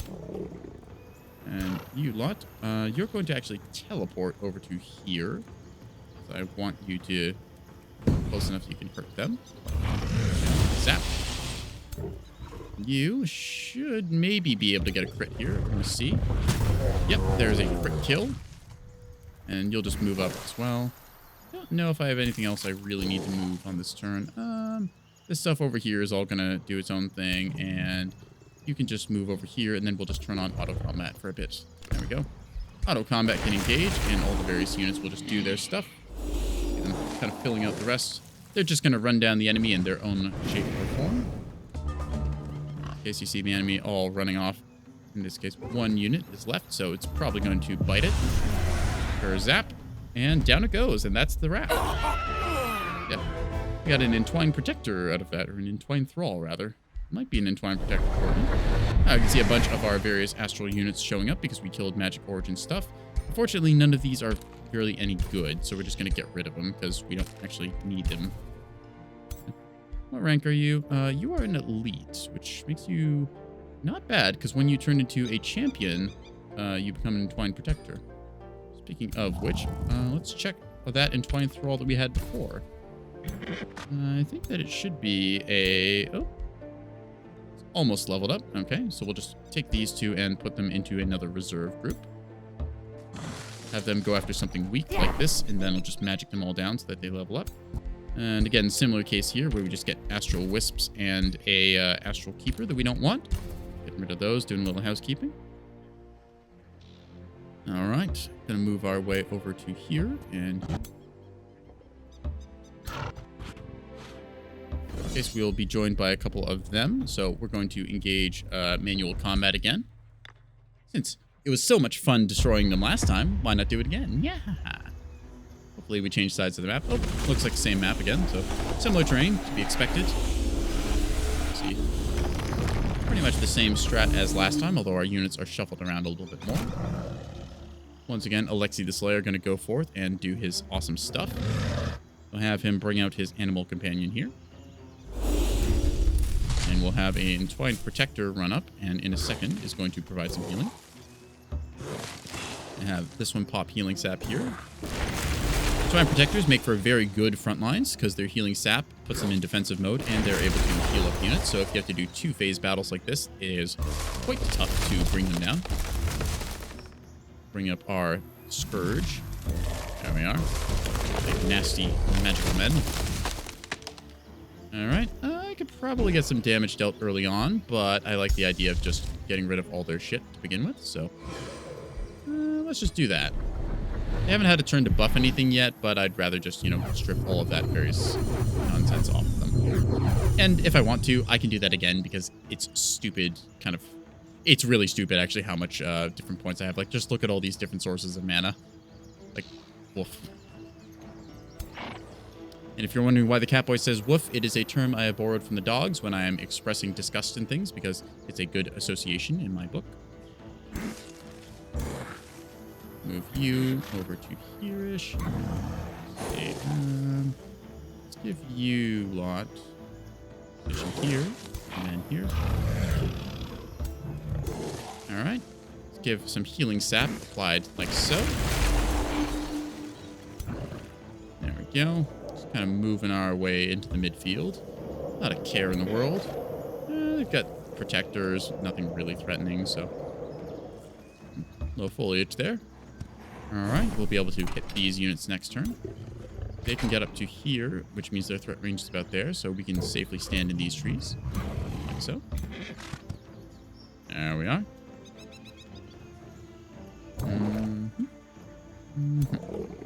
Go in protection mode. Excellent. I would love a heal across this group here, but I don't have it, unfortunately, so... Instead, I think that...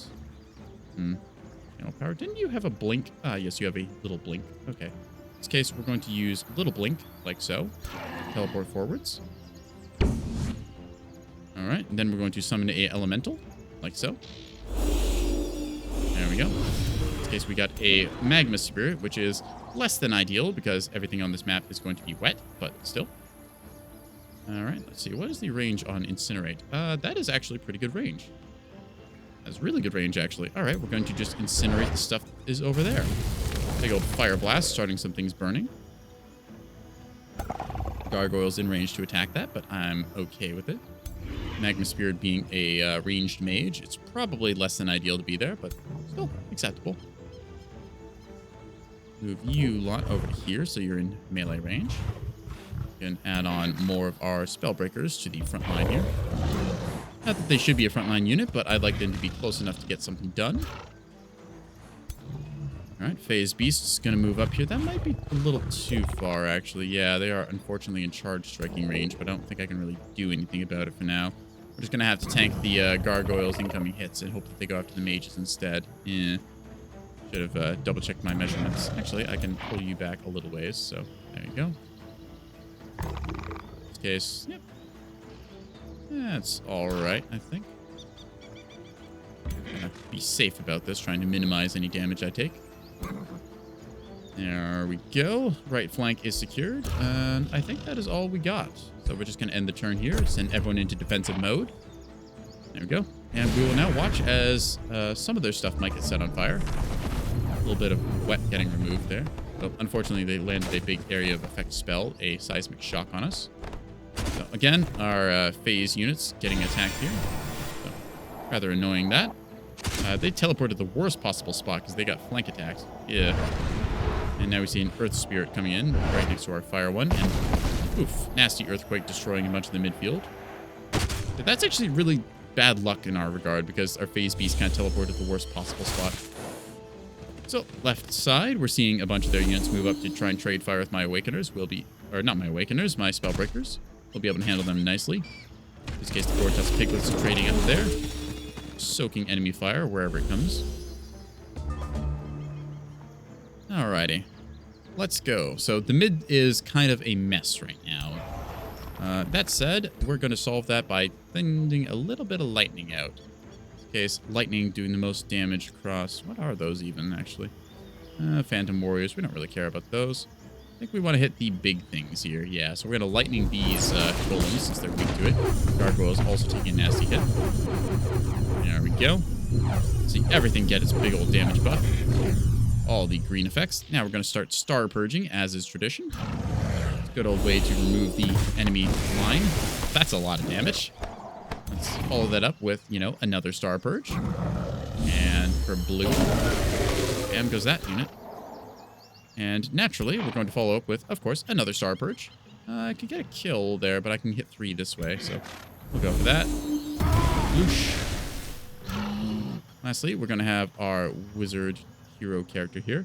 and have them channel their power, since this increases the damage of their magical strike. And probably just open up with a lightning evocation. Yeah. Or I could try and blast a bunch of them backwards. So that could also work. I want you to phase teleport away and kill something in the back. So you will do so. Like so. Yep. We'll use you in a second. Anyways, now that we can push back the enemy from our magma spirit here. Well, I could hit our magma spirit. That might be bad, though. That would push them as well. Anyways, we're just going to do this. Cloud in a bottle. Oh, unfortunately, it didn't push them back quite the way I wanted. Still, this is going to get us some nasty kills. So, lightning evocation will bounce between a lot of these. And because I got a killing blow here, I should get an action point back. I think. Yep, I get killing momentum. It allows me to fire a poison dart. So there's a chance to actually hit that one. I've got better chance with regular shot. It's a 40% chance to hit, but it's a very good chance to kill. Versus this. We'll go for the 65 since it's a safer shot. There we go. Another one bites it. Able to throw some fire at them. Fortunately, this is only 4 range, so tragically out of range. We'll have to move up a little bit. Actually, they are immobilized. They can't actually move. That's annoying. Some good charge strikes in here. Speaking of charge strikes, let's go ahead and throw you into the enemy. Smack. Fortunately, they're down to half their models, so their strength is diminished. Let's clean up a little bit on the left side first, shall we? So, another good old Star Purge hitting the enemy here. Yep. Star Blades removed, like we like to see. Alright, I can hit you with a nasty charge strike in a second. And I can hit you with some magical bolts. So we're going to do that. Good old healing off of the damage. You can get up here, and while you will take one little swing of retaliation, it won't be much. Still a lot more damage dealt than taken. So they'd managed to deal 3 back, which is basically nothing. Now we're able to get up into their business and get a charge into their backside. Flanking damage bonus affected. Whack. All right, let's see if we can't hit something else here. So moving our forces up, it's unfortunate, just barely in range. So I can kill at least one of you. Let's go with you. Electric damage against lightning enemy, or lightning weakened enemies.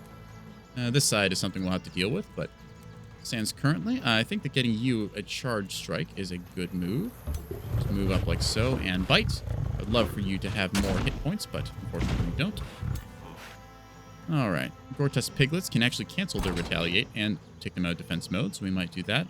Or we might want to get our Gortus piglets to just do something stupid and eat retaliations. Tempting either way. Could have you dive into the back line and just start slaying, although I think that a little bit more tactical moves might be called for. Either way, see what you can move up and do. Gonna have Alexi just move to the side here so we can try and get into the fray. I might have you just walk and take that opportunity attack so that way I can get 2 strikes in. That seems like a good idea. In this case, we don't really care about the Gortus Piglet. It's a summon and isn't going to stay anyways. Move our way forwards.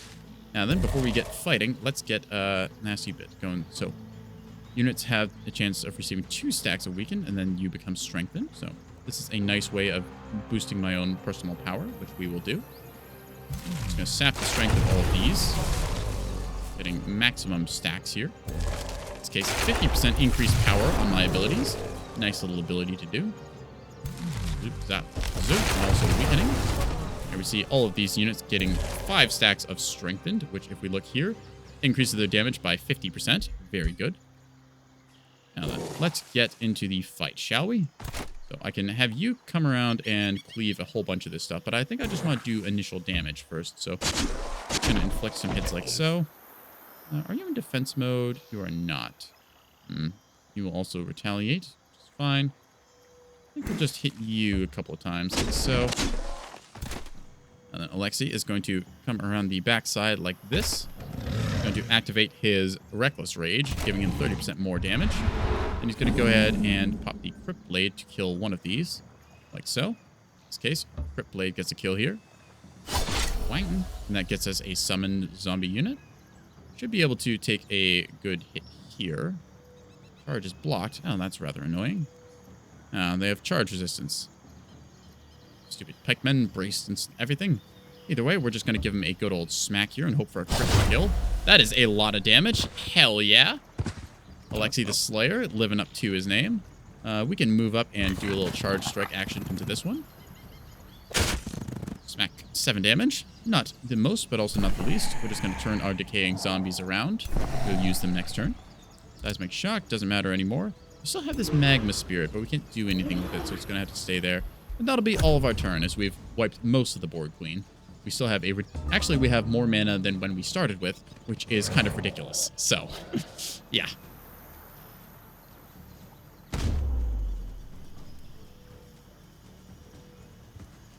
Anyways, a bunch of them just trying to do what little they can. Most of their army is, of course, routing, although we don't want to let that happen, because we want them to die. Smack. Nope, we are not going to let them get away. So Alexi is going to go ahead and slay, as the name implies. We go for a charge strike here, even though it will set him on fire. It's fine. We won't take that damage until next turn. As he was already wetted, it prevented the burning going on until he hit it again. Now, we're just going to give him... I want those ones to die, but I think I can get this unit to... Not quite. Dang. How about you? Have to think about this and the best way to go about it. Any way I can get you closer? Not really. Alright, well, we'll just zap you then. Zap. And then, where's our cavalry? Here we are. Move up and give you a zap. Excellent. Critical hit. And then you should be a kill. There we go. The left flank is taken care of. Nicely cleaned up. And then I think I can have you move up and get a hit on you. So, Watcher is dealing good damage. Then we can get our charge strike into the backside here. First smack. Phantom Warrior down. Now we just need to handle this thing. So Alexi has the ability to teleport, but also sprint. I'm going to phase teleport behind them so I get more bonus damage. Like so. This is a good chance to kill. We're going to try it, and if that doesn't work, we're going to hit him with a spell. All right, so unfortunately, it didn't work. Let's see. What do we have in range? Oh. Vortex piglets. Oh, not quite. You're already used up. All right. Well, in that case, then we're just going to hit him with a little cosmic ablation and call that the combat. Kablooey. And that is 2 stacks dealt with by was it 6 stacks or so of units? I think 5 or 6 dealt with by our 3 stacks. So yeah, good results all around. For Blam. We see ourselves getting more astral units that we just don't particularly care for. Just gonna get rid of them. Like so. Did the astral fairies actually evolve into anything? I don't think they do. Oh, they do evolve into astral siphoners. Huh. More you know.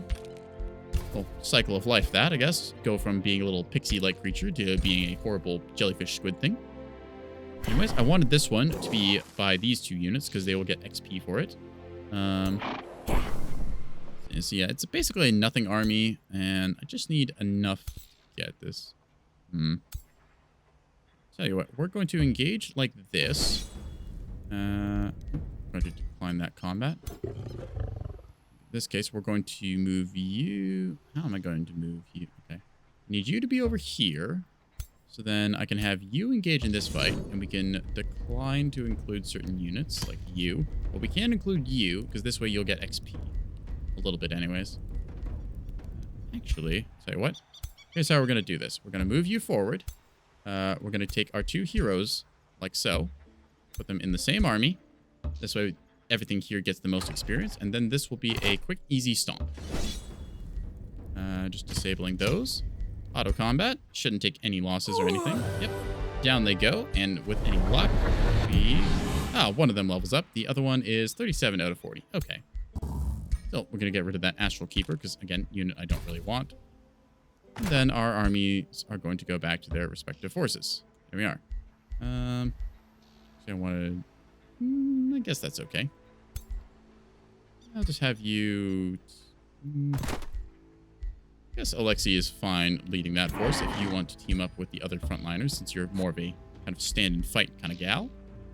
And then we just got our additional Entwined Protector kind of hanging around doing his thing. Gonna join up with the other forces. Yeah. New unit, new line. There we go. more of our spellbreakers showing up, and you just need to get one more victory under your belt, so we'll figure out a way to get you some XP. Meantime, though, that is that combat dealt with, so yeah. I think that is all we've got this turn. Heroes have leveled up, as to be expected. Let's get our caster some casting powers. Arcane strength, extra damage and accuracy. Nice to see. Nice to see. Havoc magic. Magical attacks have random chances. Okay. Grants magic attacks extra crit chance and accuracy. Okay. Friendly spells cast gain strengthened. Ooh, that is nice. I do cast a lot of spells. There's plenty of things that we could want here. I think that Arcane Surge would be the best, getting you extra strength. It's just good, so we'll go with that. We've gotten ourselves a bunch of items and stuff. Ooh, Locket of Channeling. Not that I really need any more of those. Assassin Stagger, nice to see. All right. Did we get boots? Oh, we got boots finally. Huzzah. Another breastplate of the champion. They're just handing these things out like nobody's business. Alexi, you have one, don't you? Yep. Breastplate of the champion, as to be expected from our resident champion. Do you have one? You're the caster. Never mind. How about you? You already have a breastplate of the champion. Who in my army doesn't have a breastplate of the champion? This is kind of getting a little bit silly, really. How about you? Do you have one? You have a breastplate of the champion. I have like 3 or 4 of these things. Holy crap. Oh, and I got the remains of Vilga the herbalist, whoever that is. All right, let's check our heroes list here. Yep, Alexi, Nixie the Eagle-Eyed. So we've got 2 ranged lords, so we only need 3. All right, well, we've got a spare breastplate of the champion then, I guess. Not that you ever really usually get those. To put into context, it's a tier 4 item, and most of the time you see it gotten because somebody went into the Imperium Materialist tree, which gets you a guaranteed earning of it. In this case, though, I guess they're just handing them out like candy. So, yeah, trick or treat. Here's the breastplate of the champion. All right, opponents are moving, so considering we just wiped out a whole bunch of this stuff. Oh, there's a free city here. Don't know why this became a free city, but it did. So either way, they're at war with us, which is something. We had actually founded that city. If you go way back in the stream, you'll see me build an outpost here that then somebody took over, and then this entire area has been a mess. I'm just going to be honest about it. Like, I just wanted to hold this angle here so that they wouldn't come in, but then this whole thing happened, and now we're just dealing with the aftermath.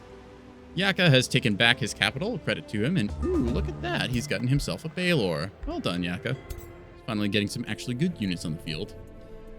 All right, let's take a look. So this is our little sprig, or entwined thrall, as it were. Yeah. A couple other astral units kind of kicking around. All right. I think it is best for us to just kind of march on the enemy now, since we don't really have anything else to do. Yeah, we will. There we go. Most of our magical menagerie getting itself together. Fine thrall ready to go with you. There we are. Tempted to take our giant slayer resident and send them off to fight against units here, but I don't think they have very many. Oh, they've got. These are technically cavalry units, but getting a halberd unit on top of a cav unit like that, it's ranged. That's going to be difficult. Not going to bother doing that. You'll just hang out there. You're just. No, you're pretty good where you are. That magical flying speed being very good for all of my units, just able to completely zoom across the map. I do want to keep you in range of stuff, though, and also healing, so you'll be hanging out here for now. Yep, you're just going to be chilling. I have a mass recall spell prepared, which I was going to cast over here. Yes. Second, once you're cleared of the range. There we go. Let's mass recall you back, since everything in the southwestern quadrant has been cleared. Now you are just going to go ahead and make your way down as well to the southeastern front. Yeah. Oh, we got the Shrouded Shoes, finally. Extra hit points and defense. I forget who exactly was supposed to get those, but they're going to go to somebody. Let's see. Shrouded Shoes. Slippery and whatnot. I don't think it was you. Was it you? Can't remember who's supposed to get what boots anymore. Visors of Farsight, Masks of Precision, Opportunity, any special rings. Ring of the Inspired Killer, Double Morale. I guess we'll get that for you. You can have this. Any new effects? Bunch of bloody edges, staffs of decay, all the stuff that I don't particularly care about because I'm making better things. I think it was you with your spells. Yes. You were supposed to lead a different army because you're all spells. Visor of Farsight. Let's get you the Mask of Precision to get your extra range going. There we go. So I wanted you to be a mix of 3 melee and 3 range, but at the same time having you as this kind of caster, that might not be bad. Maybe I'll just keep you as the caster core. I'll have to decide how I want to set up my formations. At the same time, having Alexi as the shock unit in that stack worked out pretty good, so I think we'll do a little tradesy here. There we go. Alexi can join up with this. He's a shock unit if he ever fights with them alone. This is now a mage with 2 frontline troops, which I think I want to swap out. I'll have to decide how I'm going to organize all of this. At the same time, you've got 2 phase beasts and then a bunch of range, so I think that's okay. We just need to make sure that it's not too much range. This is probably all fine. The fights end up being a complete mess anyways, so, I mean, who really cares about the balance at this point? I'm just going to keep spamming the good units that I've built. Oh, going to share fixed relations and therefore cannot declare war. I wasn't trying to declare war. I was just trying to go around you. Excuse me, lady. Go ahead and move my way down here, if it will let me. Am I stuck? Please don't tell me I'm stuck. Hello? Force march, maybe? Huh. It would appear that I am stuck. Rather interesting. Auto explore? No. Can you move path? No. Oh. Is it because opponents are moving? That's interesting. Huh. Oh, that's a bit of a bug with teleporters and occupying the same space, I guess. You can tell the game is starting to chug as it gets into this later stage and everything gets all the more complicated. I guess it wasn't my turn then. To be expected as you just tack on increasing levels of scuff.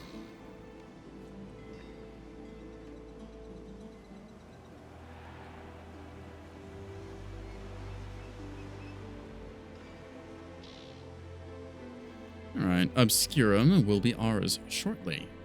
With the mighty force of Alexi the Slayer and his walking ents. If you didn't catch last stream chat, Alexi the Slayer did save the Blighted Tree from occupation by the enemy forces of... I'm not exactly sure which entity it was, but either way, a bunch of big nasty tree spirit things came along, so Alexi did his job, went in there and just hacked and slashed his way through everything, including a pair of Horned Gods, tier 5 mythic monsters. Oop. You can see some spells going off here as Yaka is besieged once again. Fire and Ruin. Ooh, Personal Curse. Baron Raldor Brittlekiff of Hollow. Who the heck is this guy? Okay. One of our vassals. Alright. Has requested your insight on a matter of espionage and betrayal. Astral Lord has come to my attention. The most trusted warlock has betrayed me. She's conspired with my rival, Celestia. Okay. To sell my defensive plans and the secrets of my personal nature. As the Astral Lord of these lands, you are the one I humbly beseech to mete out a proper punishment so that it will not happen again. Alright, make sure she is tortured by visions of her betrayal every time she sleeps, so I get an astral boon and everyone gets stability. Nice. You brought this on yourself. I will not mete out punishment, so this means they're displeased and I get bonus alignment. I don't really care. Hire the warlock instead. I don't really want a warlock. I'm just going to torture her visions with an astral powers. There we go. Problem solved. Nothing you can't solve with a little bit of horrifying, disruptive magic. Alright. We were going for this city over here, which happens to have a bunch of spellbreakers and a very short Catly. She's very short. Does she have Spawnkin? She does have Spawnkin. Okay, so she's incredibly tiny. Cool. Either way, I think that we can besiege that since our spellbreakers are just, better. So I'm going to go ahead and do it. Yep, we're going to start the siege here. Heading on the old Arcane Maelstrom since, infinite fucking mana. Going to undermine the walls, I think. And let's see if we get anything faster. Nothing will make this go faster, so we're just going to hold off on that. The rest of the defenders, though, extra damage. Yeah, why not? 60 gold. Just set up our troops to defend. And go with it. Yeah. Next, we're going to set up another siege over here. Alexi leading the way. He's going to start the siege here. Again, 25 defense, so we're going to do the old Arcane Maelstrom, and let's undermine the walls as well. That'll deal with everything. Breaking the battlements could be fun. Yeah, we'll harass the defenders. Why not? Just a little extra damage doesn't hurt. Well, it doesn't hurt me. Moving our way up with our various support troops. We could probably get another hero in there, but I think we're okay for now. Outside of the Chrono Gate here, we're going to move up our main lord, since they could just zoom their way across the map like so. Look at that distance travel. Just wow. If I really wanted to, I could force march and go even further. Either way, I'm going to send up our secondary supporting force to group up with them. I guess I'll just have you as extra reinforcements over here in case I get bored. That'll be fine. Orders required. You're just going to stay here because I want you to be leveled up into an actually useful unit. And the rest of you are just going to hang out. Oh, goody. We've unlocked Havoc Magic, so we can now make our effects do random base things. Reveling in Blood, a siege project, not the most helpful. Let's just shuffle through and see anything new. Scrying the enemy could be handy. Alright, we'll keep that in our back pocket in case we decide we want it. We're just going to go ahead and add on... what's something actually useful? Scholars Guild. We don't have enough research outposts. Well, I guess we could make one. Let's make a research outpost here. And then we can get ourselves a Scholars Guild to improve our knowledge gain. Meantime, blacksmith. Why not? You can annex into the province. Okay. Nothing more to annex this way, so you're just going to expand this direction. I guess you'll get a farm. Transfer you to Manafont. Oh, so to remove the connection. Okay, so we're going to have to de-spaghettify some things here. Since the border is especially gory. Now we're going to transfer you to Arculus, and then I want you to be transferred over. This forester is going to be a little interesting. Okay, so there's a farm here. So I want to transfer you over in some way. I can't go to Manafont, disconnect other provinces. I'm not sure what other provinces. Is this farm? This is Manafont. Okay.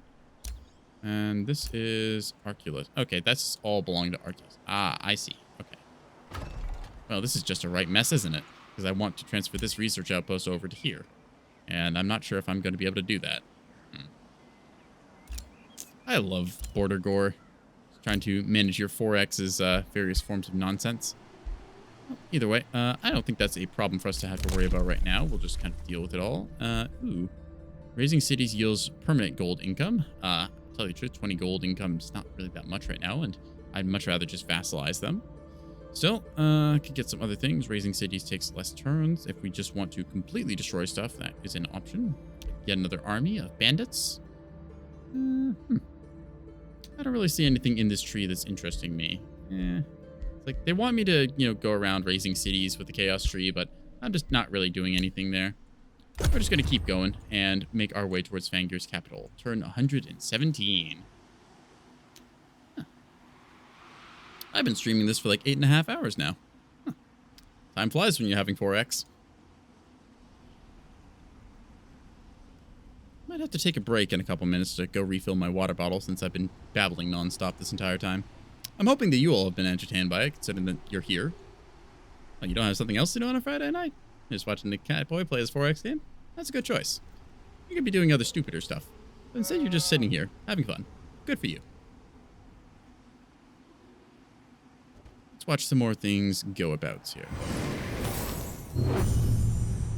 Alright. Seeing a couple spells being cast on their city here as we're burning it to the ground.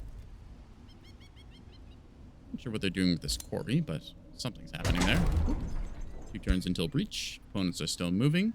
Luckily, with 3 of them knocked out of the race here, it is pretty fast, or at least faster. There's still the AI vassals that we have to deal with, but they all kind of go in their own little short order. Great Foundry, eh? What do you do, besides, glitch out my title screen here? Well, I guess I'll never know. Close the menu for me. Battle won by Yaka as he casts more magical destruction spells. Yeah, he's got a Lankly boy. Look at that little mirror image thing go. Yeah. Look at this mirror mimic. Spindly boy. A wrinkly boy. A one-eared boy. Actually, no, he's got 2 ears. Just one of them is kind of big and elvish. The other one's sort of smaller and rounder. Big uneven boy. There we are. Siege going well here as that's being cracked open. One more turn until this breach, so nothing really to do there. Just get our lord to kind of send them along to up here. We've got our extra reinforcing troop, which we're just going to kind of keep around. I guess we can pillage the Bazaar of Wonders while we're at it. Look for some tuna, see if we can't get some snacks. I'm not really sure what else I've got to do. Guess you've got orders to do stuff, so you'll just go along here to look menacing. And you're just trying to get XP, so that's fine. Alright. Get a Pyromancer for nothing. Mirror Veil. This doesn't chance our shield units, so that is kind of nice. Let's go with that. Alright. We can get, I don't really know if there's anything else I want here. Astral Shattering's not that helpful. To tell the truth, I just want to teleport into his capital and destroy him, but I don't know where it is. So we're going to just have to, actually, we could probably just walk there. Yeah, we're going to finish sieging this city, and then we're just going to walk through all of his provinces until we get to his home capital, which is below here somewhere. And then we're going to go from there. Because when you're allowed to just walk into the enemy's capital, why not? Keep producing stuff there, I guess. I don't know. Stone walls, I suppose. If there's anything that ever attacks you. These should be pretty easy wins. I don't need to, of course, capture and annex everything. I just need to kill the enemy lord and their capital city. So, even if they can produce stuff, I've got basically all the tools that I need to win right now. So I'm just going to walk over them. Yeah. Know if there's anything else that I want. Like, I mean, I guess I'm trying to level this thing up because it's there, but... Hey, fulmination. Cool. Where's that lightning barrage? I can't remember the name of everything. I'm a streamer. I'm not supposed to know things. I'm supposed to wiggle around excitedly and make everyone here go, woo! But either way, we're going to make some progress here as, you know, just all of our various collected troops kind of assemble. Probably just going to auto-resolve these, honestly. Not really feeling like nickel and diming every single fight, especially against this stuff. Okay, you've got Spellbreakers. They're kind of annoying. It's got a Knight. Swift hero with bow. Whatever. We'll just get through them. Yeah.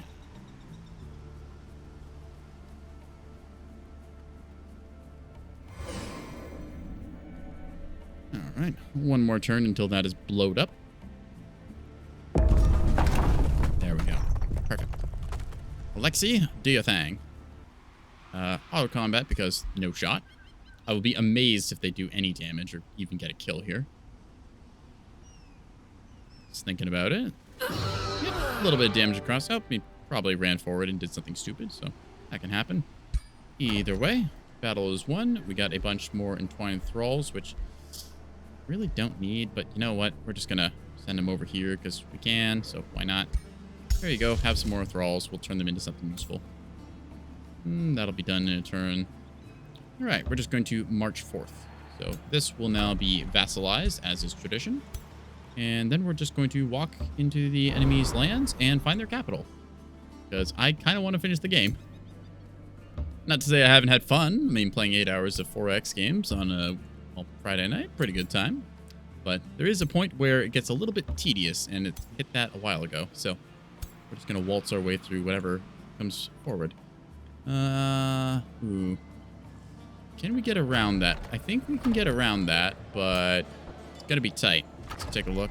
I think we can barely get around the outside here, assuming that that's not a complete blockage. Otherwise, we might have to try going around. Could be annoying.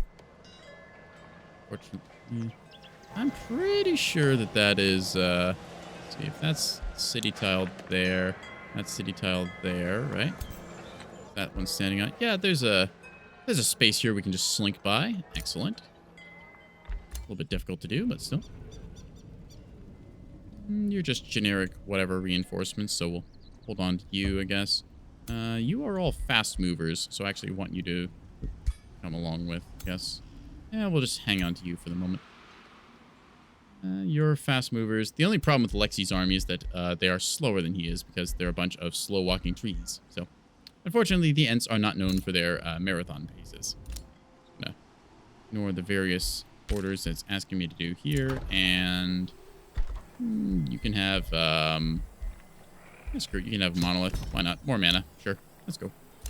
Hero leveled up. Alexi, once again, our resident hero, level 11 now.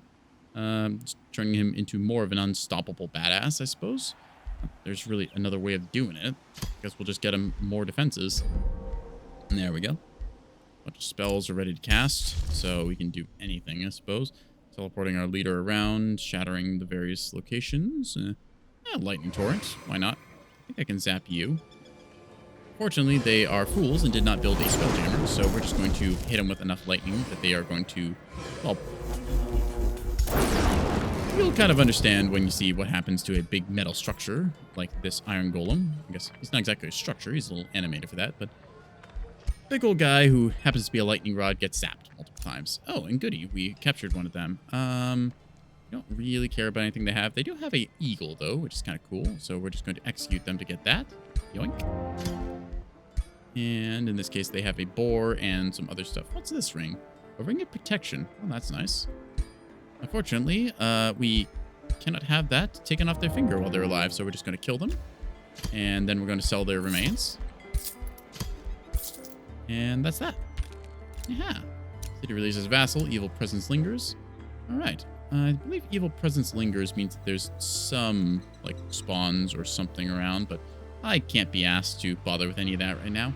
He can't actually threaten any of my cities, and I'm just going to go beelining for the enemy capital and finish the game.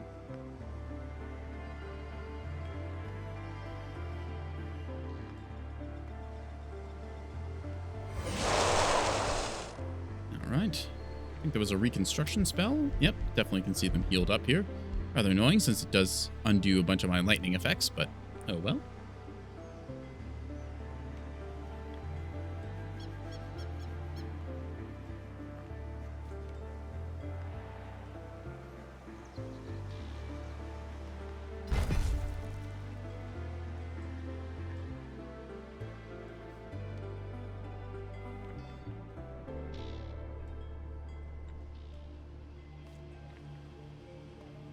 Opponents are still moving, still moving, still moving. Nimue is taking her sweet time, apparently. Spam right-click, hoping that it skips animations. Yaka doing the same thing. And then it should just be the independence of the free cities, and we'll be in business. And there we go. All right, so a new day has dawned as we see that happen. It's turn 120, and I don't know what that means, but clearly some spell has taken effect. So, yeah. Magic Victory to bind Ancient Wonders. We've already done one of those. I guess we just have to keep pushing. See a reason not to.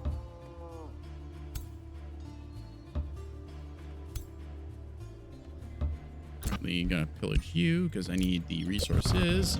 You're welcome to come out and face me, although I think I can take all of you with the various units that I've gotten. Do I really need these fairies right now? I mean, not really, but they're nice to have, so we'll hold on to them. Tell you what, Alexi, you can just pillage a mine or two while we're going here, because I can only bring 3 units, or 3 stacks into battle. Alright, you are just gonna sit out for right now, so we'll have you go over here. Oh, a brigand camp spawned. That's rather annoying. Oh well. We're just going to assault this, like so. Alright, this should be a pretty easy combat. We're just gonna auto it and see how it does, and then when it does something stupid... Oh, it didn't do something stupid. Yay! Excellent. This is now ours. We are going to... I think that if we migrate it to the city, we can absorb it. Firebrand Predators, not really something I want to have, because that's Yaka's team. We're going to found another city of Nekos, I guess. Oh, why not? Yeah, it'll kill a population. That's okay. We'll just take one more city cap here. Ta-da. And that'll be that. And after that, we're going to go after these brigands here. Super safe battle. Again, another auto combat. But yeah. Oh dear. I lost the units that I was trying to level up. Well, we're just going to go about that because, yeah, I figure why not? I'll just have something to entertain me. Leveling up a couple of these little sprig skirmishers, whatever they're called. Twine Thralls, I think? They're a fun unit to try and keep alive in the early game. It's much easier with the Dragon Dawn DLC since units that can evolve, they don't die in auto combat, along with a couple other benefits there. In any case, they appear to be foolishly standing close together, so that is really rather unfortunate for them because they're in lightning strike range. Zap! There goes all of our magical menagerie effects. Alright, I could teleport up there and just start beating the snot out of them with attacks, but they have very high defense, so I'd rather not do that. Unless... Ooh, those are berserkers. Those are actually a pretty powerful shock unit. Alright, we'll have to treat them with a mote of respect. Still, I am going to full YOLO it because that is interesting. So we're going to go ahead and blink forward behind the enemy line, like so, and go for a melee strike attack. I could take a stupid amount of damage here. Yeah, why not? Snap. There we go. Just going to run up. I think we could honestly just run up and zap them a whole bunch. Yeah, I don't see a reason not to. Screw tactics. WM1.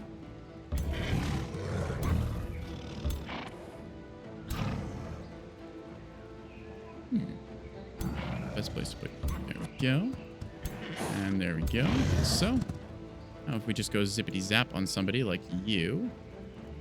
Who is the best damage? Yeah, we're just going to zap this one most. Probably could have gotten a kill there if I had focus fired, but still, we're just going to be a little bit stupid right now because we can afford to be. And there we go. Look, enemy unit down. Let our entwined thralls waddle their way forwards. So, have you move up and healing sap them. Oh, right. It's, I think it's disabled first turn, right? Or is it already active? Eh, well, whatever. Fire going on there, so see our units getting engaged. A little bit of damage taken, but we're going to be in friendly territory, so it's no biggie. Oop. Actually, we might lose a unit there. That would be rather unfortunate. Luckily, they grazed, so we're still alive. Okay, let's see if we got some healing that we can do. Emergency teleport. That sounds like a good spell. So we're going to select the U. Actually, where are you? That emergency teleport. I should read my spells. Closest allied teleport to within 4 hex of the target and heal this ally. Okay. Am I using this right? I don't know. I think I am. Target an empty hex. Ah, okay. I see how this goes now. Teleport you over to here. Like this. Alright, well, either way. Just go ahead and give it the old zap zap. So your strength is greatly diminished.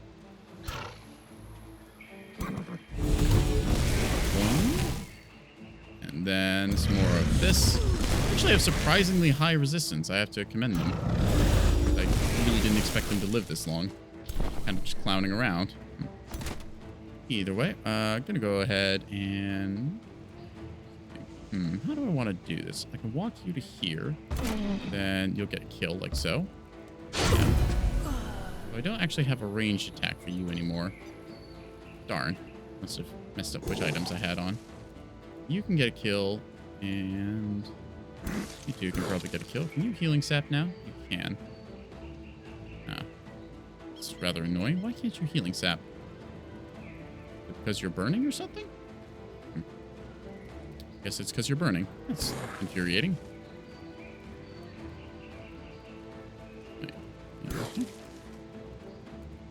Alright, well, let's just go ahead and throw some sticks at people, I guess. When in Rome.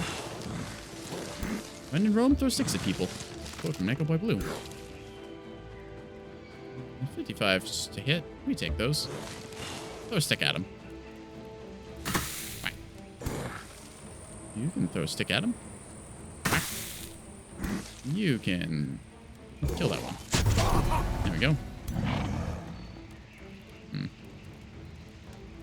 annoyingly, I want to get out of here. I think we're going to phase away, like so.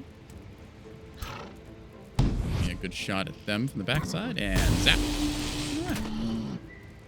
I really wish that I could do some more here, but oh, dang, just out of range. Target cannot be affected, still burning. I guess burning counters all healing, right?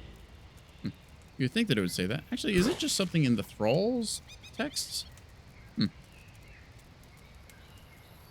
Because they're exhausted. Ah, they're exhausted from marching. That's why. I was wondering what was preventing them healing. All right, either way, we've been a little bit stupid this game, so we're just gonna, kind of do some less stupid things. We shouldn't lose a unit here unless we colossally screw up, which we might, in which case I'd have to redo this combat and be very embarrassed about it. Okay, they fumbled. Good.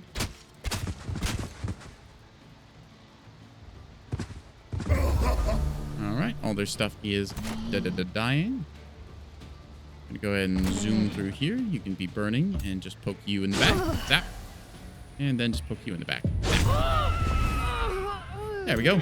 So we completely screwed up and got one of our units horribly mangled, but it's okay. That's fine. Ooh, we got the Avenger. That's a nice axe, although I don't really care about it. And yeah, didn't really get much XP for these. I don't know why I'm bothering trying to level them up. I think I'm just trying to keep myself entertained and engaged with different things to do in the game, because it's a little tedious now, in case you hadn't noticed, chat. Just trying to keep the game rolling until we finally get to the last part. Yeah. Either way, we're going to meander our way back to our own territory. That should be good. And that should be good. Perfect. All of our various allies wandering their way down this way. Yeah, you can go group up with Alexi, I guess. Alright. Lightning Torrent, or 2, or 12, or 16. Zap. And then another zap. And then another zap. And then another zap. There we go.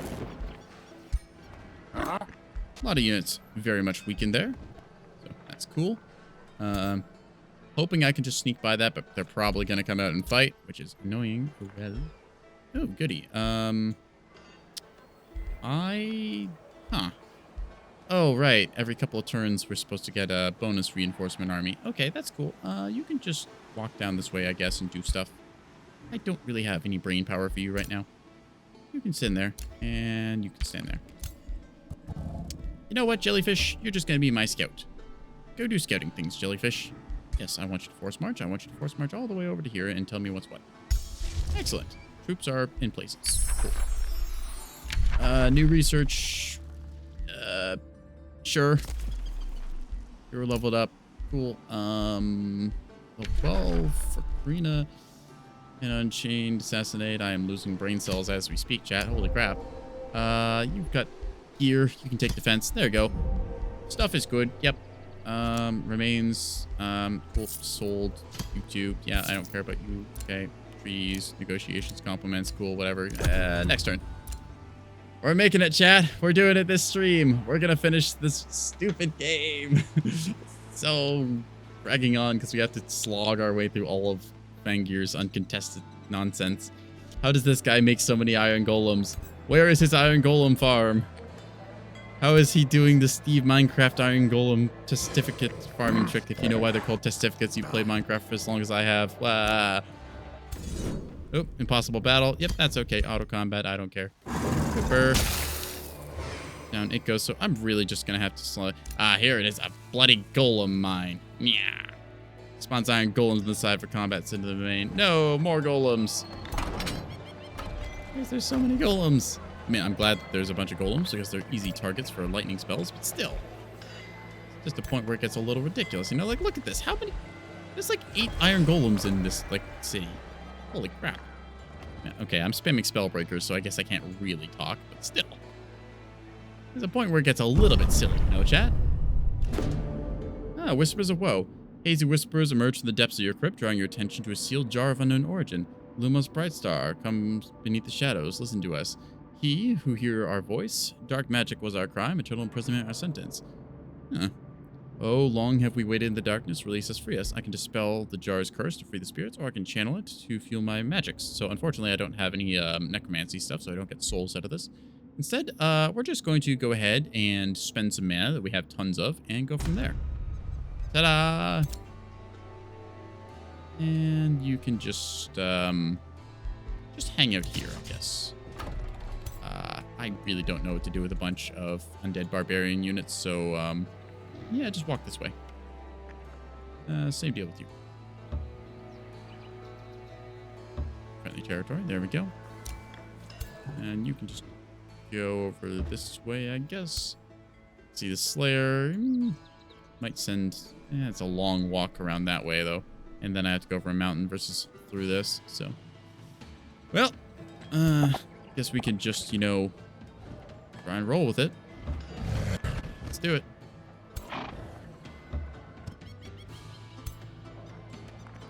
We're just gonna hope that they don't attack us, okay? Okay. Actually, we might be able to... no, we don't have enough units in range, unfortunately. I was thinking that maybe I could besiege the city, and then that would cause them to sally out and do stuff, but unfortunately it doesn't seem to be the case, so we're just going to raise the Great Foundry, I guess. With any luck, they'll engage us, and we can win another easy fight. Still going to go for an old Lightning Torrent on them. Is that the most... yeah, that's some of them. You lot. I think I can get a kill here or two. I have to remember it's the middle ones, I think, right? Yeah, it's the middle ones. Okay. Lightning Torrent. Lightning Torrent. Lightning Torrent. Lightning Torrent. Zap. Almost. If I hadn't beansed it up and attacked this one by accident, I would have been good. Charge up another one for next turn. Set production in Omnisphere. You can just build a Mage's Plaza and... sure, lady, you can control this now. Good job. You've owned yourself a city. Nice. I'm swimming in resources. Holy crud. Okay. I think that everything is good here, so let's just keep on going. Maybe we'll get another fight. Maybe we won't. Maybe they'll just let me waltz through their domain. We will see. With any luck, they won't pick a fight because I'm pretty sure that I hilariously overpower them. Yeah, this is like 6k worth of points versus their like 675 per stack. Barely. Banking on that, I'm just going for the capital. All right. Bunch of various stuffs going on there. Nimue and my other allies, yeah, they're just kind of eventually waltzing their way down here. Oh, hey, I could build a teleporter. Maybe not here, actually. Why did they take the quarry? Yeah, I guess for the pastures instead. I'll get this for the extra Archon blood, I suppose, in a turn. We'll attract some population because we're drowning in Imperium. Oh, they've got spiders. That's nice. Hunter Spider Matriarch. Maybe I'll do a spiders build later on. Well, probably not this stream. This stream we are going to do until we eventually achieve victory over this. And then I'm going to question my life choices because I have spent almost 9 hours playing a 4X game. Yeah!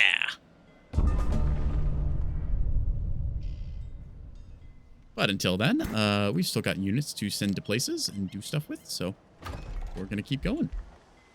Alright, Omnisphere, you're going to attract populations. Province, there's one more pops. What do you mean you need one more pop? I just attracted population. Oh, I probably cost a population. Okay, you're going to do it again. There you go. Research post. Archon blood. Yeah. Alrighty, so they didn't pick a fight. Excellent. Who is the slowest amongst us? Oh, we're all at the same speed. Cool.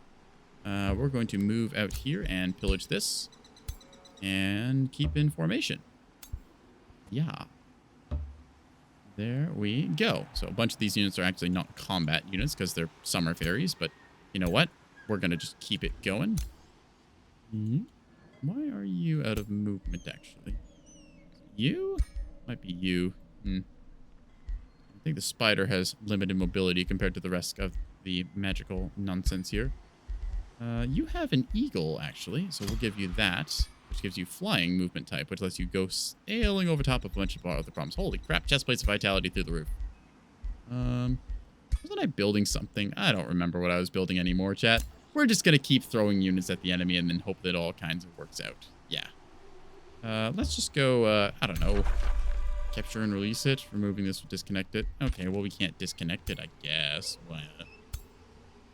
Whatever, we'll just pillage these then. Kind of silly that you can make a thing immune to being released because it's connected to other provinces. Bit of an oversight, really. Actually, we'll have you move down here for defense's sake. Mass Hysteria unlocked. Cool. Ooh, Tome of the Demon Gate. That sounds fun. Could also go for Tome of Chaos Channeling. Alright. Embodiment. Flame. Vengeful Flames. Fiery Wake. Demonic Focus. Ooh. Battle Mages. Extra Strength. I like that. Okay, let's go with this and select Demonic Focus if we get it. Embrace the chaos. Oh, perfect. And we will get that, and then we will do a thing with stuff that I completely forget to set up because I don't remember what I'm researching anymore. Oh, Blood Fury weapons. That was something we did. Havoc Magic as well. Let's get Havoc Magic. Yeah. And then we will enchant our various forces here with Havoc Magic so they now do chaotic things. And I guess we'll also get Blood Fury weapons because those are a thing for some of our troops. Our random assortment of them that I totally remember recruiting. There we go. Ooh, we can annex another province. All right, that one. That looks good. This is complete border gore, but I don't care anymore. Lightning Torrent is ready. Cool. Zap. That looks like the right one. So just keep going with that. And then get more lightning. Cascading Power. I think we need to cast that again. I don't remember. We're going to keep going. Ending the turn. You're supposed to be down here doing stuff. Yeah, that's good. Next. It's fun. You can literally watch my IQ dropping over the course of the past, like, 2 hours. I was doing pretty well up until I wasn't. It's just kind of the way you can say it goes for every video game.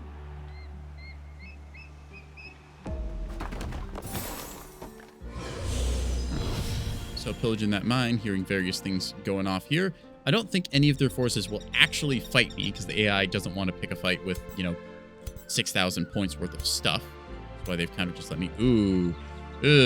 Okay, that's a bit of a problem. So these are actually really strong units. I mentioned this earlier in the stream. They're really strong because they have the ability to gild units, which stuns them. Yeah, and stunned means you can't do anything. So that's really powerful, especially when enemy melee attackers have a chance to be gilded. So if these things get into melee with people, bad news bears. Because he can summon a pair of them, that's not good. Do the iron golems evolve into those at all? Or... No, they don't. Okay, so he's definitely summoned them. Not good. Oh, well, we're just going to wander our way through their territory and hope that we don't get caught up by those iron golems, because the golden golems, rather. I think that, yeah, they're only 32 move. We can keep going. We're just going to attack this real quick. Auto combat should be nothing at all. Let our AI think itself through this. Just doing this because it was in the way. Yep. No wounds inflicted anywhere. Good burr. Waltz our way down here. Bingo. Underground access. That's what we're looking for. Because ideally, the enemy is somewhere below us. There's Stronghold. The leveled city that it is. Just need to get down there. It's the only problem. We're going to have enough movement points to do it this turn. We're just going to play safe, actually, and wait here on the point. So they could send anything they want at us, but I don't think they have enough to actually contest us. So I'll just keep throwing various bodies at the enemy. Should work out in the end, I think. I really don't have any use for these guys, so they're just gonna... They're gonna go exploring. And you guys can come over here, I guess. And Alexi, you can just keep pillaging stuff. We might besiege this just for funds. Yeah, you can stand in front. That's fine.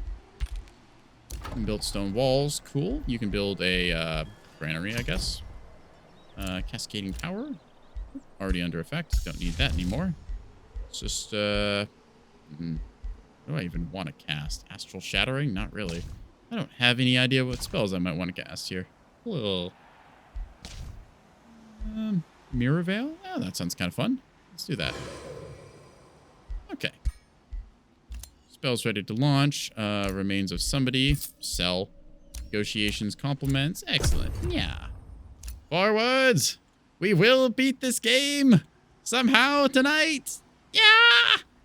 It's a turn 123. You can't see because my Catboy face is in the way, but we are so close to their final settlement where we will hopefully find the enemy lord and then beat them, even though it's 180 wall strength, and we're going to have to chip through that incredibly hard. Any Empire development we can get? More siege projects? Nope, just the one. Okay, very cool. Thank you, game. I think it's Materium that gives you an extra one, maybe? I don't remember. We're just going to keep beating our head into the wall and then hope that something breaks. I swore there was a way to get 4 siege projects. Maybe it's a spell. Whatever. We're just going to keep trying to figure it out. You'd think that, you know, a town like Pendant would be their capital. Why do they have so many of these golden golems? I don't like that. They must have researched the unlock that they need to get them, because now they're going to be spamming those things out like no tomorrow. Actually, didn't they just have those there? Oh, they must have moved them back. All right, either way, we have enough stuff to hopefully take over, even if we have to face a golden golem. Only 157 life. That's not much, right, chat? Right? Right?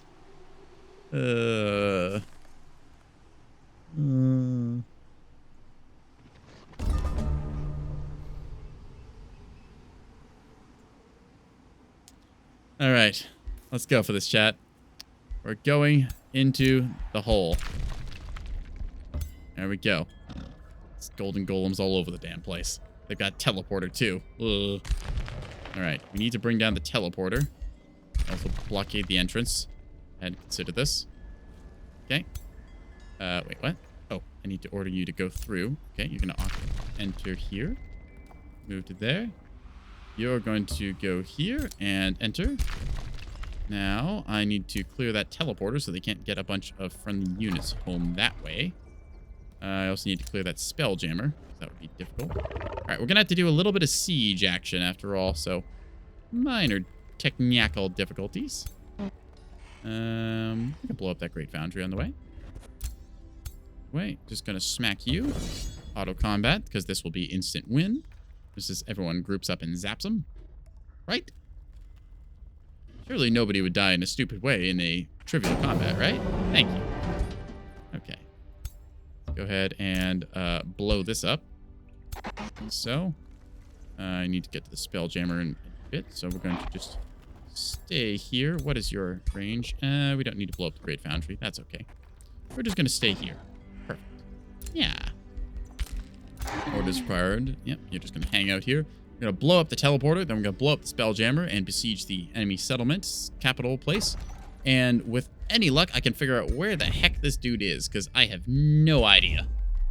Actually, hang on a second. I have these scrying spells that I could use. So we're going to be clever and besiege their settlement here. Try and draw them back with various silliness. Sabotage support, and let's go with undermining the walls, because that's fast. 9 turns until the breach. Just gonna sit here-ish and hope for the best. Pillage the province, yes. You're in range, you're in range. Excellent. Now, with any luck, it will draw out their leader somewhere, wherever the heck he is. Couldn't tell you, personally. Beacon of Valor, actually, Scholar's Guild sounds better.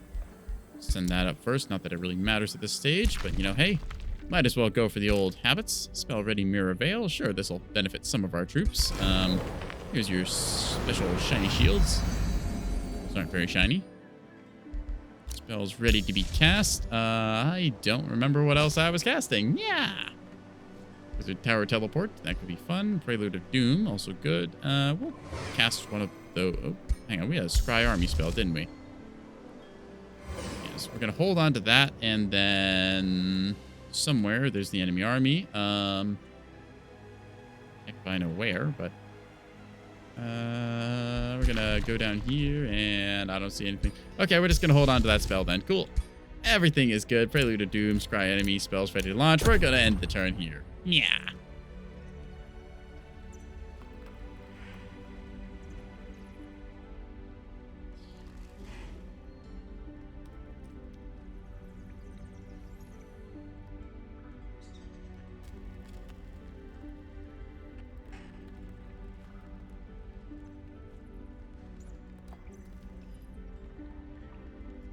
keep going.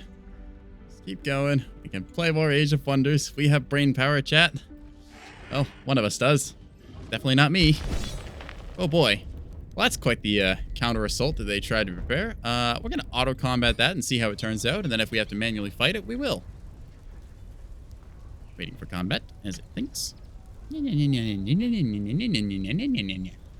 Nonsense. Oh, goody. We automatically won. Yay. I love it when I don't have to fight things. And I guess I'll just add on you to the increasing group of twigs that I was building somewhere. There it is. This is going to be a big pile of sticks in a forest. Perfect.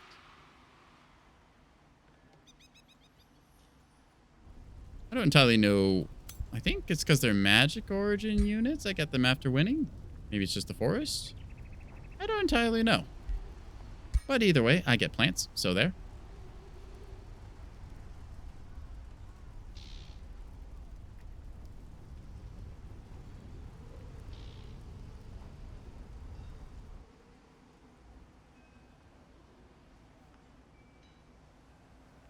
I should set up a toggle to turn my hair from blue to orange for when I'm going absolutely smooth brain. We call it real orange cat hours or something. Maybe there's a whole bunch of other Nekoboys out there that are in each color. I'm blue, and there's probably a red and a yellow, maybe a purple somewhere. There goes those funky spiral wisps again. I guess that's because I'm getting the army summons here or whatever. I don't want to have to manage 2 unit stacks. Stop! Steel shapers. These things are useless. Get out of here. Shoot. Bleh. Put you into that army. Then you lot can, I don't know, wander off this way. There we go. Perfect. You sticks can go over to here. Perfect. And then we will just keep on doing the siege. Yeah. Guard mode. Yep, that's all good. Down here, we were going to go ahead and besiege the Spelljammer, like so. Pillage that so it doesn't benefit the enemy. Then we go over to here, because I think I can get in range still, right? Maybe? Yeah, we can start the siege. Excellent. Start the siege. Let the final battle preparations commence. Harassing defenders is cheap, but doesn't get us through the walls. Sabotaging the supports. Holy crap, how much? Industrious civilizations.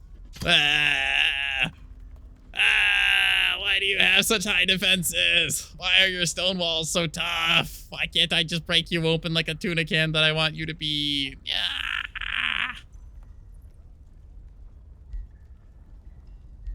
Anyway, tower bombardment. I don't need that. Undermining the walls. I do need that. 11 turns. 11 turns, chat. We'll be over in 11 turns. Hopefully less. Demonic focus. Yay! We've got demon power. And I don't need any of this. Scions of Flame. That sounds useful. Go ahead and figure out some other spells to cast or something. Cascading power we don't need. Hey, Blue, do I use Live 2D? My model is rigged in Live 2D. I use VTube Studio. I know a little bit about Live 2D, although my brain is pretty smooth right now, so your thoughts and ideas might be sliding off of it if you ask me any serious questions. Ooh, we can make ourselves into demons. Let's do that. Hey, demonic focus. Let's go. Go poor smooth brain. Yes, it's incredibly smooth. Bad ideas just roll right off it. Great. Give you a monolith. Sure, why not? And have some battlements too while you're at it. Spells are ready to launch. I don't even remember what spells I unlocked just now, so we're going to keep going like that. A rally has started. Oh, goody. And our domain has been invaded. Army of Clarion. Who? Okay. Who the heck is Clarion? I legitimately don't know who that is. Oh, it's these guys. What's up, dudes? Nice weather we're having. Don't know why you're here, but that's cool. Yep, just keep doing your thing, I guess. We'll just be over here doing ours. Stick people, you can go walking back to the stick people little reserve. Sure, here you go. Yep. I've been streaming for 9 hours, yes. And I am almost done. I just need 11 more turns to siege down this last stronghold. You hear that, chat? Only 11 more turns. We're almost done through this slog fest. I have not, streamed 2 almost 11-hour sessions of this game. Or, well, I've streamed 1 11-hour session of this campaign. I'm doing another one right now. My brain hurts. We're gonna just not think about things. There we go. Ooh, look at this. A whole bunch of golden golems. That's not good. That's their everything. Okay. I think we might have kicked the hornet's nest, chat. Given that this... There he is. There's the jerk. We've been trying to find you all game. How do you have King's Blade? That's annoying. I will bring you to your knees, fool. Your spellbreakers are no match for mine. I think. So annoyingly, these golems are actually really good. I was joking earlier about how they have a bunch of health, and that's probably nothing, but that's a good chunk of health to get through. Still, they're weak to lightning, so we're just going to zap them until they're dead. Like so. Using the... zap spell. Yeah. Oop. We blew it up their stuff. Pray to the Astral Lord, you treated your citizens of Manafont well, and a parade was organized. Yay, I love parades. During parade preparations, the city lady seeks your counsel. The guild masters cannot decide the theme. Oh, okay, they all want to show off their skills, so let's see what we do. Oh, they threaten corporal punishment. Huh. It's not as bad as sergeant punishment, but still pretty bad. All right, the city guards and the soldiers should be saluted. I get draft. I don't care about draft. I get food. I don't really care about food. The artisans, I get a bunch of production. And obedience. Parade prisoners through the city towards their executions. Yes! Imperium! Execution! Off with their heads. I am only a slightly pure evil Catboy at negative 215 alignment. Technically, it maxes out at 100. Both positive and negative. That's not stopped me from pillaging a lot of things. I heard they were hiding snacks. I wanted to find the snacks. We're going to now begin art called Zap Zap, where we spam Zap Zap spells onto their big stack of golems, because I don't like that, and they're weak to lightning, so we're just going to go Zap Zap. Zap Zap. Lightning Torrent again. Yes! Prelude of Doom. I should use that on their big important trick units. As you can see here, we're dealing a good chunk of damage. So we'll just keep at them like that. Yeah. Could probably barricade... Oop. Where did I go up? Here's their settlement thingy. What's it? So we're attacking here because, honestly, I don't remember. We don't actually need to be here. We're just going to go. Yeah. Why are these guys with a weird icon thing? Oh, they've got special new icons because they got the demonic mark. Yeah, that's good. And we're just going to keep going like this because technically we're besieging this, so they're going to stay there. We're not going to tell them that we're just going to leave and then waltz our way down here to reinforce everything and then just throw bodies at this until it eventually capitulates. But that's our plan. And we're going to stick to it. Spells are ready to launch. Excellent. We're going to keep going with those. I was complimented. Thank you, Mr. Dwarf. Good diplomatic approach. And also Lilith. Good diplomatic approach. Blah, blah, blah, blah, blah. I guess it's because the one place went through my town somewhere and I didn't bother with them. These guys, right? No, wait. Who? These? No, they're different. Okay. We don't care. Next turn. More stuffs. Yeah.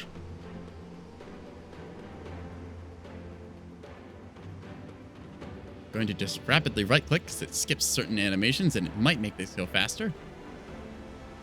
And also because clicking buttons is fun right now. Oh, they have a teleporter there. That could be difficult. Luckily, we took out their teleporter downstairs in this city, and we've now besieged it, so their Spelljammer is in ruins, and so is their teleporter. I mean, they'll have to walk all of their stuff back, which should help us. Does this do anything? Hang on. Need to check for sieges. Nope, replicates magic materials. That's fine. Central Quarry. Look at the glitching out here. Never mind that. Just new graphics update thing. Kind of broke something somewhere. Mystic Abbey does mana node things. None of these improve the city's defenses, which... uh-oh. That might. Spawns Iron Golem for combat. Ah, crap. I'll have to kill that. All right, don't worry. We've got more armies coming. We just need to waltz through this after we stop besieging it because we don't actually want to besiege it since it doesn't get us anything. We were just going to ignore it. Just waddle our way down and then eventually find their underground thing by the Cursed Barrows, which are corrupt souls. That's kind of cool. All right, anyways, orders required. Yes, the orders are, we're getting out of here. Later, nerds. Oop, Yes, lift the siege. I don't really care. Keep going. Yeah, here. I guess I should these things are strong enough they can take this force anyways. That's fine. You're on your own. Yeah, 26-10. That's fine. It's fine. Actually, we're just going to force march our way down here because I'm impatient. Force march. Sure, it does a little damage to us, but we took the tech to not take too much damage, so. You're just gonna go down here as well. There we go. Like so. And you're just gonna block that point so that they can't get up. Aha. Okay. That should be good. I think. I want you next. In case they do something actually smart, I'm gonna put you with the rest of the forces to reinforce. Yes. And then now you can build. People are grumpy, so you're gonna get a tavern. Enjoy. Buy, because I don't care. Mystic Spire sounds good. Ooh, an Evocator's of Ode. Alright, you get an Evocator's of Ode. There you go. Enjoy. Ooh, you can annex another province. Good for you. This one. Spell ready. Lightning Torrent. Oh boy, more Zap Zap. It's Zap Zap time, chat. Zap Zap. And then we're going to cast another Zap Zap. Then we're going to cast another Zap Zap. And then we're going to cast another Zap Zap. Oh. Okay, not quite enough to Zap Zap again. Still, we're Zap Zapping our way through all those golems. Eventually, they'll run out of golems. I don't care about my domain being invaded. I'm invading their domain. Oh, goody. They can just hang out there. Yeah. Oh, look, a porcupine. Or a razorback, rather. It's a porcupine. They can seize their quills at people, you know. Porcupines are incredibly dangerous creatures. Never lick a porcupine. You will rapidly learn why. Just ask a dog. Dogs are very upset when they try and bite porcupines. End up with noses entirely full of spikes. And again, dogs are also not the brightest animals. They should have been cats.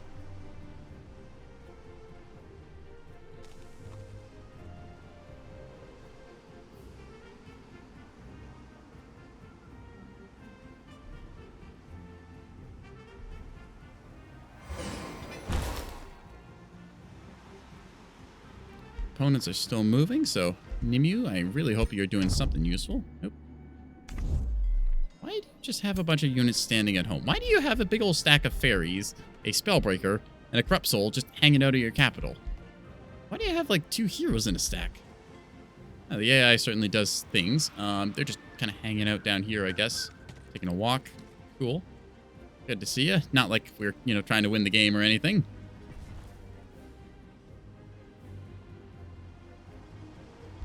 Take a look down below again. Still can see the mass of enemies that have accumulated here that we are zapping every turn. Eventually, we're going to cleave through all of this and take the capital for our own. Of course, with all of our various enchantments and buffs and other silliness, we are more powerful than them. Lightning Torrent time. Zap, zap. And zap, zap. And zap, zap. They're almost zap-zapped away. You just keep zap-zapping them, and eventually, we will not have a problem any longer. It will be good. Astral travel again? Target teleport leader. That was not the spell I thought it was. Alright, you need to go downstairs. Like so. And you're going to enter. Go back up. And you need to go downstairs as well. Like, oop, occupied. Gotta move off the hex. All right, we need you guys to go take out that golem mine. And you're gonna move over to here. And you're gonna go down there, like so. You're gonna hop up, and you are gonna go down there, like so. There we are. Now our new crew is gonna waltz their way over to here and burn that down because we ended there. Perfect. Perfect. I put the purr in perfect, chat. And you're just in range of everything now, and you'll be able to take out the golem mine in no time. Ooh, that's the lava explorations. I wonder why they haven't explored down here at all. I assume that this is all just like indestructible rocks. Actually, that looks like it's diggable. They just not bother? I think they just didn't bother. They spawned underground and decided, nope, absolutely not, and then went upstairs. Cool. Understandable. Have a great day. Go for more lightning torrent. My domain's invaded. I don't care. We're just going to keep going. Walking our troops at the enemy. Oh, yeah.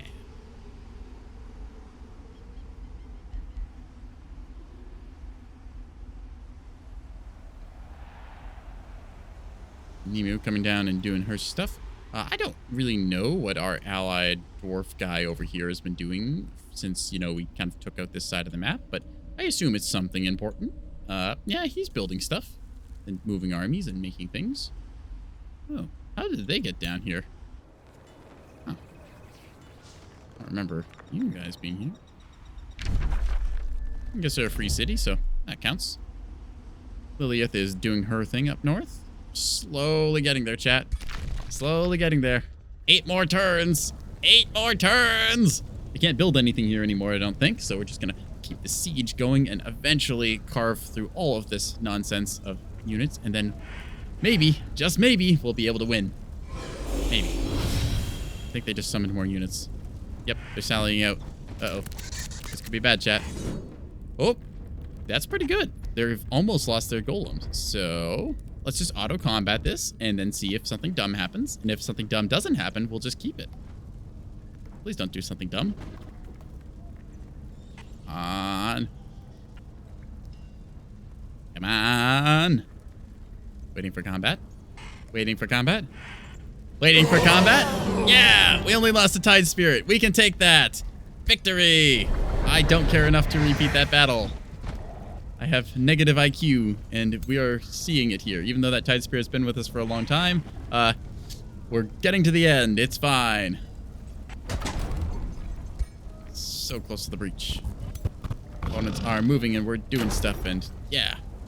See all this various random crap we're gonna have to get through. Keep doing that by accident, because I keep clicking the terrain here, and it kicks me over to their city. Alright, research post almost burned down by our little Jaguar Legion. What the heck was that? We're gonna assume that was something good. For us. Not for them. We're gonna continue zap zap though. I don't know what to zap zap. Ooh, this looks zap zappable. We're gonna zap zap this. Come on, give me a turn so I can zap zap. Independents are still moving, and there we go. Hey, cool, more of their stuff blew up. Alright, let's go. So over here, we are going to go to the Golem Mine and burn that down because we can.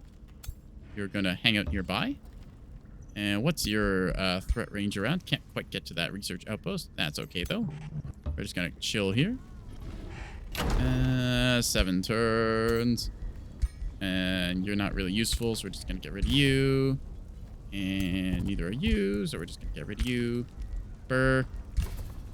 And because we lost a unit, we're just going to replace it with a, what's it called? Jaguar thing. Teleporting phase beast, right? Right. No spell slots available. Oh, no, we need to zap zap.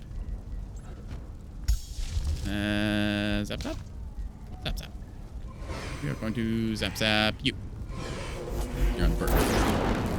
You're going to summon, where's my summon? Phase beast. Gonna add another one of you to the army because that's the highest tier unit I got besides a mirror unit, which I don't really want to field right now. There we go, and there we go, and there we go. Perfect.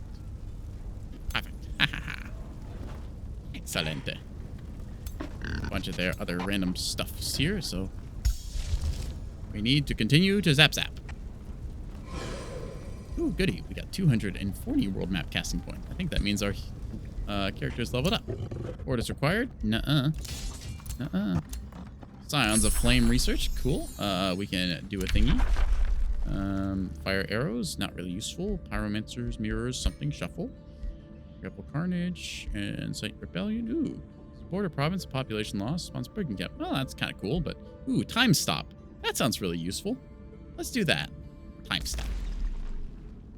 I could do more zap zap, or I could get the new thing that I got. What was it? Rebels and whatevers?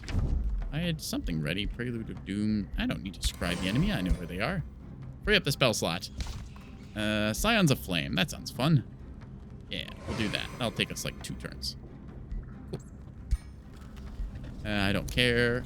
Hero level. Excellent. You've got new stuffs. Different cool toys. A Giant's Bane. Cool, a heavy charge strike as opposed to our regular charge strike. That's actually a bit stronger. Huh. That's kind of dumb. Oh well. Monster Slayer. Ooh, another Sky Piercer. That's very strong. Unfortunately, I don't have the brains to operate that right now. So, we're just going to not bother. You can get Blink, I think. Blink is good. Blink and defense. Yoink. There we go. You leveled up as well, so you're going to get more fiery, bolty power stuff. Arcane Strength, I think, is extra damage for your hindering blizzards. Yes, it is. 10% more. Excellent. Ooh, wait, hang on. You still had stuff to get. My Lord here is going to learn Inspiring Leader. Yes. There we go. Wait, did you get any special mounts? Boars and dread spiders and boars and boars and boars. Oh, boar sale. Alright, you are level 8, meaning you get a special spell thingy, I think. Yep, signature thing. And Unchained, Strengthening, Warding Bond, Rally, Summon, Reckless Rage, Dark Ritual. I really don't know what to give you.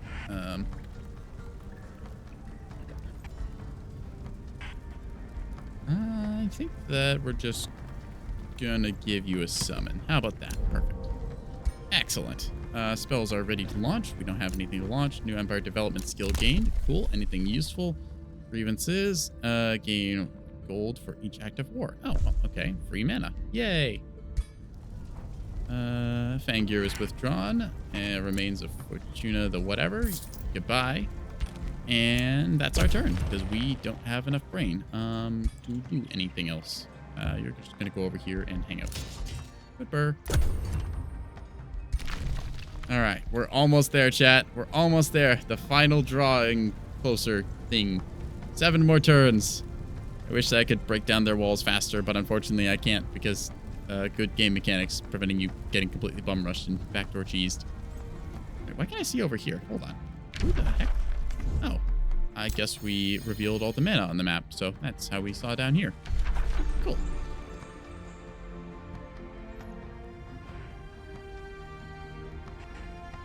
Yeah. Stronghold City. Soon we will breach it. Soon. More turns. Nothing more powerful I can fit into my armies than fairies, I guess. I should probably swap out the fairies for other power things. I think I've got some strong units somewhere. Like mirror entities. I had 2 mirror entities. Maybe I am confused. Wouldn't be the first time. I do have 2 mirrors. Excellent. Watchers are strong. The Watchers are only single target. Going for the spell breaker guys will be better. We will swap around some units. These beasts are our melee units, and we'll keep a couple of them in line. Twine protectors. I don't really need any of those, thank you. You just hang out here, okay?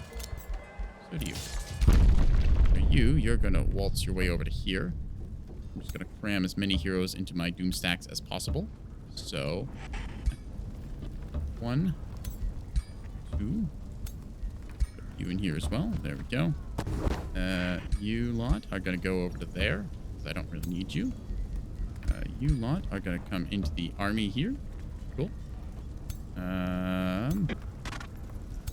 See, you lot are also going to go over to the whatever's pile.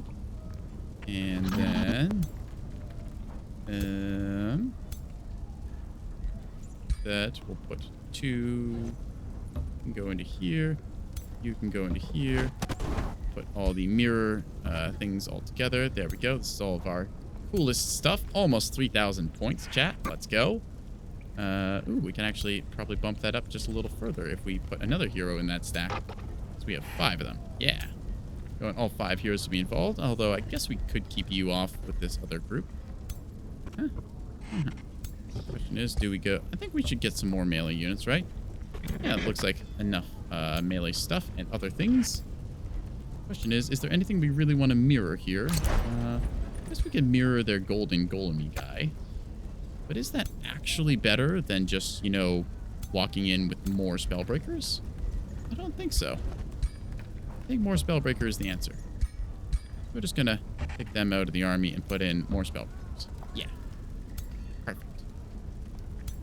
And this is our miscellaneous army of stuffs and thing. You need a frontline unit, so you'll get one of these. Here you go. You need a frontline unit, so you'll get one of these.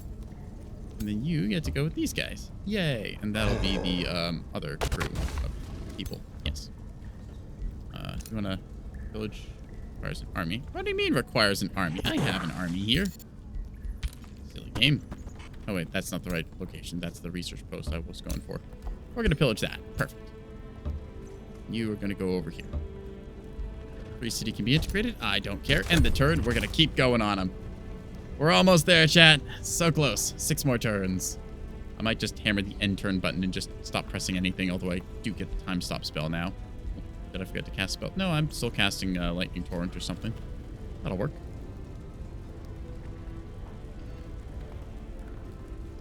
Yeah, I should blow up some of their other stuff like the Bazaar Wonders. Oh, they got a brigand camp here. That's interesting. Guess they just never bothered clearing it. Or maybe it's a new spawn. Either way, it's not my problem. Great Foundry. Mine. Or maybe their stability is so low because I pillaged so much stuff. This spawned a brigand camp in place of one of their things. Be nice if I could see their stuffs, but oh, wow, that's a lot of troop value. Holy crap. You're a bit wounded. Would like a more stronger version of you.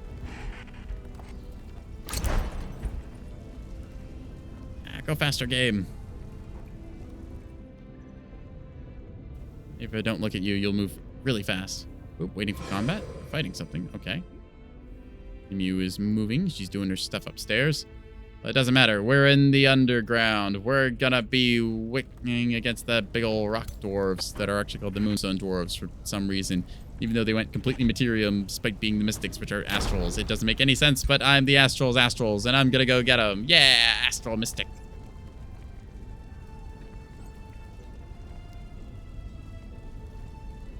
Come on, Yaka, the Independents finish off this game.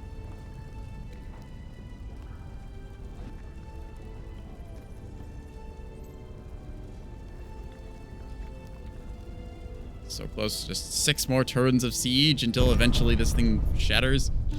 Oop. In the dawn, obnoxious herald from Free City Arcadia interrupts your dark thoughts. Typically as a throat. I can't be bothered to read this. I'm sorry, chat. Let's see. Your diplomat changes to war. Value destroy them. Send messenger. Hate them. Apply. Changes to war. Pay tribute to avert war. Yeah, I can't be bothered to start a fight or something like right now. What the heck is this place anyways? Like above ground. Oh, these guys. How ridiculous. Yeah, whatever. Magistrate, what's your face? Here's some money. Go bother somebody else. Just gonna hang out here, I guess. Rightish. Big old trees. Just gonna hang out, I suppose. We'll go pillage all the other things around the place, I guess. Because, you know, why not? Burn that down. And just hang out here by the research post. Burn that down. And yeah, that'll be good. Ooh, I researched time stop. I can finally, area of effect stun. Very nice, very nice. Ooh. Target enemy units. They just become stunned. No save. Excellent. None of this is useful. None of that's useful.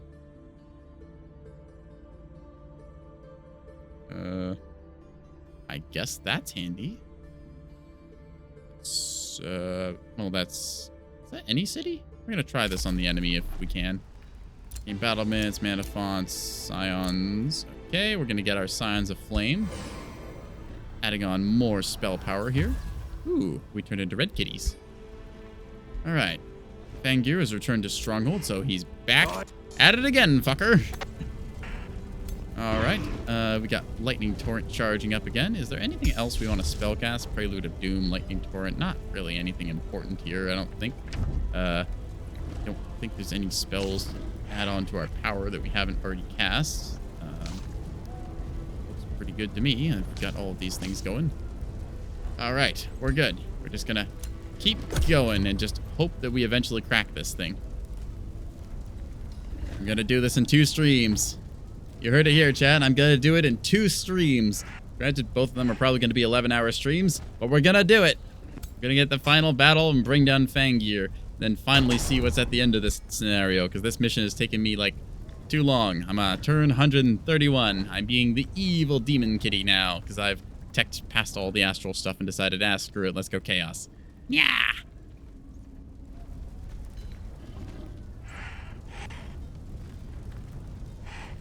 I'm just waiting for all of my opponents to finish their moves and stuff, and we will see where we go from there.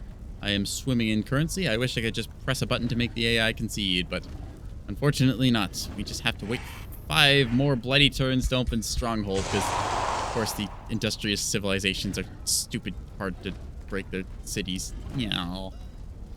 Sad meow sounds.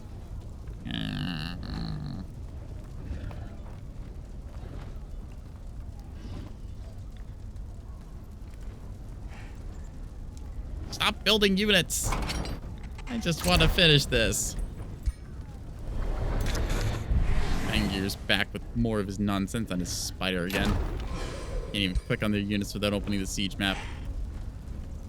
What is this? Stone spirit? Stupid rock boys.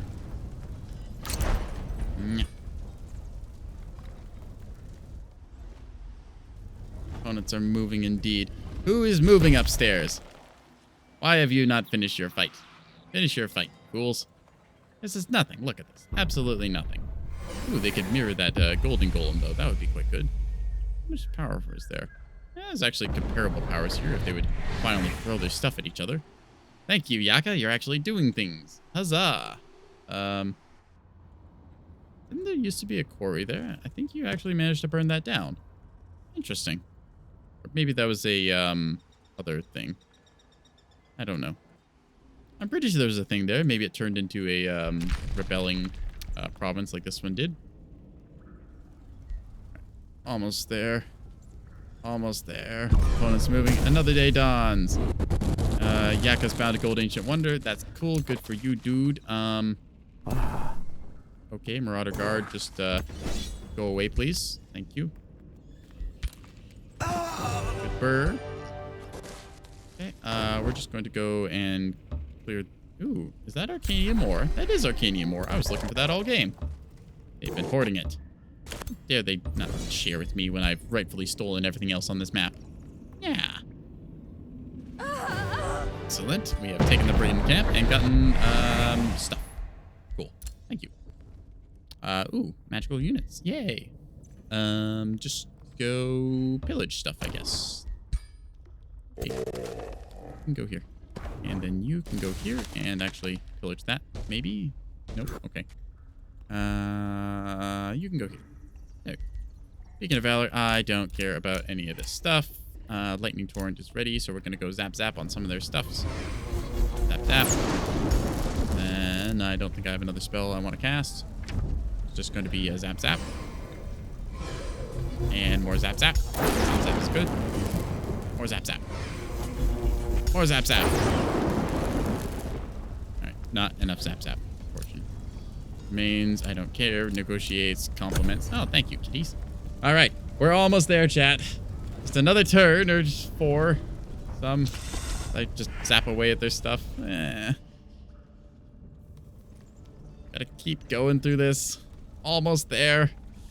Like 12 turns of siege because they had 180 stronghold shield wall stone power and I couldn't break through it yet.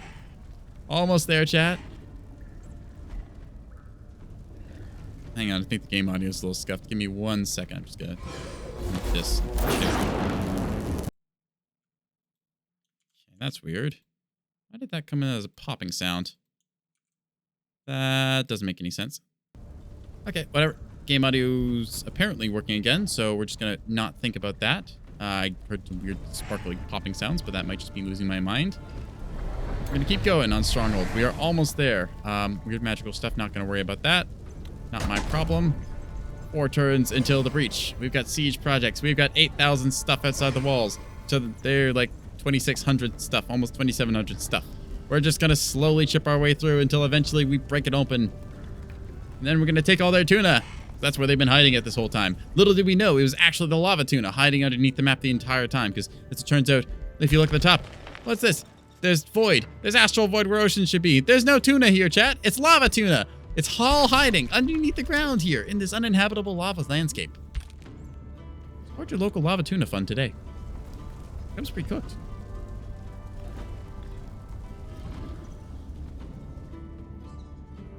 Opponents are moving as Yaka does Yaka things. I almost wish that my allies had got knocked out because it would make the turn timers go faster. Need to not get thing done. I don't think anything else around here actually matters for building from Carver Camp. Anything special? Nope. Doesn't give you extra siege defenses. Nope. 3 turns until the breach. 3 turns! 3 turns!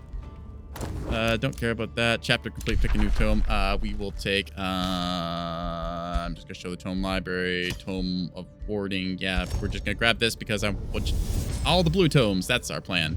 Yeah. Those who master magical wars. Cool. Extra resistance. Excellent. Set production omnisphere. I don't care. I don't care. I don't care. Lightning time. Zap zap. Zap zap. Anything else I learned? Gremlin ambushes. Yes. Gonna ambush gremlins. There you go. I'm gonna go zap zap. You want more zap zap? Zap zap. And lightning torrent again. Yeah! More lightning torrents. Excellent. Gonna end the turn because we're just trying to make stuff kind of finished. No, you fool. Go back and pillage that mine, I guess. I don't know. You just do the same thing. You, Great Foundry needs to burn. Do it. Yes. Rune Carver's Camp. Cool. Stuff. Good. Just a little more. Just a little more. And Stronghold will be ours. Hopefully, we'll finally end this game before... Maybe we'll do this before the 10-hour mark, chat. Maybe. There's... I don't want to say there's hope, but there's possibilities. How did I manage to get a... Where did you come from? Like, actually, where did you come from? I know I get magic units when stuff dies, but I don't think I... Oh, I must have zapped a magic unit, and then it turned into this one. Excellent. See, Zap has power. We are getting astral... I think they're astral siphons or drifters or somethings. Astral keepers. Yeah. We'll just dismiss you because I don't want you anymore, but it's not my turn, so I can't do that. No! No! All right. Lilith Nightweaver, do your thing. Yeah. We're just gonna guard duty here. Cool. Fangir is moving. He's moving out! Huzzah! Uh-oh. This is bad, actually. Sure, auto combat, because it's all units I don't care about.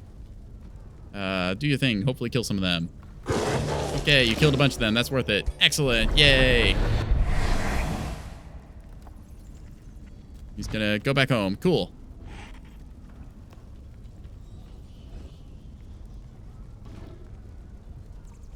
I'll just put all these together and then attack the mine again, and I'll move my troops to the other side. Then I'll burn down their everything. I am the pure evil Catboy. I'll make it 245 alignment. Stop turning everything greeny red. I just want this stupid city to blow up. Is it too much to ask? Just break the city. Oh, there's another brigand camp. Well, that saves me having to break stuff. That's nice. Independents are moving. Please make it my turn so I can just hit end turn immediately. Want to research anything more? Not really. No. New day dawns. Huzzah. Go to here, I guess, and, I don't know, pillage province. Yes, good. You go around. You go around. And you go around. Excellent. And, end turn. Because I really don't care anymore. Please, just end the turn. No, you're not gonna... I don't know, just go over here or something. And you go there, and you go, like, there. Cool. End turn. Perfect. Everyone is where they're supposed to be. Let's keep going. End turn. Yay. I don't know what any of the notifications popped up said, so I'm just gonna ignore them. There's plenty of things I could be doing to play more optimally, but I've already won in my mind. I just have to actually open this stupid city of Stronghold. Stronghold indeed. Stronghold what? Stronghold of Fangir. Where is he? Where is the jerk? He's in here somewhere, I think. Here he is. This guy, this stupid dwarf has just been hiding here the entire game, and I've not been able to find him. He's got his Fangir's Defender because he's Fangir. This is his Kingsblade because he's apparently a Governor King guy. Curse you, Fangir, for making me take so long? Your stupid strong walls and well-built fortifications. Curse you! We're almost there, chat. I don't even know what's happening in the overworld. I've just been sitting here hoping things... Oh, where did you come from? I legitimately don't... I put you on auto-explore. Okay, cool. Yep, just keep exploring random barbarian army that spawned for me. We're gonna keep that up. Nimu's doing stuff against Prime City up top. Yaka's around the place. Our dwarven guy whose name I completely forget, Yadgard, he's over here doing stuff. Gold Bank, yes. Gold Bank is very tough as well. There's free cities in the northwest here still that are doing things. The AI is still all stuck on there. Where's the island? Yeah, here's the little prisoner bad box. You can see them all stuck up in here. How did they get a wolf? Who gave you a wolf? You did not have a wolf before. Who gave you a wolf? Seriously, where did your wolf come from? You did not have a wolf when I looked at you like, I don't know, an hour ago. Who gave you that? How are you level 8? You were level 6 a little while ago. Are you all fighting each other or something? Almost there. We're almost there, chat. Just one more turn, maybe. One more turn in the underground as we look over here. Yep, just one more. Orders required, production set, spells ready to launch. Is there any spells that I want to actually cast that I care for? Lightning Torrent, Zap Zap, that'd be fun. Gremlins are already cast on things. Phase Beasts are in place. Cascading Power, let's make sure I got the Cascades going. It's launched, Cascading. Yeah, I've got a whole bunch of AI armies just chilling here because they spawn every once in a while, and apparently I've got random dudes from wherever. Right. One more turn, chat. Just one more turn. 135 turns of this nonsense. We're almost there. Just gotta break down the walls of Stronghold and then tear Fangir out of his hole. And we'll finally achieve victory in the realm of, I don't even remember what this place is called. It's the 5th one. The 5th Godir mission. Yes, Rise of Them. Come on, opponents, move. Yidgard, what do you even have to do? There's nothing to fight up there. It's just all down here. Ah. I'm a Catboy with negative IQ, and I will not be stopped from getting this can of tuna. It's lava tuna, and it will be mine. Look at this. Heavily outnumbered. Almost 7,000 points to 331. Why did my point score go down, actually? I have way more than that. Yeah, okay, clearly it's multiplying by my various power things here. Excellent. Opponents are moving. Come on. Fangir, you can't do anything. Impossible battle. That's okay. Auto combat this. We'll totally win, right? Yeah. That's a win. Yeah. Yeah. Not gonna pay attention to that. Oh, look, we got an astral unit out of it, and they've got tons of these golden golems that aren't downstairs. That's good. They aren't gonna get there in time to save it. It's fine. We're almost there, chat. Just independents have to move, because no, it's Nimue, then it's Yaka, then it's the guy who's knocked out, and then it's the independents. Then we got this. Just one more turn, chat. One more turn.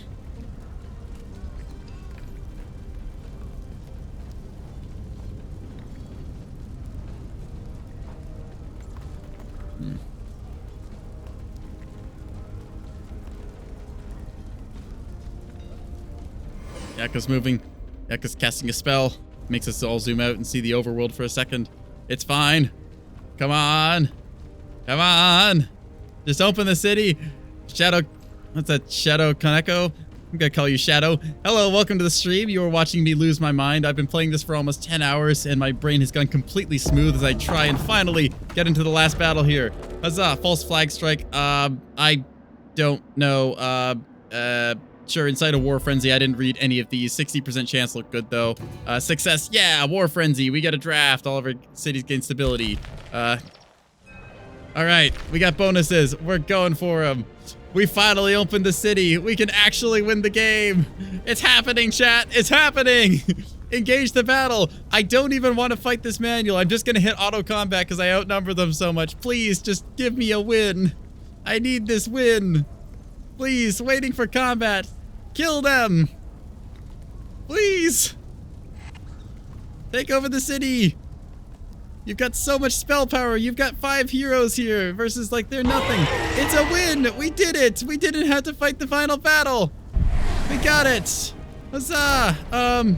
Just attack this again, I guess. Yeah, just that last unit, one random shadow. The one random shadow. It's done. We own their city. Hooray! We've won! Hey! This took so long. This was 20 hours of campaign. 21 technically, if you count like a little extra. We'll make him our rightful prisoner. The rock was crushed, the entire mountain fell. Woo! Alright, silently Fangir stands, a stalwart statue of grief, lamenting the fate of the Moonrock dwarves and loss of their monuments on Grexolis, the place we're fighting for to steal tuna from. Yeah! For even on a fractured world without future, Fangir sought to shape stone and earth into new homes. Moved by the scene of sorrow, Lily of Nightweaver signals our eyes to leave Fangir be. One need not imprison for an ensnared man in a maze of mourning. In time we shall make him our rightful prisoner. Sorry, bud, you're getting added to the jar! The World Vault Aftermath, Turiel Tolarim, the Covenant, neither of them could withstand the might of the Shadrai. With Grixelis secured, Lilith Nightweaver, the lady from the cover of the game, beckons you to take out the Gilder Coil. It is time, Lumos. Use the power of the Gilder Coil. Do what was forbidden. I am great at breaking rules, chat. Don't worry. Lilith enters you with a lavish smile. If she needed grant you an excuse for sin of cosmic scale, evidently even the Shadrai are anxious. Nerds. No, do not move, just Turiel, who, like the Covenant Godir, has been rendered powerless. Spectator raises his voice. What are you gonna say, nerd? You think you know well the consequences of opening the World Vault, Lumos bright star? That's me. But look around whose world you trusted on this journey to oblivion. Turiel pointed his hand to the present Shadrai, a self-proclaimed god pharaoh, burning whoever questions his ego, an obsessed siren drowning her own children, a hoarder of wealth who sold his head and his heart for power, and then this one. Turiel's eyes rest on Lilith. You don't even know her true name. Lilith steps forward, making a gesture as she introduced herself. You are right, Turiel. It's time Lumos Brightstar learned the truth. Okay, lady, what do you got? Revelation of Sundren. Sundren? The name is gasped by the present Godir as Lilith magically shifts her appearance, revealing herself as Sundren of House Eniok. I'll be honest, chat. I'll be honest. I didn't see this coming. This was not expected. She is the lady from like the very start of the campaign. Okay. As can be witnessed here, she says slowly, things are not often as they first seem.